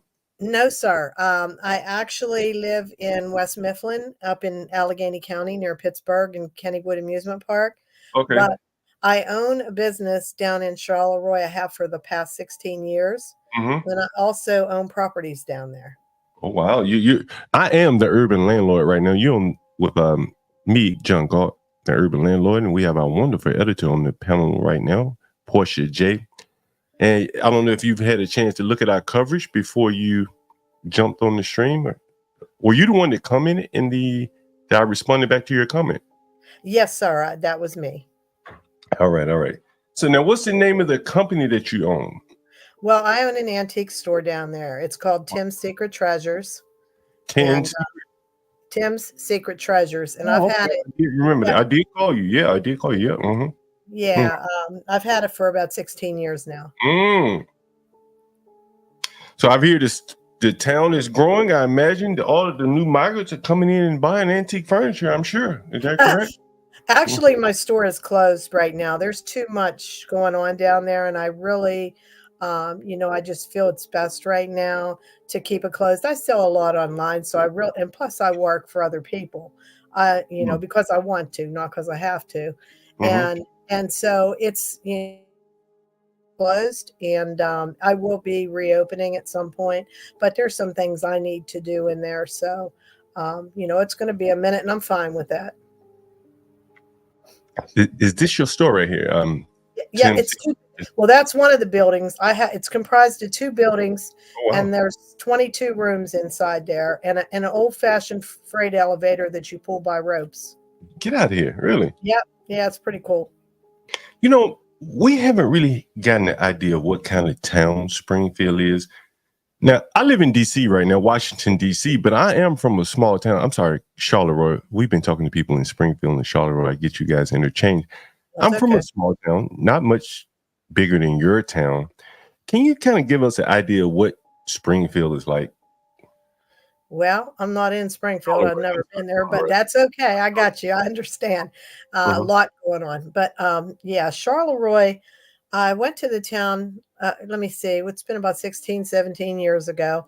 And when I first came to town, it was just like any other normal little town. And believe it or not, I'm originally from Washington County, where the store is located, but I had never been to Charleroi until I bought the store. Business was really good at first. The town was vibrant. There was a lot of people that shopped there and came from other towns, and everything was pretty good. And then over the years, with just everything that's happened with different things like COVID and the economy being stressed, business fell back. So then I went online to do a lot more business on there. But anyway, it's changed because, small towns, they always have, do the same things. They put the same people, the elected officials, whether it's local government or the county or the state, they keep putting those same people in over and over and over again. And they end up getting the same results. So what essentially happened is the town just fell down, and they always had ideas, but there was actually so many arguments between the local officials, and I actually got involved, and I got on the Borough Planning Commission, and then they weren't having meetings. I kept calling them, like, what are you guys doing? Like, you're letting people move in, and then they're not coming into the Planning Commission. What's up with that? So it was funny as hell, because they ended up sending me a letter saying for non-participation, they was going to have to cut me. And I said, no, that's okay. I'm good, and I'm resigning, and here's my letter. And it was funny because they had to read it for the newspaper that night at the meeting. But, I used to also be the executive secretary of the Democratic Committee of the county. And let me tell you, I was in the bee's nest. I know all the politicians all over the board.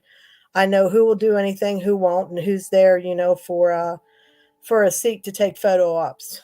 I've watched a lot go on, and a lot happen over the years, and it's been the good, bad, and the ugly. And a lot of times, residents aren't stupid. Neither are the business owners. We all know what's going on. We all know what's happening. We don't know the extent of it because we can see, and you know, the way I'm looking at it now, I'm very upset because they brought so many Haitians in, because they brought different ethnicities in. They brought Mexicans in, they brought Chinese in, they brought different people. But when they brought the Haitians in, they brought an influx. So there was so many that their cultural differences, they didn't train them, or they didn't have just the proper tools to work with before they came to the town. So it became a stress for everybody. And then you had people pitted against each other. That's still going on because. Can you tell us some of the cultural differences? Well, first of all, I know a lot don't understand English. I know that one of my daughter-in-laws are from Kenya, Africa. She's an immigration attorney, believe it or not.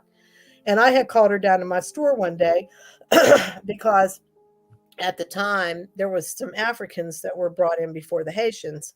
And so she was talking to them in her language so they would understand and trying to help, you know, she was trying to help them out.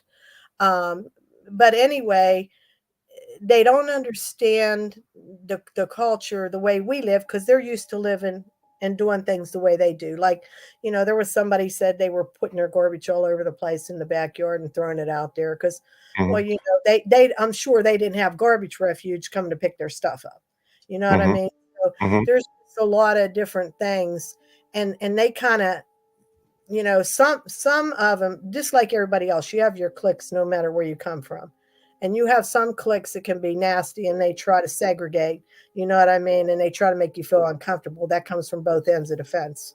And, you know, that was going on in town where people weren't going up to the Haitian stores because, and I can't say this factually because this is hearsay, but the hearsay was pretty thick among many people, that there was a sign that was put on one of the windows, you know, that said no whites allowed. Is that Queens Market? Well, that's what I heard. But like I said, it's only hearsay. I don't have factual proof that was done. But you know, we had a black barber call in, and he echoed kind of the same sentiment. Yeah, because what happened was it chased customers away. They wouldn't come to town anymore. They said, we're over this place. Like, you know, this is allowed to go on. But I heard that they was made to take that out of the window. You know, so she didn't do herself any favors. Who made them take it out of the window? The city government? Well, I don't know. Like I said, I got it hearsay. It wasn't factual. I didn't see it happen. I don't know it to happen. What I do know is that, like I said, people are intimidated because a lot of them, the younger ones, are on the street late at night, hanging all over the place.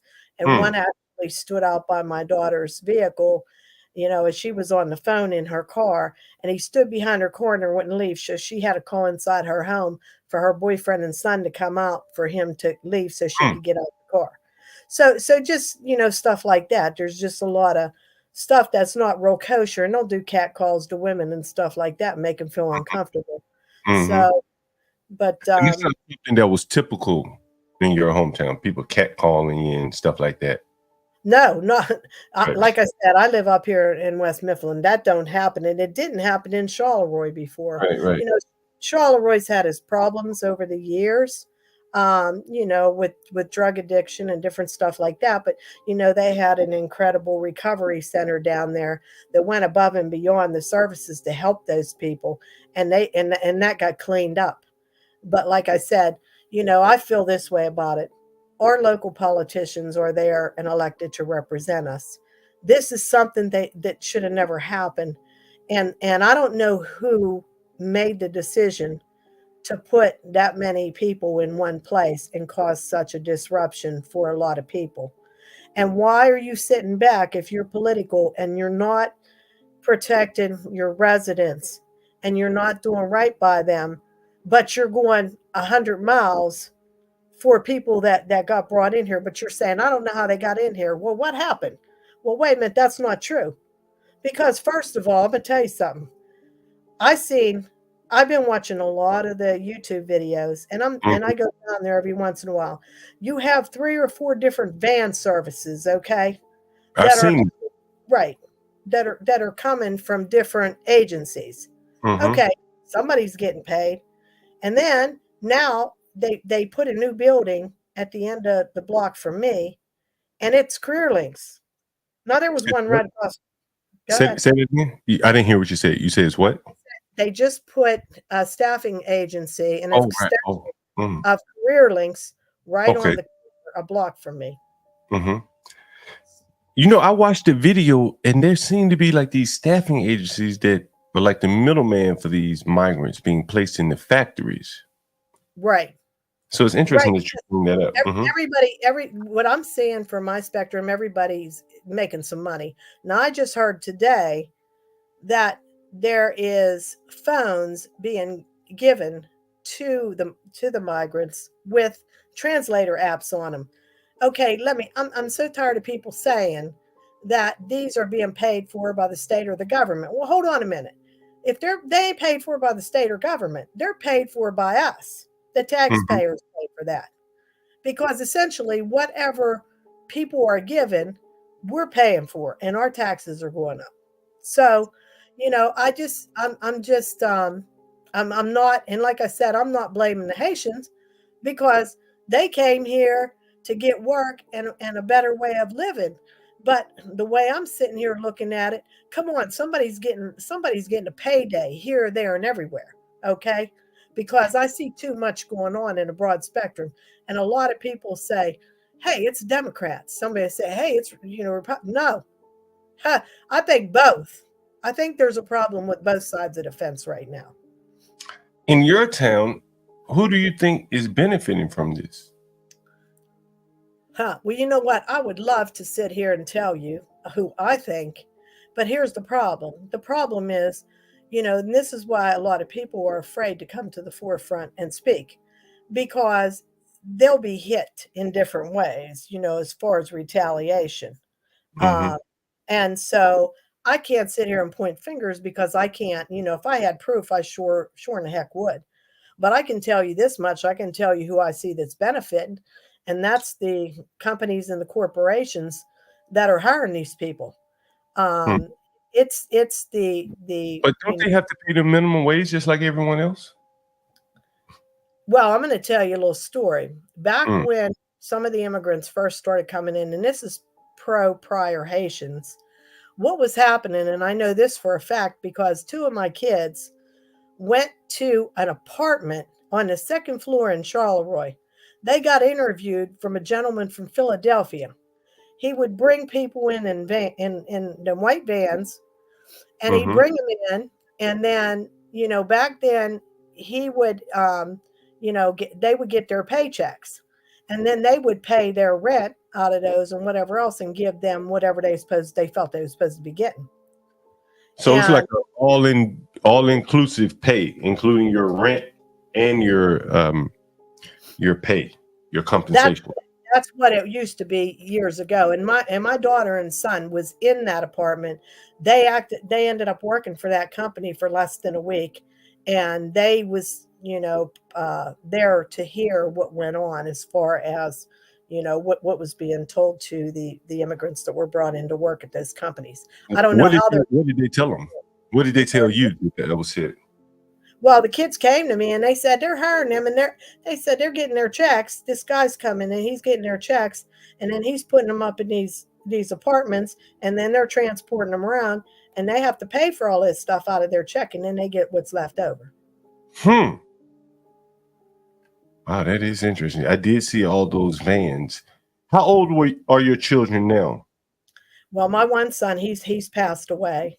Oh, I'm sorry to hear that. My daughter's still here. She's 47. Okay, so you don't have any children in the school system then, huh? No, I don't. Have you heard any stories about what's going on in the school system? I've been watching a lot of the videos and reading a lot of the news, local and otherwise, and it looks like, that they had a lot to deal with because they didn't have, enough resources to take on the excess things that they have to do. They had to hire special teachers and translators to be able to help with the kids and things. And, you know, there was a lot of programs for the younger kids where I had seen a woman said her kid wasn't able, I can't remember if it was Head Start or kindergarten, wasn't able to start because there wasn't any room left, because each county program like that only takes so many in. They have like a quota to fill, and once that's filled, they cut it off. So people's being affected all the way around, and it's not fair to anybody. You know, to get down to brass tacks, Haitians would seem to have a very different culture as yours, right? And right. I've heard that people are living 10, 12 to a house. I'm not sure if you've heard that. I've seen it. And of course, you've probably heard Donald Trump say that cats and their dogs are being eaten. Some people have speculated that they're not eating the cats and dogs, but using them for sacrificial, like ritualistic practices. What are your thoughts on that? From the way the media is reporting it, is it true, false? What do you think? What are my thoughts on it? Like I said, I don't have anything factual to prove that aspect of it. But I can say that just like everything else in every culture, you have some bad seeds and some good seeds. You have some people that won't, no matter how long they're here, they won't adapt to this culture. But then you have other people that will adapt. So you know what? I don't know how to answer that. Like I said, I haven't seen that happen. I would be sick about it for sure. But as far as evidential on that in the town of Charleroi, the way I see it, I feel sometimes that the Haitians, some of them are just as much victims as the people that are being, overloaded right now. And what happens? They're being pitted against each other. But they need to look at the people that whoever brought them in and whoever made these decisions. And I'm going to tell you right now, as far as I'm concerned, they weren't just brought to town and dumped off there. That's not the way things happen. Do you think there's a reason why they were brought to your town? Of all the towns in America, why yours? I think because it was a depressed town. I think because there was factories there that figured that they could hire them at a cheaper rate because, there's tax incentives for people that are low income. But when you put this on it, I'm sure there's even bigger tax breaks. Right. Yeah, for hiring migrants, yeah. Right, Damn, right. I didn't even think about that. Wow, I did not even think about that. Wow, I did not. There's some companies, there's at least 2 to 3 companies that I know about, maybe 4 off the top of my head, that their total workforce is a very high volume right now of immigrants. So what are the Americans that were living in that town doing for work? If living, where are they living? Well, I'll tell you, I know there's some people that they're very upset. There's some people they're leaving. They're selling their places. If they're renting other places. I know that my daughter was renting a house across the street from my store. And I know as soon as she moved and got out of there, that they put a whole lot of Haitians that moved in that house. I know that the borough just passed, they're going around doing rental inspections. And crazy part is I don't have rentals because my properties I own, couple of my kids and grandkids live in them. So my places weren't even supposed to be inspected, but we told them go ahead in, because they said it was on a county list. And we're like, okay, come on in and do it. But, you're not supposed to inspect your house anyway, even though you're not renting. Exactly. So anyway, but I told my husband this is the first and last time because I called him up. I said, what are you people doing? Well, I guess they're, from my understanding after talking to them, they're doing it because what's happening is these landlords are moving in an overabundance of people into their buildings because they're charging these people per person. Okay. And so now the borough's trying to, correct it in some way with the inspections, you know, but I don't even know if that's going to correct it because they'll just, you know, all of them won't be there when they do inspections. So how they Yeah, I'm about to ask you that. So if the borough comes in and they say, hey, we got 15 migrants in here, 7 of y'all got to leave. Which 7? Yeah. And I don't even know if they can find that out because listen, when they do the inspections, it's normally day and these people's working. So Yeah. Or it's hanging crazy. out. It's just, Yeah. it's crazy. So But what these about? people, Go ahead. seriously, they're I can't believe it. I've never seen people start to put money in places, you know, to renovate and try to make things bigger so they can fit more people in there to get that money. It's all about the money right now. It's just a money racket. You're talking about the landlords. Yeah. Yep. Now, you said that there are other immigrant groups.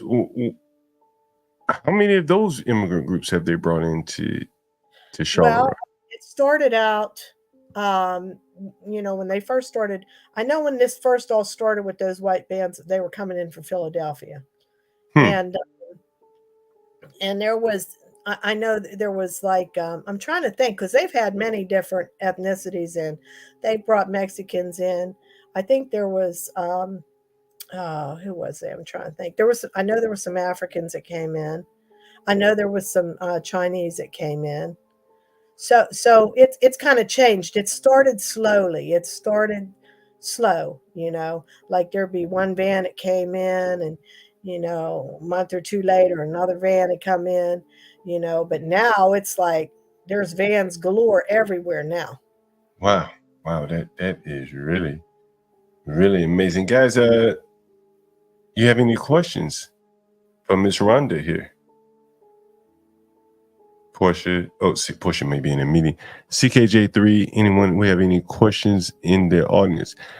Let me ask you, so you say you don't think it's a Democrat or Republican thing.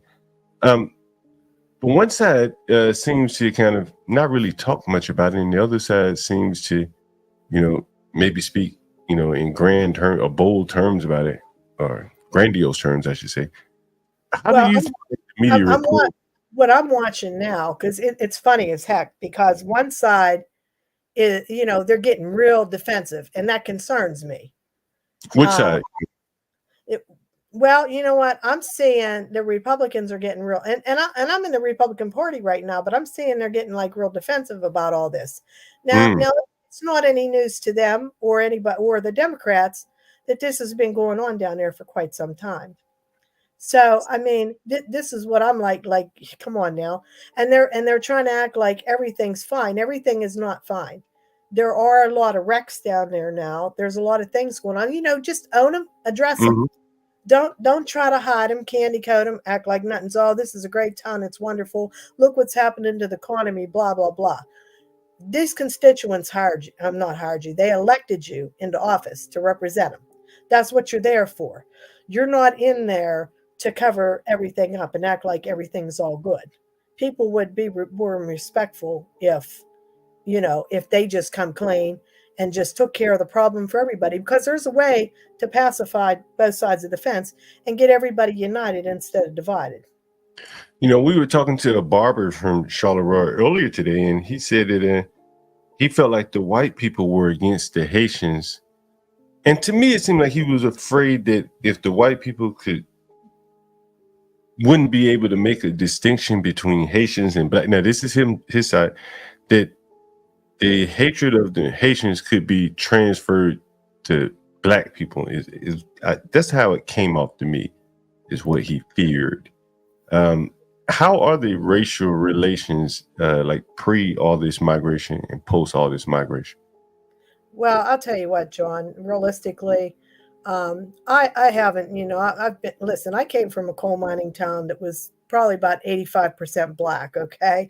So down in Charleroi, that for right now, as far as a racial divide, that's the last thing I feel you're going to see down there, because a lot of the people actually try to understand and they try to be accommodating.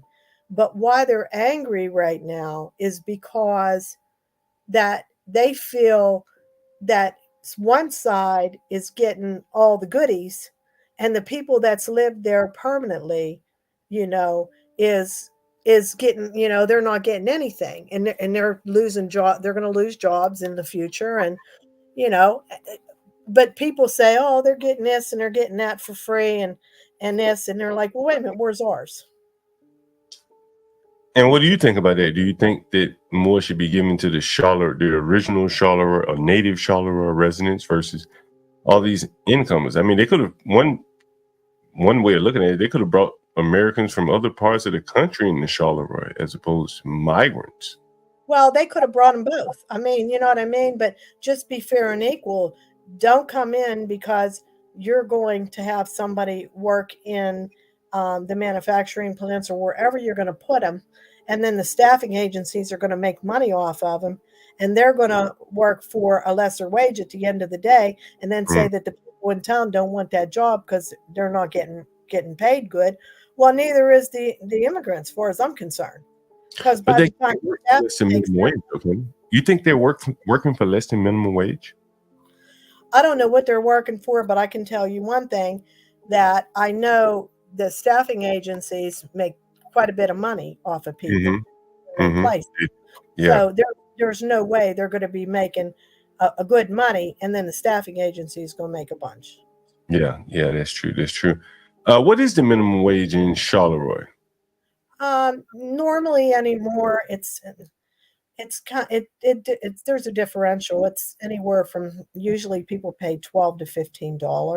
Wow. And you know what? There's been some questions come across while I've been running my mouth, and I do want to answer them, because the first one was somebody asked if people, the Haitians have been shoplifting from the retail stores. Oh, yeah. And I can't answer that, Daniel, because my store's not open. I actually do things online. Right now, my store's actually closed because we have to do some renovations in there. But I couldn't answer that for you. I would if I could, but I can't. I mean, I know people have said that they have, but so have white people, so have other people. So now, that's a big store that you have in Charleroi. Is that like downtown? Yeah, it's right on McKean's store. It's actually, like I said, it's 2 buildings. I have 3 lots. And there's 22 large rooms in there. And then I have 2 apartments upstairs of my store. Now, what are you going to do with all that property if you're not going to reopen? No, I am going to reopen. But now, my husband, he works 2 full-time jobs. And then I work. And then we own properties up in Conneaut Lake. We have 3 homes up there we bought. So we're using like yo-yos all over the place. So I see. You are a businesswoman. yeah. This is the Urban Landlord, by the way. We have Rhonda from Charleroi, Pennsylvania. She's a business owner. She lives outside of Charleroi, though, but she has a business downtown. The business is not open right now, only online, but she still owns her property. And we have Jay Rillo up here. Jay Rillo, you have any questions you'd like to ask Miss Rhonda? Yeah. Let me ask you, as far as the immigration situation is concerned, do you find that certain groups they seem to acclimate to the environment better, or acclimate to the way that things in the US are better versus other groups? Have you noticed that? Yeah, I think that some, because I know that sorry, my clock's over there going off, but I know that they had brought a group of Romanians into the Bell Vernon area, which was the town next to us. And this was a few years back. And what happened, because they couldn't adapt, they had a hard time, like the residents and the mayor and everybody over there was vouching for them, but they just couldn't adapt. So they all ended up leaving. Now, different groups, and I think it depends on too, like, every cultural group usually has leaders, and sometimes they'll kind of pay attention to them and they'll mind and they'll learn from them, but then other times that they won't. So, and just like I said before, not all Haitians are bad. There's maybe some bad ones that make it bad for everybody. So, I'm not. Which part are you from? Are you from the western side of the state? Are you closer to? Are you from the western part of the state? Well, actually, I was telling John, I live in Allegheny County, I'm 15 minutes from Pittsburgh. Oh, okay, yeah, all right, yeah, you're But you're but damn near Ohio. yeah, but my store is 45 minutes from where I live, and Mhm. it is in the southwestern part. It's closer. Like if you would go a little bit farther, you'd end up over in West Virginia, like on the kind of Morgantown end or that end. Right, right. Yeah. Well, because the reason why I ask is because on this side of the state, and I'm closer to, I'm about half an hour outside of Philly. Most Oh, of the okay. time, who you're gonna see is usually the groups are gonna be Hispanics, which I'm okay with. Doesn't bother me any because they'll Right. acclimate very well because most of us who are already Americanized can acculturate them a little bit better. You have, of course, you're gonna have some that they just Right. they can't adapt properly because they haven't let go of the ways that they had from when they were home, right? Right. But I have yet to see, at least on this side of the state, to see any of the European immigrants. I haven't seen any over here. Granted, maybe I'm not looking hard enough, but I mean, you won't know that they're migrants until they speak. Is really Right. the issue. Now, I haven't seen any Haitians this way. Granted, maybe I'm just not looking hard enough. But Mhm. I'm curious if you come across any. Have you? And maybe I missed this part because I just hopped on the panel. Okay. Have you noticed anything at all similar to what the stories are being told about Haitian migrants? Have you seen anything even close to that? Because I've heard reports that yes, they're acting a fool and they're going in, they're eating domesticated animals, and then I've heard that it's all utter bullshit. Have you seen anything firsthand dealing with them? Because I haven't seen it. I'm only going off of third-hand information. All right, let her answer the question. Go ahead. No, from what I've seen, here's what the problem is. Late at night, they'll be all over the streets, all over the place. And that's because of the influx, because you have to remember, they said there was a population of 4,000 in Charleroi, and the numbers differentiate whether they brought in 2,000 or 2,500.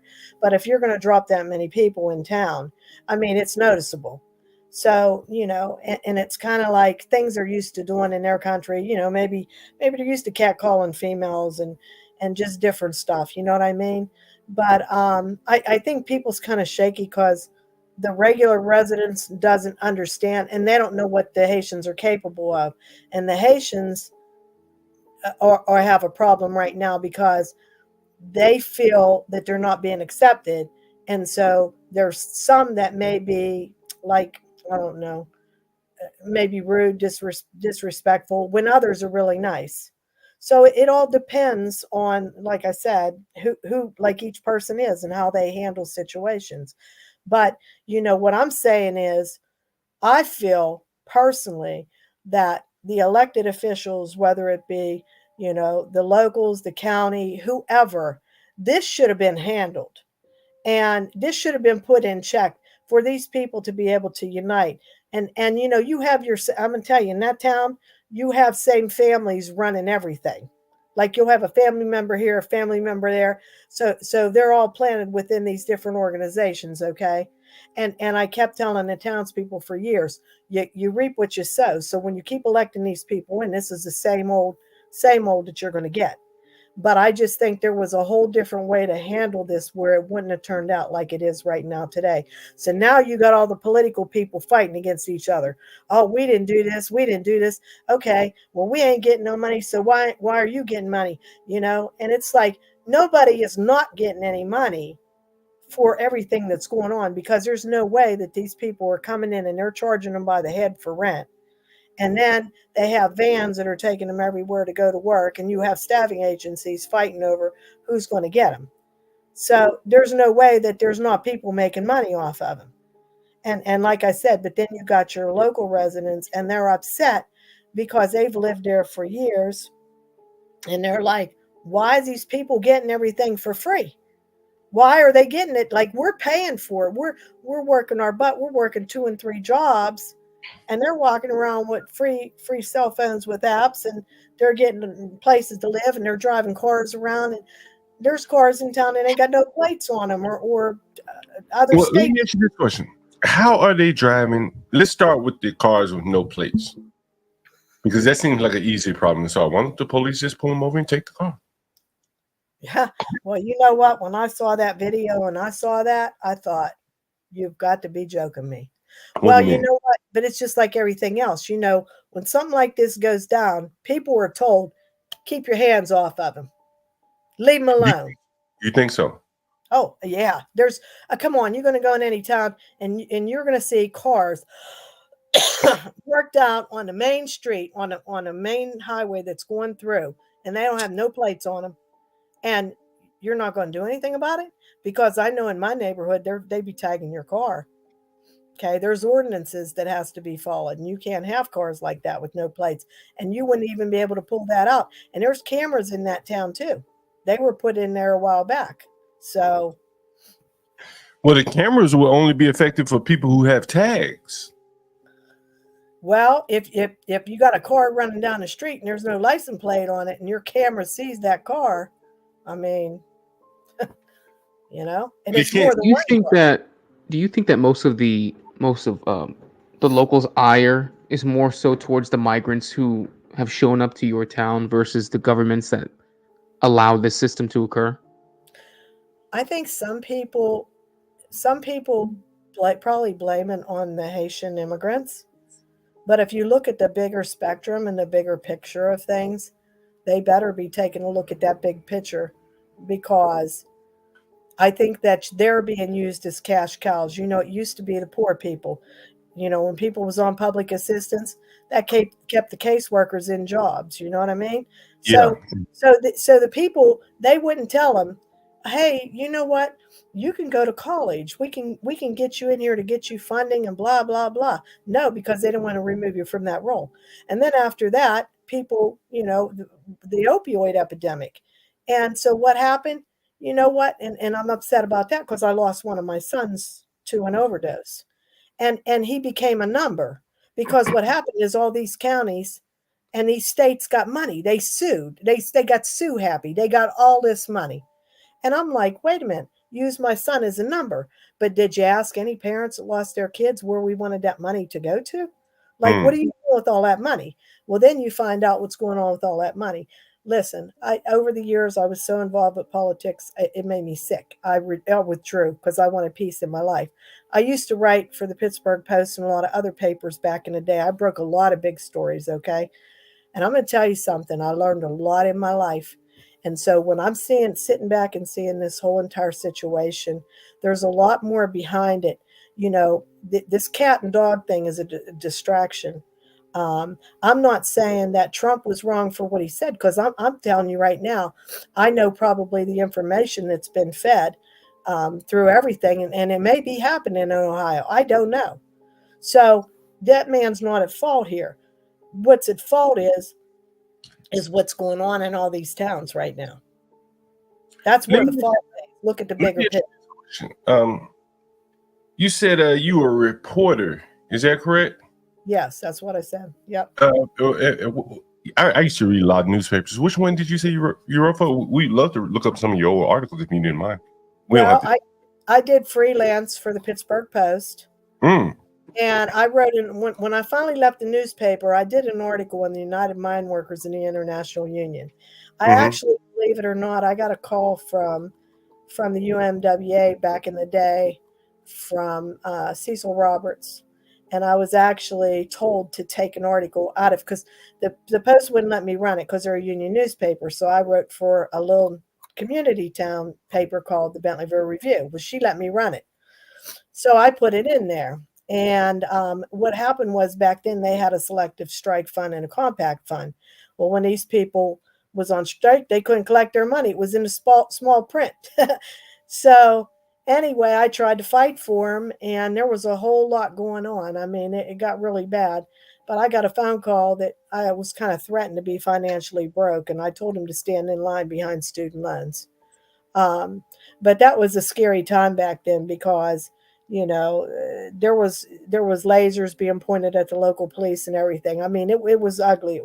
And I was going in people's houses hiding to do things. And the last meeting that they had, I'll never forget it. They sent all the media out from all the TV stations, and the miners hid me underneath the table. And I stayed through that whole meeting while the International was in there.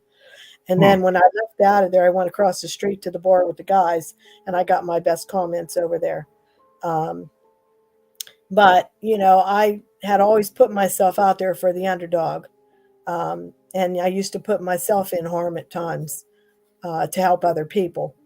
But like I said, I decided later on throughout life to, I have 9 children and I have 35 grandkids.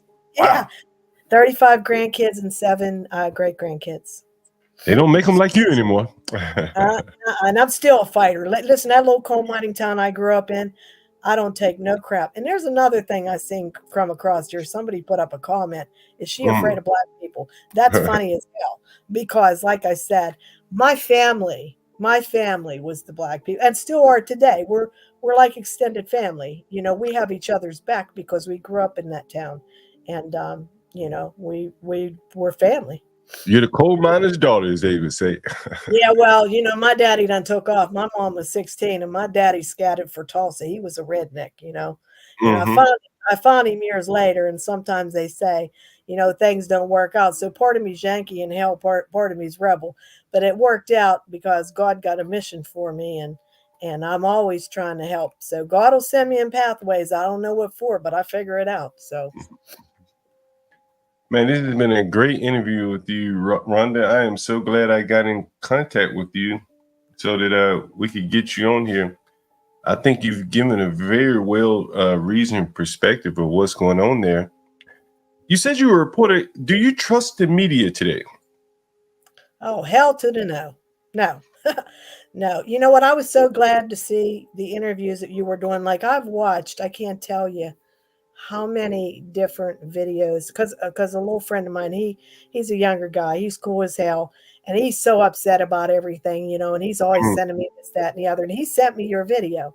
And I went and watched it, and we both discussed this because, see, like, he doesn't want to put himself in a position to lose his job. And I know my husband was at the store today, and he had heard some customer came in and said something to him, and what did he say? Well, I can't say because I can't stick him on a burner, but I've already said it in this interview about the phones. And so he said, I just wish I could say something and not lose my job, because he said, I'm so furious about all of this. And I said, well, I understand, but don't worry about it. Remember, I still got a mouth, and I don't have to worry about being let go of my job. So. You have independence. You know what's interesting about that is that only kind of the independent business owners would talk to us. People that work for someone that can't talk. But you know what? There's more people that would talk to you if they knew about you, because there's actually some business owners that they were kind of waiting to hear from me because they're concerned about who to talk to.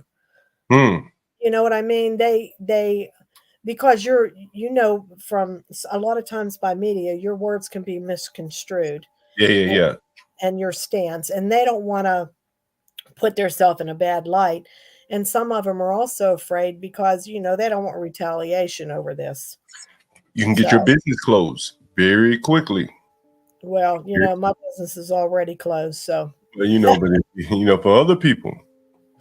Yeah, well, that's what I said, because, that's why people won't step forward, because they want to talk, but then they don't know who the right person is to talk to. And I can't wait to show them this video, and hopefully, they'll reach out to me too, and then I'll give you their information, because I know there's a lot more that would like to talk to you. People are saying you're very cool. You should come back. You should be like as much as you like. You could be a regular panelist up here. Hey, I would love that, because let me tell you, I'm all about helping people. That's what God put me here for. Yeah, that's what this channel is about. I am the urban landlord, and we try to focus on business matters and matters that, affect business. And this amount of migrants coming in will affect business positively and negatively. Depends on what side of the aisle you're on. I'm a landlord, so it doesn't really harm me, at least in the immediate term. I don't know if I would be comfortable renting to people that I can't speak to. I don't share the same culture, but it would be, beneficial. I don't know if they could pay. Well, I bet you that the government is going to make sure that their rent is paid. It seems that they have some backing from the government. And yeah, but what happens when the government subsidy runs out, which it eventually will, or the program stops, which it eventually will? Yeah, exactly. I've talked about this. Have you ever seen the government program stop?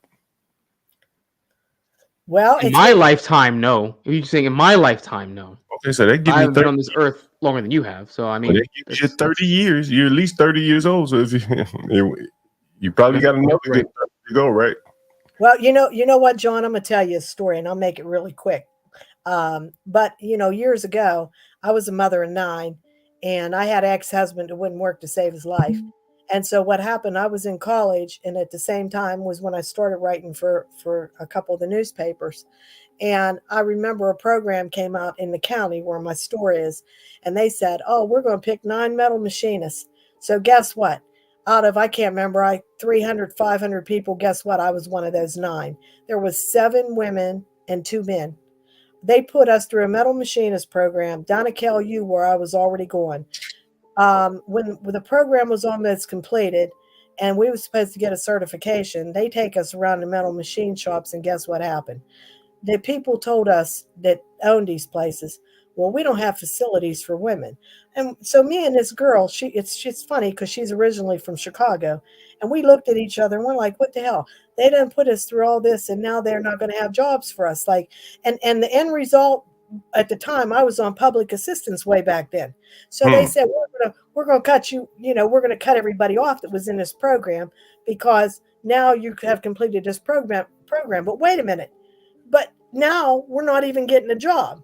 So I felt so bad for one of the women because her daughter was disabled, and they cut her off. She had to work at McDonald's, and I'm not shitting you.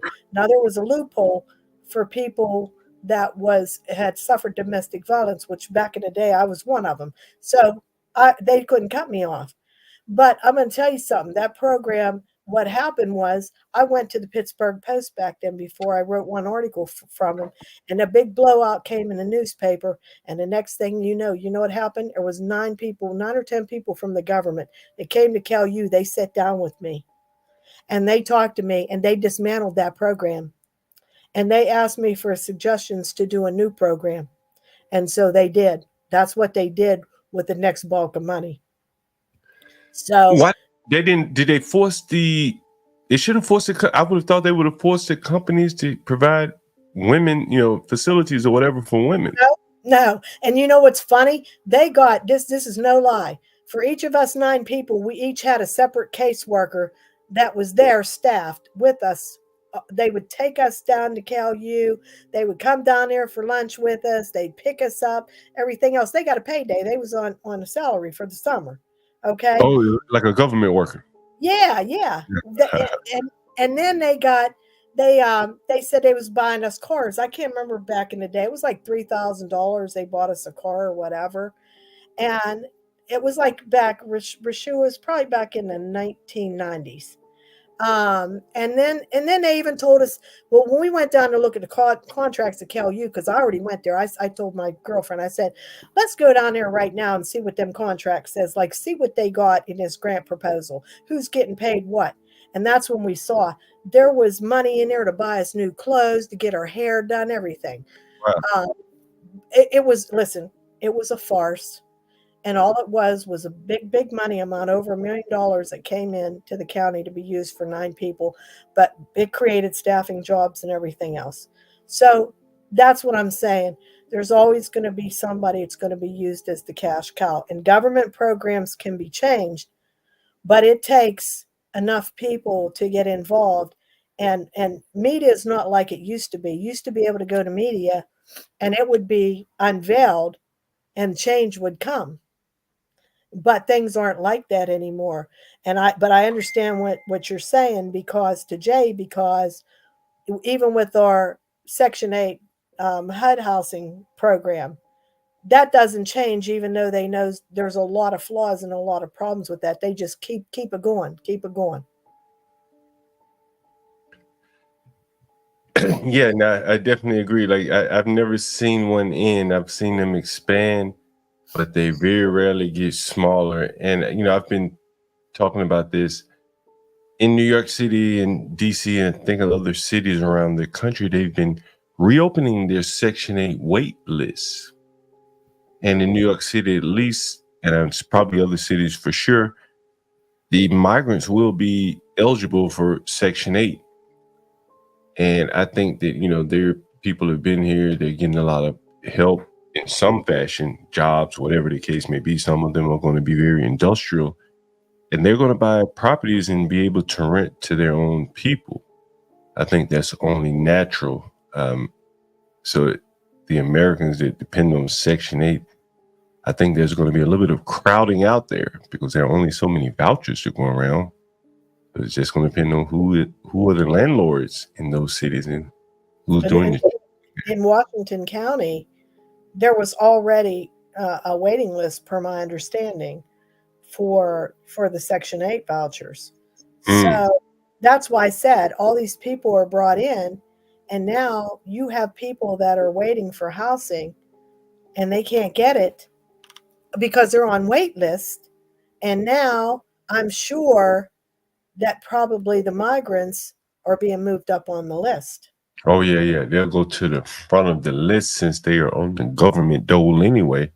Right. So what happens? What happens with those people on those lists? Where are they going to go? What are they going to do? And that's where the anger comes in. See, that's where you pit one side against the other because they're watching the one side get all these things while they're over here. Wait a damn minute. Like, why is this not available to me anymore?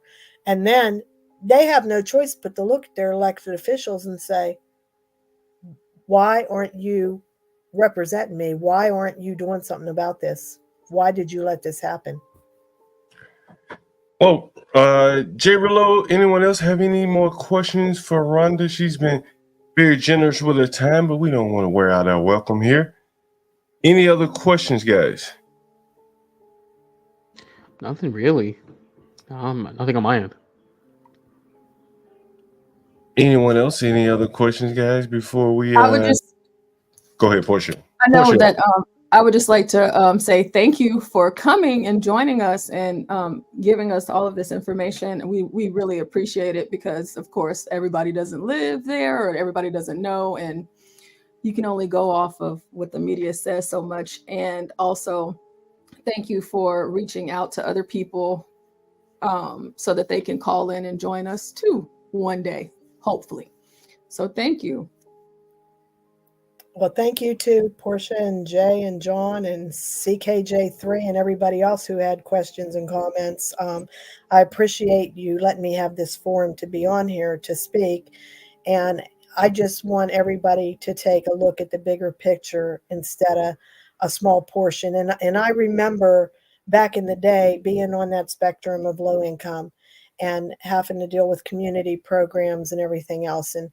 And so today I don't have to do that, but I still have a heart at the same time. And I feel that the problems are there from people that people's not even taking a look at, because, you know, the Haitians are getting angry at the local people and the local people are angry at the Haitians. But it's like, come on, take a look around, figure out, you know. Let me ask you this question. Shouldn't the Haitians be appreciative considering where they're coming from? Like, they should be the happiest person alive, considering facts. They're coming from a failed country. Yes, you know, I feel the same way. I guess I was kind of upset at first when they first came to town, and I'll tell you why. I have two daughter-in-laws that are from other countries. My one daughter-in-law is from Sweden. My son fought through hell and back to get her here, and it cost him money, and he actually got one of the politicians to help him expedite to get her over here. With my other daughter-in-law, she's from Kenya, Africa, and like I said, she's an immigration attorney. She came over here, got her education, you know, and she's an attorney. And she's also not real thrilled because, you know, she worked her way through to come here, you know, in a legal way. But now it's like, hang on a minute, like, we wasn't handed all this. So it's kind of, you know, it's like you go to college and you pay a lot of money, and then somebody just gets that job and makes more money than you did. And it's like, well, what the hell did I put out all this money? What'd I do all this for? So Rhonda, you're not necessarily against the idea of helping people from other countries if you realize that these are people who legitimately are just trying to escape a bad situation. So that's not the part that's bothering you, correct? No. So the part that's actually bothering you is the fact that the government is prioritizing migrants, regardless of the status and regardless of the reason they're here, over their own people, even when our own people are in need. Correct? Yes, That's what I'm gathering. Okay. exactly. So if in your mind, then, just let's say you had power for a day, right? And you had people who thought like you. You guys had power for a day. What would be the solution you would put in place so that way you could have the people here at home who are taken care of and they don't feel marginalized, and the people who are coming here for a better life because their country is literally a third world shithole? What would you try to do as a happy medium? Well, I think, because it came in as a shit show and it was already like dumped in, and it was just like you take it and that's the way it is. And I think it's going to take a little bit of time to correct this situation. But I think the first thing you need to do is, as politicians that represent the area all need to come together, and they need to give people an explanation as to what happened. Let's be clear. Let's not say, I don't know what happened. I don't know what went down. Oh, this, it's just beyond me. The people just didn't come being dropped out of UFOs. Let's be real. Be real with your people. Have a meeting with them. Explain the situation and say, okay, this is what happened and this is where we are. Let's try to make this a good living environment for everybody. Maybe we'll check with neighboring bigger cities and see if maybe we can relocate some people to even out the numbers, so it's not that predominant, so it's not affecting you as bad here, but we want to make sure they're going to be okay too. So let's just reroute people in different places, and let's work with our other politicians in our neighboring counties to get this done so that we can make everything work out for everybody. So we have someone here, and we've seen this similar type retort. And I take it along racial lines is the reason why this person is asking this question from this angle. And he's asking, why aren't the 500,000 Ukrainians here? And where is the outrage there? I don't think he's asking you that question, but you can feel free to answer. But I'll answer. I think we've shown him pictures, so I'm not even going to go there, devotee. You can go back and look at other streams to get kind of a real world answer why they are allowed here, other than them being at war. Primarily it's women. Many people think there are attractive women, so attractive women are never going to be turned away. But the other thing is that they are probably easier to assimilate. As Miss Rhonda has mentioned here, that there are Africans, Mexicans, I think you said. Yes. And other migrants in Charleroi. But you got to be honest, like, Haiti didn't get there because an earthquake hit it. It was bad long before the earthquakes hit it. In fact, the worst earthquake that hit was back in 2009 or 10 that destroyed Port-au-Prince, and still they didn't have a migration after that. They still stuck it out. And so, no, you're not timed out, Helen Haynes. We just timed out whatever the guy's name. I can't remember. Yeah, I don't think we could protect everybody in a protected status in every country, even if we wanted to. But you can assimilate some people better than others. Yeah. That's fair, right? Yeah. And what they are going through, one may say we inflicted it on them by siding with their country in the war. But it's my opinion that Haitians would be better off being helped in Haiti. That's just my opinion. Yeah. And I think that that will work out better for everybody. Those people want to be at home. If you want to be humanitarian, build them a better home. But to bring them into another small town, no one's going to be happy. And I think that is really what the outcome of what Ms. Rhonda has explained here. Well, first, I would ask, is the U.S. military prepared to reinstall their president in power? Because the president's been deposed. He's not even in the country. The president of Haiti is long since left. Since the country when it collapsed. I mean, those people probably need to figure it out for themselves. I could say more, but I won't. But I do think they need to figure out for themselves. And if it takes them 100 years when they finally get there, they'll be happy and there will be no one else to blame for the 99 preceding years of struggle. But someone else intervening only gives them a finger to point at that person if it doesn't work out as soon as they want it to. So let them go through the struggles like everyone else has had to go through the struggles. There's nothing wrong with that. Yep, and it makes you stronger when you go through your own struggles. Let me tell you, you gain strength and confidence, and you get smart.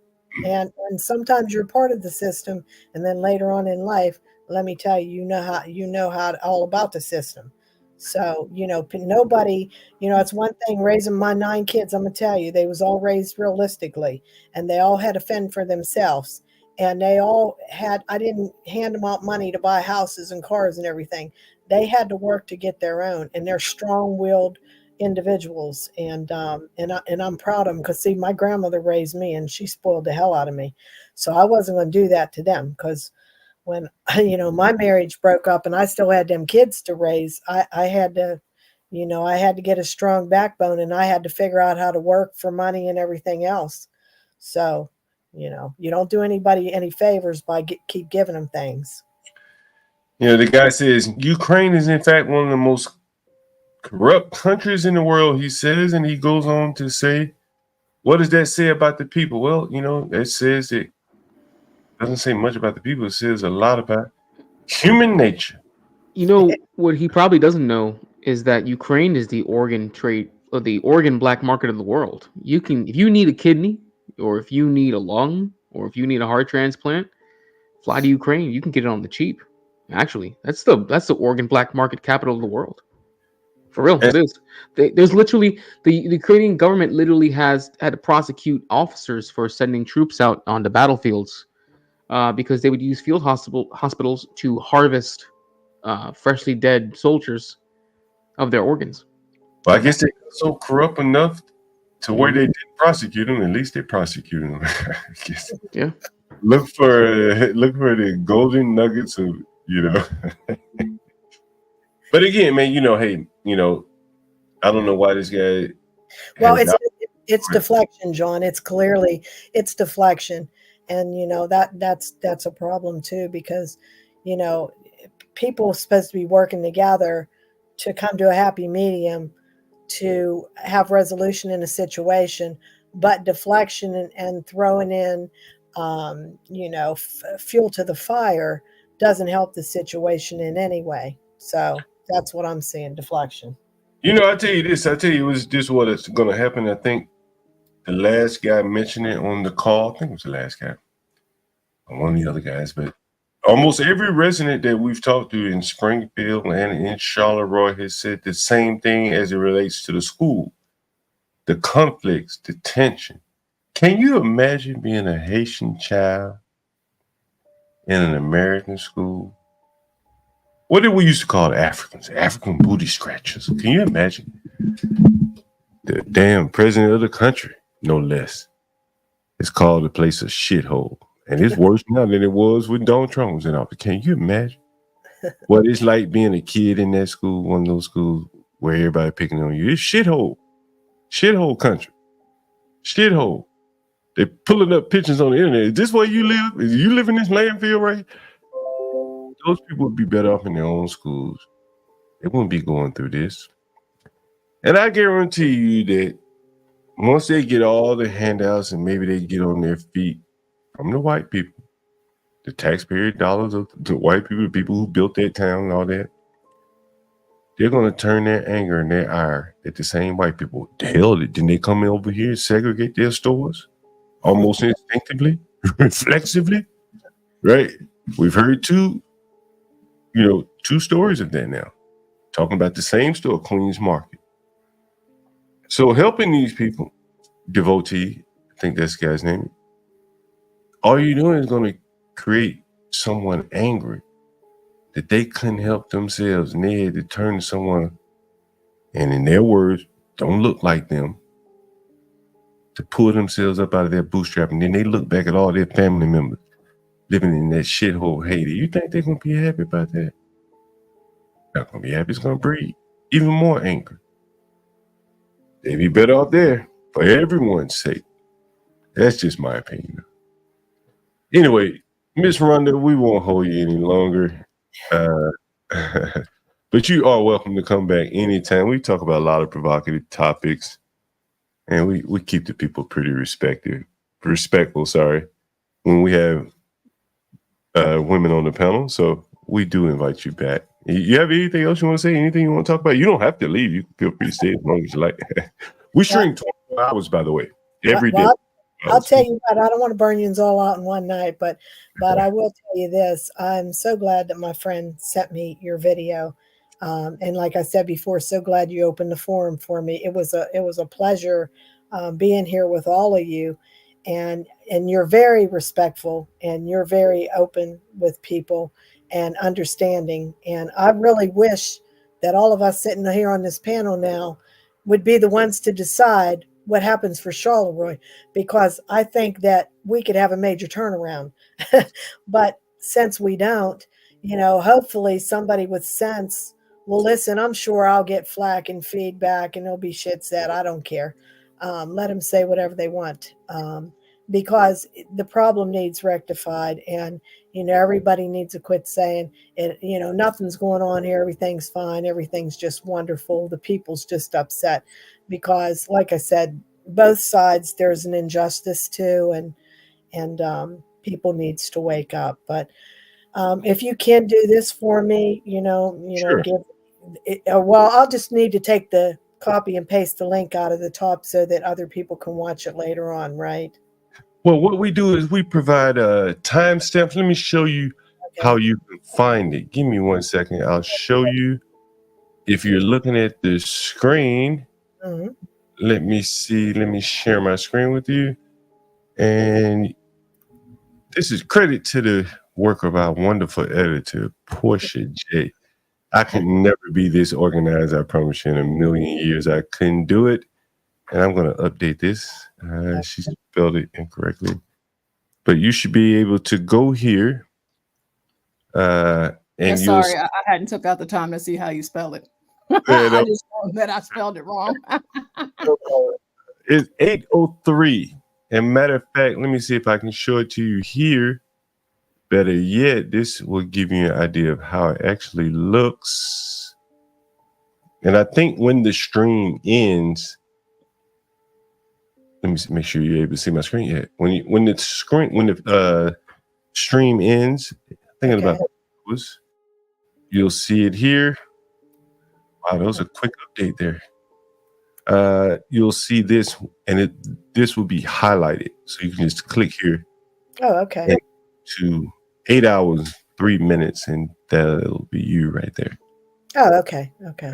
And just yeah, because I would love to have other people talk to you, and I think you would benefit from it, and so would they, and I think it would help them feel a little bit more comfortable with things too. Yeah, I've been to New York to a lot of the migrant shelters. I'm not sure if you were able to, if you've seen any of the coverage we did on the migrant shelters in New York City. No, but yeah, oh man, that is amazing. It is under our immigration playlist, and you can find that here. I'll show it to you.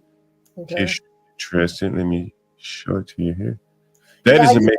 I used to be with Red Cross for years. I used to go out on national assignments, and I was the client caseworker supervisor that handed the money out to, and there's a lot of stories in that too, but I can believe it. And so, let me show you. So if you go here, you will see our playlist, immigration coverage here. Okay. Play this video. I'll pause that. This is actually like 15 minutes from my hometown. This is one of the first ones we did here. Sylacauga, Alabama, another small town similar to Charleroi, and you'll see all of our immigration playlists. Oh, okay. Yeah, you'll see we have quite a few videos under the immigration playlist. Let me see. Okay, yeah, you'll see all of them. Yeah, so, well, you'll see we went to Queens. Okay. That's actually live footage. I went to Queens there. Like that was fun. I can't scroll down for whatever reason, but anyway, yeah, we've covered the immigration. Oh, this was an amazing video. a lot of African migrants in Clinton Hill. Mhm. That's pretty interesting. That was pretty interesting. Yeah. But again, yeah, I don't want to keep you here again. Thank you again for spending a good part of the evening with us. Well, that's good. Like I said, I haven't been feeling well, and I'm off work right now till Thursday. So this was all good. So thank you guys, and I won't beat you anymore here, but I'd love to be on again about other subject matter. And you have my number now. You're welcome to call me anytime you'd like me to come on. Oh, no, you can come on anytime. We 24 hours a day. You just anytime you're bored or you got something you want to talk about, you just jump right on. Okay. Put you up and I'll also be clipping and editing this out to make it its own video to add to our immigration playlist, so it'll be easier for you to find it too. Oh, awesome. And so you have two ways. You can just click on the description box, or you'll be able to, just click on the video. I won't put like your name in the title, but yeah, well, that's okay, Portia. Let me tell you something. I'm not afraid. Not afraid. Someone asked, did you say yens? Someone said, did you say yens? Yes, I did, and I live near Pittsburgh. Yes, you're correct. I'll say yens or you guys. I used to have a beautiful young lady in Shady Side. I used to go out there all the time. I go to Shady Side and eat and stuff all the time. Nice spot in Pittsburgh, Yeah. Indeed, yeah. All right. Well, you guys have a wonderful night, and it's been my pleasure to be here and meet you all and talk with you. The pleasure was all out there. Thank you very much. All right. Good night, guys. All right. All right, guys. What do you think? Miss Rhonda, great interview. What do you guys think? Man, we're solid radio. Well, oh, go ahead, J. Rello. Let me get a first, I do like the fact that she was really transparent about it. That there are people who have more ire, and I've noticed this too. Is that there are people who they have more anger towards the people who are coming here for the benefits than the systems that allow it to happen. And I get why that happens. I'm not saying it's wrong. What I am saying is that the priority is misplaced. Because it's one thing to get mad at the people who are coming over here to take advantage of the systems that are in place, but it's another thing to neglect the fact that those systems have been caused by people who live here, people who are Americans already, And the fact that she was honest about it, I do appreciate that, But then she also mentioned that she came to realize that it's the systems that are causing this, So I think that's good, and that she also made the distinction between the different groups how they acclimate to American culture. Some do better than others, which I kind of expected that would be the case. I was kind of surprised that Romanians don't acclimate very well. That's interesting. I'm wondering why that is. But that was something interesting to hear from her. They don't integrate very well in Europe. I haven't. They're European. Well, I'm sorry. You're correct. In Western Europe, I've heard a lot of criticism of them in Germany and in the UK. When I've been there, so that could be something to it. I'm not sure. I think she was a very fair and reasonable woman. She has some experience in the political realm, as well as reporting, which kind of gave her a view of both sides to see how. And she's kind of investigative. She's a reporter. I think, someone said gypsy nomads. That's right. I wasn't sure if that's what it was. I thought that's what it was, but I didn't want to say without confirming. But yeah, I think she sees the bigger picture of what's going on. Whereas she's not blaming the Haitians. She's not blaming the people that are mad at the Haitians. She's blaming the people that are bringing them in here and the money that's being made off of that. That's what I think. Can you imagine the amount of subsidy that's being poured in for these migrant programs? Can you imagine how much is being... The sheer volume of money these states are getting to do this for the people at the top to make it worth it, knowing the amount of struggle and that the suffering their constituents are dealing with. Can you imagine the sheer volume of cash that's being poured into these programs? Well, I think she mentioned something that we did not take into account. We covered this. We covered the tent organization. You remember that? You may not remember it, J. Rillo. You may have. I've only been coming to your panels now for like the past couple months. So I don't know when you did it. We covered this. This is a nonprofit, and their goal is to connect refugees to jobs at scale. And you may have noticed she kept talking about the temporary agencies and the vans. You remember her talking about that? And it is my... Go ahead. You about to say something? But it's my estimation that I think that she is seeing the vans. She even mentioned that her sons went up to go talk to a guy in the apartment building, right? That was hiring these people, bringing them from Philadelphia in vans. You can go on YouTube and see, man, vans all over that little town. And you put two and two together, and you start to see that this is very, very organized, as well as when you see something like this. I want to speak on that. I want to speak on that real quick before you go into it. No, go ahead. You may not know this. Back in the beginning of August, I actually went to a Harris rally in Philly. I went to the Harris rally in Philly. And I will say there was a surprising amount of people who I know were not from this country who were there. A kind of shocking amount, to be honest with you. And I got there relatively early. You have to jump through a lot of hoops in order to go to a Harris rally in Philly, of all things. I thought that was kind of weird. But I'm glad that you brought that up, that you brought the vans in Philly.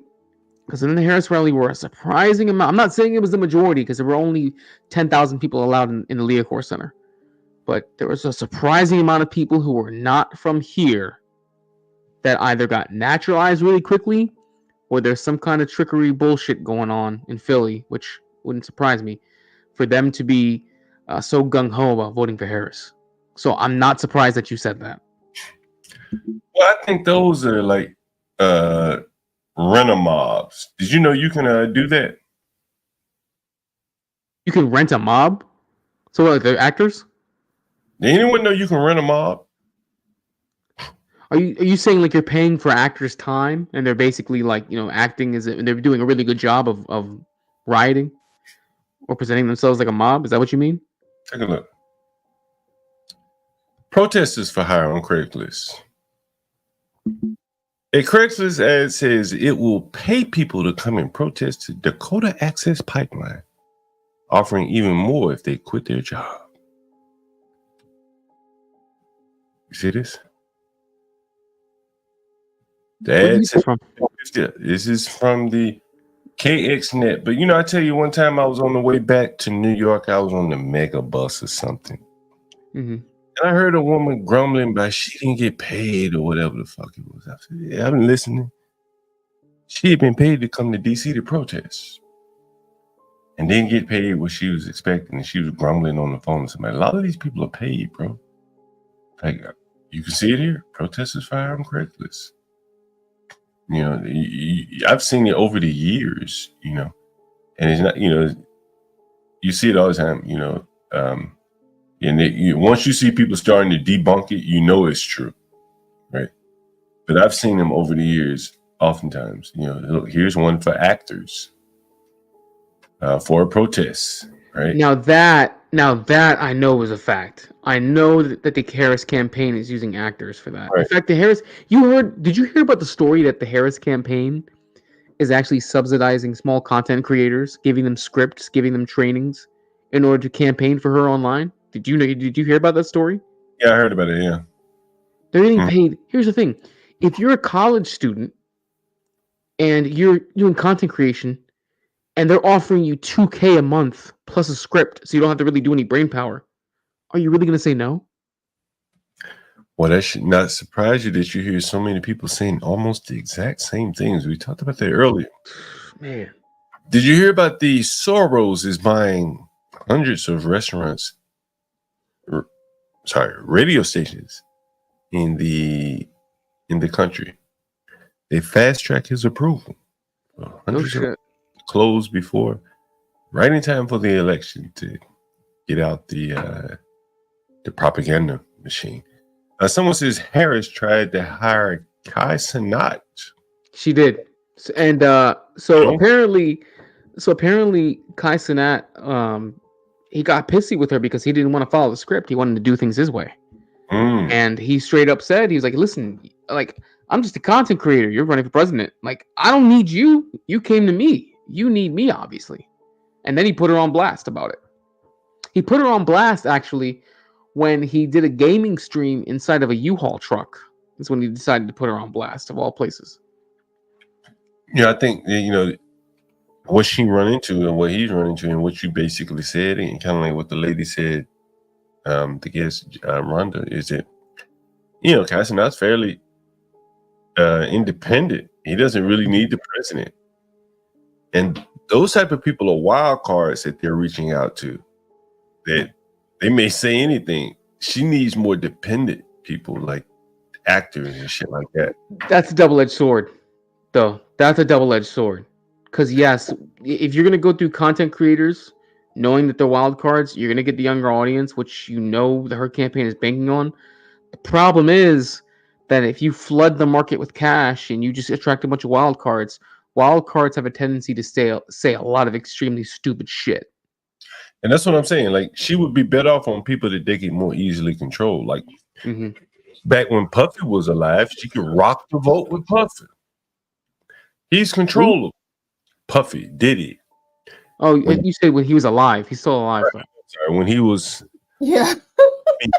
I want to be sure. John, did you make a prediction, John? You made a prediction?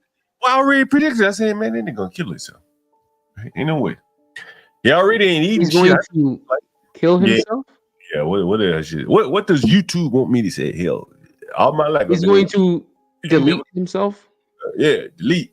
Is that what y'all said? But John and Jay, let me because I saw when Kai he has stated that they wanted him to do that speech or endorse Kamala or whatnot. But the reason they did that is because I think a week before it was another popular streamer. Jay, you might know who I'm talking about. He's like, I don't know if he's white or Jewish or whatnot. He had Trump on his, right, and it went viral. He had Trump on there. And then he presented Trump with a cyber truck maybe a few days later after they did the stream. So the Democrats and Kamala was like, we got to find somebody that's equivalent to it. And they picked the right person, but I guess he just wasn't in for what they were trying to do.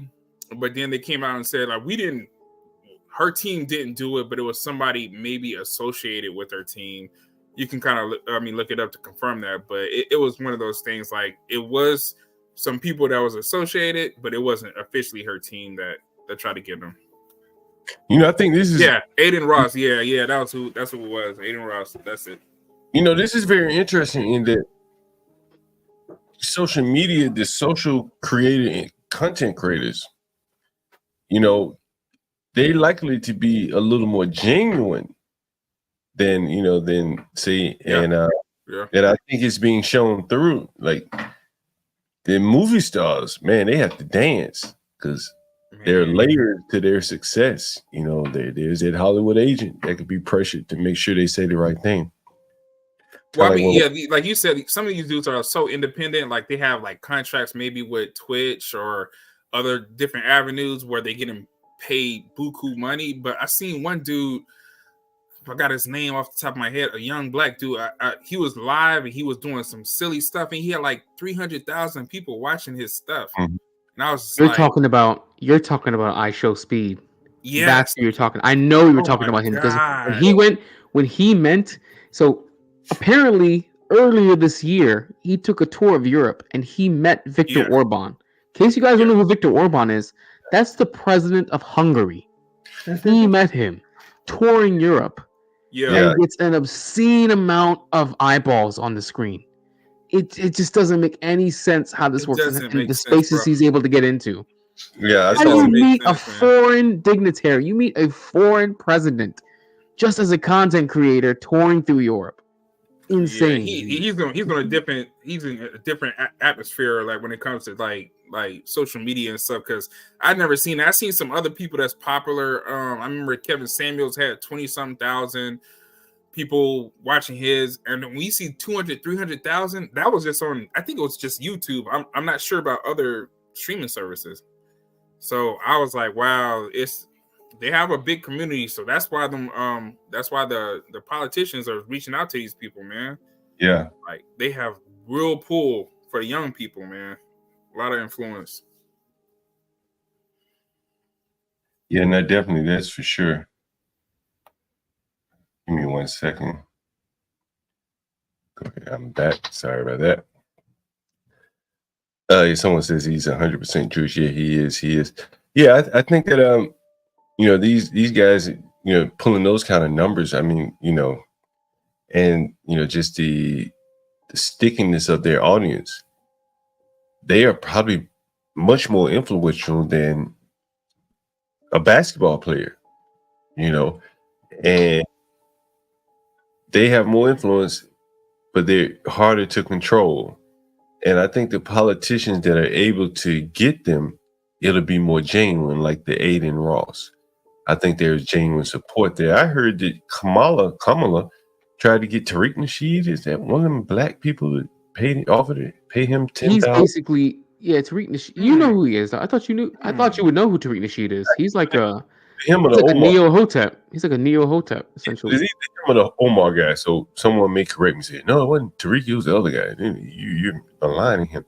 But it was someone they tried to pay. Kamala offered $10,000 or something. And there and again, I think whereas the other next big issue is that once you start paying the VIG, the price only goes up. They start comparing how much did Kamala pay you. But on the flip side, where I show you why I say it's a little bit more genuine, Aiden Ross gave Trump a watch, a Rolex or something, and a car, a cyber. He gave him the Cybertruck. Yeah, I think he got it painted like the flag colors and everything. And Trump there's a video of it. If you look it up, man, it's kind of, I'm like, wow. I didn't know he had that much money, but these dudes is making $20-30 million streaming contracts and stuff. So I mean, it's beyond me.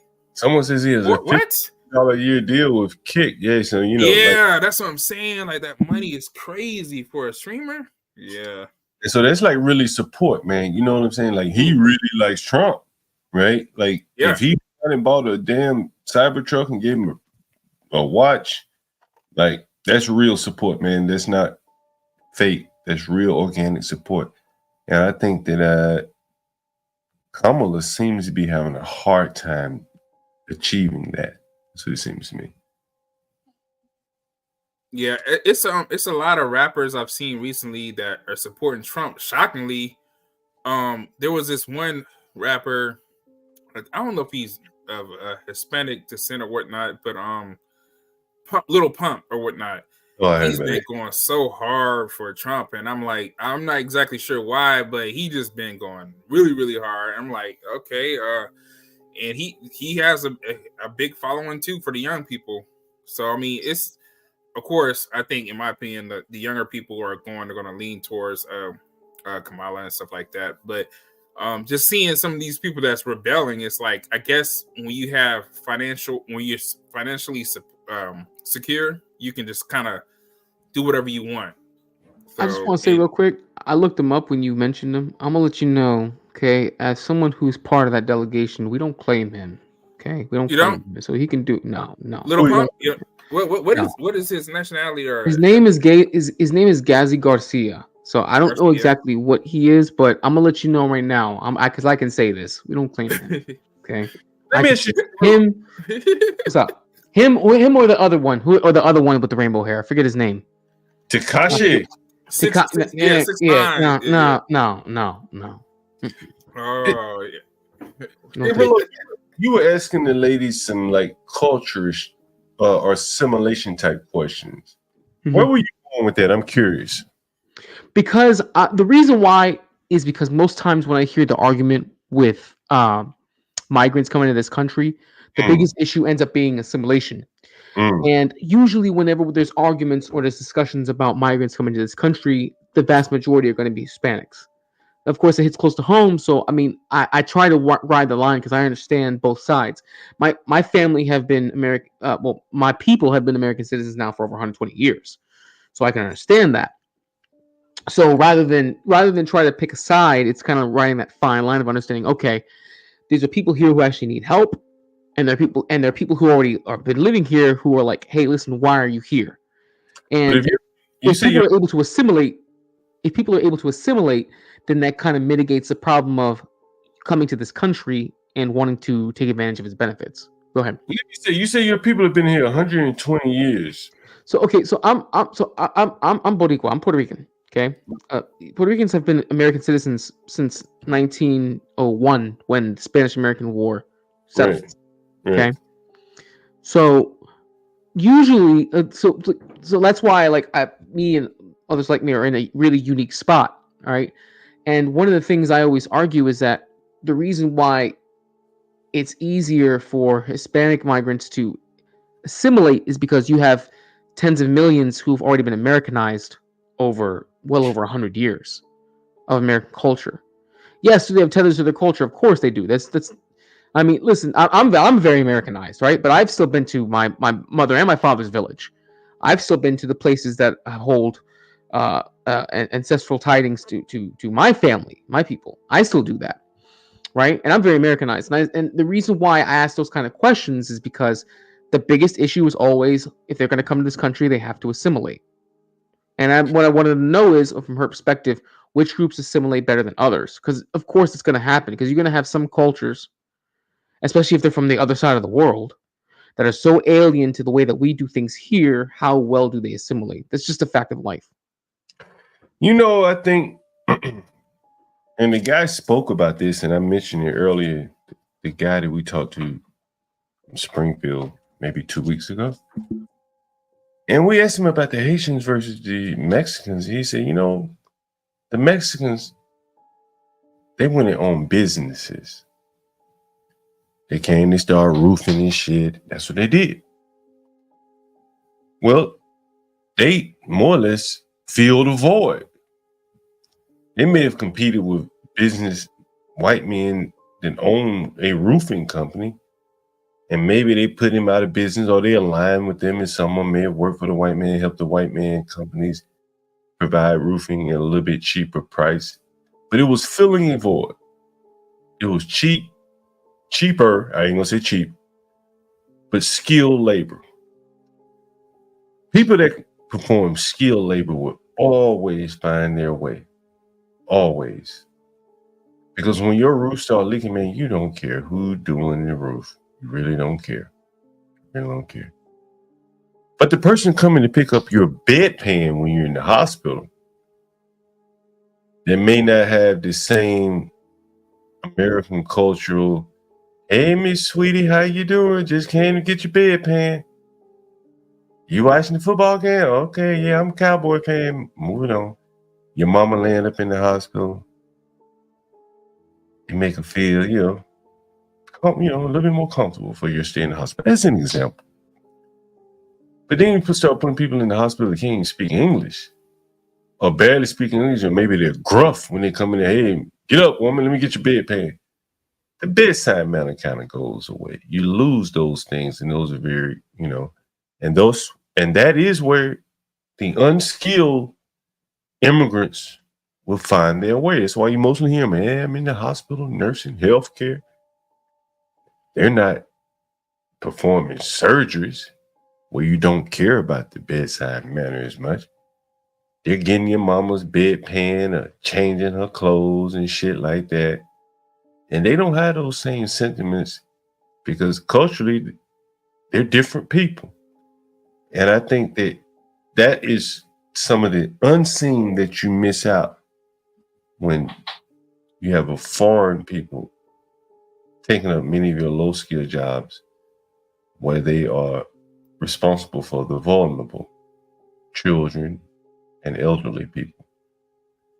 So anyway, John, let me say this, man, because me from the same state, but I'm from the south of that same state, right? And when I was working in banking, I meet a lot of Mexican people that coming in with visas, work visas and stuff like that, and they had this thing that they would do where they would like send money back home. And I met a lot of cool Mexican dudes, like really, really dope dudes. And they were like, hey man, what I'm doing here for this 1 week, I can pay for most of my family back home for the month, right? And a lot of them were doing roofing and drywall, right?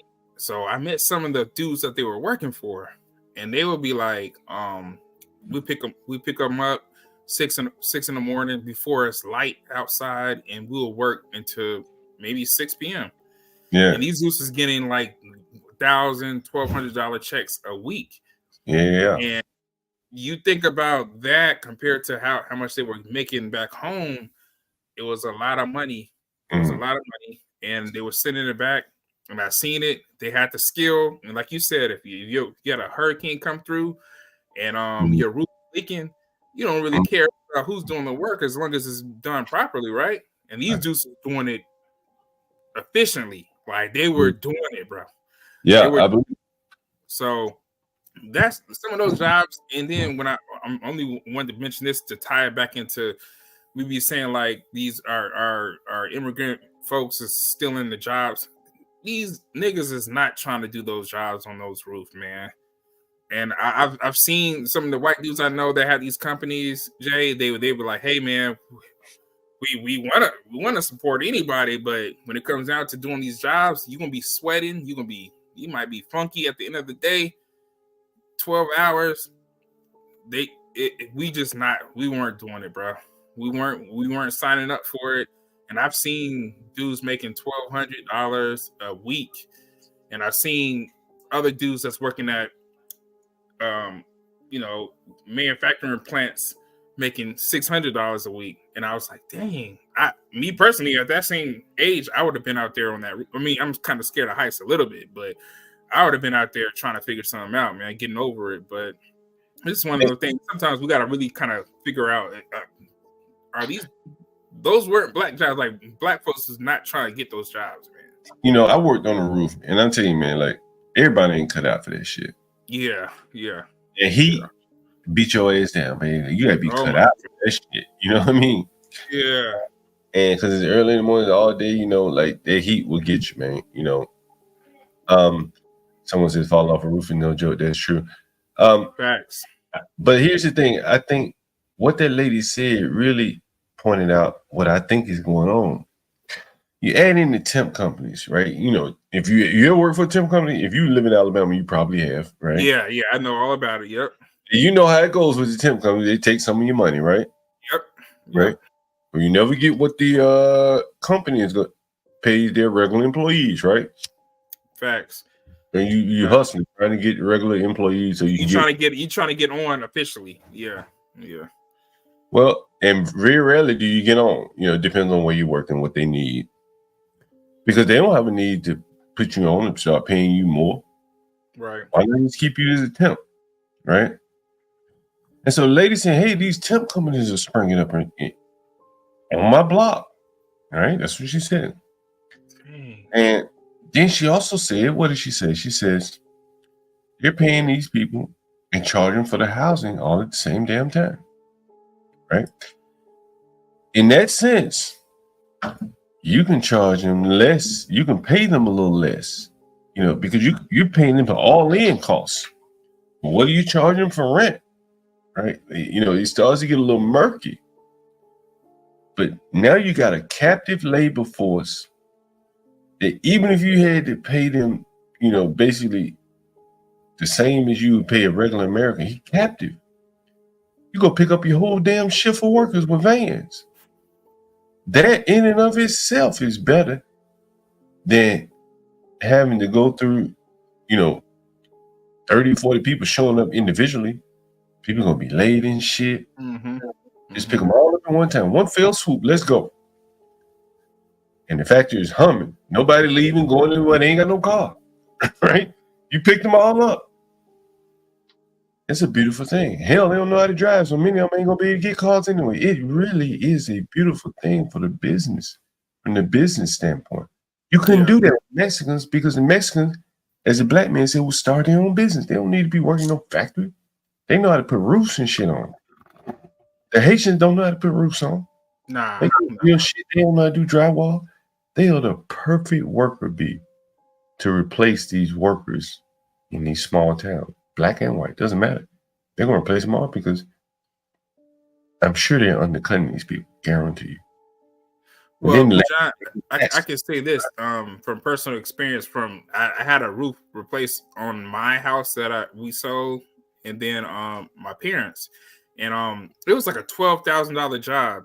My dad told me them dudes got up there and did that in 2 days. They paid $12,000 in 2 days. So you start thinking about like the materials and everything. Materials might have been, it could have been $4,000 to $5,000, if that. And you have a team of, with 5-6 dudes up there doing their thing, and you pay them whatever the difference. The owner's going to get a big chunk of it. So you start to think like, dang, they did that in 2 days, and they weren't working literally on my parents' house for the whole 8 hours. Like they did 4 hours this, and then went to another job. So it's probably 2 jobs that they completed within those same 2 days. It kind of make you think like, man, and that's why certain technical jobs are more valuable, because a lot of us is not getting on that roof. I got on the roof with my dad one time to do something and clean out the gutters, and I had a problem. Like my mind was like weird. I couldn't figure out how to get on the ladder to get down for a second. I was like, my mind, I got all kind of education, but I was just looking like, he's like, son, turn around and you got to figure it out. And I'm like, and I've seen all these videos, these dudes stamping stuff, bam, bam, bam on the roof, and I'm over here. Yeah, you got to know how to confused. So I'm like, you got to know how to put it up, put the ladder, position. Yeah, all that stuff, man. It's just, but they make it look like it's easy, man. It's just one of those things, man, where you gotta develop the proper technical skills to succeed, and a lot of people figure that out, man. There's a lot of jobs that's never going to go away, man. Roofing, plumbing, those are 2 off the top of my mind. Carpentry and all that stuff. But I bet you this. You know how hard it is to find a finished carpenter. Oh man, like finding a needle. You can find a whole lot of people put up drywall, but then when it comes time to put that molding and shit, to cut that molding without seeing little gaps and shit, man, those people are a dime and a dozen. Yeah, I'm sorry, like a needle in a haystack. They're not a dime and a dozen. Needle in a haystack. And so, like, it probably takes maybe 2 generations to build a fine carpenter. And just like, could you start carpentry today and be a fine finished carpenter in 20 years? A good finished carpenter where you can compete with anyone who's been doing it. It'd probably be very difficult. Yeah. If you didn't have any construction experience, you learn how to put up the drywall because you got to be able to do that. And you learn how to cut and work with all the tools. You got to buy all the tools. Yep. And you ain't gonna be making any money. You practice on your own, whatever. And then oh shit, I gotta send a message. I have to give me 1 second. Yeah. I wish I could smoke in my place. My girl gets mad at me about it though. Might go to the garage and start puffing on my pipe. You want some? For real? You want some weed or something? Yeah, I mean, I don't smoke out of I don't use a Brillo anymore. I mean, sometimes I do. Sometimes I use a Rolo, or sometimes I use rolling papers. But most times I use a corn cob because it's a cleaner hit. Like I use a corn cob. You ever do edibles? Of course, yeah. But I mean, the thing with edibles. So one time, my girl's sister came over, and she brought over edible iced tea, right? And we both took each of us had like half of a wine glass, right? Of infused iced tea. I was fine. I was good. But she greened out. Like she greened out hard, actually. And she was like, "Oh my God, like my heart is beating so fast. I'm so worried." I'm like, "Don't be worried." She's like, she got cold and her heart is beating fast. I'm like, "You're just greening out. It's okay." Now, when I green out, I have a much different reaction, but she wasn't able to satisfy that. So it really didn't matter at the time. So I was just kind of like, you know what? Hey, listen, just ride out the wave. You'll be okay. Try not to throw up if you can help it.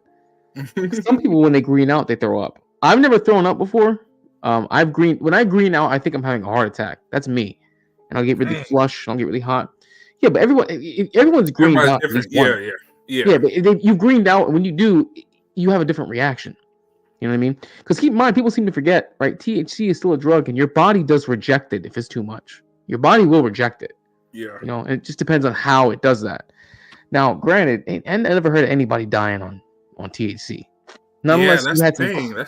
That's crazy. Not Nobody, even with what we have today. Yeah, they got some strong stuff. Nobody has died off an overdose of weed. That's exactly. That's like crazy. That's a beautiful thing. Do you understand what they would have to do to concentrate it? How much you'd have to concentrate it into like one little tablet for you to overdose? The amount it would take?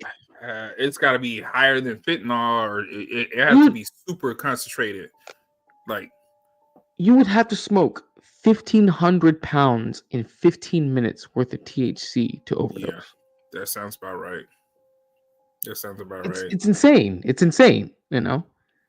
Yeah, but you know, I want to say, not recently, a few years ago, I tried edibles for the first time. Me and my wife, we tried edibles at my cousin's house, and we thought they were whack. We was in Orlando. We was hanging out in Orlando, Florida. We was like, man, this is nothing. We looked at each other. I promise you, 37 minutes later, we would start giggling, and then they were used to it, so they were looking at us like, oh, okay, it just hit. And I was like, man, that was like one of the best highs I ever felt, man. Honestly, it was like a pure high. It wasn't like too over the edge. It was just like giggly. I mean, I wanted some pizza. I wanted that's the kind of thing I was on, man. It was a cool feeling. So yeah, man. Some people do the edibles. The state I live in right now, we're looking at trying to get marijuana legal and stuff. Is it medically legal? Yeah, You're in Florida? it is. Okay. Yeah, I'm in Florida. So now I think that's one of the big things that's coming up on the election. Like, hey, people want to be able to do this record, whenever they want without being classified as, sick or whatnot. Here's the thing. With weed. The culture has really changed around that, and a lot of states have realized the amount of revenue that can come out of it. You can regulate it like you regulate alcohol. I mean, that's one of the platforms I believe Trump mentioned is that when he gets in office, he'll federally legalize it. Just tax it, treat it like alcohol. The first time. Why do you think he didn't? I thought he'd do it the first time around. Why do you think he didn't do it? I think the reason why he didn't is because the GOP still had a lot of traditional conservatives in there. They had a lot of traditional, and Trump showing up the way he did, as brash as he was, especially with his platform being spearheaded with immigration, had reawoken a lot of the conservatives who were in the woodwork. The silent majority. The silent majority is a real thing. That's not just a catchphrase. It's a real thing. Obviously, we saw it in 2016. And you have to look now that 8 years have passed. A lot of things that the GOP and the right as a whole would consider radical really are much more moderate now. And the left has done that, actually. The left has made things that the GOP would think is radical and have made them more mainstream. So now the people who were like, I don't really want to fuck with the right like that, are like, you know what? I don't want to fuck with the left like that because their shit's way too left. The right's okay with some things that I like. So now I can see myself more so on their side. So I think that's the reason why. And I think also that a lot, because of the amount of information, if you look at the past 8 years, information has really just proliferated so strongly. And I think because you have so many youth now that can get a hold of information, they can do their own fact checking, they can look at the people who can give you verifiable sources. The right can have a huge infusion of a lot of young voters, a lot of young influencers that can show you, hey, listen, this party's a lot different than you think it is. It's not your grandpappy's GOP. It's not what you think it is. You've been misled.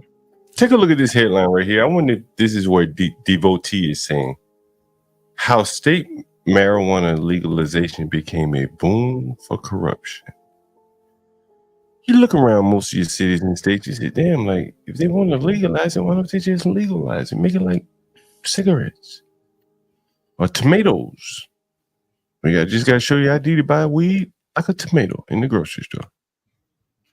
But they don't do that. John, that's the thing that confuses me, man, because you know how Trump had pushed for abortion to be a state level situation where they determine what they want to do.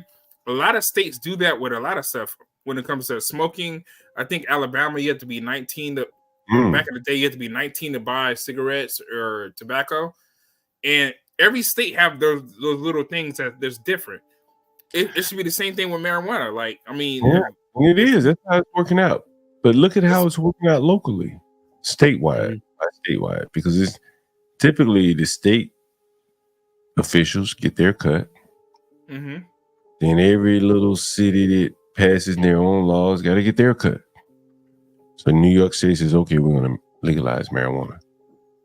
Then the New York City officials say, oh, shit, we got another windfall of tax money by way of bribes. I want to say something on that real quick. As far as New York is concerned. Any state. You guys know when New York... Well, I just want to say this real quickly. Okay, it's a very small tangent. We'll get back on track. Did you guys know that this past weekend when Trump was in New York, he had a turnout of 60,000 in downtown New York? He had a turnout of 60,000 people. Yes. He had a 60K turnout. That's a lot. For a blue... Yes, it is 60K turnout. That's crazy. That's insane. That's really crazy. That's crazy. If he had done this, so if he was like, I'll put it like this: if he'd have done this and he was like upstate, I'd be like, that makes sense. Yeah, even if he did it on Long Island, I'd be like, okay, I can kind of see that. But he was in downtown New York and got 60,000 to come out. That's wild. Man, that's crazy. Well, one thing I would say is I've seen, you know how, when it comes to sexuality and people don't want to come out of the closet. There's people that support Trump that don't want to be labeled as a Trump supporter. So when you say 60,000 in New York City, I'm like that to me that seems like it's a lot because New York City is really, really progressive in blue, right? So I would think that they would have been throwing tomatoes at him and stuff like that. But he's a New Yorker. He's a New Yorker, but I mean, he's a New Yorker. That's the crazy Trump part. Was always a Democrat. Like he was most of his career and before he was a Democrat. What year did he change? What year, Jay, did he change to a Republican? Well, he officially announced back in 2015. But understand this, though.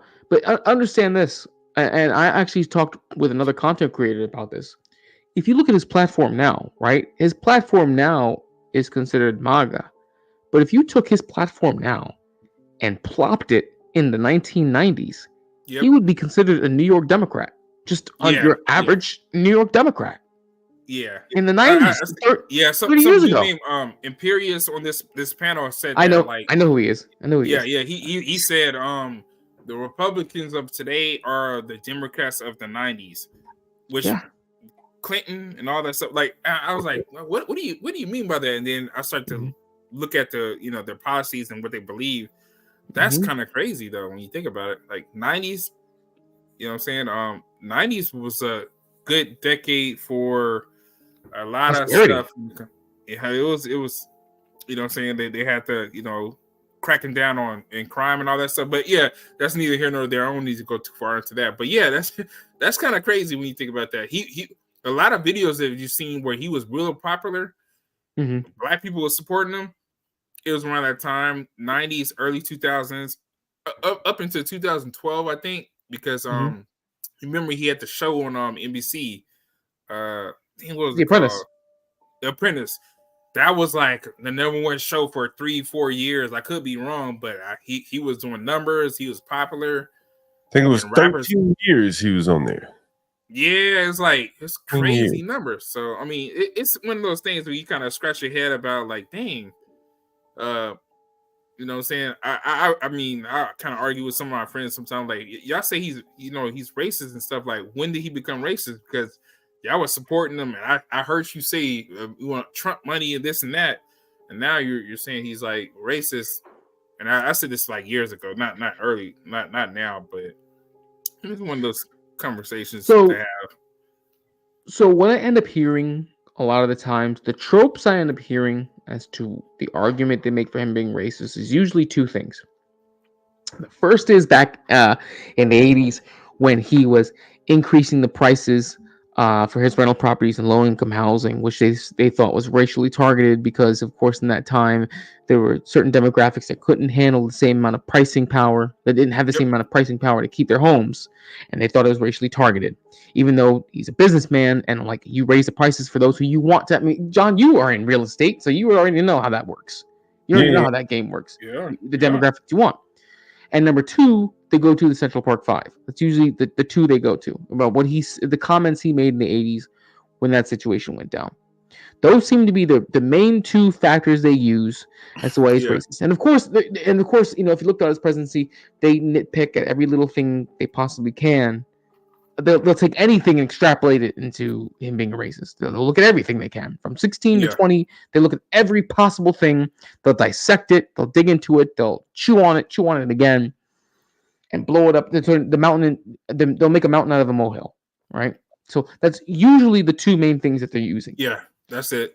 That's it. So, when you really think about Jay, it. So when I seen like recent, I sent my friend, and maybe I was sitting to I need to talk to John about some other thing. Me and him was talking about Drake maybe a month ago about his whatever how much power he has in the industry and whatnot. But when it comes to like what we're talking about now, there's a clear sign where people consider him racist for this and that. But there's videos of people saying, "Hey, Jennifer Hudson, I don't know if you know who that is. She's a singer. She was on American Idol. Her family got killed by her brother-in-law or whatever. And then I just found this out recently that he like put her in a hotel where the remaining family can pay for everything. This is Donald Trump, right? And I'm like, dang, this is kind of crazy. I didn't know this stuff. But then you see all these other different videos that Jesse Jackson was like, oh, in 1988, he was a person that supported me, this and that. I'm like, so maybe I don't think Donald Trump is racist, but I think he just is a mean person. Like he just say some real extravagant, mean stuff to people. He's a New Yorker. Like. He's a New Yorker. New Yorkers are assholes. This is how it is. He's an asshole. Like he disrespect women. He disrespect handicap. You remember he did the handicap thing where he disrespected the whole the handicap arms. And I'm like, he's just a very disrespectful person. But as far as like racist, that might be one of the terms I wouldn't associate him with. But you can say sexist if you want to say sexist. Yes. We let that slide.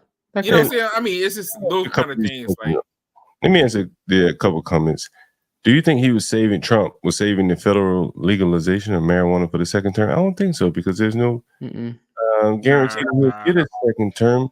If you look at the subtitle on this article, by making local officials the gatekeepers for million-dollar businesses, states created a breeding ground for bribery and favoritism. I think that was done on purpose. Yeah. And that is why you see from city to city, there's all these arcane bullshit business laws surrounding marijuana, where you got to have this or that, or have a black person go around and be a scout for you, this or that. Like, there are all these arcane rules, and every city has its own little set of bullshit rules before they will allocate you their license. So I would suggest you read this article if you're interested. I'll put it in the chat. If you're interested, why has it taken the marijuana? How old is the article, by the way? That article was 2020, so it's 4 years old. Let me see if I can find something that was interesting. Let's see. Was it Scout? No, it's not that. Cape Verdean. There's a YouTuber who's half Cape Verdean. I like to watch.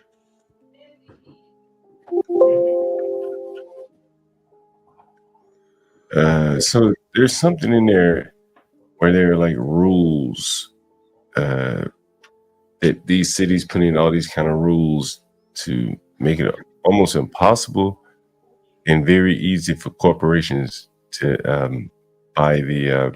get the licenses. I think this is the article. Check it out. But there's a reason why, here's another article here. It's one of the reasons why you don't see them in you don't see many like weed shops in the ghettos and stuff like that. Even though those people smoke a lot of weed, they got to go to the good neighborhoods to find it. Typically, here's a headline: Colorado's weed market is coming down hard and it's making other states nervous. Businesses are shuttering or laying off workers as sales have plunged by 700 million. Colorado. What year was this? That was June 9th, 2024. Really? Huh. Simply pure. Wow. And I you know, I will say I can understand why. Probably because I was in Colorado not too long ago. My uncle lives in Colorado, and he and his wife were telling me that instead of using the money from the cannabis industry on infrastructure, they were just giving out cash payments, like they were giving it out in tax returns to citizens.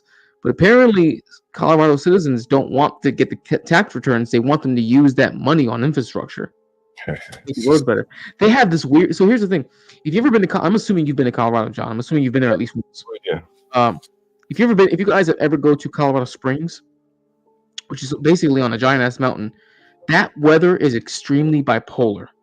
It makes no sense. That weather is senseless. It'll be nice and sunny, 70-degree day, and then later on that day it'll start snowing out of nowhere. It makes no sense at all. They had this crazy ass pink salt that they put all over the streets, and it's bad for the streets. It's bad for the car. It causes cracks. And on top of it, you have crazy ass weather, and they get pissy about it, and they want better infrastructure. So it's simple as that. So I think maybe that's part of the reason why. I don't know 100%, but I'm going off what people who lived in Colorado told me. There are things about like security. I think there's delivery. Mm-hmm. There's a cultivation. So I think the people that are having the biggest problem clearly are the retail people. And that is what this article, I think, is talking about. Because there has to be like licensed security guards to transport all this stuff, if I'm not mistaken. There are licensed growers, and I think that is what a profit is. The profit is not in the retail store. No retail stores make a lot of money, so clearly a weed retail store is not going to make a lot. But yeah, so I think it's upstream is where the money is, and that is where corporations have all of the licenses. And so the little man, he wants to fight and sell it on the street or at the retail level. But the corporations control all the supply that can be sold to the dispensaries or something to that effect, if I'm not mistaken. Hey, I got to step away, guys, for a second. Portia, Jay is in the background. Crack is in the background. You can moderate. Anyone need to step up? I'll be back. All right. Well, in that case, then I guess we'll just keep the conversation going with Bud, because I don't mind talking about Bud. I wish I had my pipe loaded up, but my girl actually just came back in a little bit ago, and I had to say goodnight to her, so she probably hit the pipe before, and I need to actually put more Bud in the garage container. I don't know about you guys, but I personally, I'm not I'll smoke every day, sure, but I don't smoke a shitload, because the bowl I have on my pipe is only about 0.5 gram. It's a 0.5 gram bowl, so. And I got 2 ounces, like late winter, early spring of 23, and I still have that. So yeah, I may smoke every day, but I don't do all night fryathons. I actually had friends of mine, old friends of mine, former friends of mine. Like when they wanted to smoke, they would get like a couple of Rillo. They would get like 7-8 blunts, and of course we're talking about like games or like games or Dutch Masters, right? Gut them, right? Fill them full of bud, and then just start smoking them one after the other, after the other, after the other, after the other. Yeah, it would just be fucking wild, dude. Yeah, I was never built on that either, man. two puffs, and I might be like, dang, I feel that. Then you might finish 1-2 blunts, and I might come back around for the next 2 puffs, and I feel it. But I mean, there's some people that really chain smoke, bro. Now, I'll be honest with you, I did do cigarettes back in the day. Now I could Newports. I was smoking those like it was nothing, and I've seen some people that looked at me without smoking weed, like they couldn't handle Newports, and I'm like, yeah. sometimes I'm drinking, I might smoke 3-4 of them, three of them in a row. You know, say stuff like that. But yeah, I get it. I get it. But I mean, we just is a little different, man. It's just It is. It is. a little bit more laid back. It's like that's one of the things. You have like a bottle of something, and you smoking at your house, you just chilling, bro. Like it's a good feeling. Like I haven't seen too many people that are like, I'm smoking weed. I want to go to the club and get on bitches and I'm like, look, nah, look. If I smoke, if I puff on any bud before I go into the club or go to a bar, let's see right now, I'm spacing the fuck out. I'm getting my drink. I'm gonna find a wall and be like, yeah, I'm just gonna space the fuck out for a bit till I come back to. And of course, you think at first like, if you know, like, oh, you know what? I'll just show up high and I'll be all loosey goosey, and I'm because I'm already high. I'm high. I'm not gonna need to drink that much to get a buzz. Motherfucker, I'm like, man, I'm like, damn. I don't feel like talking to people. I just kind of want to enjoy my high right now. Get a drink, maybe play some darts. Yeah, if that. Exactly. Yeah, some coolers that you might do billers or stuff like that. You might just be chilling on that kind of avenue. But yeah, man, it's a different. That's one of those things we gotta kind of experiment. So you drink, depending on what you drink too, because I never been rowdy off of beer, so I might drink some liquor. So I might that's when.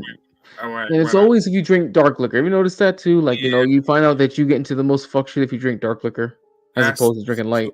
Some head busters.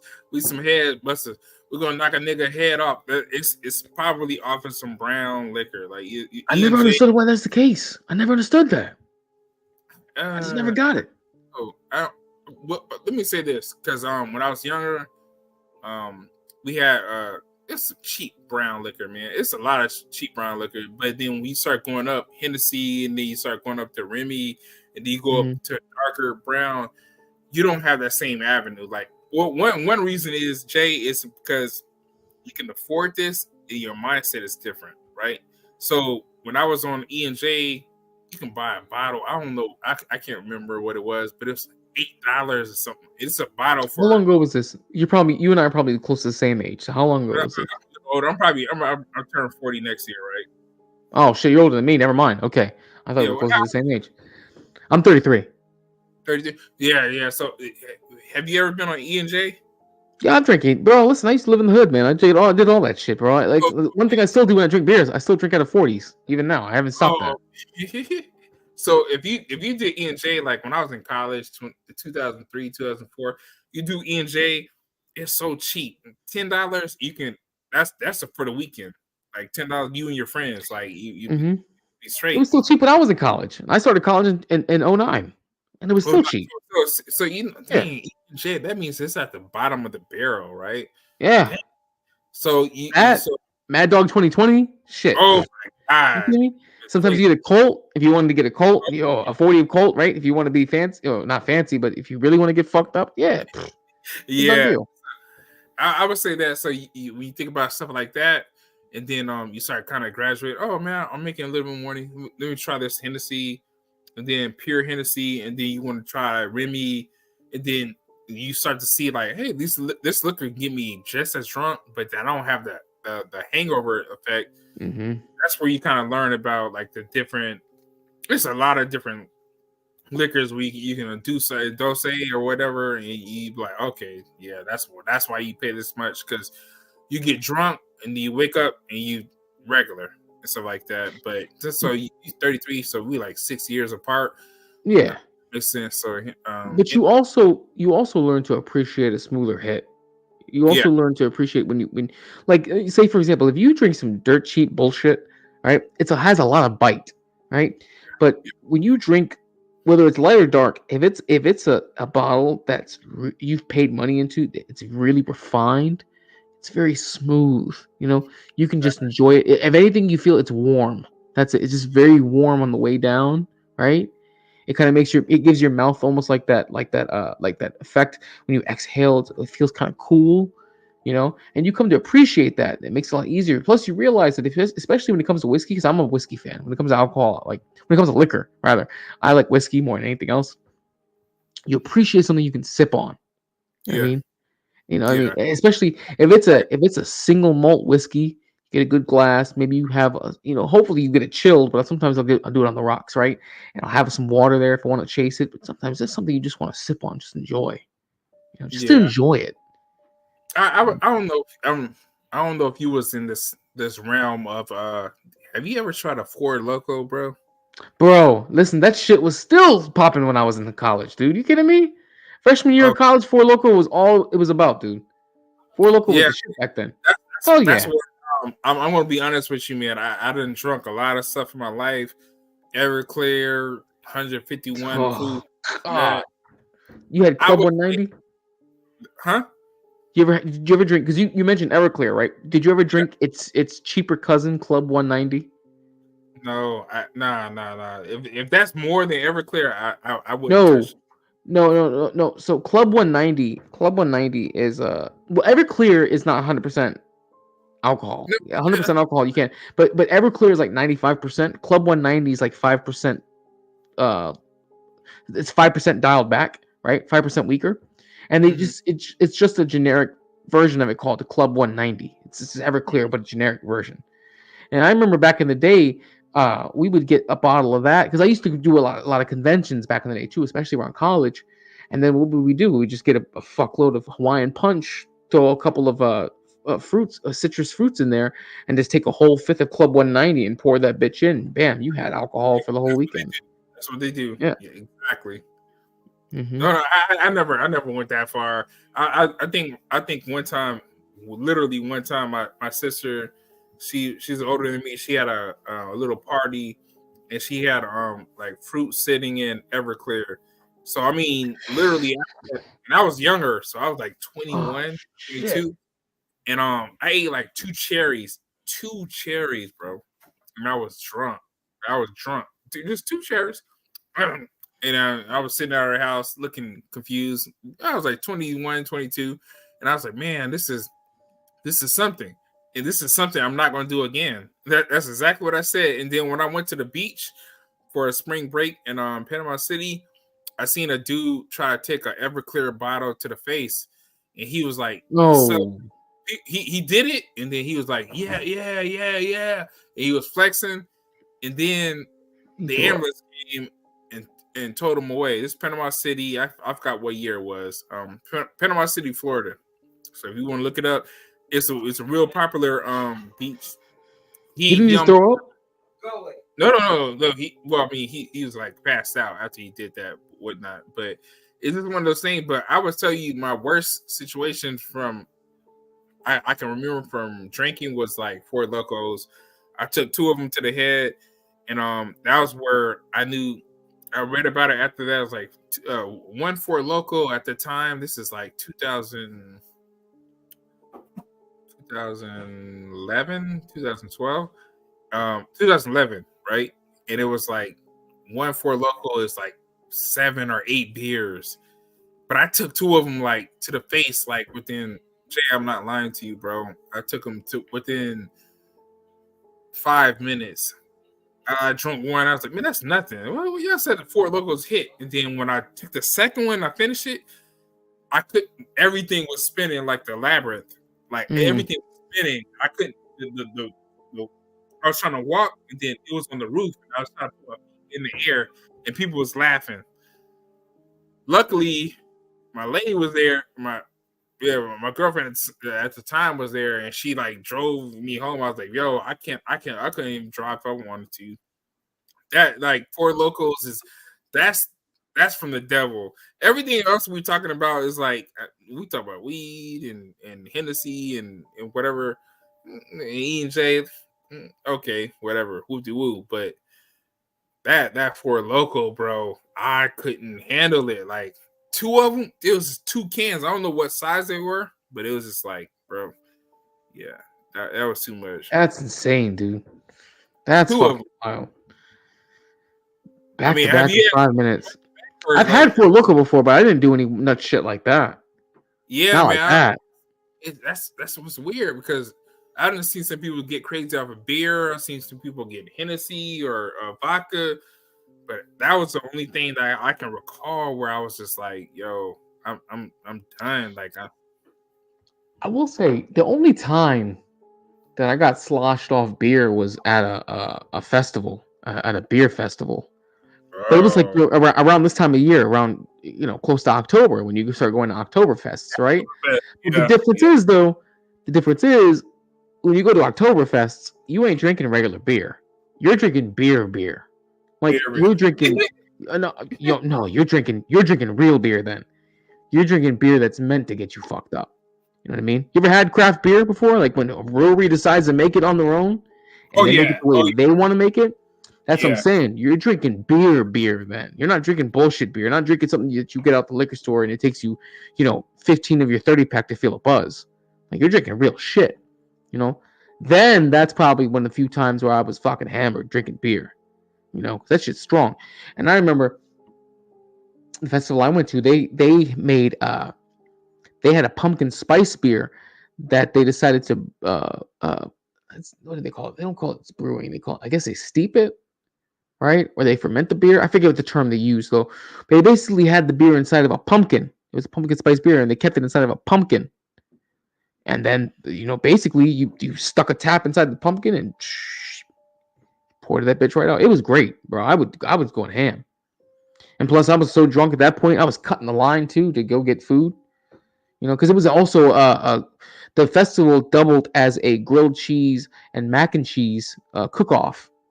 See which place had the best mac and cheese or best grilled cheese. So you could basically get fucked up and just keep eating. And I paid VIP tickets, so I was like, I'm just gonna get fucked up the whole day. I'm not driving, my girl is. So I was like, fuck it, I don't care. This was the last year before the fucking pandemic, man. I think the pandemic killed off that festival. I used to love that festival too, man. It was fun as shit.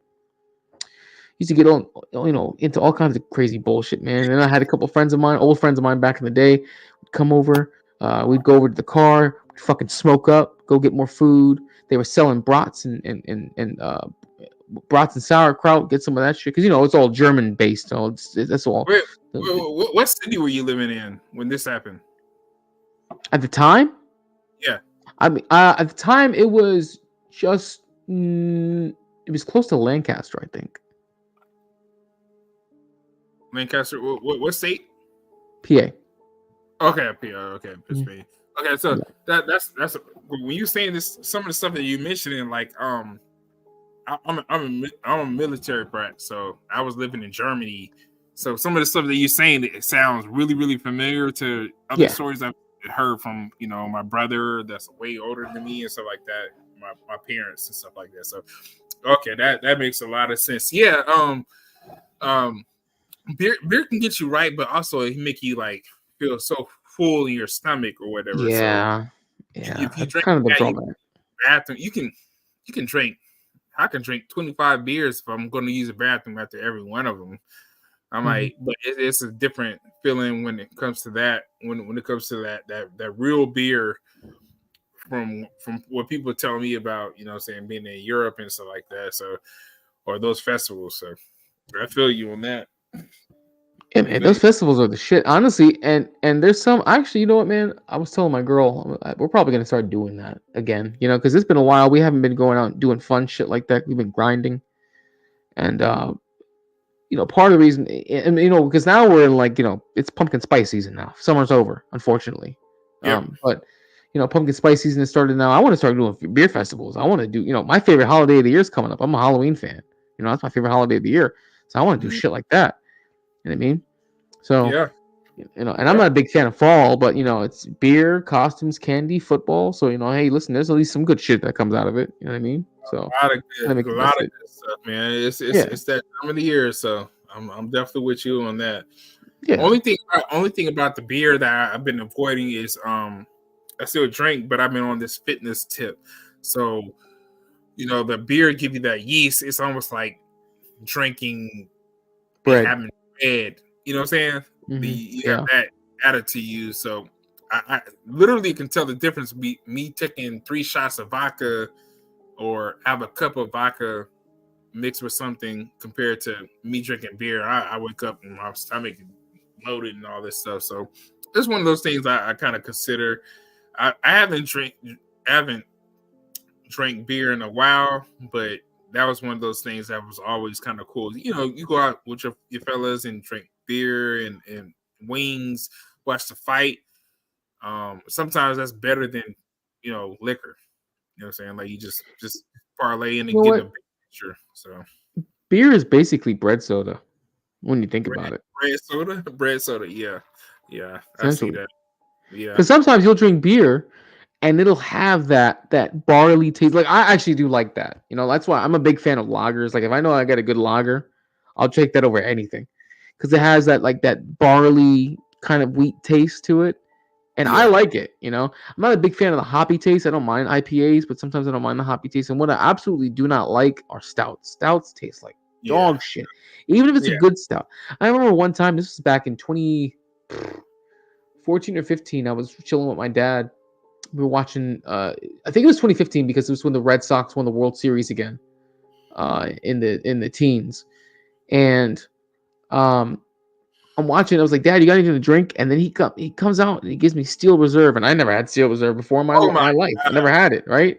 Oh my and I God. drank that shit and I spit it out. I was like, Dad, what the fuck is this shit? Why would you give me this? What's wrong with you? What did I do to get you so mad? He's like, well, son, Dude, you know. I'm not gonna lie. Steel is some of the most nasty Dog stuff shit, man. you can. Dog shit. I'm not one of them freaky niggas that like piss play and get peed on, but I'm just gonna assume that's what pee tastes like. And I'm not gonna ever stand up for that.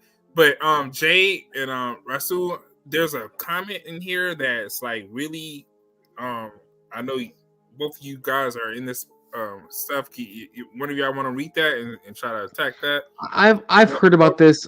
I've heard about this before. I was listening about it earlier today about this mass casualty event. I'm not going to buy into it. I'm not about to sit here and buy into this. It's pure speculation. It's all propaganda. No one gives anything that's absolutely credible behind it. I mean, honestly, it's just a bunch of fear porn. And of course, they're going to do fear porn because Trump is catching up in the polls. We know polls are bullshit, but polls can't be that bullshit if they're showing that Trump is actually winning by a little bit. Because back in 2016, Trump was losing by a lot. So polls can't be that bullshit if he's only winning by a little bit in states that he's not supposed to be winning, and he is. So obviously, he didn't do that bad in the last debate he did against Kamala. Personally, after the second attempt, I think he should do another debate. I think he should have scheduled a debate the same week after that attempt. Well, they say that every time that he did a debate, I think it was every time. No, it was every time I think Kamala spoke, Trump gained like 100,000 voters in the poll. Hold on, let me fact check that real quick. I'm gonna go re-up. I'll be right back. All right. My bad. Hold on. So you're saying that every time that I believe it was either the debate, like every time they debated, which was once. No, it might be every time she interviewed or whatnot. I probably I think it was the interview. I've seen a lot of content creators talk about when she interviewed with Oprah, and they were like saying like it was a lot of like professionals talking about Oprah's body language when she was saying this up. Kamala was saying this and that. They didn't. They were saying that like Oprah didn't believe her, and they said this was a bad interview. Well, only thing about it is, in my opinion, is like,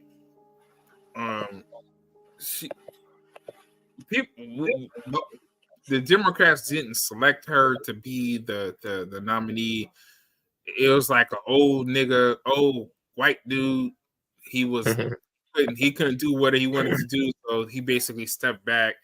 And if you ever, which I'm a registered Democrat, so I can tell you this from the beginning. When I was watching this stuff in 2020 and 2016, 2020, there was nobody supporting her, right? Like she had one of the lowest supporting rates. It was like some weird people ahead of her, which is shocking to this day. And everybody forgot that. Like they're not trying to bring that up. And I'm like, bro, you realize it's almost like the dream woman that you want, you approach her and she's like, yes, I will marry you, but she only want to marry you because the nigga that she really wants is married already. And that's how Kamala is. Like, it's like nobody selected her, but now is trying to rally behind her. And I don't know if that's a good analogy, but it's a weird situation, man. But sometimes hate is more powerful than love, because people hate Trump, man. He's a racist bastard, so they might vote for her because of that reason. Has anyone really done the digging into whether or not Kamala's situation is even legal? Because keep in mind, I've had these arguments online that the possibility of Joe Biden stepping down was a possibility, and that she was on the ticket, but she was on the ticket as vice president. She wasn't on the ticket as president when the primaries rolled through. So I don't know where the legality is behind that. It's not legal. Yet it's happening. It's happening in real time, and we aren't involved in we're not involved in the legal structure of politics as citizens as we should be. And I don't think that we realize why, this is happening right in front of our faces. Basically, they're trying to do the same thing as they did with the shutdowns with COVID, if you ask me. They're trying to test whether or not the citizens are going to what can they get away with? How much can they get away with? Yeah, how much can they get away with? But what I'm saying is uphold the laws that already exist, right? And when you don't uphold these laws, when you're ignorant of them, which we are to a degree, including myself in certain aspects, these people will obviously use those ignorances in your detriment. You know what I mean? Mm-hmm. Oh wow. So I mean, you're saying that. You make a valid point. A lot of us don't. Just seeing. I'm trying to keep it classy. Seeing some of the women I know, especially Black women, which almost 99% of my following on my social media is Black women. I see them promoting Kamala, and I'm like, man, where were y'all support when she was trying to run and she was a nominee? Do y'all remember when she and a lot of people don't remember this? So like when she was accusing Joe Biden of being a racist, pedophile. With both of those, and they don't remember that. I'm like, yo, I seen that, and I was like, yo. The thing is that politics wasn't popular for them back then, right? It's becoming more of a thing now because you got that side of the house trying to pander to more people. Megan Thee Stallion's at Kamala Harris's rallies, and you're literally trying to get the attention of the demographic of people who don't pay attention, who don't even vote. All you're trying to do is share information on social media platforms, because I guarantee you, even the people who are sharing this stuff are not going to go vote. Man, for Baltimore, I think it was like 15% of the population voted in the 2020 election. But Rasul, one thing I know about our people is we're not really, we don't. I want to sound like an Uncle Tom, right, bro? Saying this, we don't care about results, but we care about feelings. Like what make us feel like we. I mean, did I not illustrate that with the examples I used? Like, it's all about emotion, right? It's identity politics. That's what it is. Like, the derangement syndrome is literally a thing, right? Trump derangement. Facts. Literally a thing. So it's like, if you think somebody might say, if I take this path, I'm gonna be happy, but I'm it's not gonna be what I really need. A lot of people would take that path, like, but me, I'm a logical person. I don't if I'm gonna be in a better situation, but I'm not gonna be happy, I would take that path. And I think that's where we are in society, because a lot of people would say stuff, and you see these politicians, and you see these, we're gonna do this and we're gonna do that, and you're like, oh yeah, but it's not realistic. I mean, that's where the saying communism and the Marxism come in, and it sounds really good for you to be able to walk into a store and get everything that you want, but that's not reality. Or, I mean, it might be a conversation for another day that I need to have on this panel, because I studied this. I got a degree in economics. I was an economic consultant. I've done it. I've done it on several different levels, and so we can talk about that. But yeah, I'm with you and Rasul when it comes to that. Like, it's just sometimes like the passion of what feels good. Let me give you this small example. I've seen something recently where it was a young lady. The young lady, she was a plus size person on a plane, like 500 pounds. She was talking about how the seat should be catered to plus size people. She's 500 pounds, which means if you use logically, which everybody on this panel kind of thinks about. So if you have somebody who's the average person weighs in America like 200 pounds or less than 200 pounds, you have somebody 500, and she's saying that we should have planes that caters to that. Do you have 50% of less seating on that, which means drive up the prices and so on and so forth. But the logic of people is like everybody should be accommodated to what they want. And how I was raised and how I think, it's like that's not realistic. You know what I'm saying? So I don't want to go Fellas, I'm gonna dip out. It was good talking with y'all. I'll see you all next time. All right, bro. See you guys. All right, bro. Yeah. So Rasul, that's one of those things where it's like you kind of know what's best for society, and then you know what's kind of you gotta accommodate both at the same time, but you gotta kind of be realistic with stuff. So yeah. Yeah, I don't disagree with that, man. Yeah.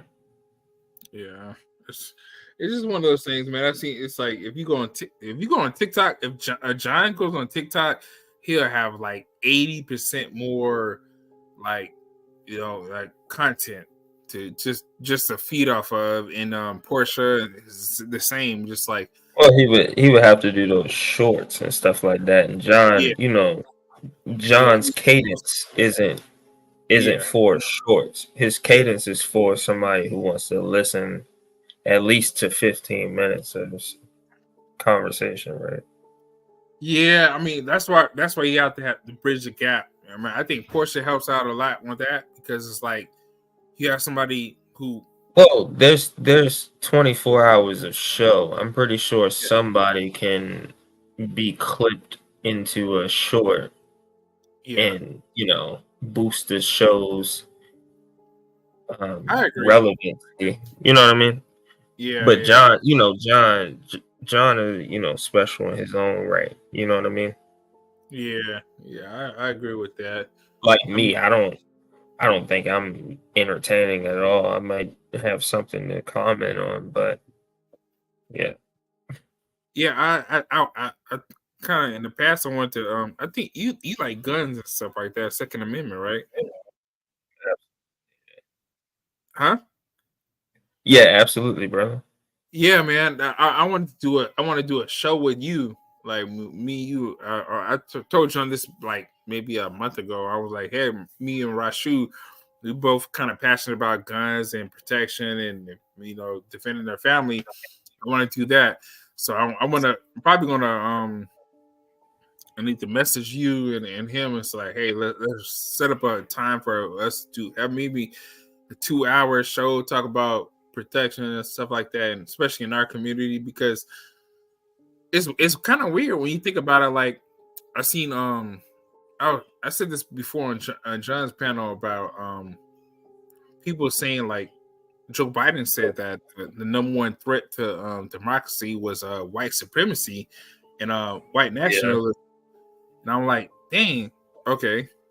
And when I mentioned it to my friends, like, dude's like, oh, this and that. I'm like, bro, if you're black and you hear a white man tell you that this, and then from what y'all say, the history of America is white supremacy and white people taking advantage of black people. Why would you be willing to give up your guns? Like, why would you do that? And no person that I mentioned that to have came up with a reason why they would do that. It's like, you know what I'm saying? They got tiki torches and they saying they want to do this and that. Like, why would you want to give up your AR-15 and feel comfortable doing that? Well, yeah, I mean, we all know the reality is it's just like any other white man. They aren't going to give up their guns. Mm-hmm. You know what I mean? Those type of individuals are, whether they realize it or not, they're representing the Constitution more so than anyone else, right? Right. They're not going to give up their guns. They're going to be willing to shoot it out with the quote unquote racist police, right? And whatever. But what we fail to realize what those ignorant blacks fail to realize is that, you know, we all are free men and we do need to abide by the Constitution and follow the fact that we all should be able to constitutionally carry, and we need to fight for that shit, to be honest. Facts. But it is our right to still legally get licensed, certified, etc., to carry our firearms and defend ourselves if we have to, right? And I think even that needs to be upheld, right? We need to all be trained. We need to all go out here and try to deter situations more so than we escalate situations. But if somebody is trying to harm you, we should be able to put them folks down without having all the extra bullshit, because we went through the measures that needed to be taken, right? Yeah, that's what I agree with. And I really wish that we can get back to that constitutional part of that. But yeah.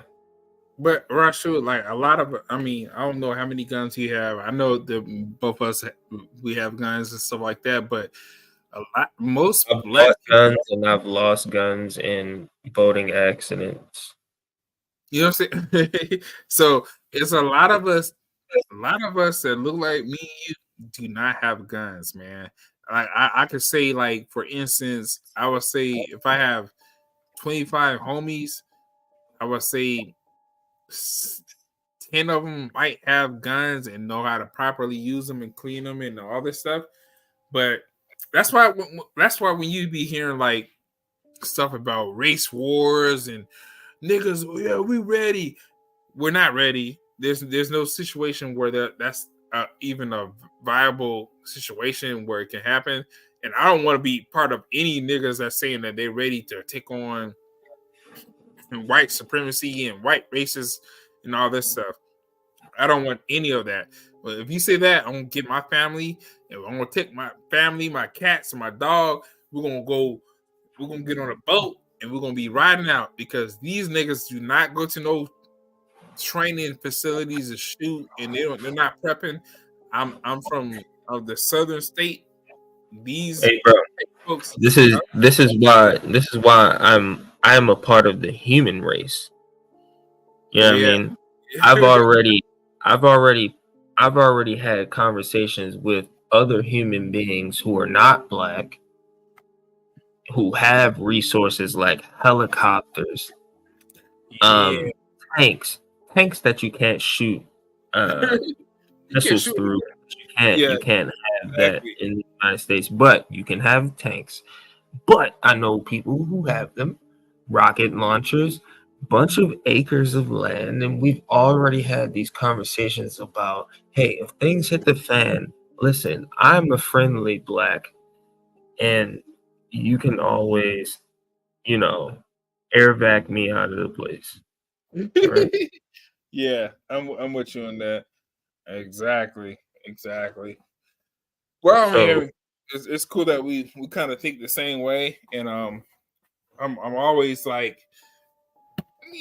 trying to take care of your family and do what's right and protect yourself. So, I mean, is that not what a man is supposed to do? You're supposed to make sure you can protect yourself, man. And then you protect yourself, protect your family, protect your sisters, wives, whatever. You want to train them to be able to do that. It's just weird, like if you secure your environment. Yeah, exactly. So, I mean, that's just what it is, man. I mean, that is what it is, man. So, but to address what you said earlier, if you want to do a conversation on the 2A thing, yeah, we definitely can do that. That's not a problem, man. I'm usually free after probably like 7. Yeah. So if that definitely set something up, man. I'm in Florida right now. We got a huge hurricane coming, so I'm probably gonna be down for maybe couple of days. It's supposed to hit Thursday. Tear us apart where I'm living. So I mean, this is something we can plan out. It's not a huge deal. I mean, just let me know what you want to do. Hey y'all. I want to do like we talk about different guns, like small calibers to bigger calibers, and like the usefulness of all that kind of stuff. So, yeah. All right, that's cool. Yeah, sure. Hey, Portia. Hey, how's it going? Man, we chilling over here, man. What's going on with you? Yeah, y'all just been up here, and I'm glad that you both have been. Had some things going on, but I'm here. Did either of you happen to see the trial yesterday? What trial? The Yes, with Gary. And did y'all see it? No, I told you last night I did not watch it. I'm sorry. Okay, because I just posted it on our in our playlist. Let me share my screen really quick because why not? Why not, guys? Why not? So did you Young Dolph? No. This is far more entertaining than that, I promise. So in our playlist, for those of you that are in the chat, whenever y'all are wondering, they say Portia does stuff. What does she do? This is what I do. Okay, this is what I do. So we have our shorts over here, which please, don't be scared. Go watch some of them. Leave a comment, like it. And then in our playlist over here, we have Jungle Justice. And let's see. I felt like maybe it would be pretty funny because I was listening back to it just a few minutes ago, and I can't stop laughing. And it's only 3 minutes in. And so I figure,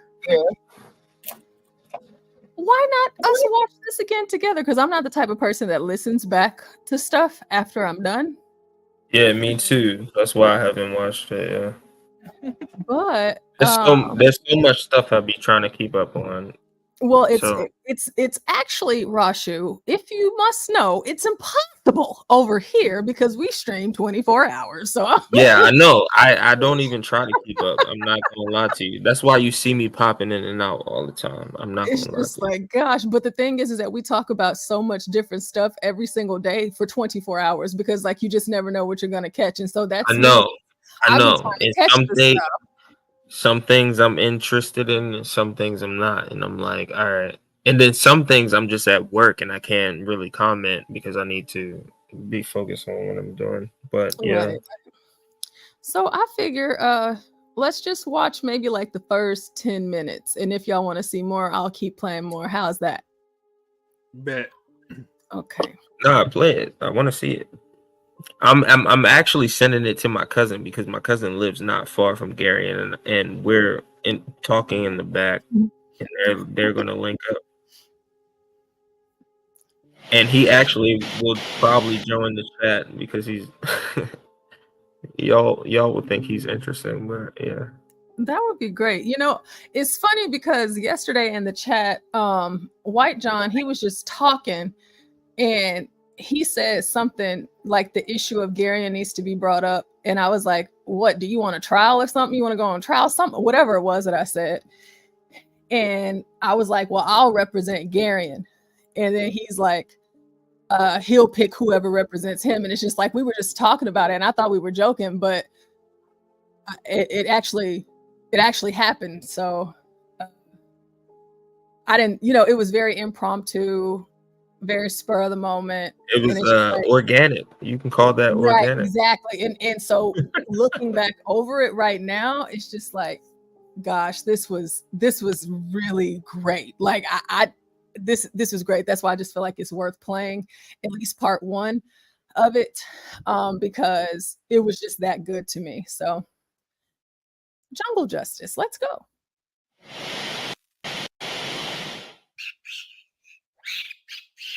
Order in the courtroom.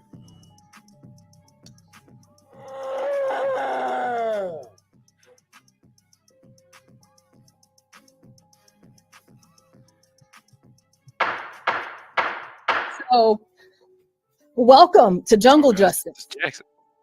Today, we have on the defense, Mr. Garion Arnold here, and I am Ketanji Brown Jackson, his representative, his attorney. On the other side, here we have the White John Galt, who will be represented by Clarence Thomas, HB2N. We also have Stanley Cross, who will be our judge of this trial that we're about to have here, and we will have Juan to mediate in the process. Okay. I would like to Juan, how does this go, Juan? Yeah, I would like to make my opening arguments.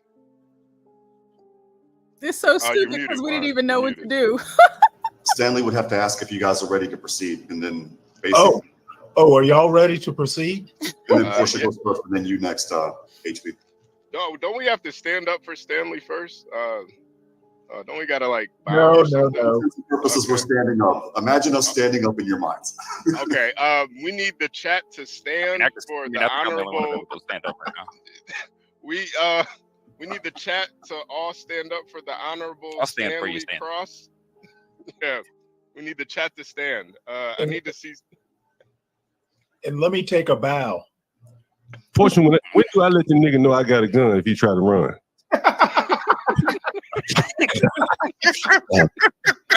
Yeah, John is the bailiff. John is the bailiff.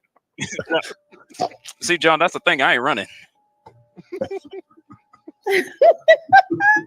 Thank you, chat, for standing We're for the just gonna call honorable, John Bull.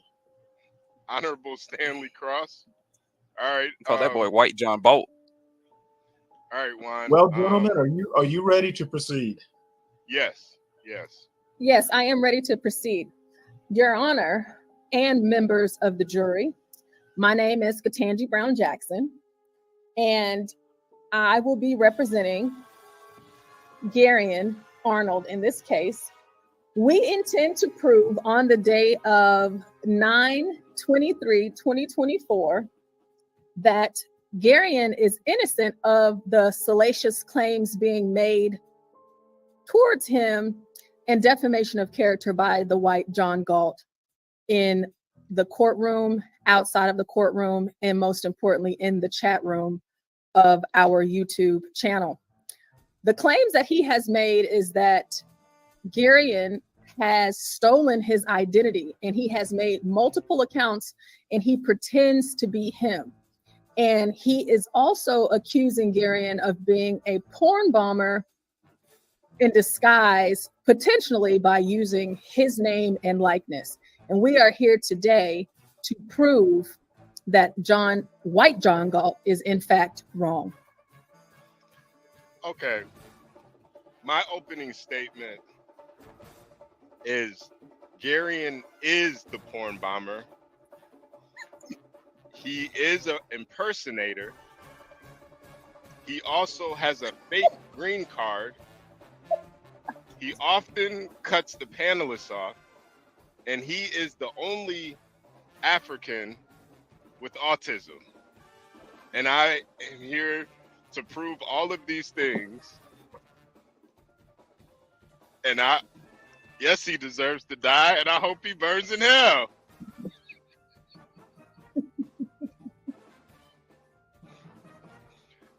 Okay, can I go ahead? I was about to say, well, if the opening statements are completed, Juan, aren't you one of the attorneys representing?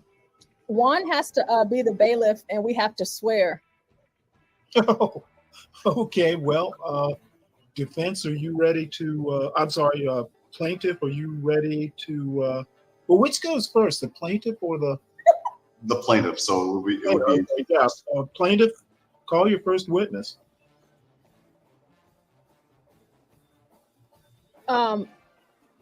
Garion or Juan? Who's calling who? Well, HB would be the one calling the witnesses. He's the plaintiff. Okay. Garion, you are my first witness. Gary, do you raise your right hand? Do you swear to tell the truth, the whole truth, and nothing but the truth, so help you God? Yes. Yes, I do. Proceed. Okay, Garion. Are you African, Garion? Yes, I am. Have you ever scratched your booty? Only when I'm washing it. Do you watch porn? Not as of recent, no. Okay, when you did watch porn, what kind of porn did you watch, Gary? And remember, you are under oath. Okay. Ebony and MILF. Gary, do I have to remind you you're under oath? Ebony, MILF, and anal. Can you say that last one again? Anal. Objection asked and answered. Okay. To the court and the people in the chat, he did say anal. For the people listening, he did say anal. Okay. Now, on the day that you cammed up, pretending to be the White John Galt, do you admit to that? Yes, I do. Now, how many other accounts do you have? None. Okay. How long did it take you for you to pretend to be the White John Galt? 15 seconds. 15 seconds. Okay. Now, what would you say is your favorite anal porn star video? What is Somebody needs to be objecting. This is irrelevant. I object. This is irrelevant. Sustained. You can't handle the truth, Portia. Who is Portia? Or Katanji? You want the truth? That's Katanji, bro. What you talking about? Now, we have the second question. Have you had any issues with anyone from the chat? No. Okay.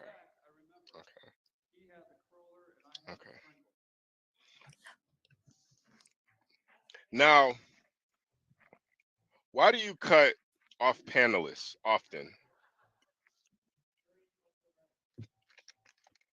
Sometimes I do end up wanting to say parts of my piece, and I ended up coming in at the wrong time. Now, when you cut people off in the chat or on the panel, do you think that adds or takes away from the channel?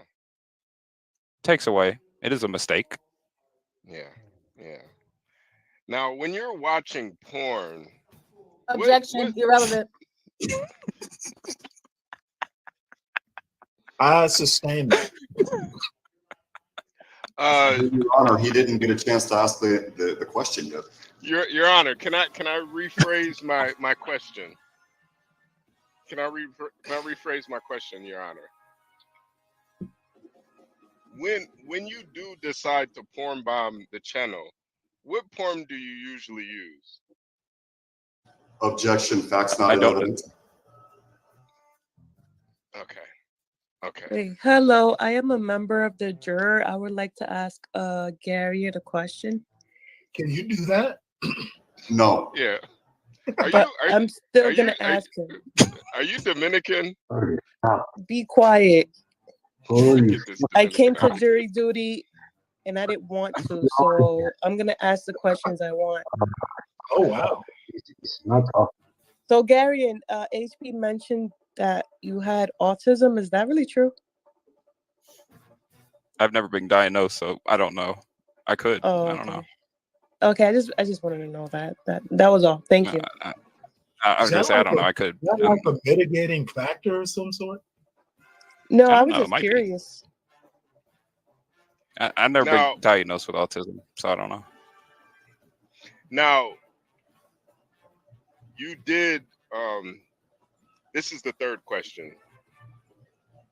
Did you on any day impersonate me as you were attempting to join a panel on this channel? Me as in the white John Galt. I have. Okay. Now, how often are you watching the John Galt show while you're watching porn? Never. Okay. How many times have you lied today, Gary? None. I have no reason to lie right now. Okay. Chat, do you believe this man? Objection, relevance. Is that a real piano back there, Gary? No, this is a AI background. Okay. Now I want the glitches, audience. as you can see. I want the audience and the court to see that Garion has a fake piano behind him. Objection, HB is testifying. I actually think that's a relevant question, trying to establish a pattern of lying and misdeeds. Yeah. If you'll Do you wish for me to take it down? No, keep it up. Because I'm showing a pattern. If you'll lie about a grand piano. Yo, you guys Won't you are lie about great improvers for sure. Now, Well, this is so stupid to me. But why would I tell you that it was fake? It's so funny. Objection, that piano is fake. Exactly. As you can see, Well, it's not I real. guess the same. Yeah. I was going to ask him if he could play it, but now, also, what country are you from, Gary? Rwanda. Okay, Rwanda. Lying ass. wait, somebody needs to be objecting and asking the relevance of it. Well, I object. Relevance. I would like for Counselor, sure that wow. Counselor, what is the relevance of that question? There is none. Well, Yeah, I immigrated here when I was 5. It was a long time ago. Okay. Yeah, I want the court to know that Africa is what you call a shithole, and Garion being from there, I'm not sure if we can trust him. Can we trust Garion? I'm gonna go ahead and sustain that objection. Move on, counselor. Okay. But Judge, it goes to whether or not he actually does have a fake green card or not. It goes to honesty. Well, wait, he was 5 when he got here. Yeah, I was going to say if I had a green card, it would have expired. Okay. Well, Your Honor, he could lie at 5 years old too.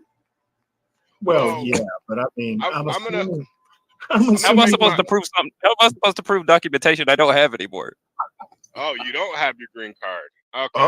I don't have. Okay. I don't have it anymore. It expired. This is a sanctuary court. Okay, I'm gonna make my closing statement to let Miss Ketanji Brown Jackson. She's not married. Miss Ketanji Brown Jackson. I want to make my closing statement. This man, Garion. You're not. Wait, can you do that now? You gotta do the Yeah, Portia has to finish. Wait. Okay. Well, I just want to make my closing argument. Unjustified proceedings. And I take those arguments, and you your only witness. I want to. I also have one more. I have one more witness I want to call to the stage. Okay. Well, don't rest your case now. Okay, I'll have one more witness. He's actually in the chat. He doesn't want to hit the panel for whatever reason. I think he's a heart surgeon, so he's very busy. Oh, you're gonna the white John Galt. Yeah, I'm about to say, if he's a heart surgeon, why is his time more valuable than a sitting judge? Yeah. Judges don't take kindly to those kinds of excuses. Well, Stanley, I won't be able to swear him in either, so there's a problem. Okay, we can't swear you in, white John Galt. So I'm gonna make my closing statement. Well, wait, don't you? Well, you know what? Never mind. Okay. Garion is a African porn bomber from Rwanda. He impersonated this great man in the chat, the white John Galt, a man who is a heart surgeon and gives away to many funds and children and hands out turkeys on Thanksgiving. He's a good guy. And this man, Garion, just got done watching anal porn. Ew. After he had a long stroke session by himself, vigorously jerking off into some dirty sock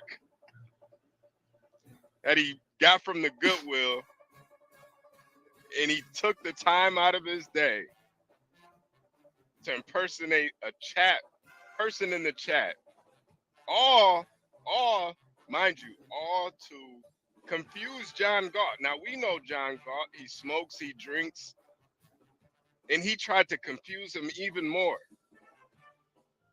He doesn't have a green card, which he admitted, and he could be autistic. And he watches anal porn. And mind you, he didn't specify whether this was heterosexual. I rest my case. Well, counselor.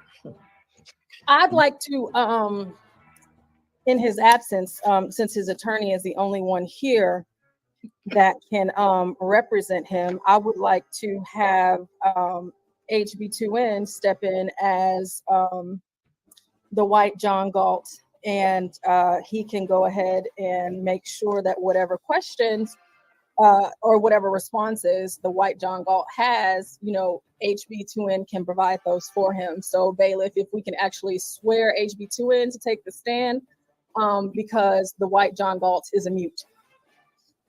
I can't do that though in real life. But okay. This is jungle justice. This is jungle justice. We already let a juror and ask a question, and you already know you can't do that. We just declare the white John Galt in contempt for not showing his ass up here. No, we're gonna have to take HB. HB gonna have to stand in for it. if this were a real case, I would have. If I were Portia Stanley, I would have actually moved to dismiss the case because he's not here. Well, you have interrogated and questioned my client, and we have not had the chance to make our claim. So since the white John Galt will not come up here and HB2N is up here, he needs to be sworn in so that we can ask, so that I can ask the questions on behalf of my client, Gary and Arnold. And that's what I was saying, because if we would have moved to dismiss, you win. That's what I was saying. Yeah, no, that's too easy, Juan. I ain't let that slide. Yeah, but what is the fun in that? HBD, you swear to tell the whole truth, and nothing but the truth, so help you. He got to raise his Goddamn hand right. like I did. You're goddamn right. Proceed. My hand is raised. You're goddamn right. Go ahead. All right. All right, great. Thank you. Thank you, Your Honor. Thank you, bailiff. And thank you to the jury.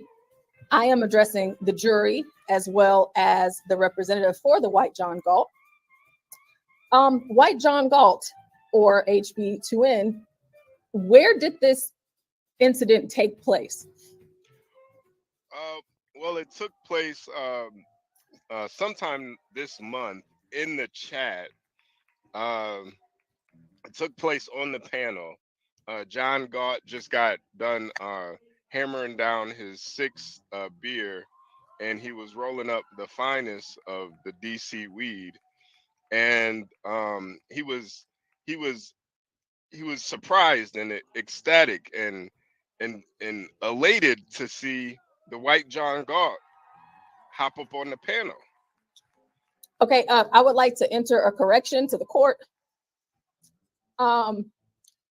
This did not happen in September. Go ahead. Okay, whenever it happened. Whenever it lady. happened. So we're just throwing out just September this month, and you don't even know when it happened. Okay.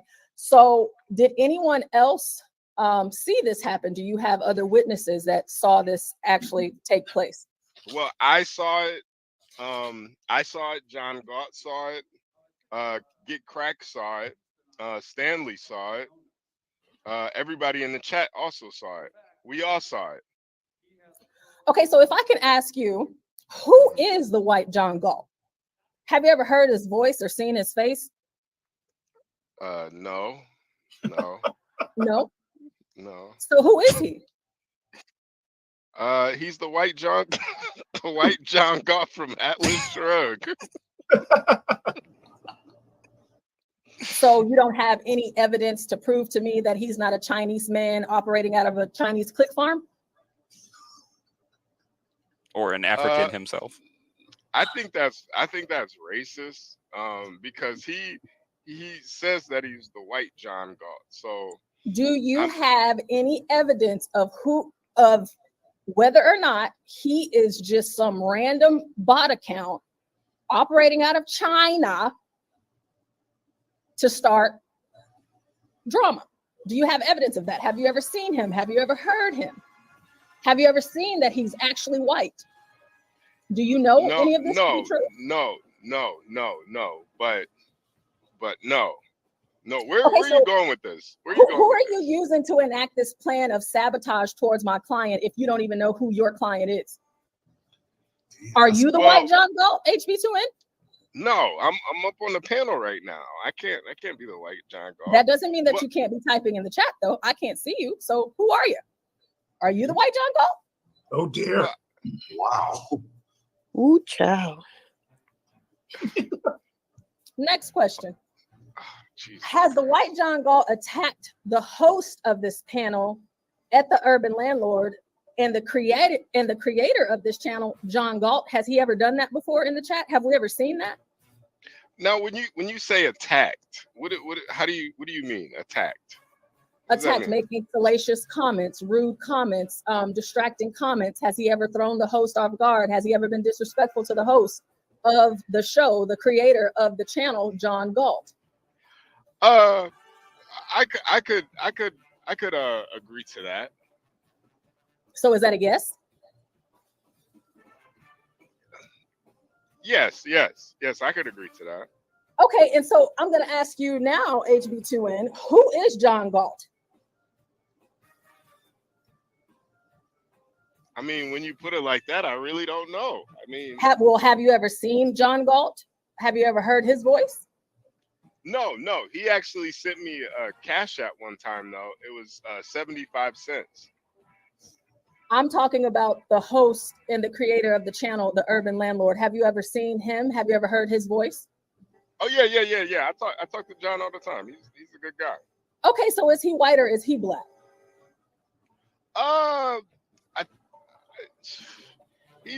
He's definitely of Negroid descent. Yeah. Okay, so my next question would be, is the white John Galt doing the very exact same thing that he's accusing my client of doing by stealing someone else's identity for comedic value?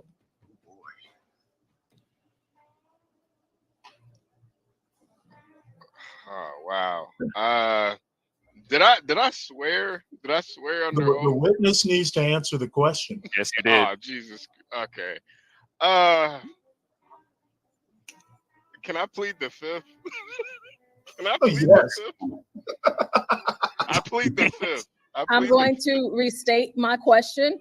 Jury, I want you all to take note that the plaintiff is avoiding the question, and I want to repeat my question, and I want us to note that he did not answer the question. So I'm going to repeat this for you all, for your ears.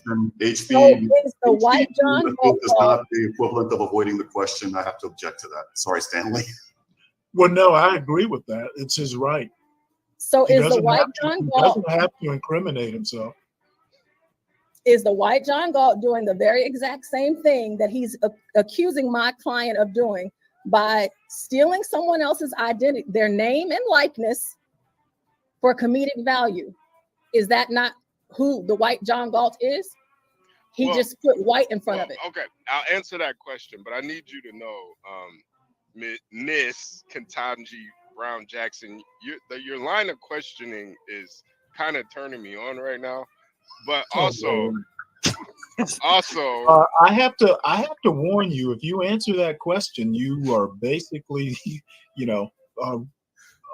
not using. Well, basically sacrificing. What's the word, Juan? Surrendering your Fifth Amendment. You're waving your. I will. I'll surrender my Fifth Amendment because I'm not pussy. I'll answer the question, but stand on business. Yeah, I'm standing on business. Objection not responsive. What I will say is, the white John Galt is actually the original, because in Atlas Shrugged he was a white man. John Galt, who we know as the urban landlord, is he got his name from the book Atlas Shrugged. I would like to submit into evidence, Judge. The white John Galt from the chat says that John Galt, the one that HB2N just openly admitted to the court, that the original John Galt, as far as this channel is concerned, nothing to do with the Atlas. The creator of this channel, the urban landlord, John Galt, the witness on the stand, just told us that he has talked to him all the time. He's heard his voice and that he's a black man.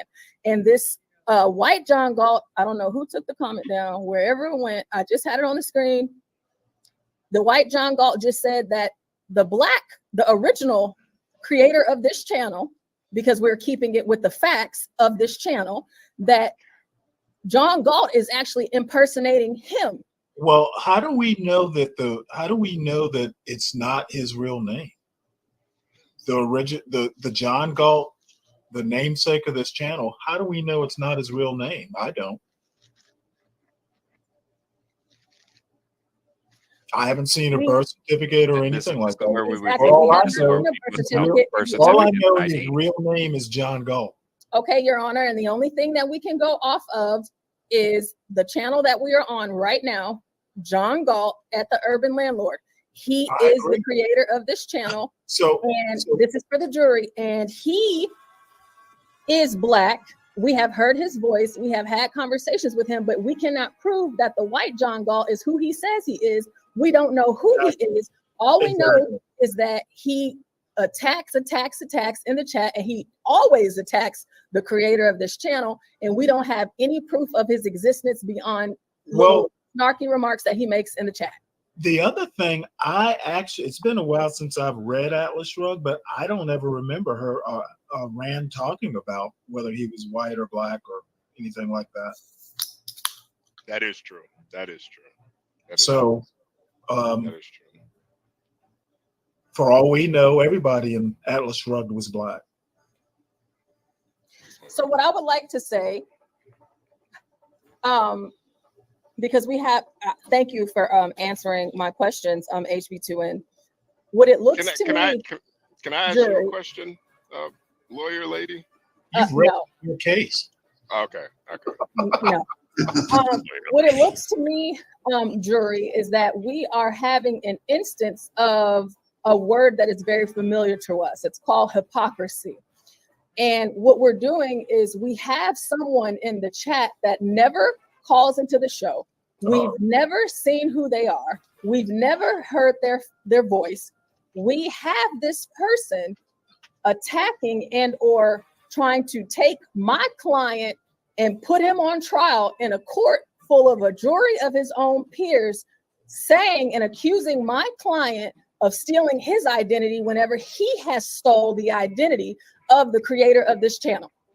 Not only has he done this, he has created multiple accounts that have been in the chat throughout the day today, where he has been the Mexican John Galt, the Jew John Galt, every single type of different, whatever, the Chinese John Galt. He's made multiple accounts pretending to be another version of John Galt. So I want you to ask yourselves, the one time that many of you may have or may not have been here to see whenever Garion was joking around in a comedic way for not even 20 seconds that he popped up on the panel, he came down immediately within the same day. Which is worse? You have someone here every single day impersonating our own creator of the show, John Galt, every single day. Every single day. He is pretending to be someone that he is not for comedic value every single day. I object. Think about it, jury. Think about it. I object. Thank you, Your Honor. I don't think you can object. You've rested your case. Garion likes anal sex.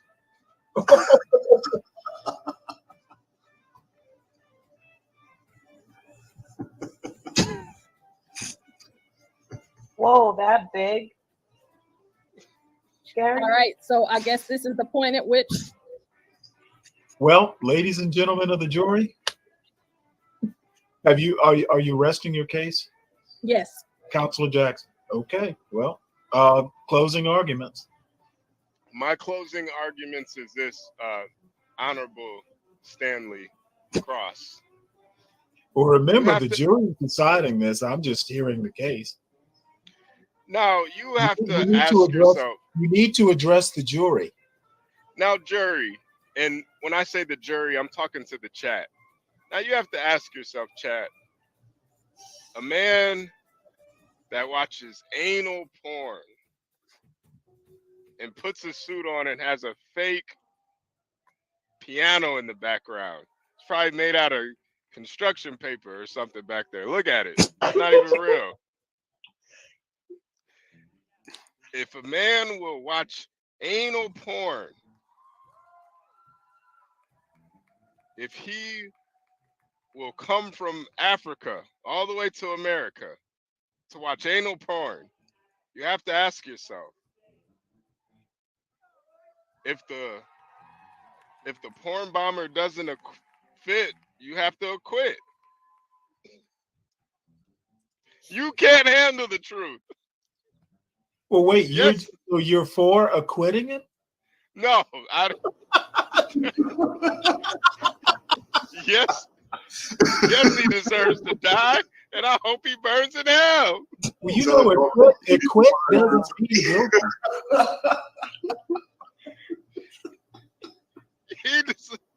He should burn in hell. Well, Attorney Cochran, that was a very interesting summation. Now, chat, I'm going to put it simply as this. If you support an African coming over to America, taking that reverse Atlantic slave trade travel to come over here and watch anal porn in his domicile while also watching the John Galt show, he has to be guilty. He has to be guilty.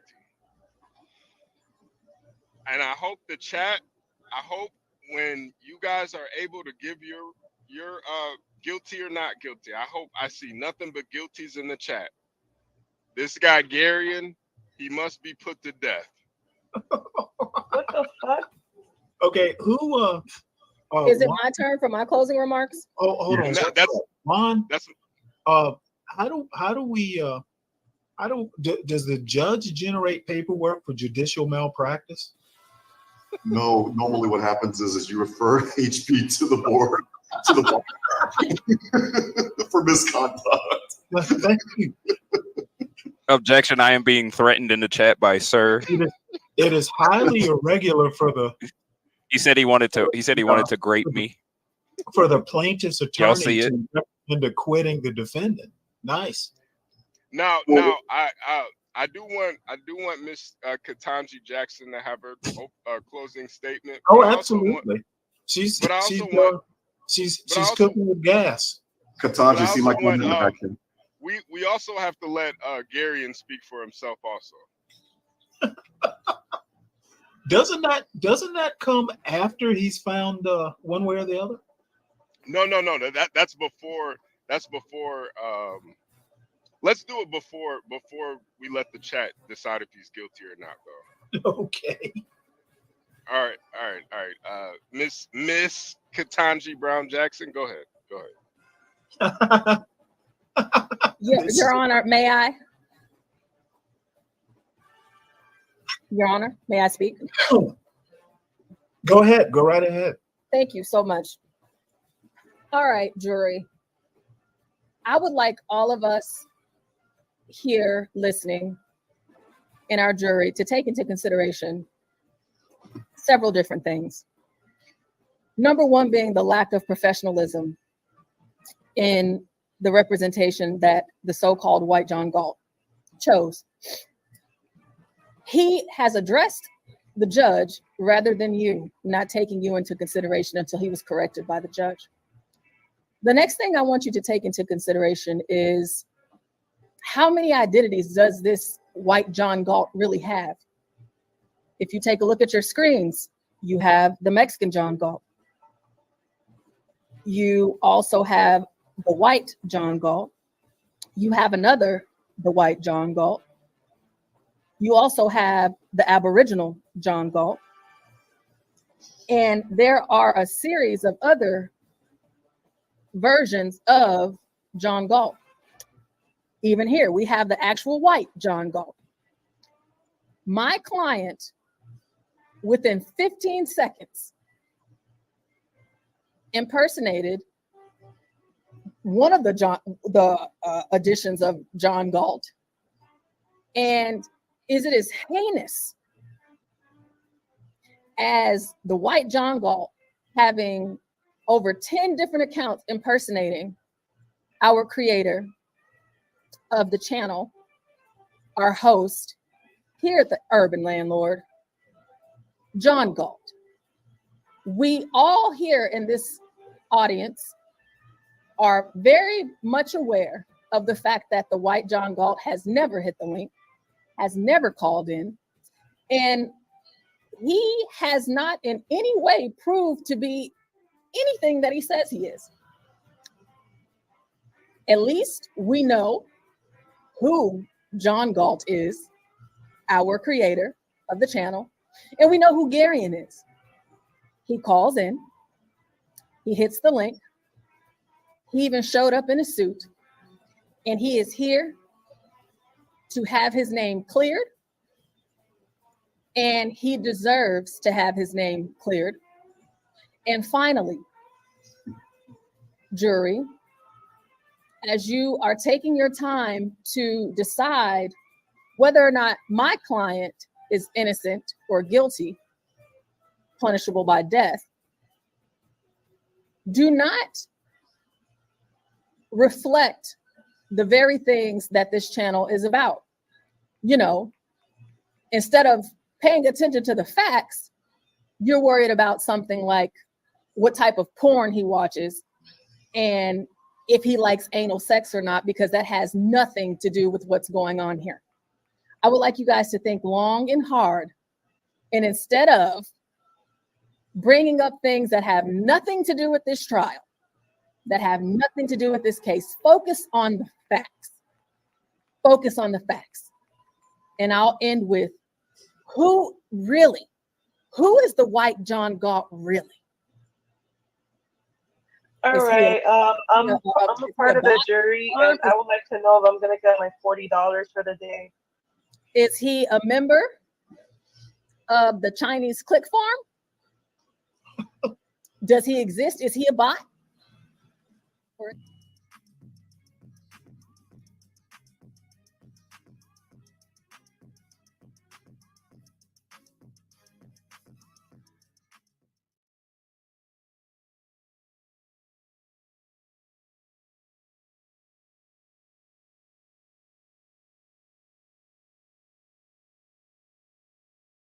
All right, so there's that. That was pretty awesome.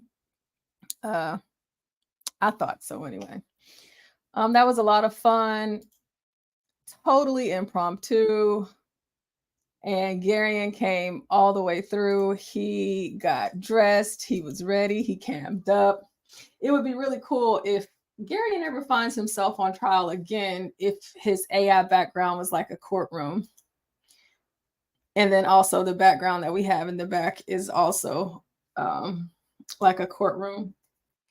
I thought it was really, really great. And just being able to have the opportunity to look back over it, it just makes it that much better. It's just like, I cannot believe that we did that. I can't believe that we did it. And then I cannot believe that it turned out so good. Now, as y'all could tell, it just kind of cut off because I ended it that way. However, there is a part 2, and it is shorter than part 1, where we actually, or where you actually hear the verdict from the jury. And it's really awesome. So thank y'all for watching that over with me tonight. That was great. I can't wait for HB to see that tomorrow, because that was some good stuff. That was pretty funny, I thought. It's just a testament of all of the fun things that we do here at the Urban Landlord, and all of the wonderful things that we do for y'all. We try to keep y'all entertained, mind you. Do this 24 hours. And currently, I'm the only one here. And also, we have 30 minutes until we hit the 12-hour mark. 30 minutes until we hit the 12-hour mark. And I am actually setting up the next stream right now. So whenever this one ends, we can start the next one, but that will be dependent upon whether or not someone else comes up, because y'all know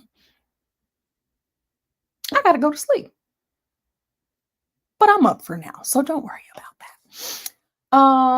What are my thoughts right now? See what y'all talking about in the chat. Mavit. Hi, Mavit. Mavit says, I say he's guilty as can be. I mean, the man looks worse in a damn suit. He guilty. Guilty.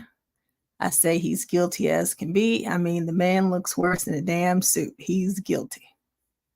Well, tell us how you really feel, Mavit. Tell us how you really feel. Well, earlier today, I guess just to kind of wrap it up, let me see what they're talking about. We were talking about Diddy, and since it's the late night, oh, look at who it is. Hey, Phil man. Hey, Portia. Hate to How see you up here. What's that? I said, how are you?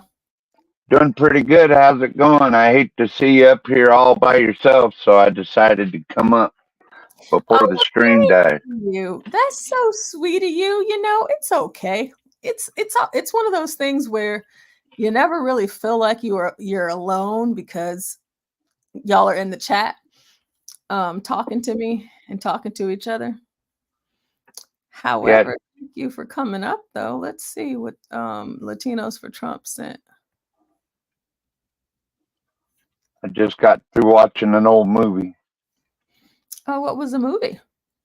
They call me Renegade. I never heard of that. It's pretty good. It's on Prime. I don't know about it anywhere else. What's up, Latino for Trump? Hey, Latino. I might save that one for. Can you guys hear me? Yeah, we can hear.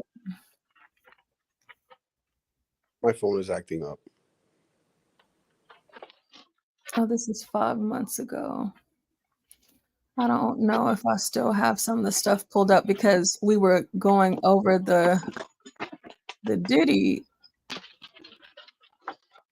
trial.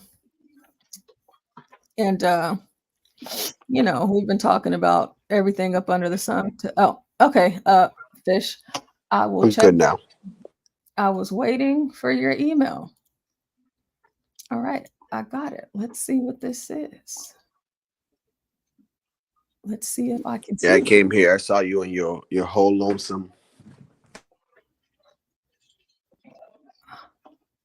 Huh. No, we haven't talked about this. And I haven't heard about this. I'm gonna have to look this up. But I will pull it up on the screen. You think that's legit? I can't say. I don't. It doesn't sound like. Not. Yeah, I don't know, man. Like I'm waiting for like more details to come out. It's just it just seems. We're a little far-fetched.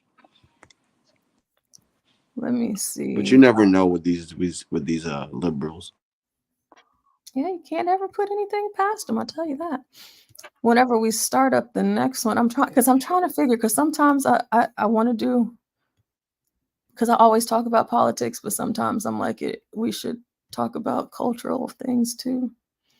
So here we have, this is what Fish sent to me. It says, breaking news, Kamala Harris vows to make white people pay reparations to blacks. But wait, there's more. Oh, Lord.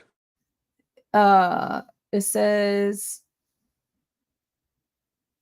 oh, yeah, I don't know about that part. But yeah, it says, but wait, there's more, but it doesn't show more. It's just this post. Or maybe it does, and just because I don't have social media, I can't see. I don't have Instagram, so I can't see. But I don't know about that. I would have to look that up, actually, to see the validity of it. I would have to check that out.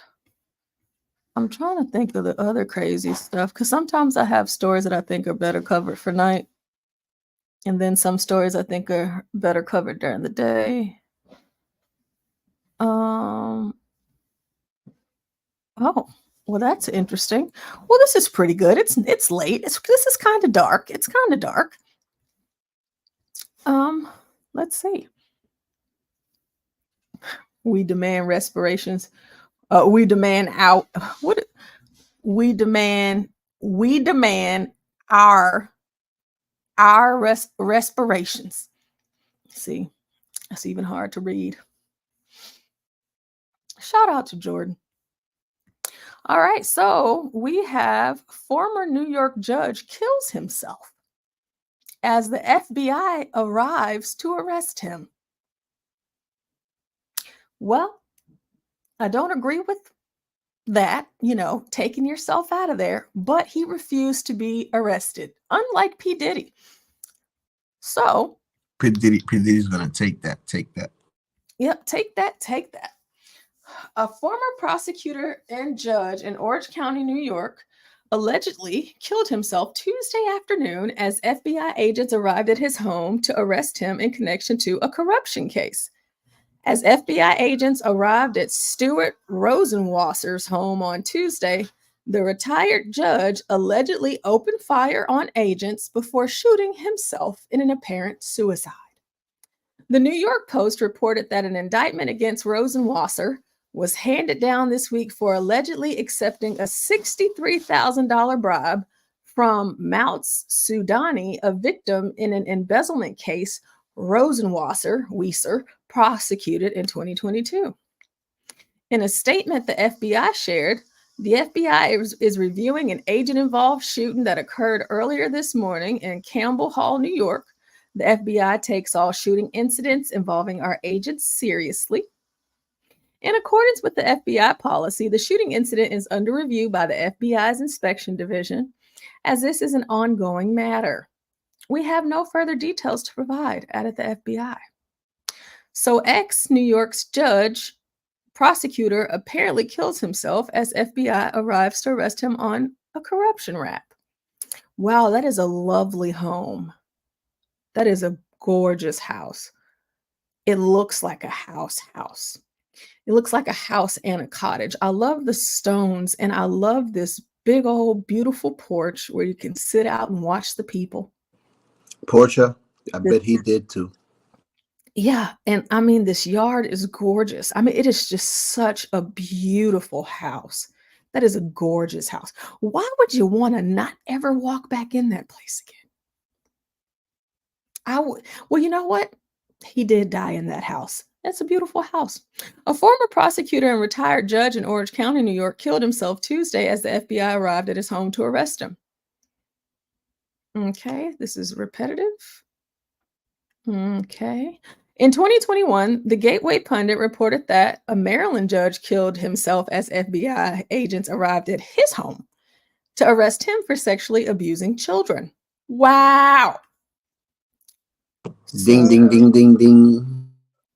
So this guy, he got himself up out of there because he knew that it was coming.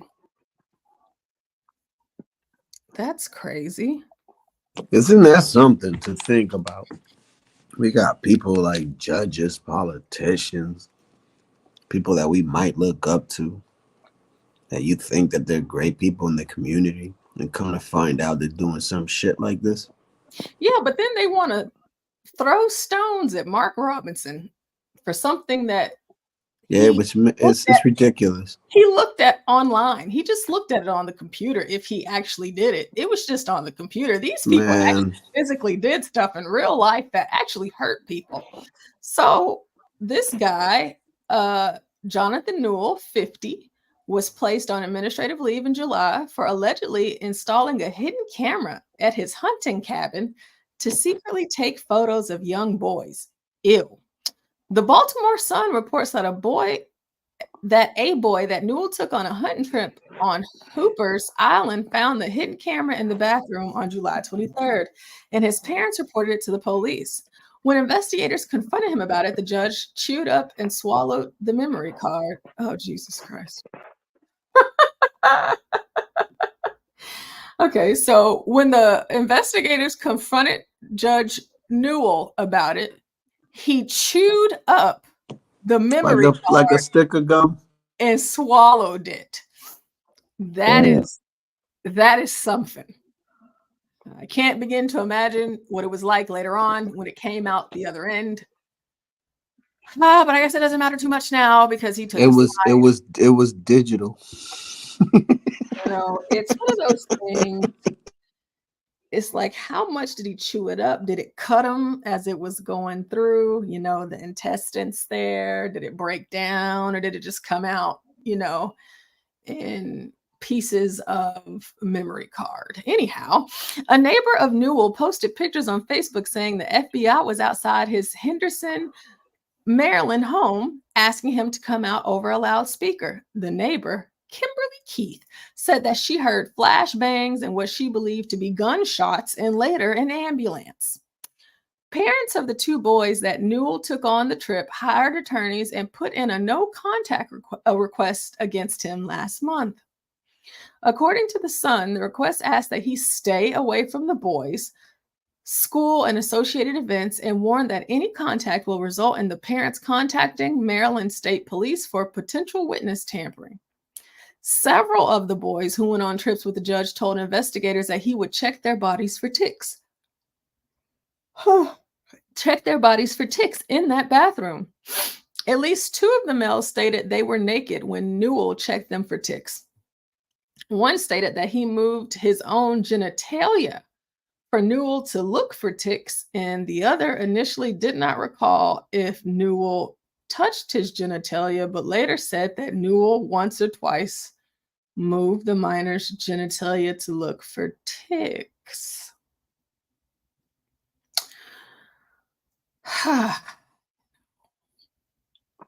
Sick. Searches of his home, truck, and judicial office turned up a hard drive containing videos of boys showering. Now, you would think, as a judge, that the last place you would keep evidence is in your quarters, in your chamber, okay? Not this judge. Not this judge. His neighbor told the Sun that rumors about the ongoing investigation were very well known around here. All he ever posted on Facebook was about boys. You know, this is that nosy neighbor, you know, the one who posted on Facebook, you know, she's one of those, that Kimberly. So, yeah, that's disgusting. But he's gone now. And you know what? That's good. You know why? Because people like this never change. They never change. I do not care what anyone says. Once you touch a child and you know that that's what your attraction is, and if you're attracted to kids, you don't just go to sleep tonight. No, Portia, they're a map. Minor attracted person. Nope. That's what they say. That's what they say, Portia. Not me. I'll never call them that. And I truly am like, I do not believe that those people change. There is no way that you know, that just changes. You know, you like what you like, and they like kids. So it's just like, I don't even know why they let these people out. They should say, facts.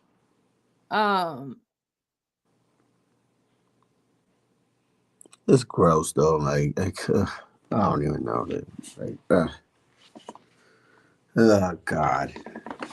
So I will probably show some other stuff here in a moment. However, the Ryan Routh, the attempted Trump assassin, boy, did they drop a lot of stuff on us today. About what he did. What's new? How he was paid, who he was paid by, how the secret Service for real? involved, how there's more assassination attempts underway. What? A whole lot.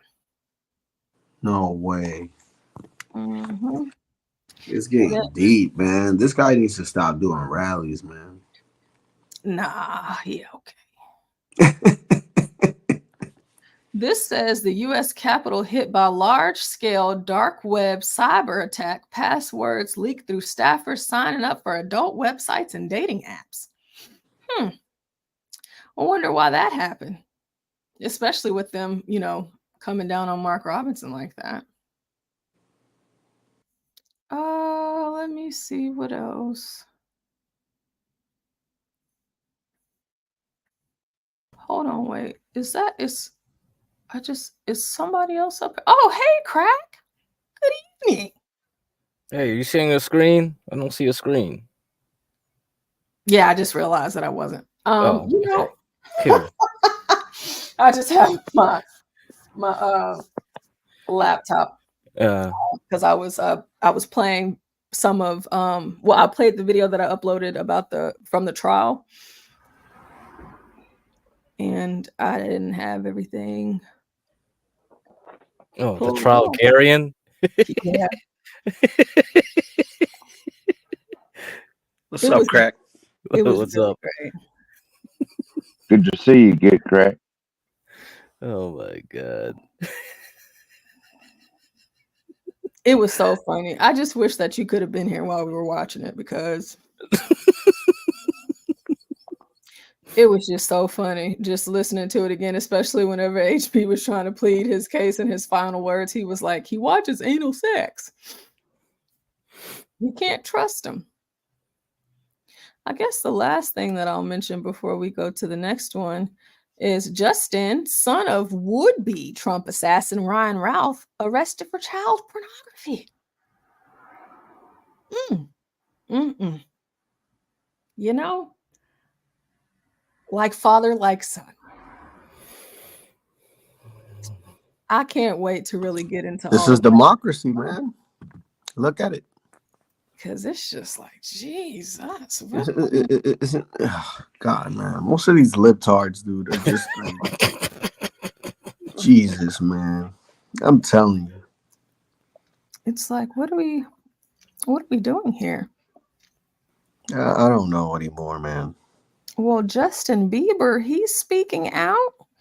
You know, if I ever went to a Diddy part, if I had anything to do with Diddy, like I just wouldn't say anything. You wouldn't say anything you said? No, like, because if I know that I was there, like I'm not speaking on behalf of other people, just don't talk to me. Okay. I mean, like now, if I went to a party and I knew what was going on, but I wasn't engaged in it, yeah, like just leave me alone. Facts. It's not my business. I don't want to do that. Oh, Portia. I don't know if you heard that the baby oil bottle conspiracy is going out, that it really wasn't baby oil. Well, what was it? What? I'm going to see if I can find the video because it explains better in detail. It's basically a drug. Oh my. Yeah, dude, that basically Jesus. Yeah, it's a drug that it could give you it could put you in a coma, or it could put you on what was it? Something else that knocks you out. Yeah, I'm gonna look up for this video. I'm gonna send it to you guys in a bit. Okay, well, here we have, I guess, last thing. I'm trying to see what time it is too, because I don't want to. Because I was trying to decide if I wanted to start HB's, because only 10:16. So he went Yeah, to you bed. only got 5 minutes. You only got 5 minutes on this stream, yeah. He went to bed early. So 10, probably 5 hours. I think it'll be okay. I like it whenever he starts Gone Trucking, though. I like it when he starts any of them. He does a good job with that. Beloved chicken named Betty White was tossed into an alligator pen. Isn't that a cute chicken name? Oh, hey, Portia, you only got 5 minutes on this stream. Yeah, I know. Oh, okay. Yeah. It's just a short little story. All right. A beloved chicken named Betty White tossed into alligator pen. Shocking wildlife park visitors. Very unusual manner. Do y'all want to see what Betty White looked like?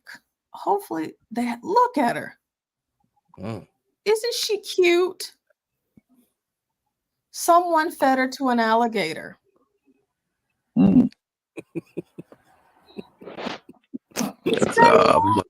Mother Nature at work. But she had a name. She was named Betty White. Oh, shoot. So, Australian man pleaded guilty to a serious charge after tossing a beloved and respected chicken named Betty White from a wildlife park into an alligator pen simply to feed the reptile. Them Australians is crazy. You know, I just, what do you do with them? I don't know. Those are some wild folks. So right now,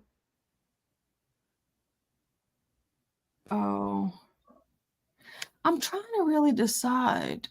Because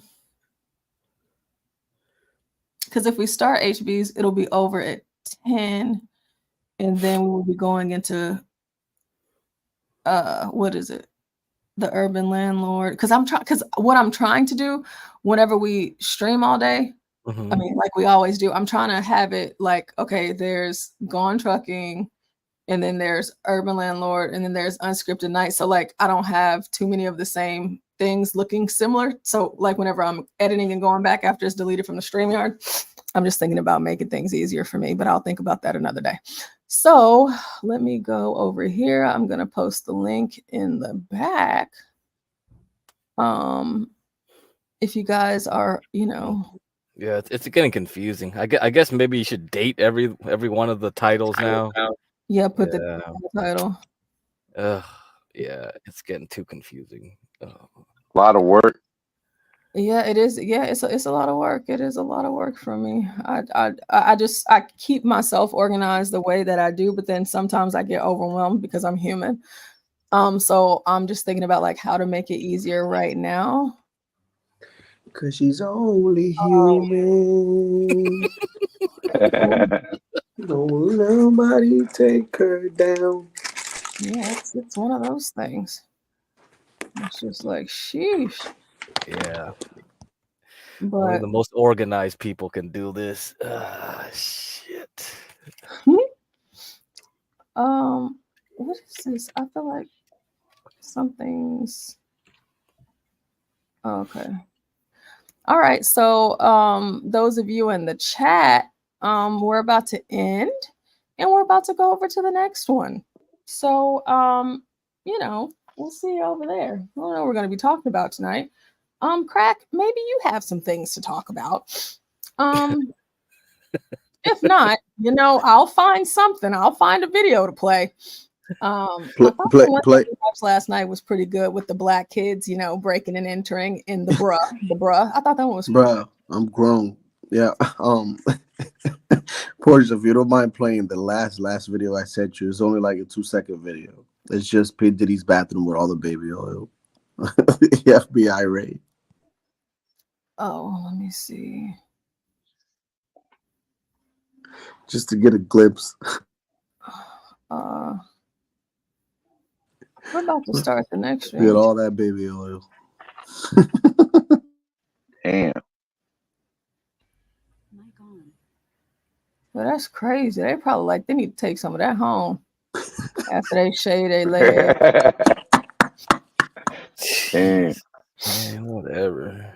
I know. All right, guys. So we're about to end, and I'm going to start the next one. So, if y'all, Latino and 12th man, if y'all want to come over, just come on. Sure, I'll see you over there. See you over there, GetCrack. All right, chat. We're about to start the next one. Come on over. Bye.